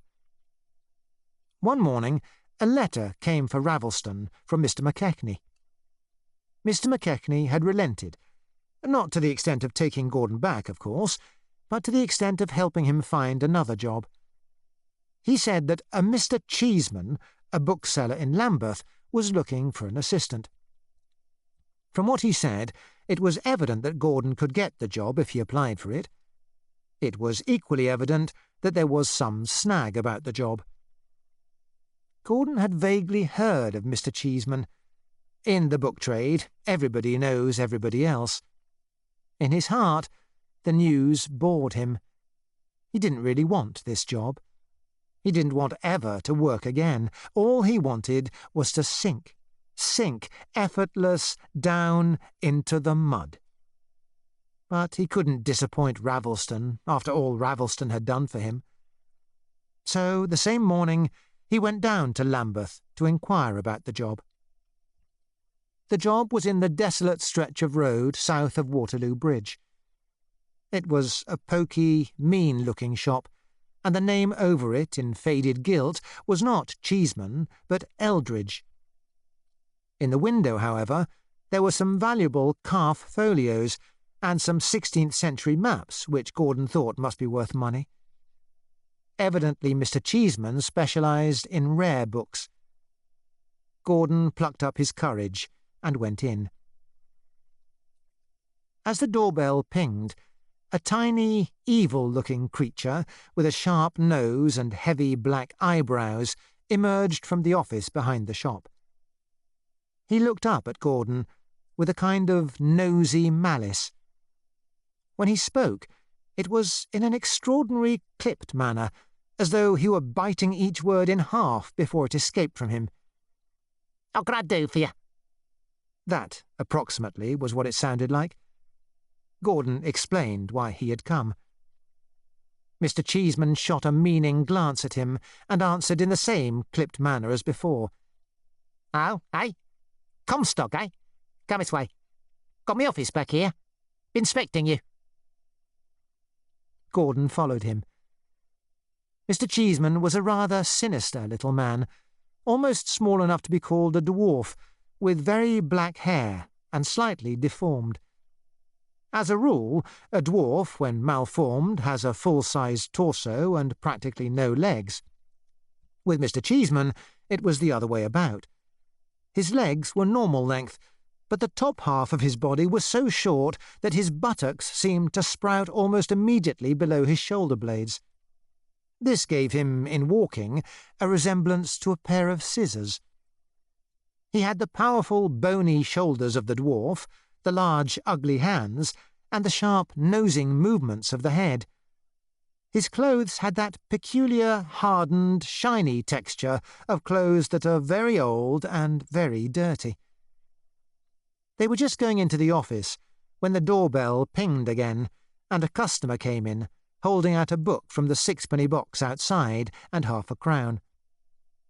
Mr. Cheeseman did not take the change out of the till. Apparently there was no till, but produced a very greasy wash-leather purse from some secret place under his waistcoat. He handled the purse, which was almost lost in his big hands, in a peculiarly secretive way, as though to hide it from sight. "I like keeping money in my pocket," he explained, with an upward glance as they went into the office. It was apparent that Mr. Cheeseman clipped his words from a notion that words cost money and ought not to be wasted. In the office they had a talk, and Mr. Cheeseman extorted from Gordon the confession that he had been sacked for drunkenness. As a matter of fact, he knew all about this already. He had heard about Gordon from Mr. McKechnie, whom he had met at an auction a few days earlier. He had pricked up his ears when he heard the story, for he was on the lookout for an assistant, and clearly an assistant who had been sacked for drunkenness would come at reduced wages. Gordon saw that his drunkenness was going to be used as a weapon against him. Yet Mr. Cheeseman did not seem absolutely unfriendly. He seemed to be the kind of person who will cheat you if he can, and bully you if you give him the chance, but who will also regard you with a contemptuous good humour. He took Gordon into his confidence, talked of conditions in the trade, and boasted, with much chuckling, of his own astuteness. He had a peculiar chuckle, his mouth curving upwards at the corners, and his large nose seeming about to disappear into it. Recently, he told Gordon, he had had an idea for a profitable sideline.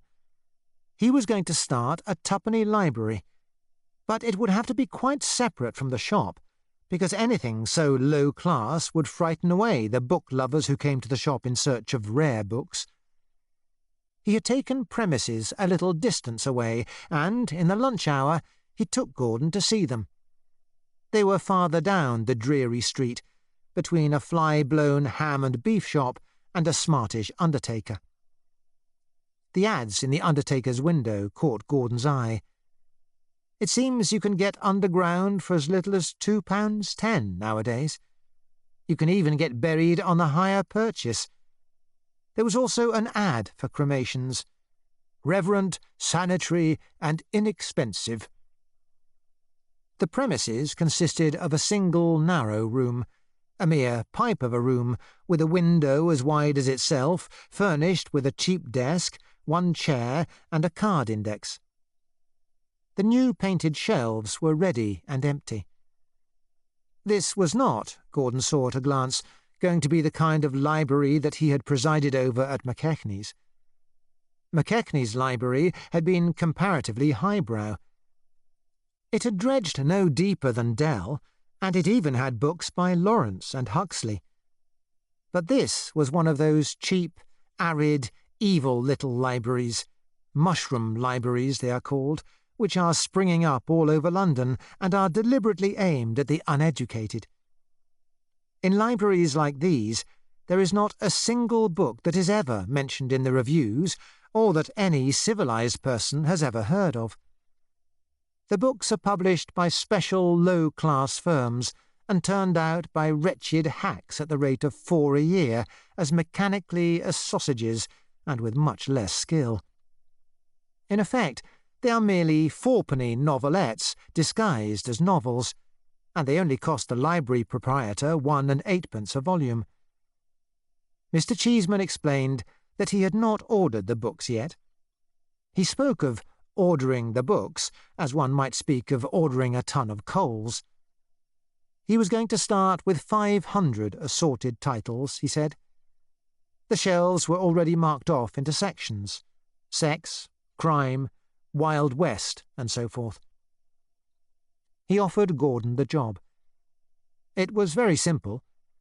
All you had to do was to remain there 10 hours a day, hand out the book, take the money, and choke off the more obvious book pinchers. The pay, he added with a measuring sidelong glance, was 30 shillings a week. Gordon accepted promptly. Mr. Cheeseman was perhaps faintly disappointed. He had expected an argument, and would have enjoyed crushing Gordon by reminding him that beggars can't be choosers. But Gordon was satisfied. The job would do. There was no trouble about a job like this. No room for ambition, no effort, no hope. 10 bob less. 10 bob nearer the mud. It was what he wanted. He borrowed another £2 from Ravelston and took a furnished bed-sitting room, 8 bob a week, in a filthy alley parallel to Lambeth Cut. Mr. Cheeseman ordered the 500 assorted titles, and Gordon started work on the 20th of December. This, as it happened, was his 30th birthday. 10. Underground. Underground. down in the safe, soft womb of earth, where there is no getting of jobs or losing of jobs, no relatives or friends to plague you, no hope, fear, ambition, honour, duty, no duns of any kind. That was where he wished to be.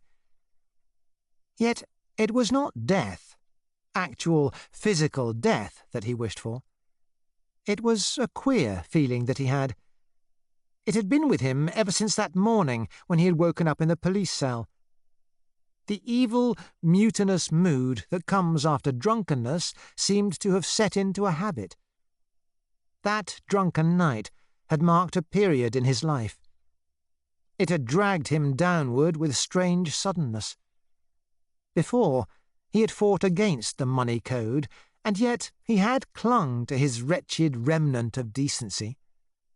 But now it was precisely from decency that he wanted to escape. He wanted to go down, deep down, into some world where decency no longer mattered. To cut the strings of his self-respect, to submerge himself, to sink, as Rosemary had said. It was all bound up in his mind with the thought of being underground.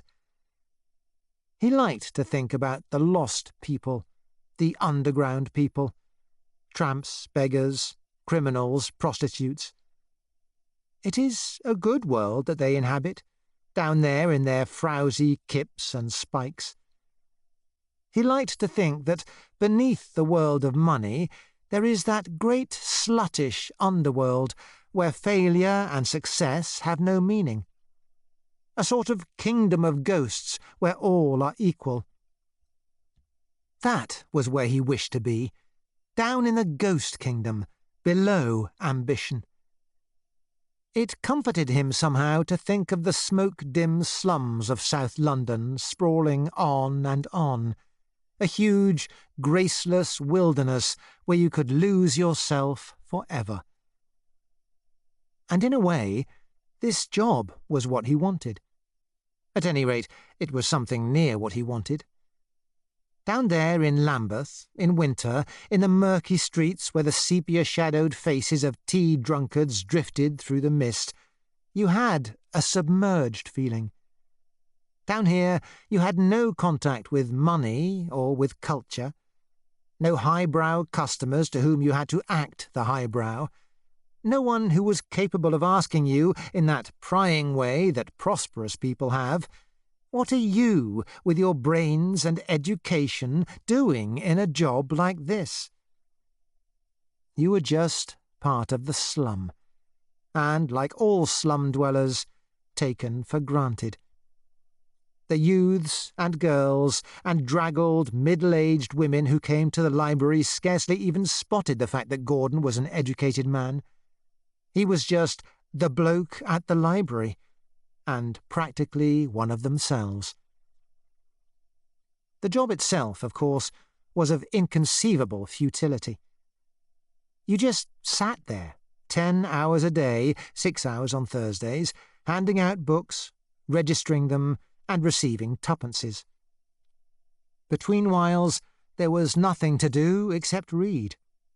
There was nothing worth watching in the desolate street outside. The principal event of the day was when the hearse drove up to the undertaker's establishment next door. This had a faint interest for Gordon, because the dye was wearing off one of the horses, and it was assuming, by degrees, a curious purplish-brown shade. Much of the time, when no customers came, he spent reading the yellow-jacketed trash that the library contained. Books of that type you could read at the rate of 1 an hour, and they were the kind of books that suited him nowadays. It is real escape literature, that stuff in the twopenny libraries. Nothing has ever been devised that puts less strain on the intelligence. Even a film, by comparison, demands a certain effort. And so, when a customer demanded a book of this category or that, whether it was sex or crime or Wild West or romance, always with the accent on the O, Gordon was ready with expert advice.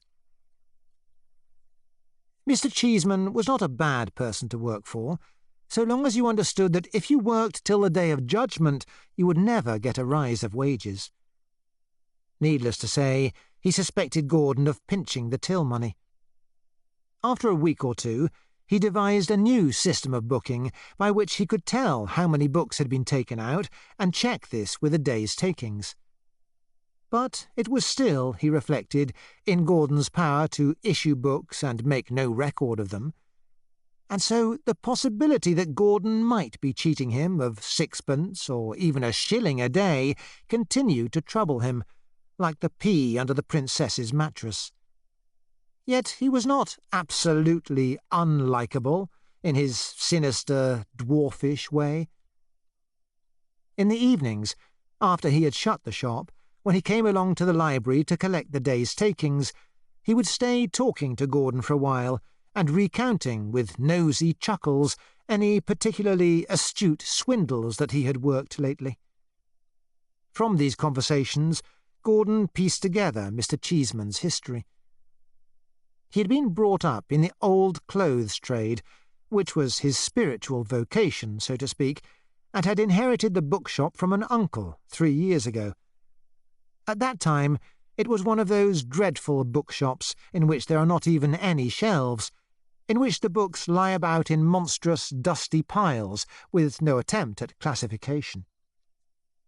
It was frequented to some extent by book collectors, because there was occasionally a valuable book among the piles of rubbish, but mainly it kept going by selling second-hand paper-covered thrillers at 2pence each. Over this dust-heap, Mr. Cheeseman had presided, at first, with intense disgust. He loathed books, and had not yet grasped that there was money to be made out of them. He was still keeping his old clothes shop going by means of a deputy, and intended to return to it as soon as he could get a good offer for the bookshop.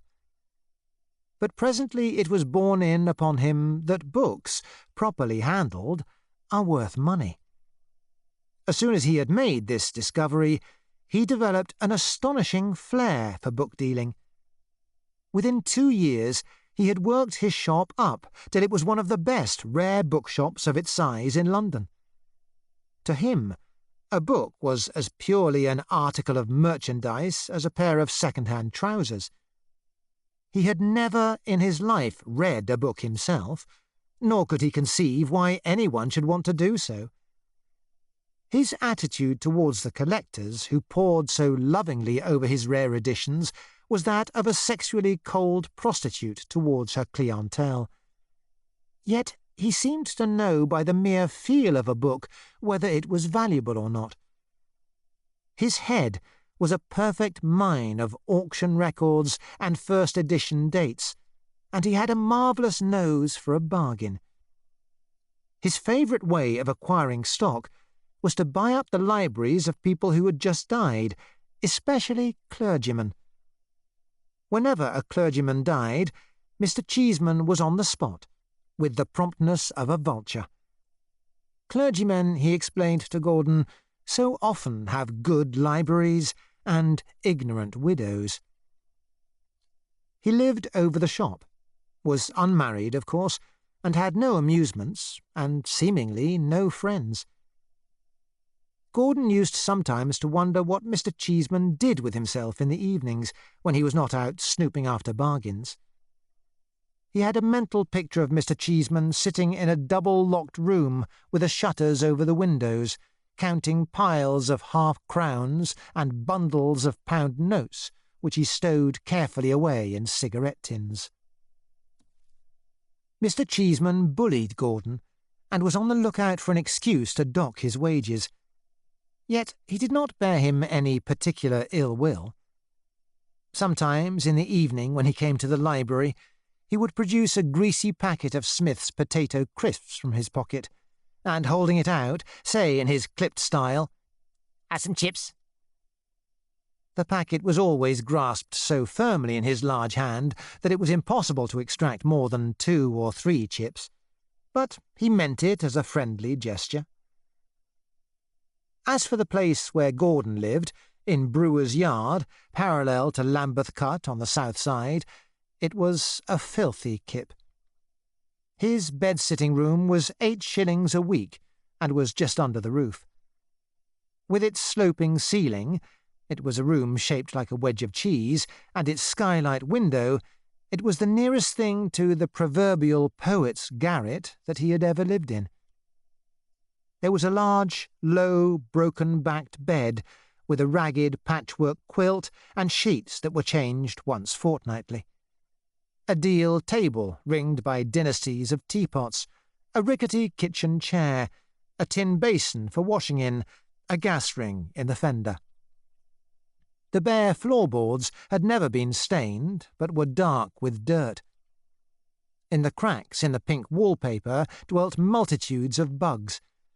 However, this was winter, and they were torpid unless you overwarmed the room. You were expected to make your own bed. Mrs. Meakin, the landlady, theoretically did out the rooms daily, but 4 days out of 5 she found the stairs too much for her. Nearly all the lodgers cooked their own squalid meals in their bedrooms. There was no gas stove, of course, just the gas ring in the fender, and down 2 flights of stairs, a large, evil-smelling sink, which was common to the whole house. In the garret adjoining Gordon's, there lived a tall, handsome old woman who was not quite right in the head, and whose face was often as black as a negro's from dirt. Gordon could never make out where the dirt came from. It looked like coal dust. The children of the neighbourhood used to shout, "Blackie!" after her, as she stalked along the pavement like a tragedy queen, talking to herself. On the floor below, there was a woman with a baby, which cried everlastingly. Also, a young couple who used to have frightful quarrels and frightful reconciliations, which you could hear all over the house. On the ground floor, a house painter, his wife, and 5 children existed on the dole, and an occasional odd job. Mrs. Meakin, the landlady, inhabited some burrow or other in the basement. Gordon liked this house. It was all so different from Mrs. Wisbeach's. There was no mingy, lower-middle-class decency here, no feeling of being spied upon and disapproved of. So long as you paid your rent, you could do almost exactly as you liked. Come home drunk and crawl up the stairs, bring women in at all hours, lie in bed all day if you wanted to. Mother Meakin was not the type to interfere. She was a dishevelled, jelly-soft old creature, with a figure like a cottage loaf. People said that, in her youth, she had been no better than she ought, and probably it was true. She had a loving manner towards anything in trousers. Yet it seemed that traces of respectability lingered in her breast. On the day when Gordon installed himself, he heard her puffing and struggling up the stairs, evidently bearing some burden. She knocked softly on the door with her knee, or the place where her knee ought to have been, and he let her in. "Here you are, then," she wheezed kindly as she came in with her arms full. "I knew as how you'd like this. I likes all me lodgers to feel comfortable like. Let me put it on the table for you. There, that makes the room look a bit more home-like, don't it now?" It was an Aspidistra. It gave him a bit of a twinge to see it. Even here, in this final refuge, hast thou found me, O mine enemy?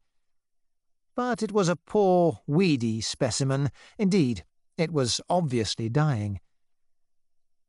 In this place, he could have been happy, if only people would let him alone. It was a place where you could be happy in a sluttish way. To spend your days in meaningless mechanical work that could be slovened through in a sort of coma.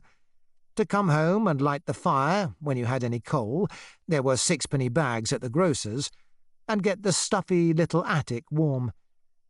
to sit over a squalid meal of bacon, bread and marge and tea cooked over the gas ring, to lie on a frowsy bed, reading a thriller or doing the brain brighteners in titbits until the small hours. It was the kind of life he wanted. All his habits had deteriorated rapidly. He never shaved more than 3 times a week nowadays, and only washed the parts that showed. There were good public baths nearby, but he hardly went to them as often as once in a month. He never made his bed properly, but just turned back the sheets, and never washed his few crocks till all of them had been used twice over. There was a film of dust on everything. In the fender there was always a greasy frying pan and a couple of plates coated with the remnants of fried eggs. One night the bugs came out of one of the cracks and marched across the ceiling 2 by 2. He lay on his bed, his hands under his head, watching them with interest. Without regret, almost intentionally, he was letting himself go to pieces. At the bottom of all his feelings there was a sulkiness, a je m'en fous in the face of the world. Life had beaten him. But you can still beat life by turning your face away. Better to sink than to rise. Down, down into the ghost kingdom, the shadowy world where shame, effort, decency do not exist. To sink. How easy it ought to be, since there are so few competitors. But the strange thing is that often it is harder to sink than to rise. There is always something that drags one upwards. After all, one is never quite alone. There are always friends, lovers, relatives. Everyone Gordon knew seemed to be writing him letters, pitying him or bullying him. Aunt Angela had written, Uncle Walter had written, Rosemary had written over and over again, Ravelston had written, Julia had written. Even Flaxman had sent a line to wish him luck. Flaxman's wife had forgiven him, and he was back at Peckham in aspidistral bliss. Gordon hated getting letters nowadays. They were a link with that other world from which he was trying to escape. Even Ravelston had turned against him. That was after he had been to see Gordon in his new lodgings. Until this visit, he had not realised what kind of neighbourhood Gordon was living in. As his taxi drew up at the corner in the Waterloo Road, a horde of ragged, shock-haired boys came swooping from nowhere to fight round the taxi door like fish at a bait. 3 of them clung to the handle and hauled the door open simultaneously. Their servile, dirty little faces, wild with hope, made him feel sick.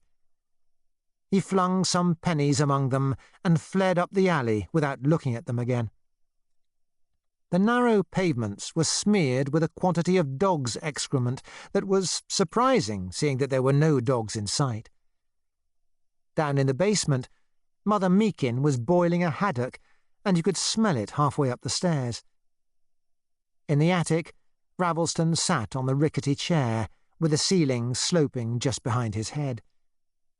The fire was out, and there was no light in the room except 4 candles guttering in a saucer beside the Aspidistra. Gordon lay on the ragged bed, fully dressed but with no shoes on. He had scarcely stirred when Ravelston came in.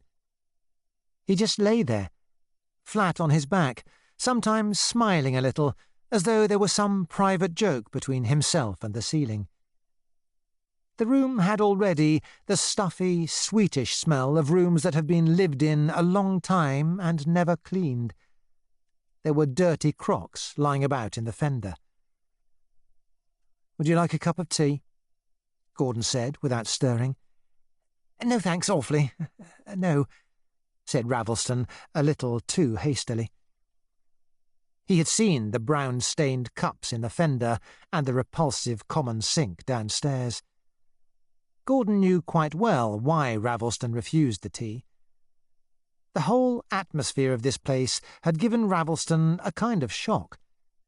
That awful mixed smell of slops and haddock on the stairs. He looked at Gordon, supine on the ragged bed. And dash it, Gordon was a gentleman. At another time he would have repudiated that thought, but in this atmosphere pious humbug was impossible. All the class instincts which he believed himself not to possess rose in revolt. It was dreadful to think of anyone with brains and refinement living in a place like this. He wanted to tell Gordon to get out of it, pull himself together, earn a decent income, and live like a gentleman. But of course he didn't say so. You can't say things like that. Gordon was aware of what was going on inside Ravelston's head. It amused him, rather. He felt no gratitude towards Ravelston for coming here and seeing him. On the other hand, he was not ashamed of his surroundings, as he would once have been. There was a faint, amused malice in the way he spoke. "You think I'm a BF, of course," he remarked to the ceiling. "No, I don't. Why should I?" "Yes, you do. You think I'm a BF to stay in this filthy place instead of getting a proper job. You think I ought to try for that job at the New Albion." "No, dash it, I never thought that. I see your point absolutely. I told you that before. I think you're perfectly right in principle." "And you think principles are all right so long as one doesn't go putting them into practice?" "No, but the question always is, when is one putting them into practice?" "It's quite simple. I've made war on money. This is where it's led me." Ravelston rubbed his nose, then shifted uneasily on his chair. "The mistake you make, don't you see, is in thinking one can live in a corrupt society without being corrupt oneself. After all, what do you achieve by refusing to make money? You're trying to behave as though one could stand right outside our economic system, but one can't. One's got to change the system, or one changes nothing. One can't put things right in a hole-and-corner way, if you take my meaning." Gordon waved a foot at the buggy ceiling. "Of course, this is a hole-and-corner, I admit." "I didn't mean that," said Ravelston, pained. "But let's face facts. You think I ought to be looking about for a good job, don't you?" "It depends on the job. I think you're quite right not to sell yourself to that advertising agency, but it does seem rather a pity that you should stay in that wretched job you're in at present. After all, you have got talents. You ought to be using them somehow." "There are my poems," said Gordon, smiling at his private joke. Ravelston looked abashed. This remark silenced him. Of course, there were Gordon's poems. There was London Pleasures, for instance. Ravelston knew, and Gordon knew, and each knew that the other knew, that London Pleasures would never be finished. Never again, probably, would Gordon write a line of poetry. Never, at least, while he remained in this vile place, this blind alley job and this defeated mood. He had finished with all that. But this could not be said as yet. The pretence was still kept up that Gordon was a struggling poet, the conventional poet in garret. It was not long before Ravelston rose to go. This smelly place oppressed him, and it was increasingly obvious that Gordon did not want him here. He moved hesitantly towards the door, pulling on his gloves, then came back again, pulling off his left glove and flicking it against his leg. "Look here, Gordon, you won't mind my saying it. This is a filthy place, you know. This house, this street, everything." "I know. It's a pigsty. It suits me." "But do you have to live in a place like this?" "My dear chap, you know what my wages are. 30 bob a week." "Yes, but surely there are better places. What rent are you paying?" "8 bob." "8 bob? You got to get a fairly decent unfurnished room for that. Something a bit better than this, anyway. Look here, why don't you take an unfurnished place and let me lend you 10 quid for furniture?" "Lend me 10 quid? After all you've lent me already? Give me 10 quid, you mean?" Ravelston gazed unhappily at the wall. Dash it, what a thing to say. He said flatly, "All right, if you'd like to put it like that, give you 10 quid. But as it happens, you see, I don't want it." "But dash it all, you might as well have a decent place to live in." "But I don't want a decent place. I want an indecent place, this one, for instance." "But why? Why?" "It's suited to my station," said Gordon, turning his face to the wall. A few days later, Ravelston wrote him a long, diffident sort of letter. It reiterated most of what he had said in their conversation. Its general effect was that Ravelston saw Gordon's point entirely, that there was a lot of truth in what Gordon said, that Gordon was absolutely right in principle, but... It was the obvious, the inevitable but. Gordon did not answer.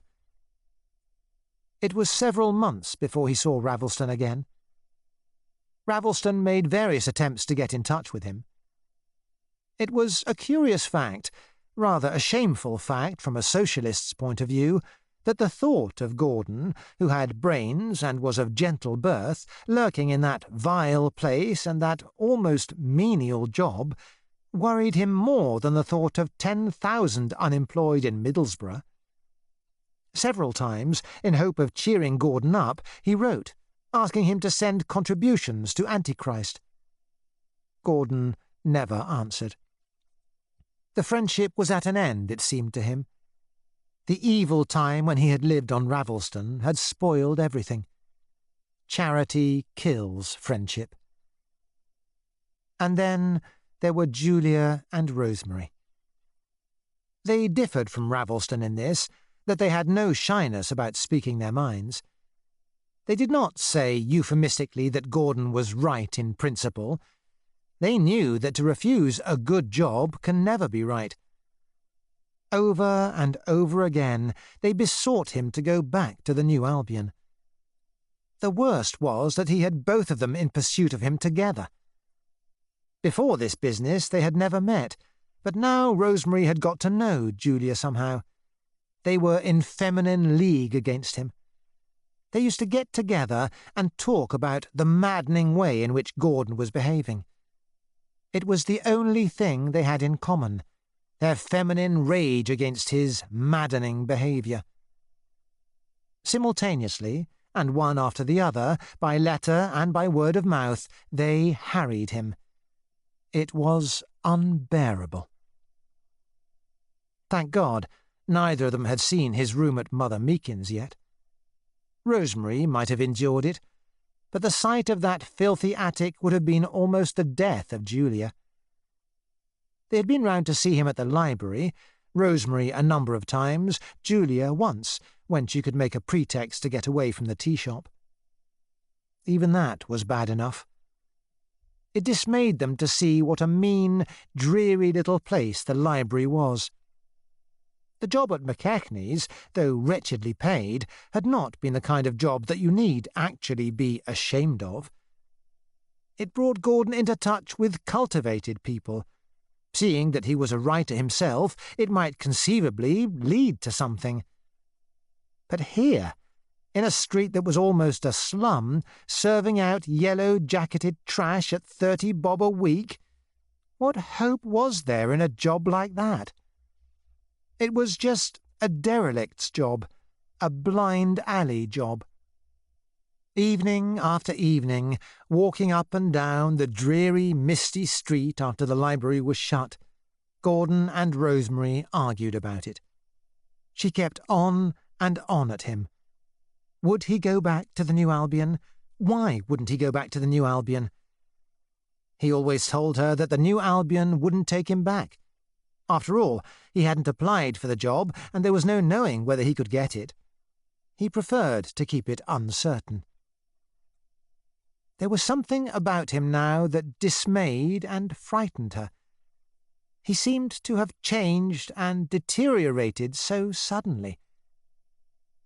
She divined, though he did not speak to her about it, that desire of his to escape from all effort and all decency, to sink down into the ultimate mud. It was not only from money, but from life itself that he was turning away.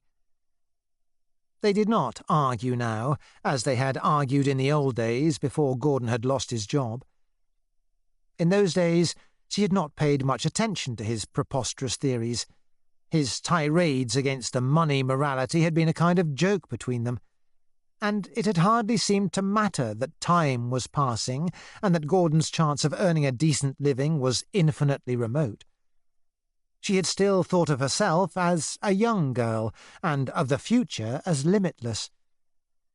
She had watched him fling away 2 years of his life, 2 years of her life, for that matter, and she would have felt it ungenerous to protest. But now she was growing frightened. Time's winged chariot was hurrying near. When Gordon lost his job, she had suddenly realized, with a sense of making a startling discovery, that, after all, she was no longer very young. Gordon's 30th birthday was past, her own was not far distant. And what lay ahead of them? Gordon was sinking effortless into grey, deadly failure. He seemed to want to sink. What hope was there that they could ever get married now? Gordon knew that she was right. The situation was impossible, and so the thought, unspoken as yet, grew gradually in both their minds that they would have to part. For good. One night they were to meet under the railway arches. It was a horrible January night. No mist for once, only a vile wind that screeched round corners and flung dust and torn paper into your face. He waited for her, a small, slouching figure, shabby almost to raggedness, his hair blown about by the wind.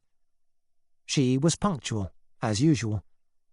She ran towards him, pulled his face down, and kissed his cold cheek.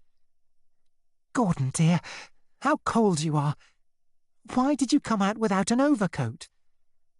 "My overcoat's up the spout. I thought you knew." "Oh dear, yes." She looked up at him, a small frown between her black brows. He looked so haggard, so despondent there in the ill-lit archway, his face full of shadows. She wound her arm through his and pulled him out into the light. "Let's keep walking. It's too cold to stand about. I've got something serious I want to say to you." "What?" "I expect you'll be very angry with me." "What is it?" "This afternoon I went and saw Mr. Erskine. I asked leave to speak to him for a few minutes." He knew what was coming. He tried to free his arm from hers, but she held on to it. "Well," he said sulkily. "I spoke to him about you. I asked him if he'd take you back. Of course, he said trade was bad, and they couldn't afford to take on new staff and all that, but I reminded him of what he'd said to you, and he said, yes, he'd always thought you were very promising. And in the end, he said he'd be quite ready to find a job for you if you'd come back. So you see, I was right. They will give you the job." He did not answer. She squeezed his arm. "So now what do you think about it?" she said.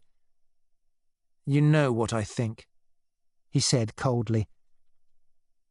Secretly, he was alarmed and angry. This was what he had been fearing. He had known all along that she would do it sooner or later. It made the issue more definite and his own blame clearer. He slouched on, his hands still in his coat pockets, letting her cling to his arm, but not looking towards her. "You're angry with me?" she said. "No, I'm not. But I don't see why you had to do it. Behind my back." That wounded her. She had had to plead very hard before she had managed to extort that promise from Mr. Erskine, and it had needed all her courage to beard the managing director in his den. She had been in deadly fear that she might be sacked for doing it. But she wasn't going to tell Gordon anything of that. "I don't think you ought to say, behind your back. After all, I was only trying to help you." "How does it help me to get the offer of a job I wouldn't touch with a stick?" "You mean you won't go back? Even now?" "Never." "Why?" "Must we go into it again?" he said wearily. She squeezed his arm with all her strength and pulled him round, making him face her. There was a kind of desperation in the way she clung to him. She had made her last effort, and it had failed.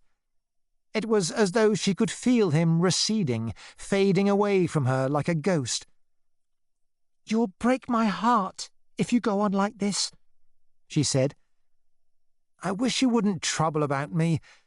It would be so much simpler if you didn't." "But why do you have to throw your life away?" "I tell you, I can't help it. I've got to stick to my guns." "You know what this will mean?"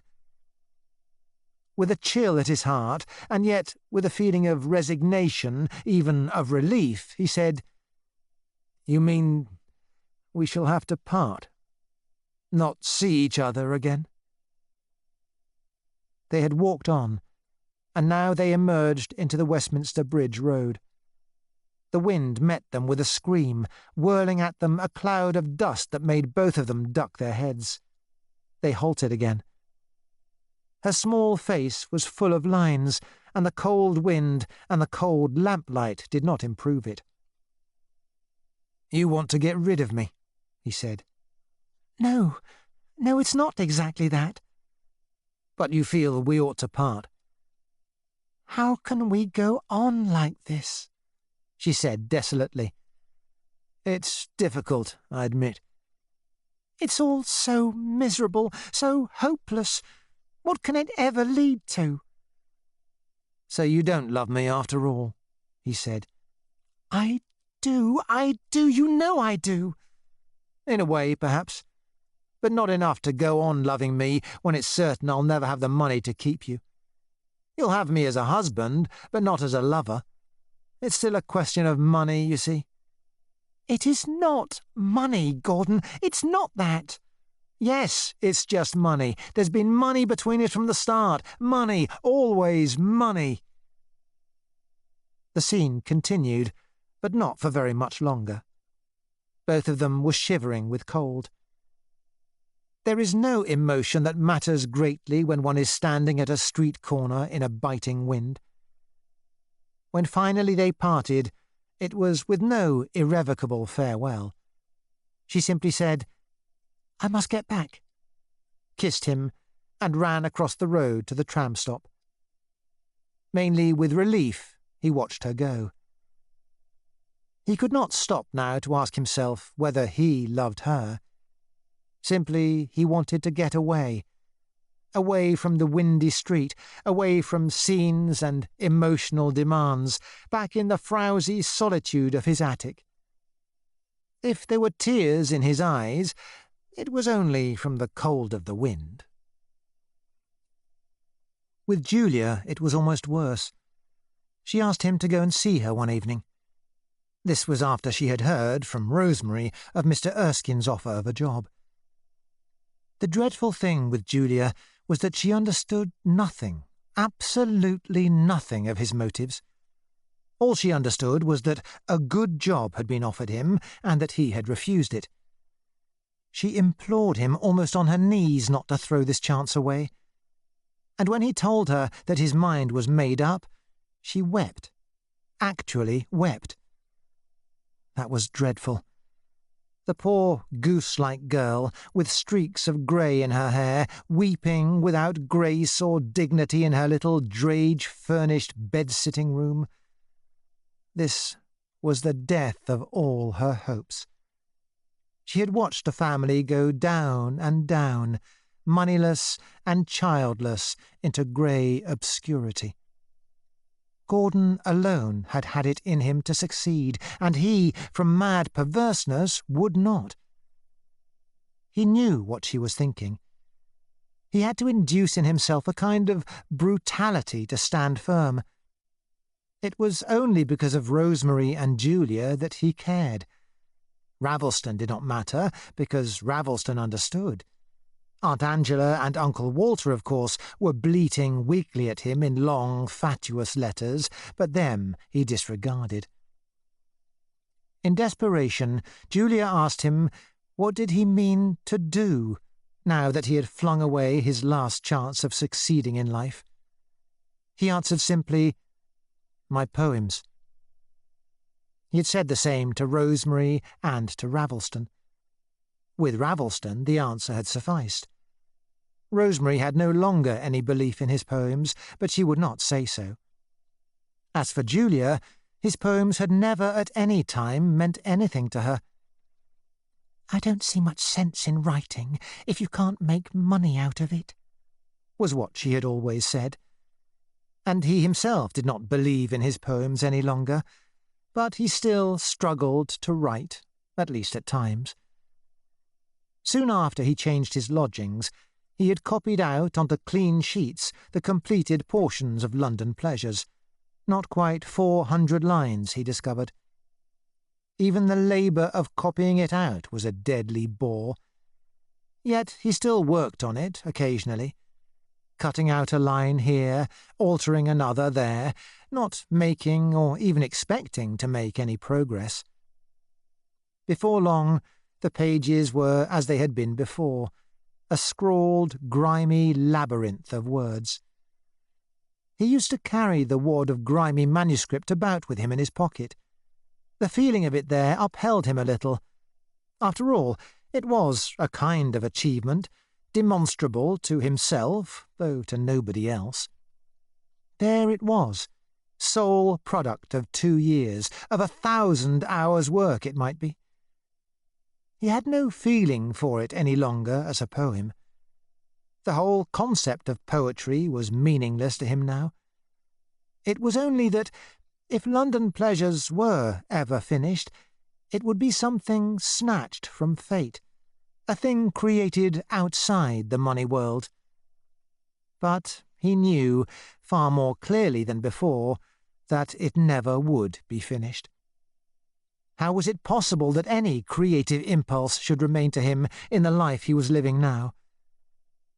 As time went on, even the desire to finish London Pleasures vanished.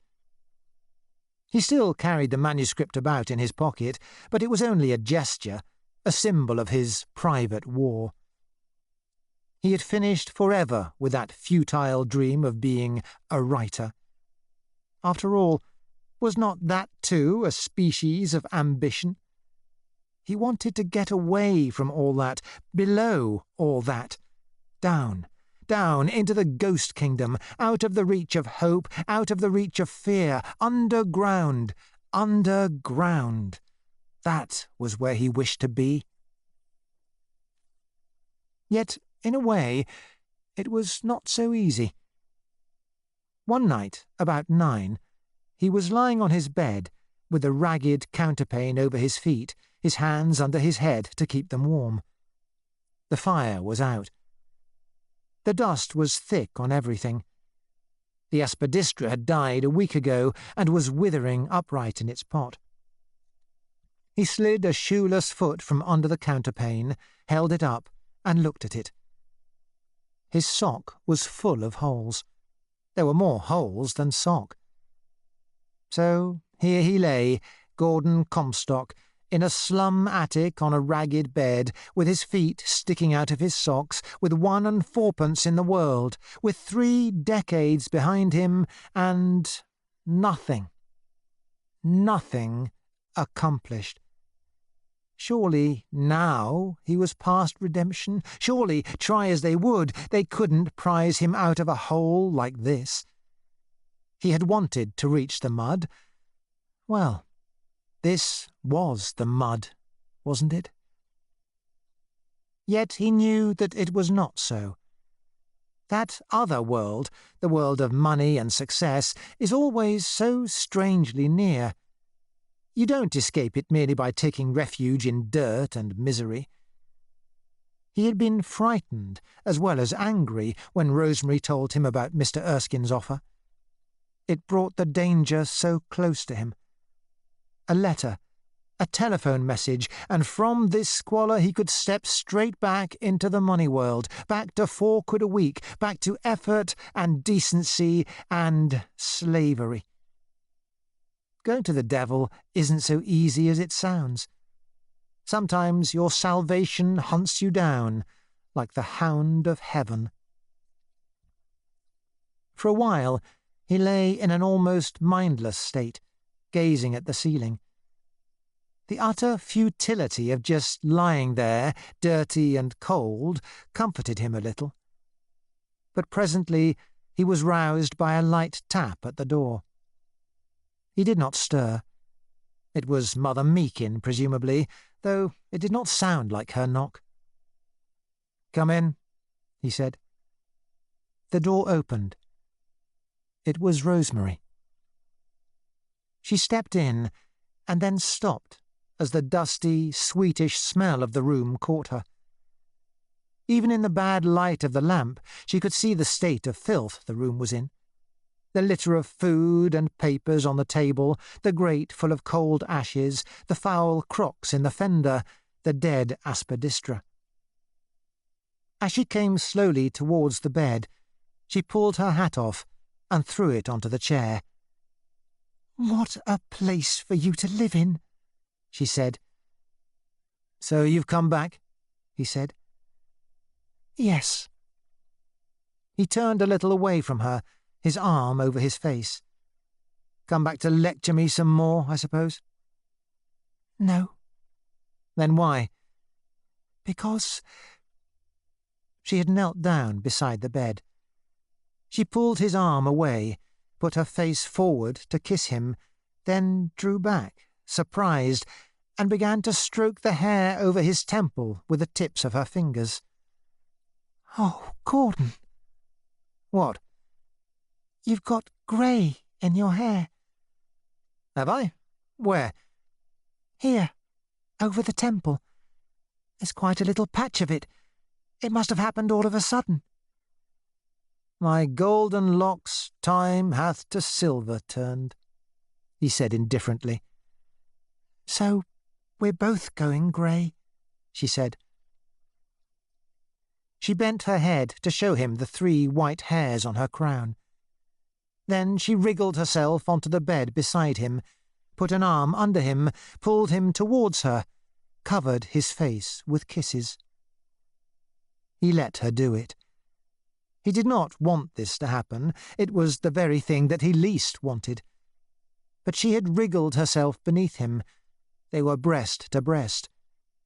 Her body seemed to melt into his. By the expression of her face, he knew what had brought her here. After all, she was virgin. She did not know what she was doing. It was magnanimity, pure magnanimity that moved her. His wretchedness had drawn her back to him. Simply because he was penniless and a failure, she had got to yield to him, even if it was only once. "I had to come back," she said. "Why?" "I couldn't bear to think of you here alone. It seemed so awful, leaving you like that." "You did quite right to leave me. You'd much better not have come back. You know we can't ever get married." "I don't care. That isn't how one behaves to people one loves. I don't care whether you marry me or not. I love you." "This isn't wise," he said. "I don't care. I wish I'd done it years ago." "We'd much better not." "Yes." "No." "Yes." After all, she was too much for him. He had wanted her so long, and he could not stop to weigh the consequences. So it was done at last, without much pleasure, on Mother Meakin's dingy bed. Presently Rosemary got up and rearranged her clothes. The room, though stuffy, was dreadfully cold. They were both shivering a little. She pulled the coverlet further over Gordon. He lay without stirring, his back turned to her, his face hidden against his arm. She knelt down beside the bed, took his other hand, and laid it for a moment against her cheek. He scarcely noticed her. Then she shut the door quietly behind her and tiptoed down the bare, evil-smelling stairs.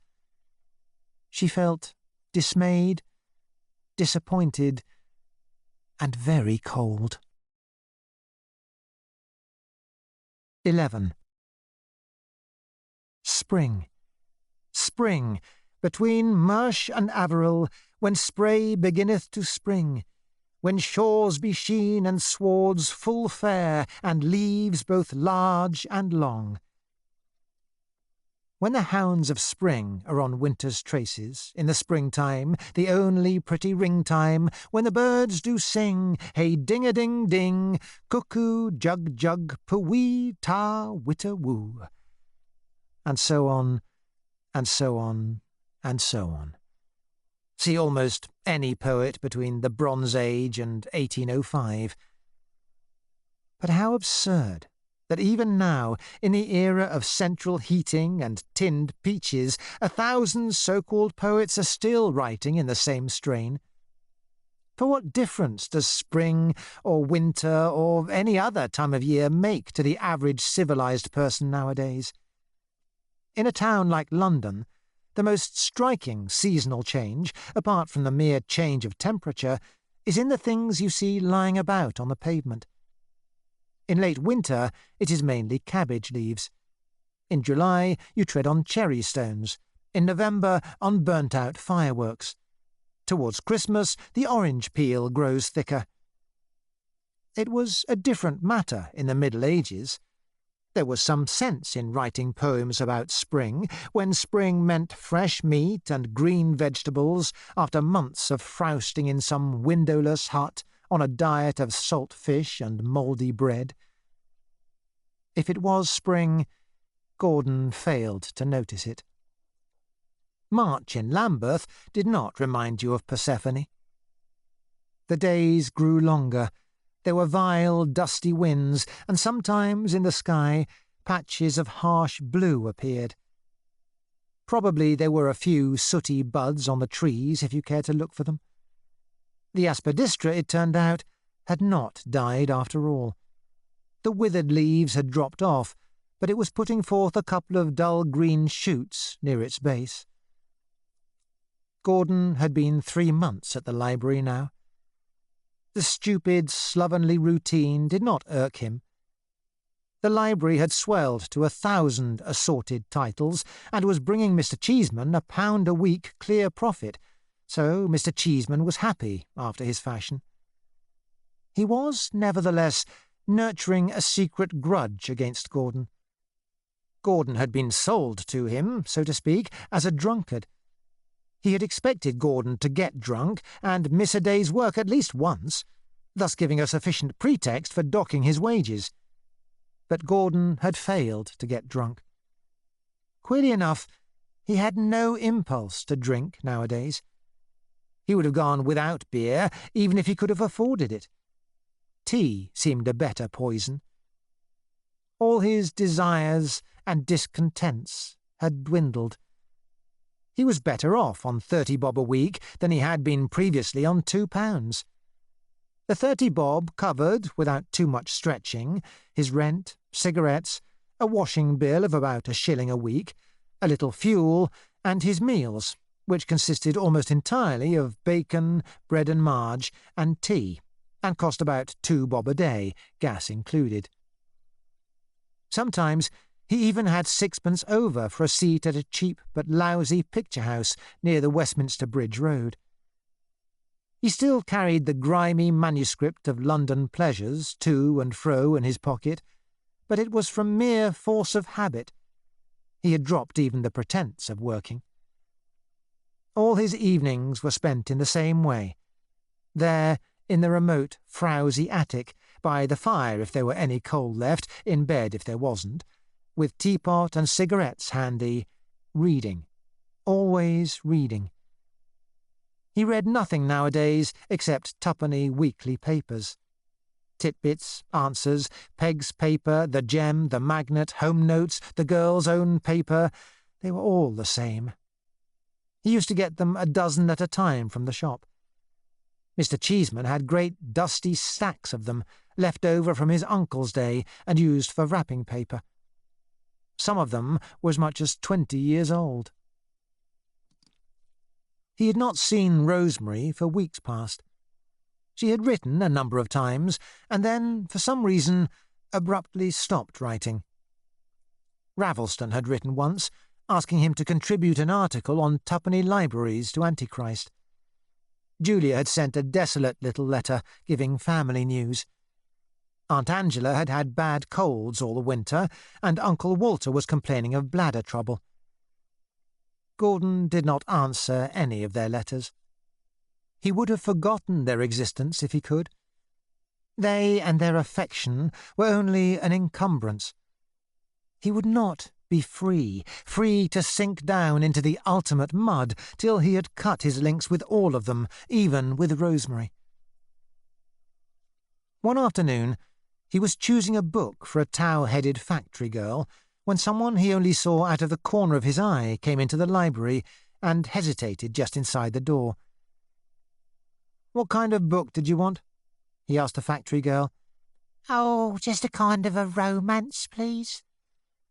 Gordon selected a romance. As he turned, his heart bounded violently. The person who had just come in was Rosemary. She did not make any sign, but stood waiting, pale and worried-looking, with something ominous in her appearance. He sat down to enter the book on the girl's ticket, but his hands had begun trembling so that he could hardly do it. He pressed the rubber stamp in the wrong place. The girl trailed out, peeping into the book as she went. Rosemary was watching Gordon's face.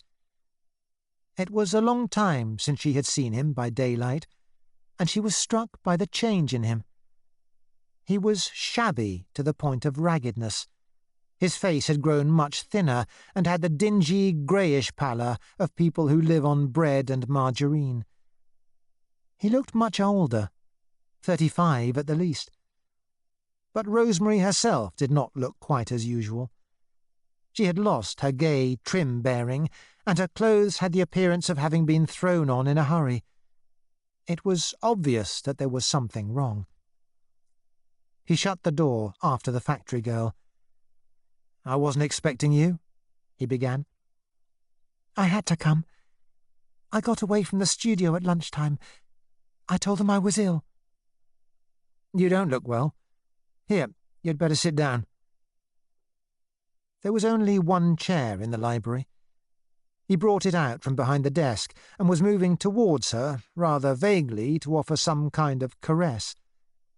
Rosemary did not sit down, but laid her small hand, from which she had removed the glove, on the top rung of the chair back. By the pressure of her fingers, he could see how agitated she was. "Gordon, I've a most awful thing to tell you. It's happened, after all." "What's happened?" "I'm going to have a baby." "A baby? Oh, Christ!" He stopped short. For a moment he felt as though someone had struck him a violent blow under the ribs. He asked the usual fatuous question. "Are you sure?" "Absolutely. It's been weeks now. If you knew the time I've had. I kept hoping and hoping. I took some pills. Oh, it was too beastly." "A baby? Oh, God, what fools we were, as though we couldn't have foreseen it." "I know. I suppose it was my fault. Oh, damn, here comes somebody." The doorbell pinged. A fat, freckled woman with an ugly underlip came in at a rolling gait and demanded something with a murder in it. Rosemary had sat down and was twisting her glove round and round her fingers. The fat woman was exacting. Each book that Gordon offered her she refused, on the ground that she had had it already or that it looked dry. The deadly news that Rosemary had brought had unnerved Gordon. His heart pounding, his entrails constricted, he had to pull out book after book and assure the fat woman that this was the very book she was looking for. At last, after nearly 10 minutes, he managed to fob her off with something which she said grudgingly she didn't think she'd had before. He turned back to Rosemary. "Well, what the devil are we going to do about it?" he said as soon as the door had shut. "I don't see what I can do. If I have this baby, I'll lose my job, of course. But it isn't only that I'm worrying about. It's my people finding out. My mother, oh dear, it simply doesn't bear thinking of." "Ah, your people. I hadn't thought of them. One's people. What a cursed incubus they are." "My people are all right. They've always been good to me. But it's different with a thing like this." He took a pace or two up and down. Though the news had scared him, he had not really grasped it as yet. The thought of a baby, his baby, growing in her womb, had awoken in him no emotion except dismay. He did not think of the baby as a living creature. It was a disaster, pure and simple. And already he saw where it was going to lead. "We shall have to get married, I suppose," he said flatly. "Well, shall we? That's what I came here to ask you." "But I suppose you want me to marry you, don't you?" "Not unless you want to. I'm not going to tie you down. I know it's against your ideas to marry. You must decide for yourself." "But we've no alternative, if you're really going to have this baby." "Not necessarily. That's what you've got to decide. Because, after all, there is another way." "What way?" "Oh, you know. A girl at the studio gave me an address. A friend of hers had it done for only £5. That pulled him up.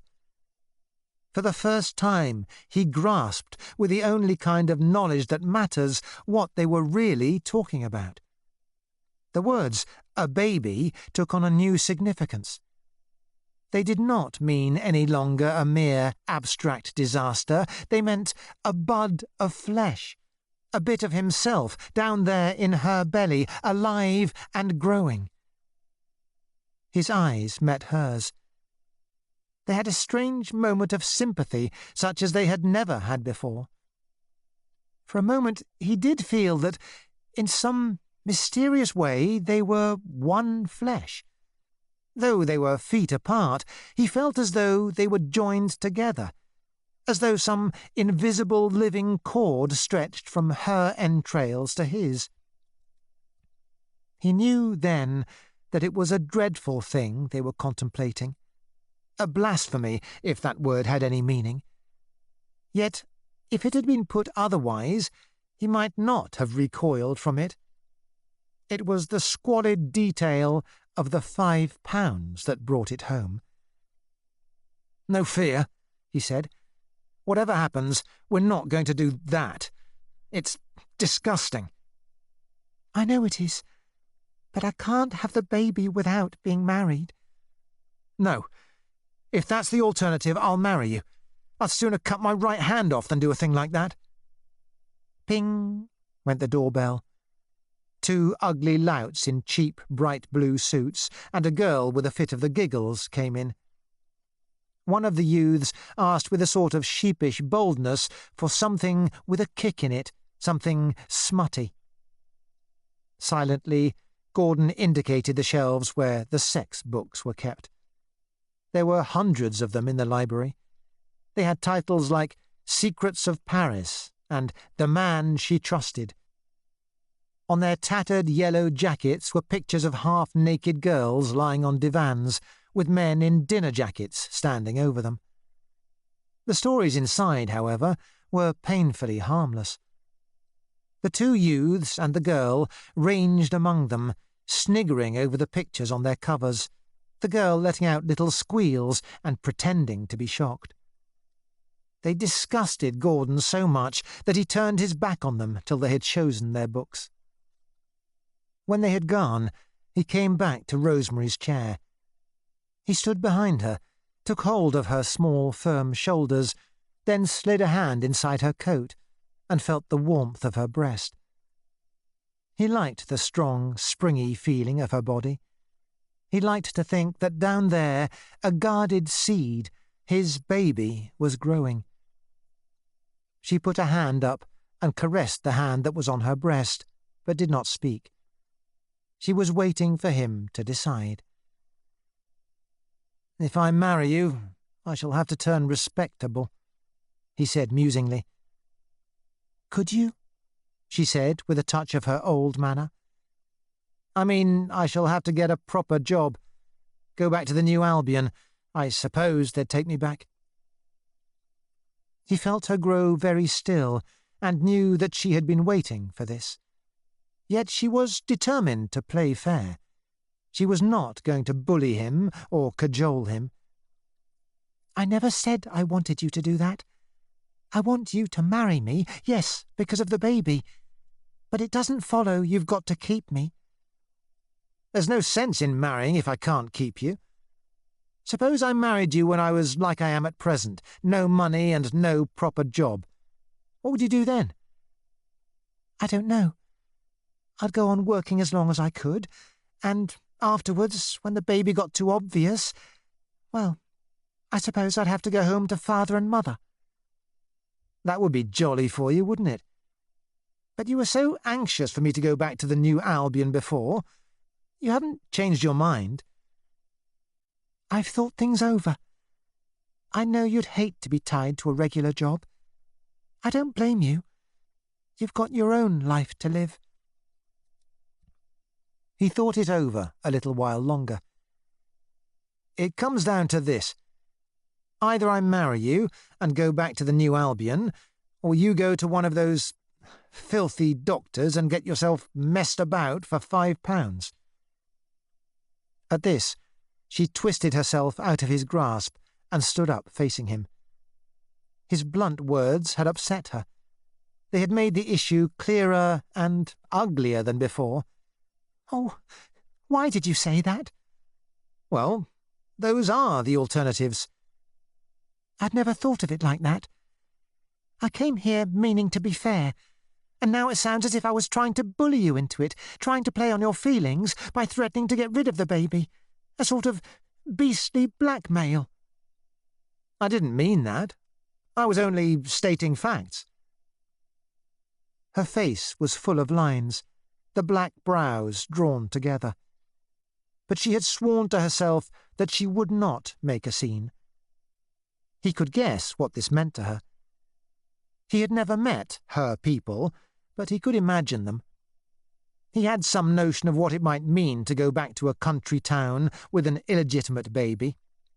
Or, what was almost as bad, with a husband who couldn't keep you. But she was going to play fair. No blackmail. She drew a sharp inward breath, taking a decision. "All right, then. I'm not going to hold that over your head. It's too mean. Marry me or don't marry me, just as you like. But I'll have the baby anyway." "You'd do that? Really?" "Yes, I think so." He took her in his arms. Her coat had come open. Her body was warm against him. He thought he would be 1,000 kinds of fool if he let her go. Yet the alternative was impossible, and he did not see it any less clearly because he held her in his arms.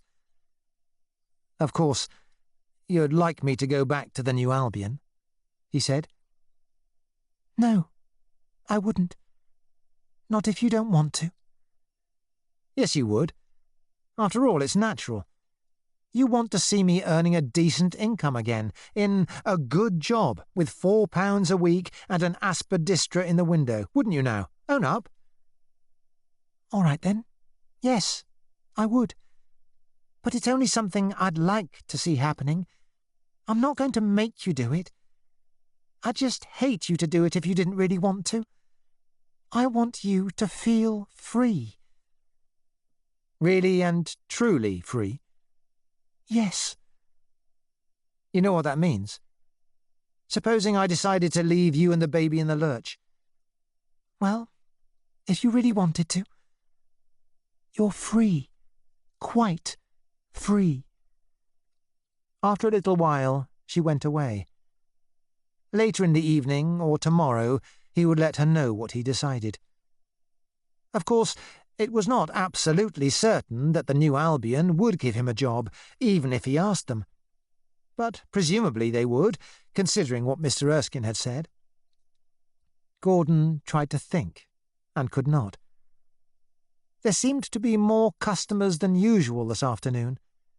It maddened him to have to bounce out of his chair every time he had sat down and deal with some fresh influx of fools demanding crime stories and sex stories and romances.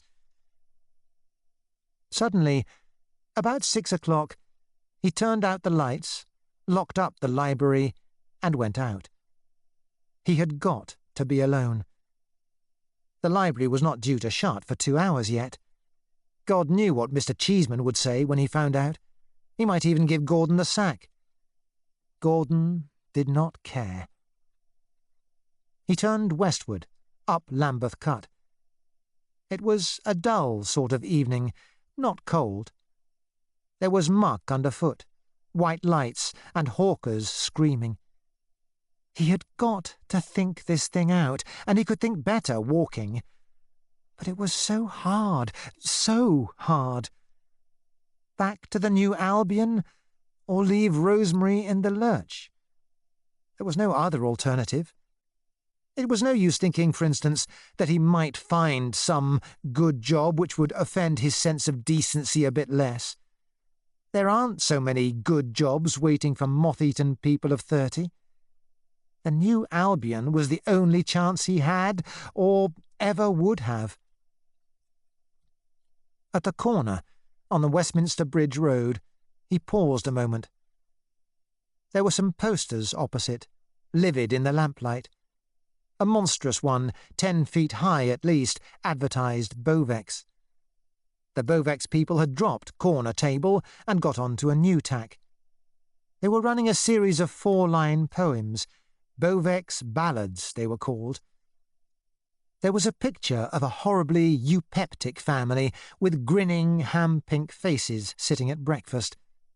Underneath, in blatant lettering, "Why should you be thin and white and have that washed-out feeling? Just take hot Bovex every night. Invigorating. Healing." Gordon gazed at the thing. He drank in its puling silliness. God, what trash! Invigorating, healing, the weak incompetence of it. It hadn't even the vigorous badness of the slogans that really stick. Just soppy, lifeless drivel. It would have been almost pathetic in its feebleness if one hadn't reflected that all over London, and all over every town in England, that poster was plastered, rotting the minds of men.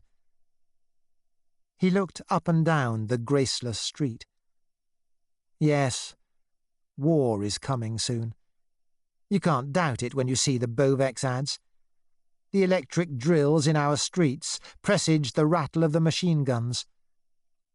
Only a little while before the aeroplanes come, zoom, bang, a few tons of TNT to send our civilization back to hell where it belongs.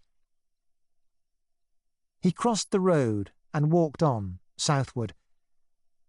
A curious thought had struck him. He did not any longer want that war to happen. It was the first time in months, years perhaps, that he had thought of it and not wanted it. If he went back to the New Albion, in a month's time he might be writing Beauvai's ballads himself. To go back to that. Any good job was bad enough, but to be mixed up in that, Christ, of course he oughtn't to go back.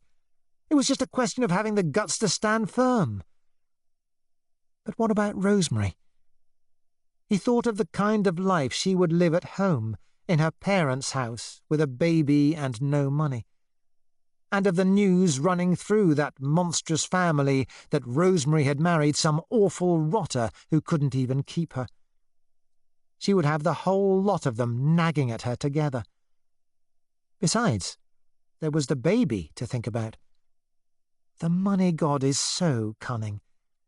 If he only baited his traps with yachts and racehorses, tarts and champagne, how easy it would be to dodge them. It is when he gets at you through your sense of decency that he finds you helpless. The Beauvai's ballad jungled in Gordon's head. He ought to stand firm.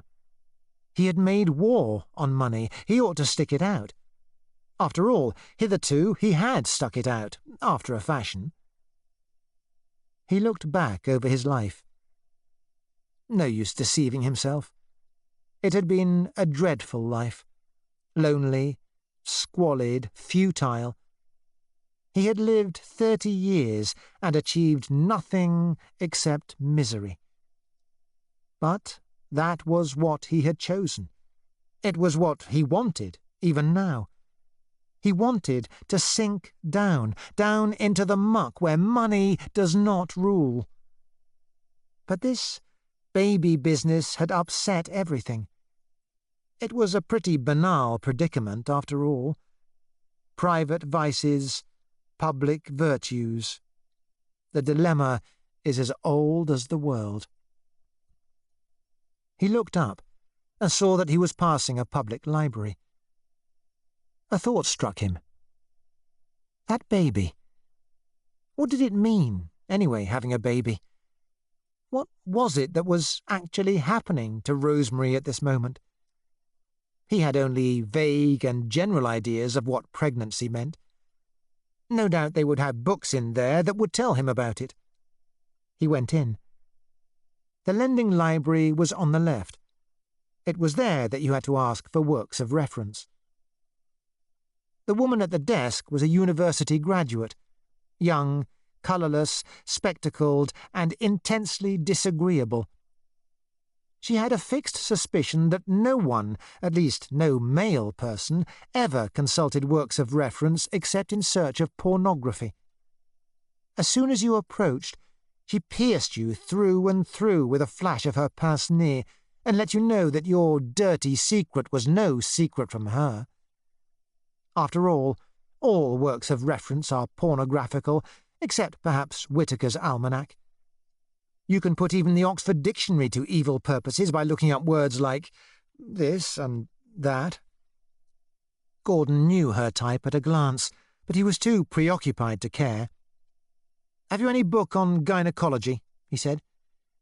"Any what?" demanded the young woman with a pince-nez flash of unmistakable triumph. As usual, another male in search of dirt.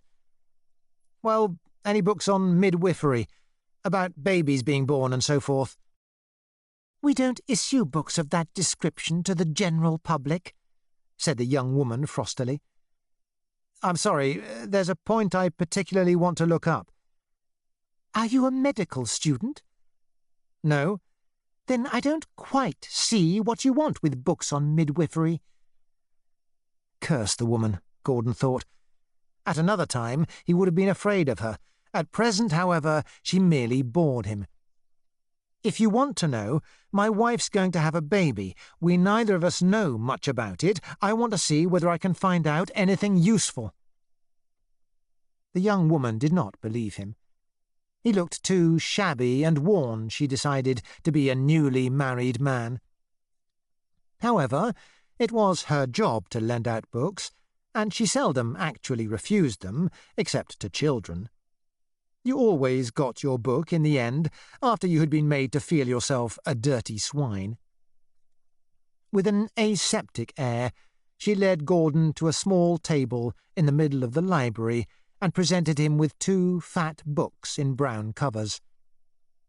Thereafter she left him alone, but kept an eye on him from whatever part of the library she happened to be in. He could feel her pince-nez probing the back of his neck at long range, trying to decide from his demeanour whether he was really searching for information or merely picking out the dirty bits. He opened one of the books and searched inexpertly through it. There were acres of close-printed text full of Latin words. That was no use. He wanted something simple, pictures for choice. How long had this thing been going on? 6 weeks, 9 weeks perhaps? Ah, this must be it. He came on a print of a 9 weeks fetus. It gave him a shock to see it, for he had not expected it to look in the least like that. It was a deformed, gnome-like thing, a sort of clumsy caricature of a human being, with a huge domed head as big as the rest of its body. In the middle of the great blank expanse of head there was a tiny button of an ear. The thing was in profile. Its boneless arm was bent, and one hand, crude as a seal's flipper, covered its face. Fortunately, perhaps. Below were little skinny legs, twisted like a monkey's, with the toes turned in. It was a monstrous thing, and yet strangely human. It surprised him that they should begin looking human so soon. He had pictured something much more rudimentary, a mere blob of nucleus, like a bubble of frog spawn. But it must be very tiny, of course. He looked at the dimensions marked below. Length 30 millimetres, about the size of a large gooseberry. But perhaps it had not been going on quite so long as that. He turned back a page or two and found a print of a 6 weeks fetus. A really dreadful thing this time, a thing he could hardly even bear to look at. Strange that our beginnings and endings are so ugly, the unborn as ugly as the dead. This thing looked as if it were dead already. Its huge head, as though too heavy to hold upright, was bent over at right angles at the place where its neck ought to have been. There was nothing you could call a face, only a wrinkle representing the eye, or was it the mouth? It had no human resemblance this time. It was more like a dead puppy dog. Its short, thick arms were very dog-like, the hands being mere stumpy paws. 15.5 millimetres long, no bigger than a hazelnut. He pored for a long time over the 2 pictures. Their ugliness made them more credible, and therefore more moving. His baby had seemed real to him from the moment when Rosemary spoke of abortion. But it had been a reality without visual shape, something that happened in the dark and was only important after it had happened. But here was the actual process taking place. Here was the poor, ugly thing, no bigger than a gooseberry, that he had created by his heedless act. Its future, its continued existence, perhaps, depended on him. Besides, it was a bit of himself. It was himself. Dare one dodge such a responsibility as that? But what about the alternative? He got up, handed over his books to the disagreeable young woman, and went out. Then, on an impulse, turned back and went into the other part of the library, where the periodicals were kept. The usual crowd of mangy-looking people were dozing over the papers. There was one table set apart for women's papers. He picked up one of them at random and bore it off to another table. It was an American paper of the more domestic kind, mainly adverts with a few stories lurking apologetically among them. And what adverts! Quickly he flicked over the shiny pages. Lingerie, jewellery, cosmetics, fur coats, silk stockings flicked up and down like the figures in a child's peep show. Page after page, advert after advert. Lipsticks, undies, tinned food, patent medicines, slimming cures, face creams. A sort of cross-section of the money world. A panorama of ignorance, greed, vulgarity, snobbishness, whoredom, and disease. And that was the world they wanted him to re-enter. That was the business in which he had a chance of making good. He flicked over the pages more slowly. Flick, flick. Adorable until she smiles. The food that is shot out of a gun. Do you let foot fag affect your personality? Get back that peach bloom on a beauty rest mattress. Only a penetrating face cream will reach that undersurface dirt. Pink toothbrush is her trouble. How to alkalize your stomach almost instantly. Roughage for husky kids. Are you one of the 4 out of 5? The world-famed Culture Quick scrapbook. Only a drummer, and yet he quoted Dante. Christ, what muck. But of course, it was an American paper. The Americans always go one better on any kinds of beastliness, whether it is ice cream soda, racketeering, or theosophy. He went over to the women's table and picked up another paper, an English one this time. Perhaps the ads in an English paper wouldn't be quite so bad, a little less brutally offensive. He opened the paper. Flick, flick. Britons never shall be slaves. Flick, flick. Get that waistline back to normal. She said, thanks awfully for the lift, but she thought, poor boy, why doesn't somebody tell him? How a woman of 32 stole her young man from a girl of 20. Prompt relief for feeble kidneys. Silky seam, the smooth sliding bathroom tissue. Asthma was choking her. Are you ashamed of your undies? Kiddies clamour for their breakfast crisps. Now I've a schoolgirl complexion all over. Hike all day on a slab of Vita malt. To be mixed up in that. To be in it and of it, part and parcel of it. God, God, God!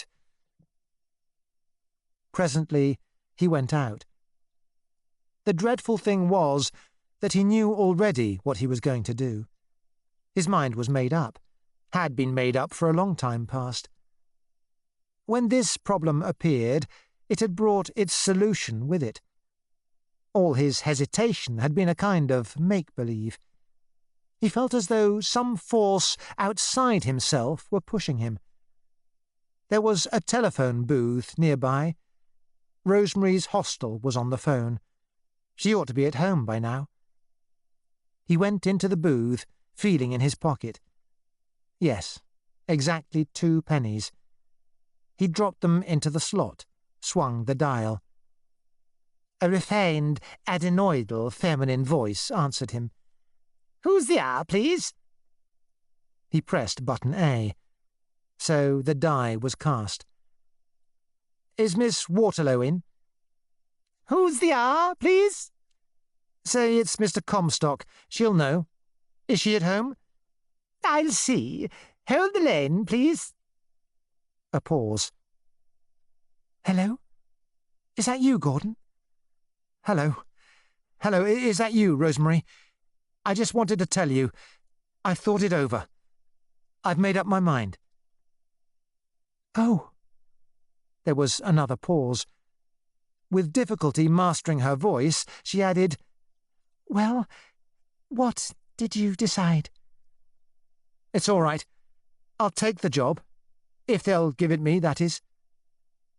"Oh, Gordon, I'm so glad. You're not angry with me. You don't feel I've sort of bullied you into it?" "No, it's all right. It's the only thing I can do. I've thought everything out. I'll go up to the office and see them tomorrow." "I am so glad." "Of course, I'm assuming they'll give me the job, but I suppose they will, after what old Erskine said." "I'm sure they will. But, Gordon, there's just one thing. You will go there nicely dressed, won't you? It might make a lot of difference." "I know. I'll have to get my best suit out of pawn. Ravelston will lend me the money." "Never mind about Ravelston. I'll lend you the money. I've got £4 put away. I'll run out and wire it you before the post office shuts. I expect you'll want some new shoes and a new tie as well. And, oh, Gordon." "What?" "Wear a hat when you go up to the office, won't you? It looks better wearing a hat." "A hat? God, I haven't worn a hat for 2 years. Must I?" "Well, it does look more business-like, doesn't it?" "Oh, all right. A bowler hat, even, if you think I ought." "I think a soft hat would do. But get your hair cut, won't you? There's a dear." "Yes, don't you worry. I'll be a smart young businessman, well-groomed and all that." "Thanks ever so, Gordon dear. I must run out and wire that money. Good night, and good luck." "Good night." He came out of the booth. So that was that. He had torn it now, right enough. He walked rapidly away. What had he done? Chucked up the sponge, broken all his oaths. His long and lonely war had ended in ignominious defeat. "Circumcise ye your foreskins, saith the Lord." He was coming back to the fold, repentant. He seemed to be walking faster than usual. There was a peculiar sensation, an actual physical sensation in his heart, in his limbs, all over him. What was it? Shame? Misery? Despair? Rage at being back in the clutch of money? Boredom when he thought of the deadly future? He dragged the sensation forth, faced it, examined it. It was relief. Yes, that was the truth of it. Now that the thing was done, he felt nothing but relief. Relief that now, at last, he had finished with dirt, cold, hunger, and loneliness, and could get back to decent, fully human life. His resolutions, now that he had broken them, seemed nothing but a frightful weight that he had cast off. Moreover, he was aware that he was only fulfilling his destiny. In some corner of his mind, he had always known that this would happen. He thought of the day when he had given them notice at the New Albion, and Mr. Erskine's kind, red, beefish face gently counselling him not to chuck up a good job for nothing. How bitterly he had sworn then that he was done with good jobs forever. Yet it was foredoomed that he should come back, and he had known it even then. And it was not merely because of Rosemary and the baby that he had done it. That was the obvious cause, the precipitating cause, but even without it, the end would have been the same. If there had been no baby to think about, something else would have forced his hand. For it was what, in his secret heart, he had desired. After all, he did not lack vitality, and that moneyless existence to which he had condemned himself had thrust him ruthlessly out of the stream of life. He looked back over the last 2 frightful years. He had blasphemed against money, rebelled against money, tried to live like an anchorite outside the money world. And it had brought him not only misery, but also a frightful emptiness, an inescapable sense of futility. To abjure money is to abjure life. Be not righteous over much, why shouldst thou die before thy time? Now he was back in the money world, or soon would be. Tomorrow he would go up to the New Albion in his best suit and overcoat. He must remember to get his overcoat out of pawn at the same time as his suit, in Homburg hat of the correct gutter-crawling pattern, neatly shaved and with his hair cut short. He would be as though born anew. The sluttish poet of today would be hardly recognizable in the natty young businessman of tomorrow. They would take him back, right enough. He had the talent they needed. He would buckle to work, sell his soul, and hold down his job. And what about the future? Perhaps it would turn out that these last 2 years had not left much mark upon him. They were merely a gap, a small setback in his career. Quite quickly, now that he had taken the first step, he would develop the cynical, blinkered business mentality. He would forget his fine disgusts, cease to rage against the tyranny of money, cease to be aware of it even, cease to squirm at the ads for Bovex and breakfast crisps. He would sell his soul so utterly that he would forget it had ever been his. He would get married, settle down, prosper moderately, push a pram, have a villa and a radio, and an Aspidistra.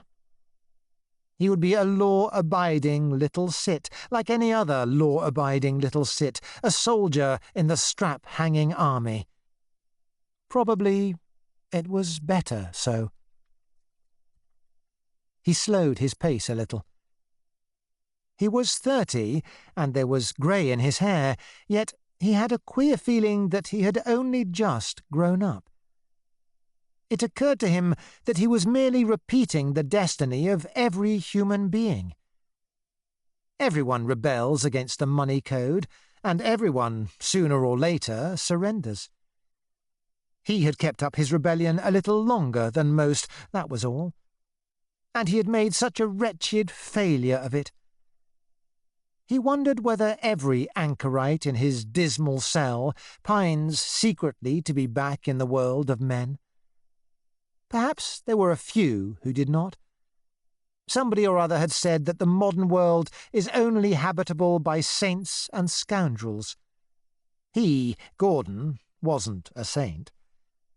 Better, then, to be an unpretending scoundrel along with the others.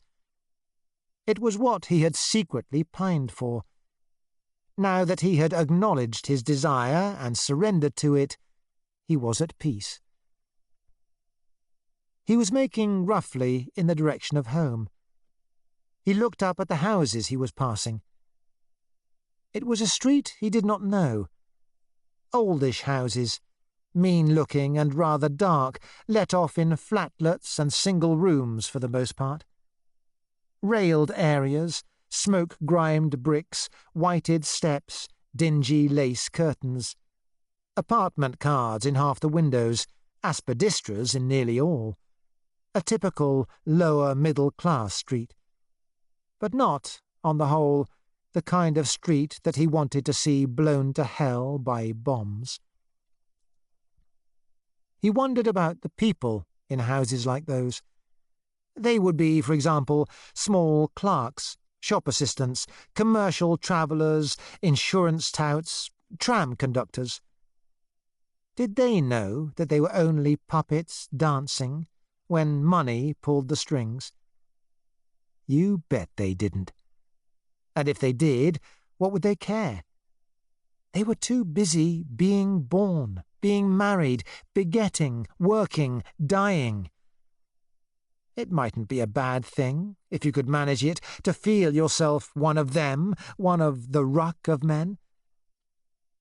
Our civilization is founded on greed and fear, but in the lives of common men, the greed and fear are mysteriously transmuted into something nobler. The lower middle-class people in there, behind their lace curtains, with their children and their scraps of furniture and their aspidistras, they lived by the money code, sure enough, and yet they contrived to keep their decency. The money code, as they interpreted it, was not merely cynical and hoggish.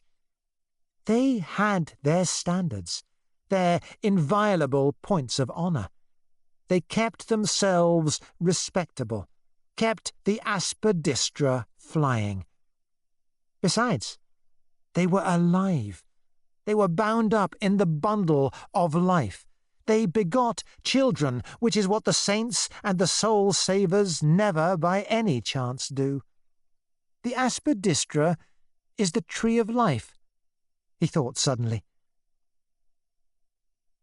He was aware of a lumpish weight in his inner pocket. It was the manuscript of London Pleasures. He took it out and had a look at it under a street lamp. A great wad of paper, soiled and tattered, with that peculiar, nasty, grimed-at-the-edges look of papers which had been a long time in one's pocket. About 400 lines in all. The sole fruit of his exile, a 2 years' fetus which would never be born. Well, he had finished with all that. Poetry. Poetry, indeed. In 1935. What should he do with the manuscript? Best thing, shove it down the WC. But he was a long way from home and had not the necessary penny. He halted by the iron grating of a drain.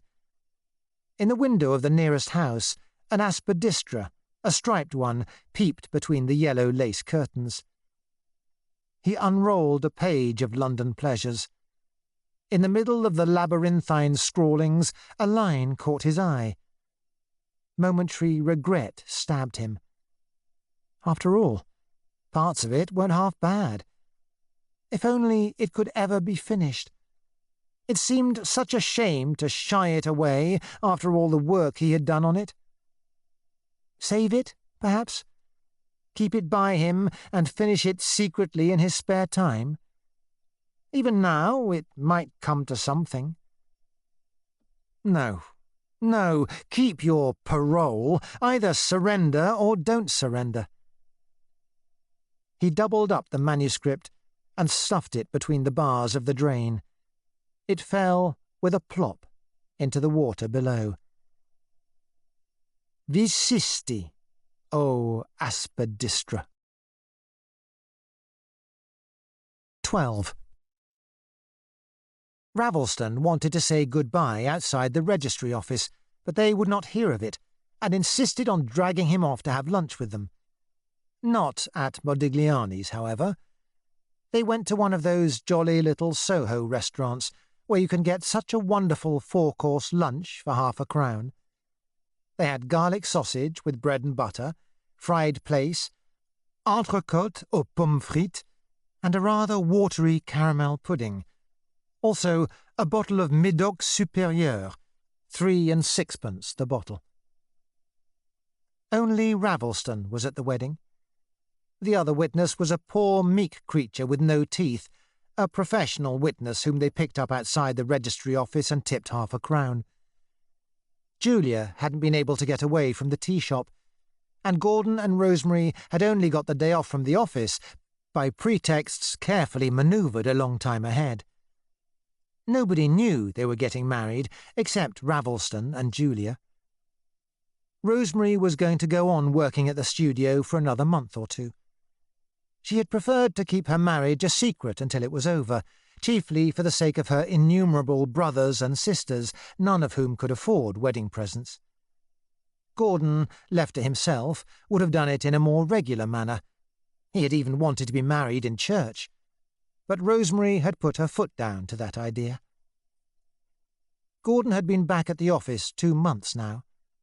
$4.10 a week he was getting. It would be a tight pinch when Rosemary stopped working, but there was hope of a rise next year. They would have to get some money out of Rosemary's parents, of course, when the baby was due to arrive. Mr. Clew had left the New Albion a year ago, and his place had been taken by a Mr. Warner, a Canadian who had been 5 years with a New York publicity firm. Mr. Warner was a live wire, but quite a likeable person. He and Gordon had a big job on hand at the moment. The Queen of Sheba Toilet Requisites Company was sweeping the country with a monster campaign for their deodorant, April Dew. They had decided that BO and halitosis were worked out, or nearly, and had been racking their brains for a long time past to think of some new way of scaring the public. Then some bright spark suggested, what about smelling feet? That field had never been exploited and had immense possibilities. The Queen of Sheba had turned the idea over to the New Albion. What they asked for was a really telling slogan, something in the class of night starvation, something that would rankle in the public consciousness like a poisoned arrow. Mr. Warner had thought it over for 3 days and then emerged with the unforgettable phrase PP. PP stood for Pedic Perspiration. It was a real flash of genius, that. It was so simple and so arresting. Once you knew what they stood for, you couldn't possibly see those letters, PP, without a guilty tremor. Gordon had searched for the word pedic in the Oxford Dictionary and found that it did not exist. But Mr. Warner had said, hell, what did it matter anyway? It would put the wind up them just the same. The Queen of Sheba had jumped at the idea, of course. They were putting every penny they could spare into the campaign. On every hoarding in the British Isles, huge accusing posters were hammering PP into the public mind. All the posters were identically the same. They wasted no words, but just demanded, with sinister simplicity, PP, what about you? Just that. No pictures, no explanations. There was no longer any need to say what PP stood for.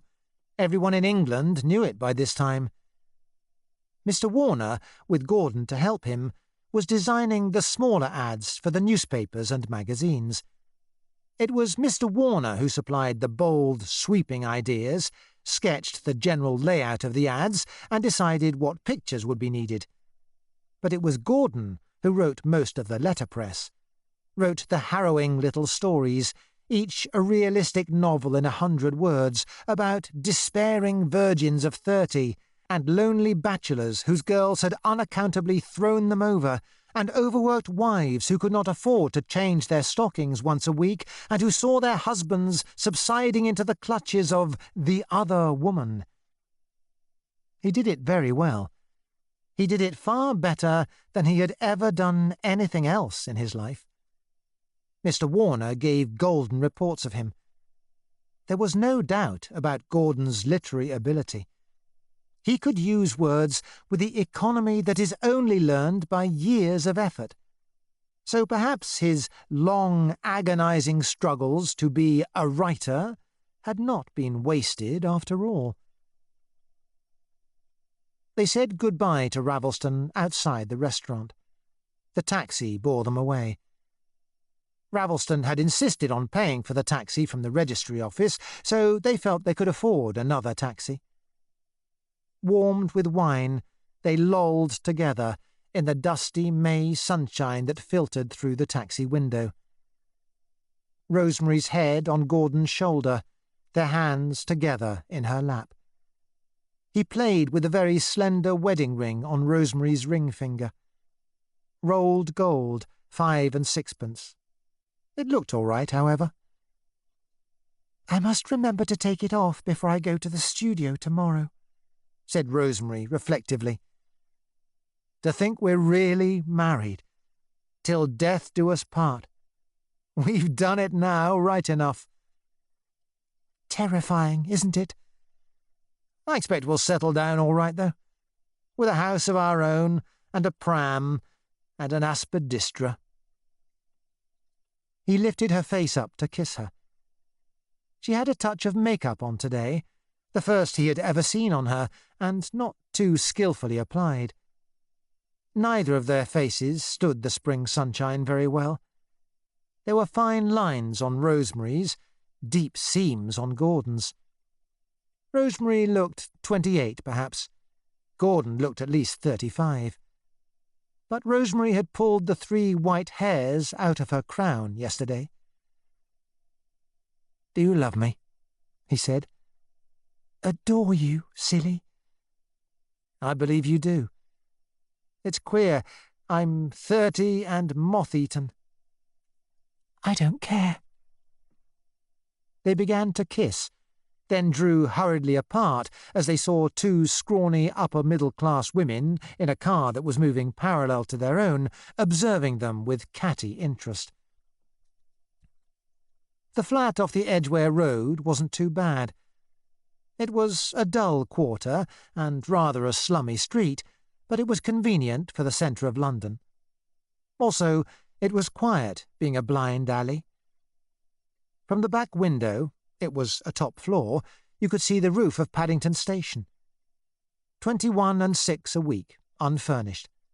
1 bed, 1 reception, kitchenette, bath with geyser, and WC. They had got their furniture already, most of it on the Never Never. Ravelston had given them a complete set of crockery for a wedding present. A very kindly thought, that. Julia had given them a rather dreadful occasional table, veneered walnut with a scalloped edge. Gordon had begged and implored her not to give them anything. Poor Julia. Christmas had left her utterly broke, as usual, and Aunt Angela's birthday had been in March. But it would have seemed to Julia a kind of crime against nature to let a wedding go by without giving a present. God knew what sacrifices she had made to scrape together 30 bob for that occasional table. They were still very short of linen and cutlery. Things would have to be bought piecemeal when they had a few bob to spare. They ran up the last flight of stairs in their excitement to get to the flat. It was all ready to inhabit. They had spent their evenings for weeks past getting the stuff in. It seemed to them a tremendous adventure to have this place of their own. Neither of them had ever owned furniture before. They had been living in furnished rooms ever since their childhood. As soon as they got inside, they made a careful tour of the flat, checking, examining, and admiring everything, as though they did not know by heart already every item that was there. They fell into absurd raptures over each separate stick of furniture. The double bed with a clean sheet ready turned down over the pink eiderdown. The linen and towels stowed away in the chest of drawers. The gate-leg table, the 4 hard chairs, the 2 armchairs, the divan, the bookcase, the red Indian rug, the copper coal scuttle which they had picked up cheap in the Caledonian market. And it was all their own. Every bit of it was their own, at least so long as they didn't get behind with the instalments. They went into the kitchenette. Everything was ready, down to the minutest detail. Gas stove, meat safe, enamel-topped table, plate rack, saucepans, kettles, sink basket, mops, dishcloths, even a tin of panshine, a packet of soap flakes, and a pound of washing soda in a jam jar. It was all ready for use, ready for life.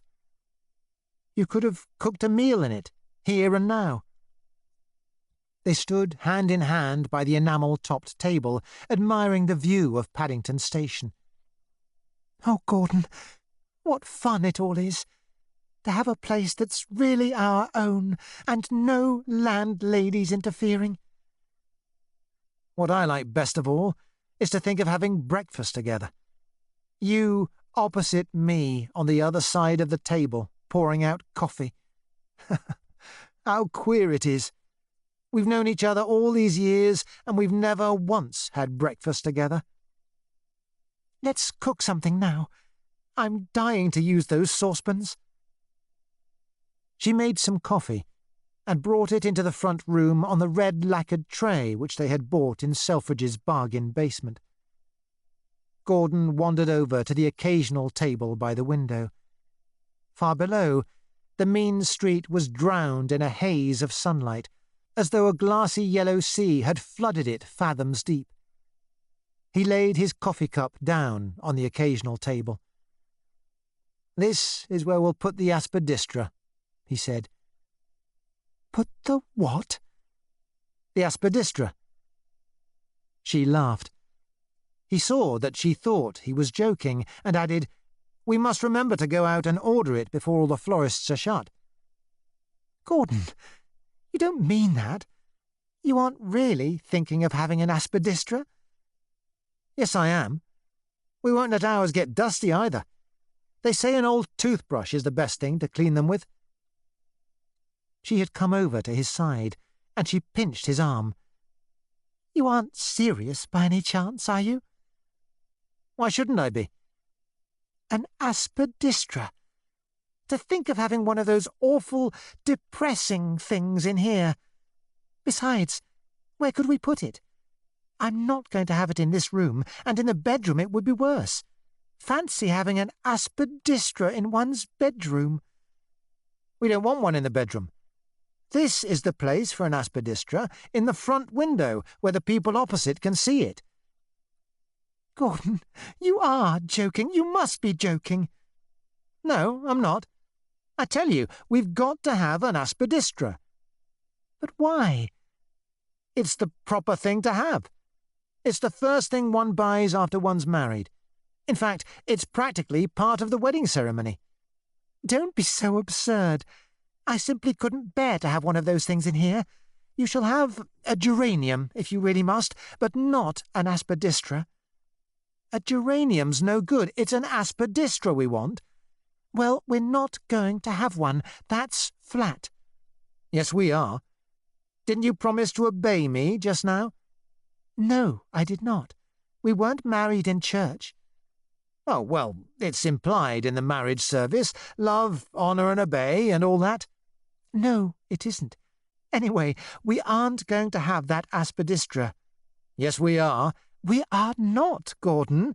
"Yes." No. "Yes." No. She did not understand him. She thought he was merely being perverse. They grew heated and, according to their habit, quarrelled violently. It was their first quarrel as man and wife. Half an hour later, they went out to the florist's to order the Aspidistra. But when they were halfway down the first flight of stairs, Rosemary stopped short and clutched the banister. Her lips parted. She looked very queer for a moment. She pressed a hand against her middle. "Oh, Gordon." "What?" "I felt it move." "Felt what move?" "The baby. I felt it move inside me." "You did?" A strange, almost terrible feeling, a sort of warm convulsion, stirred in his entrails. For a moment he felt as though he were sexually joined to her, but joined in some subtle way that he had never imagined. He had paused a step or two below her. He fell on his knees, pressed his ear to her belly, and listened. "I can't hear anything," he said at last. "Of course not, silly. Not for months yet." "But I shall be able to hear it later on, shan't I?" "I think so. You can hear it at 7 months. I can feel it at 4. I think that's how it is." "But it really did move? You're sure? You really felt it move?" "Oh, yes. It moved." For a long time he remained kneeling there, his head pressed against the softness of her belly. She clasped her hands behind his head and pulled it closer. He could hear nothing, only the blood drumming in his own ear. But she could not have been mistaken. Somewhere in there, in the safe, warm, cushioned darkness, it was alive and stirring. Well, once again, things were happening in the Comstock family. The end. That was Keep the Aspidistra Flying, written by George Orwell, read by Roger May.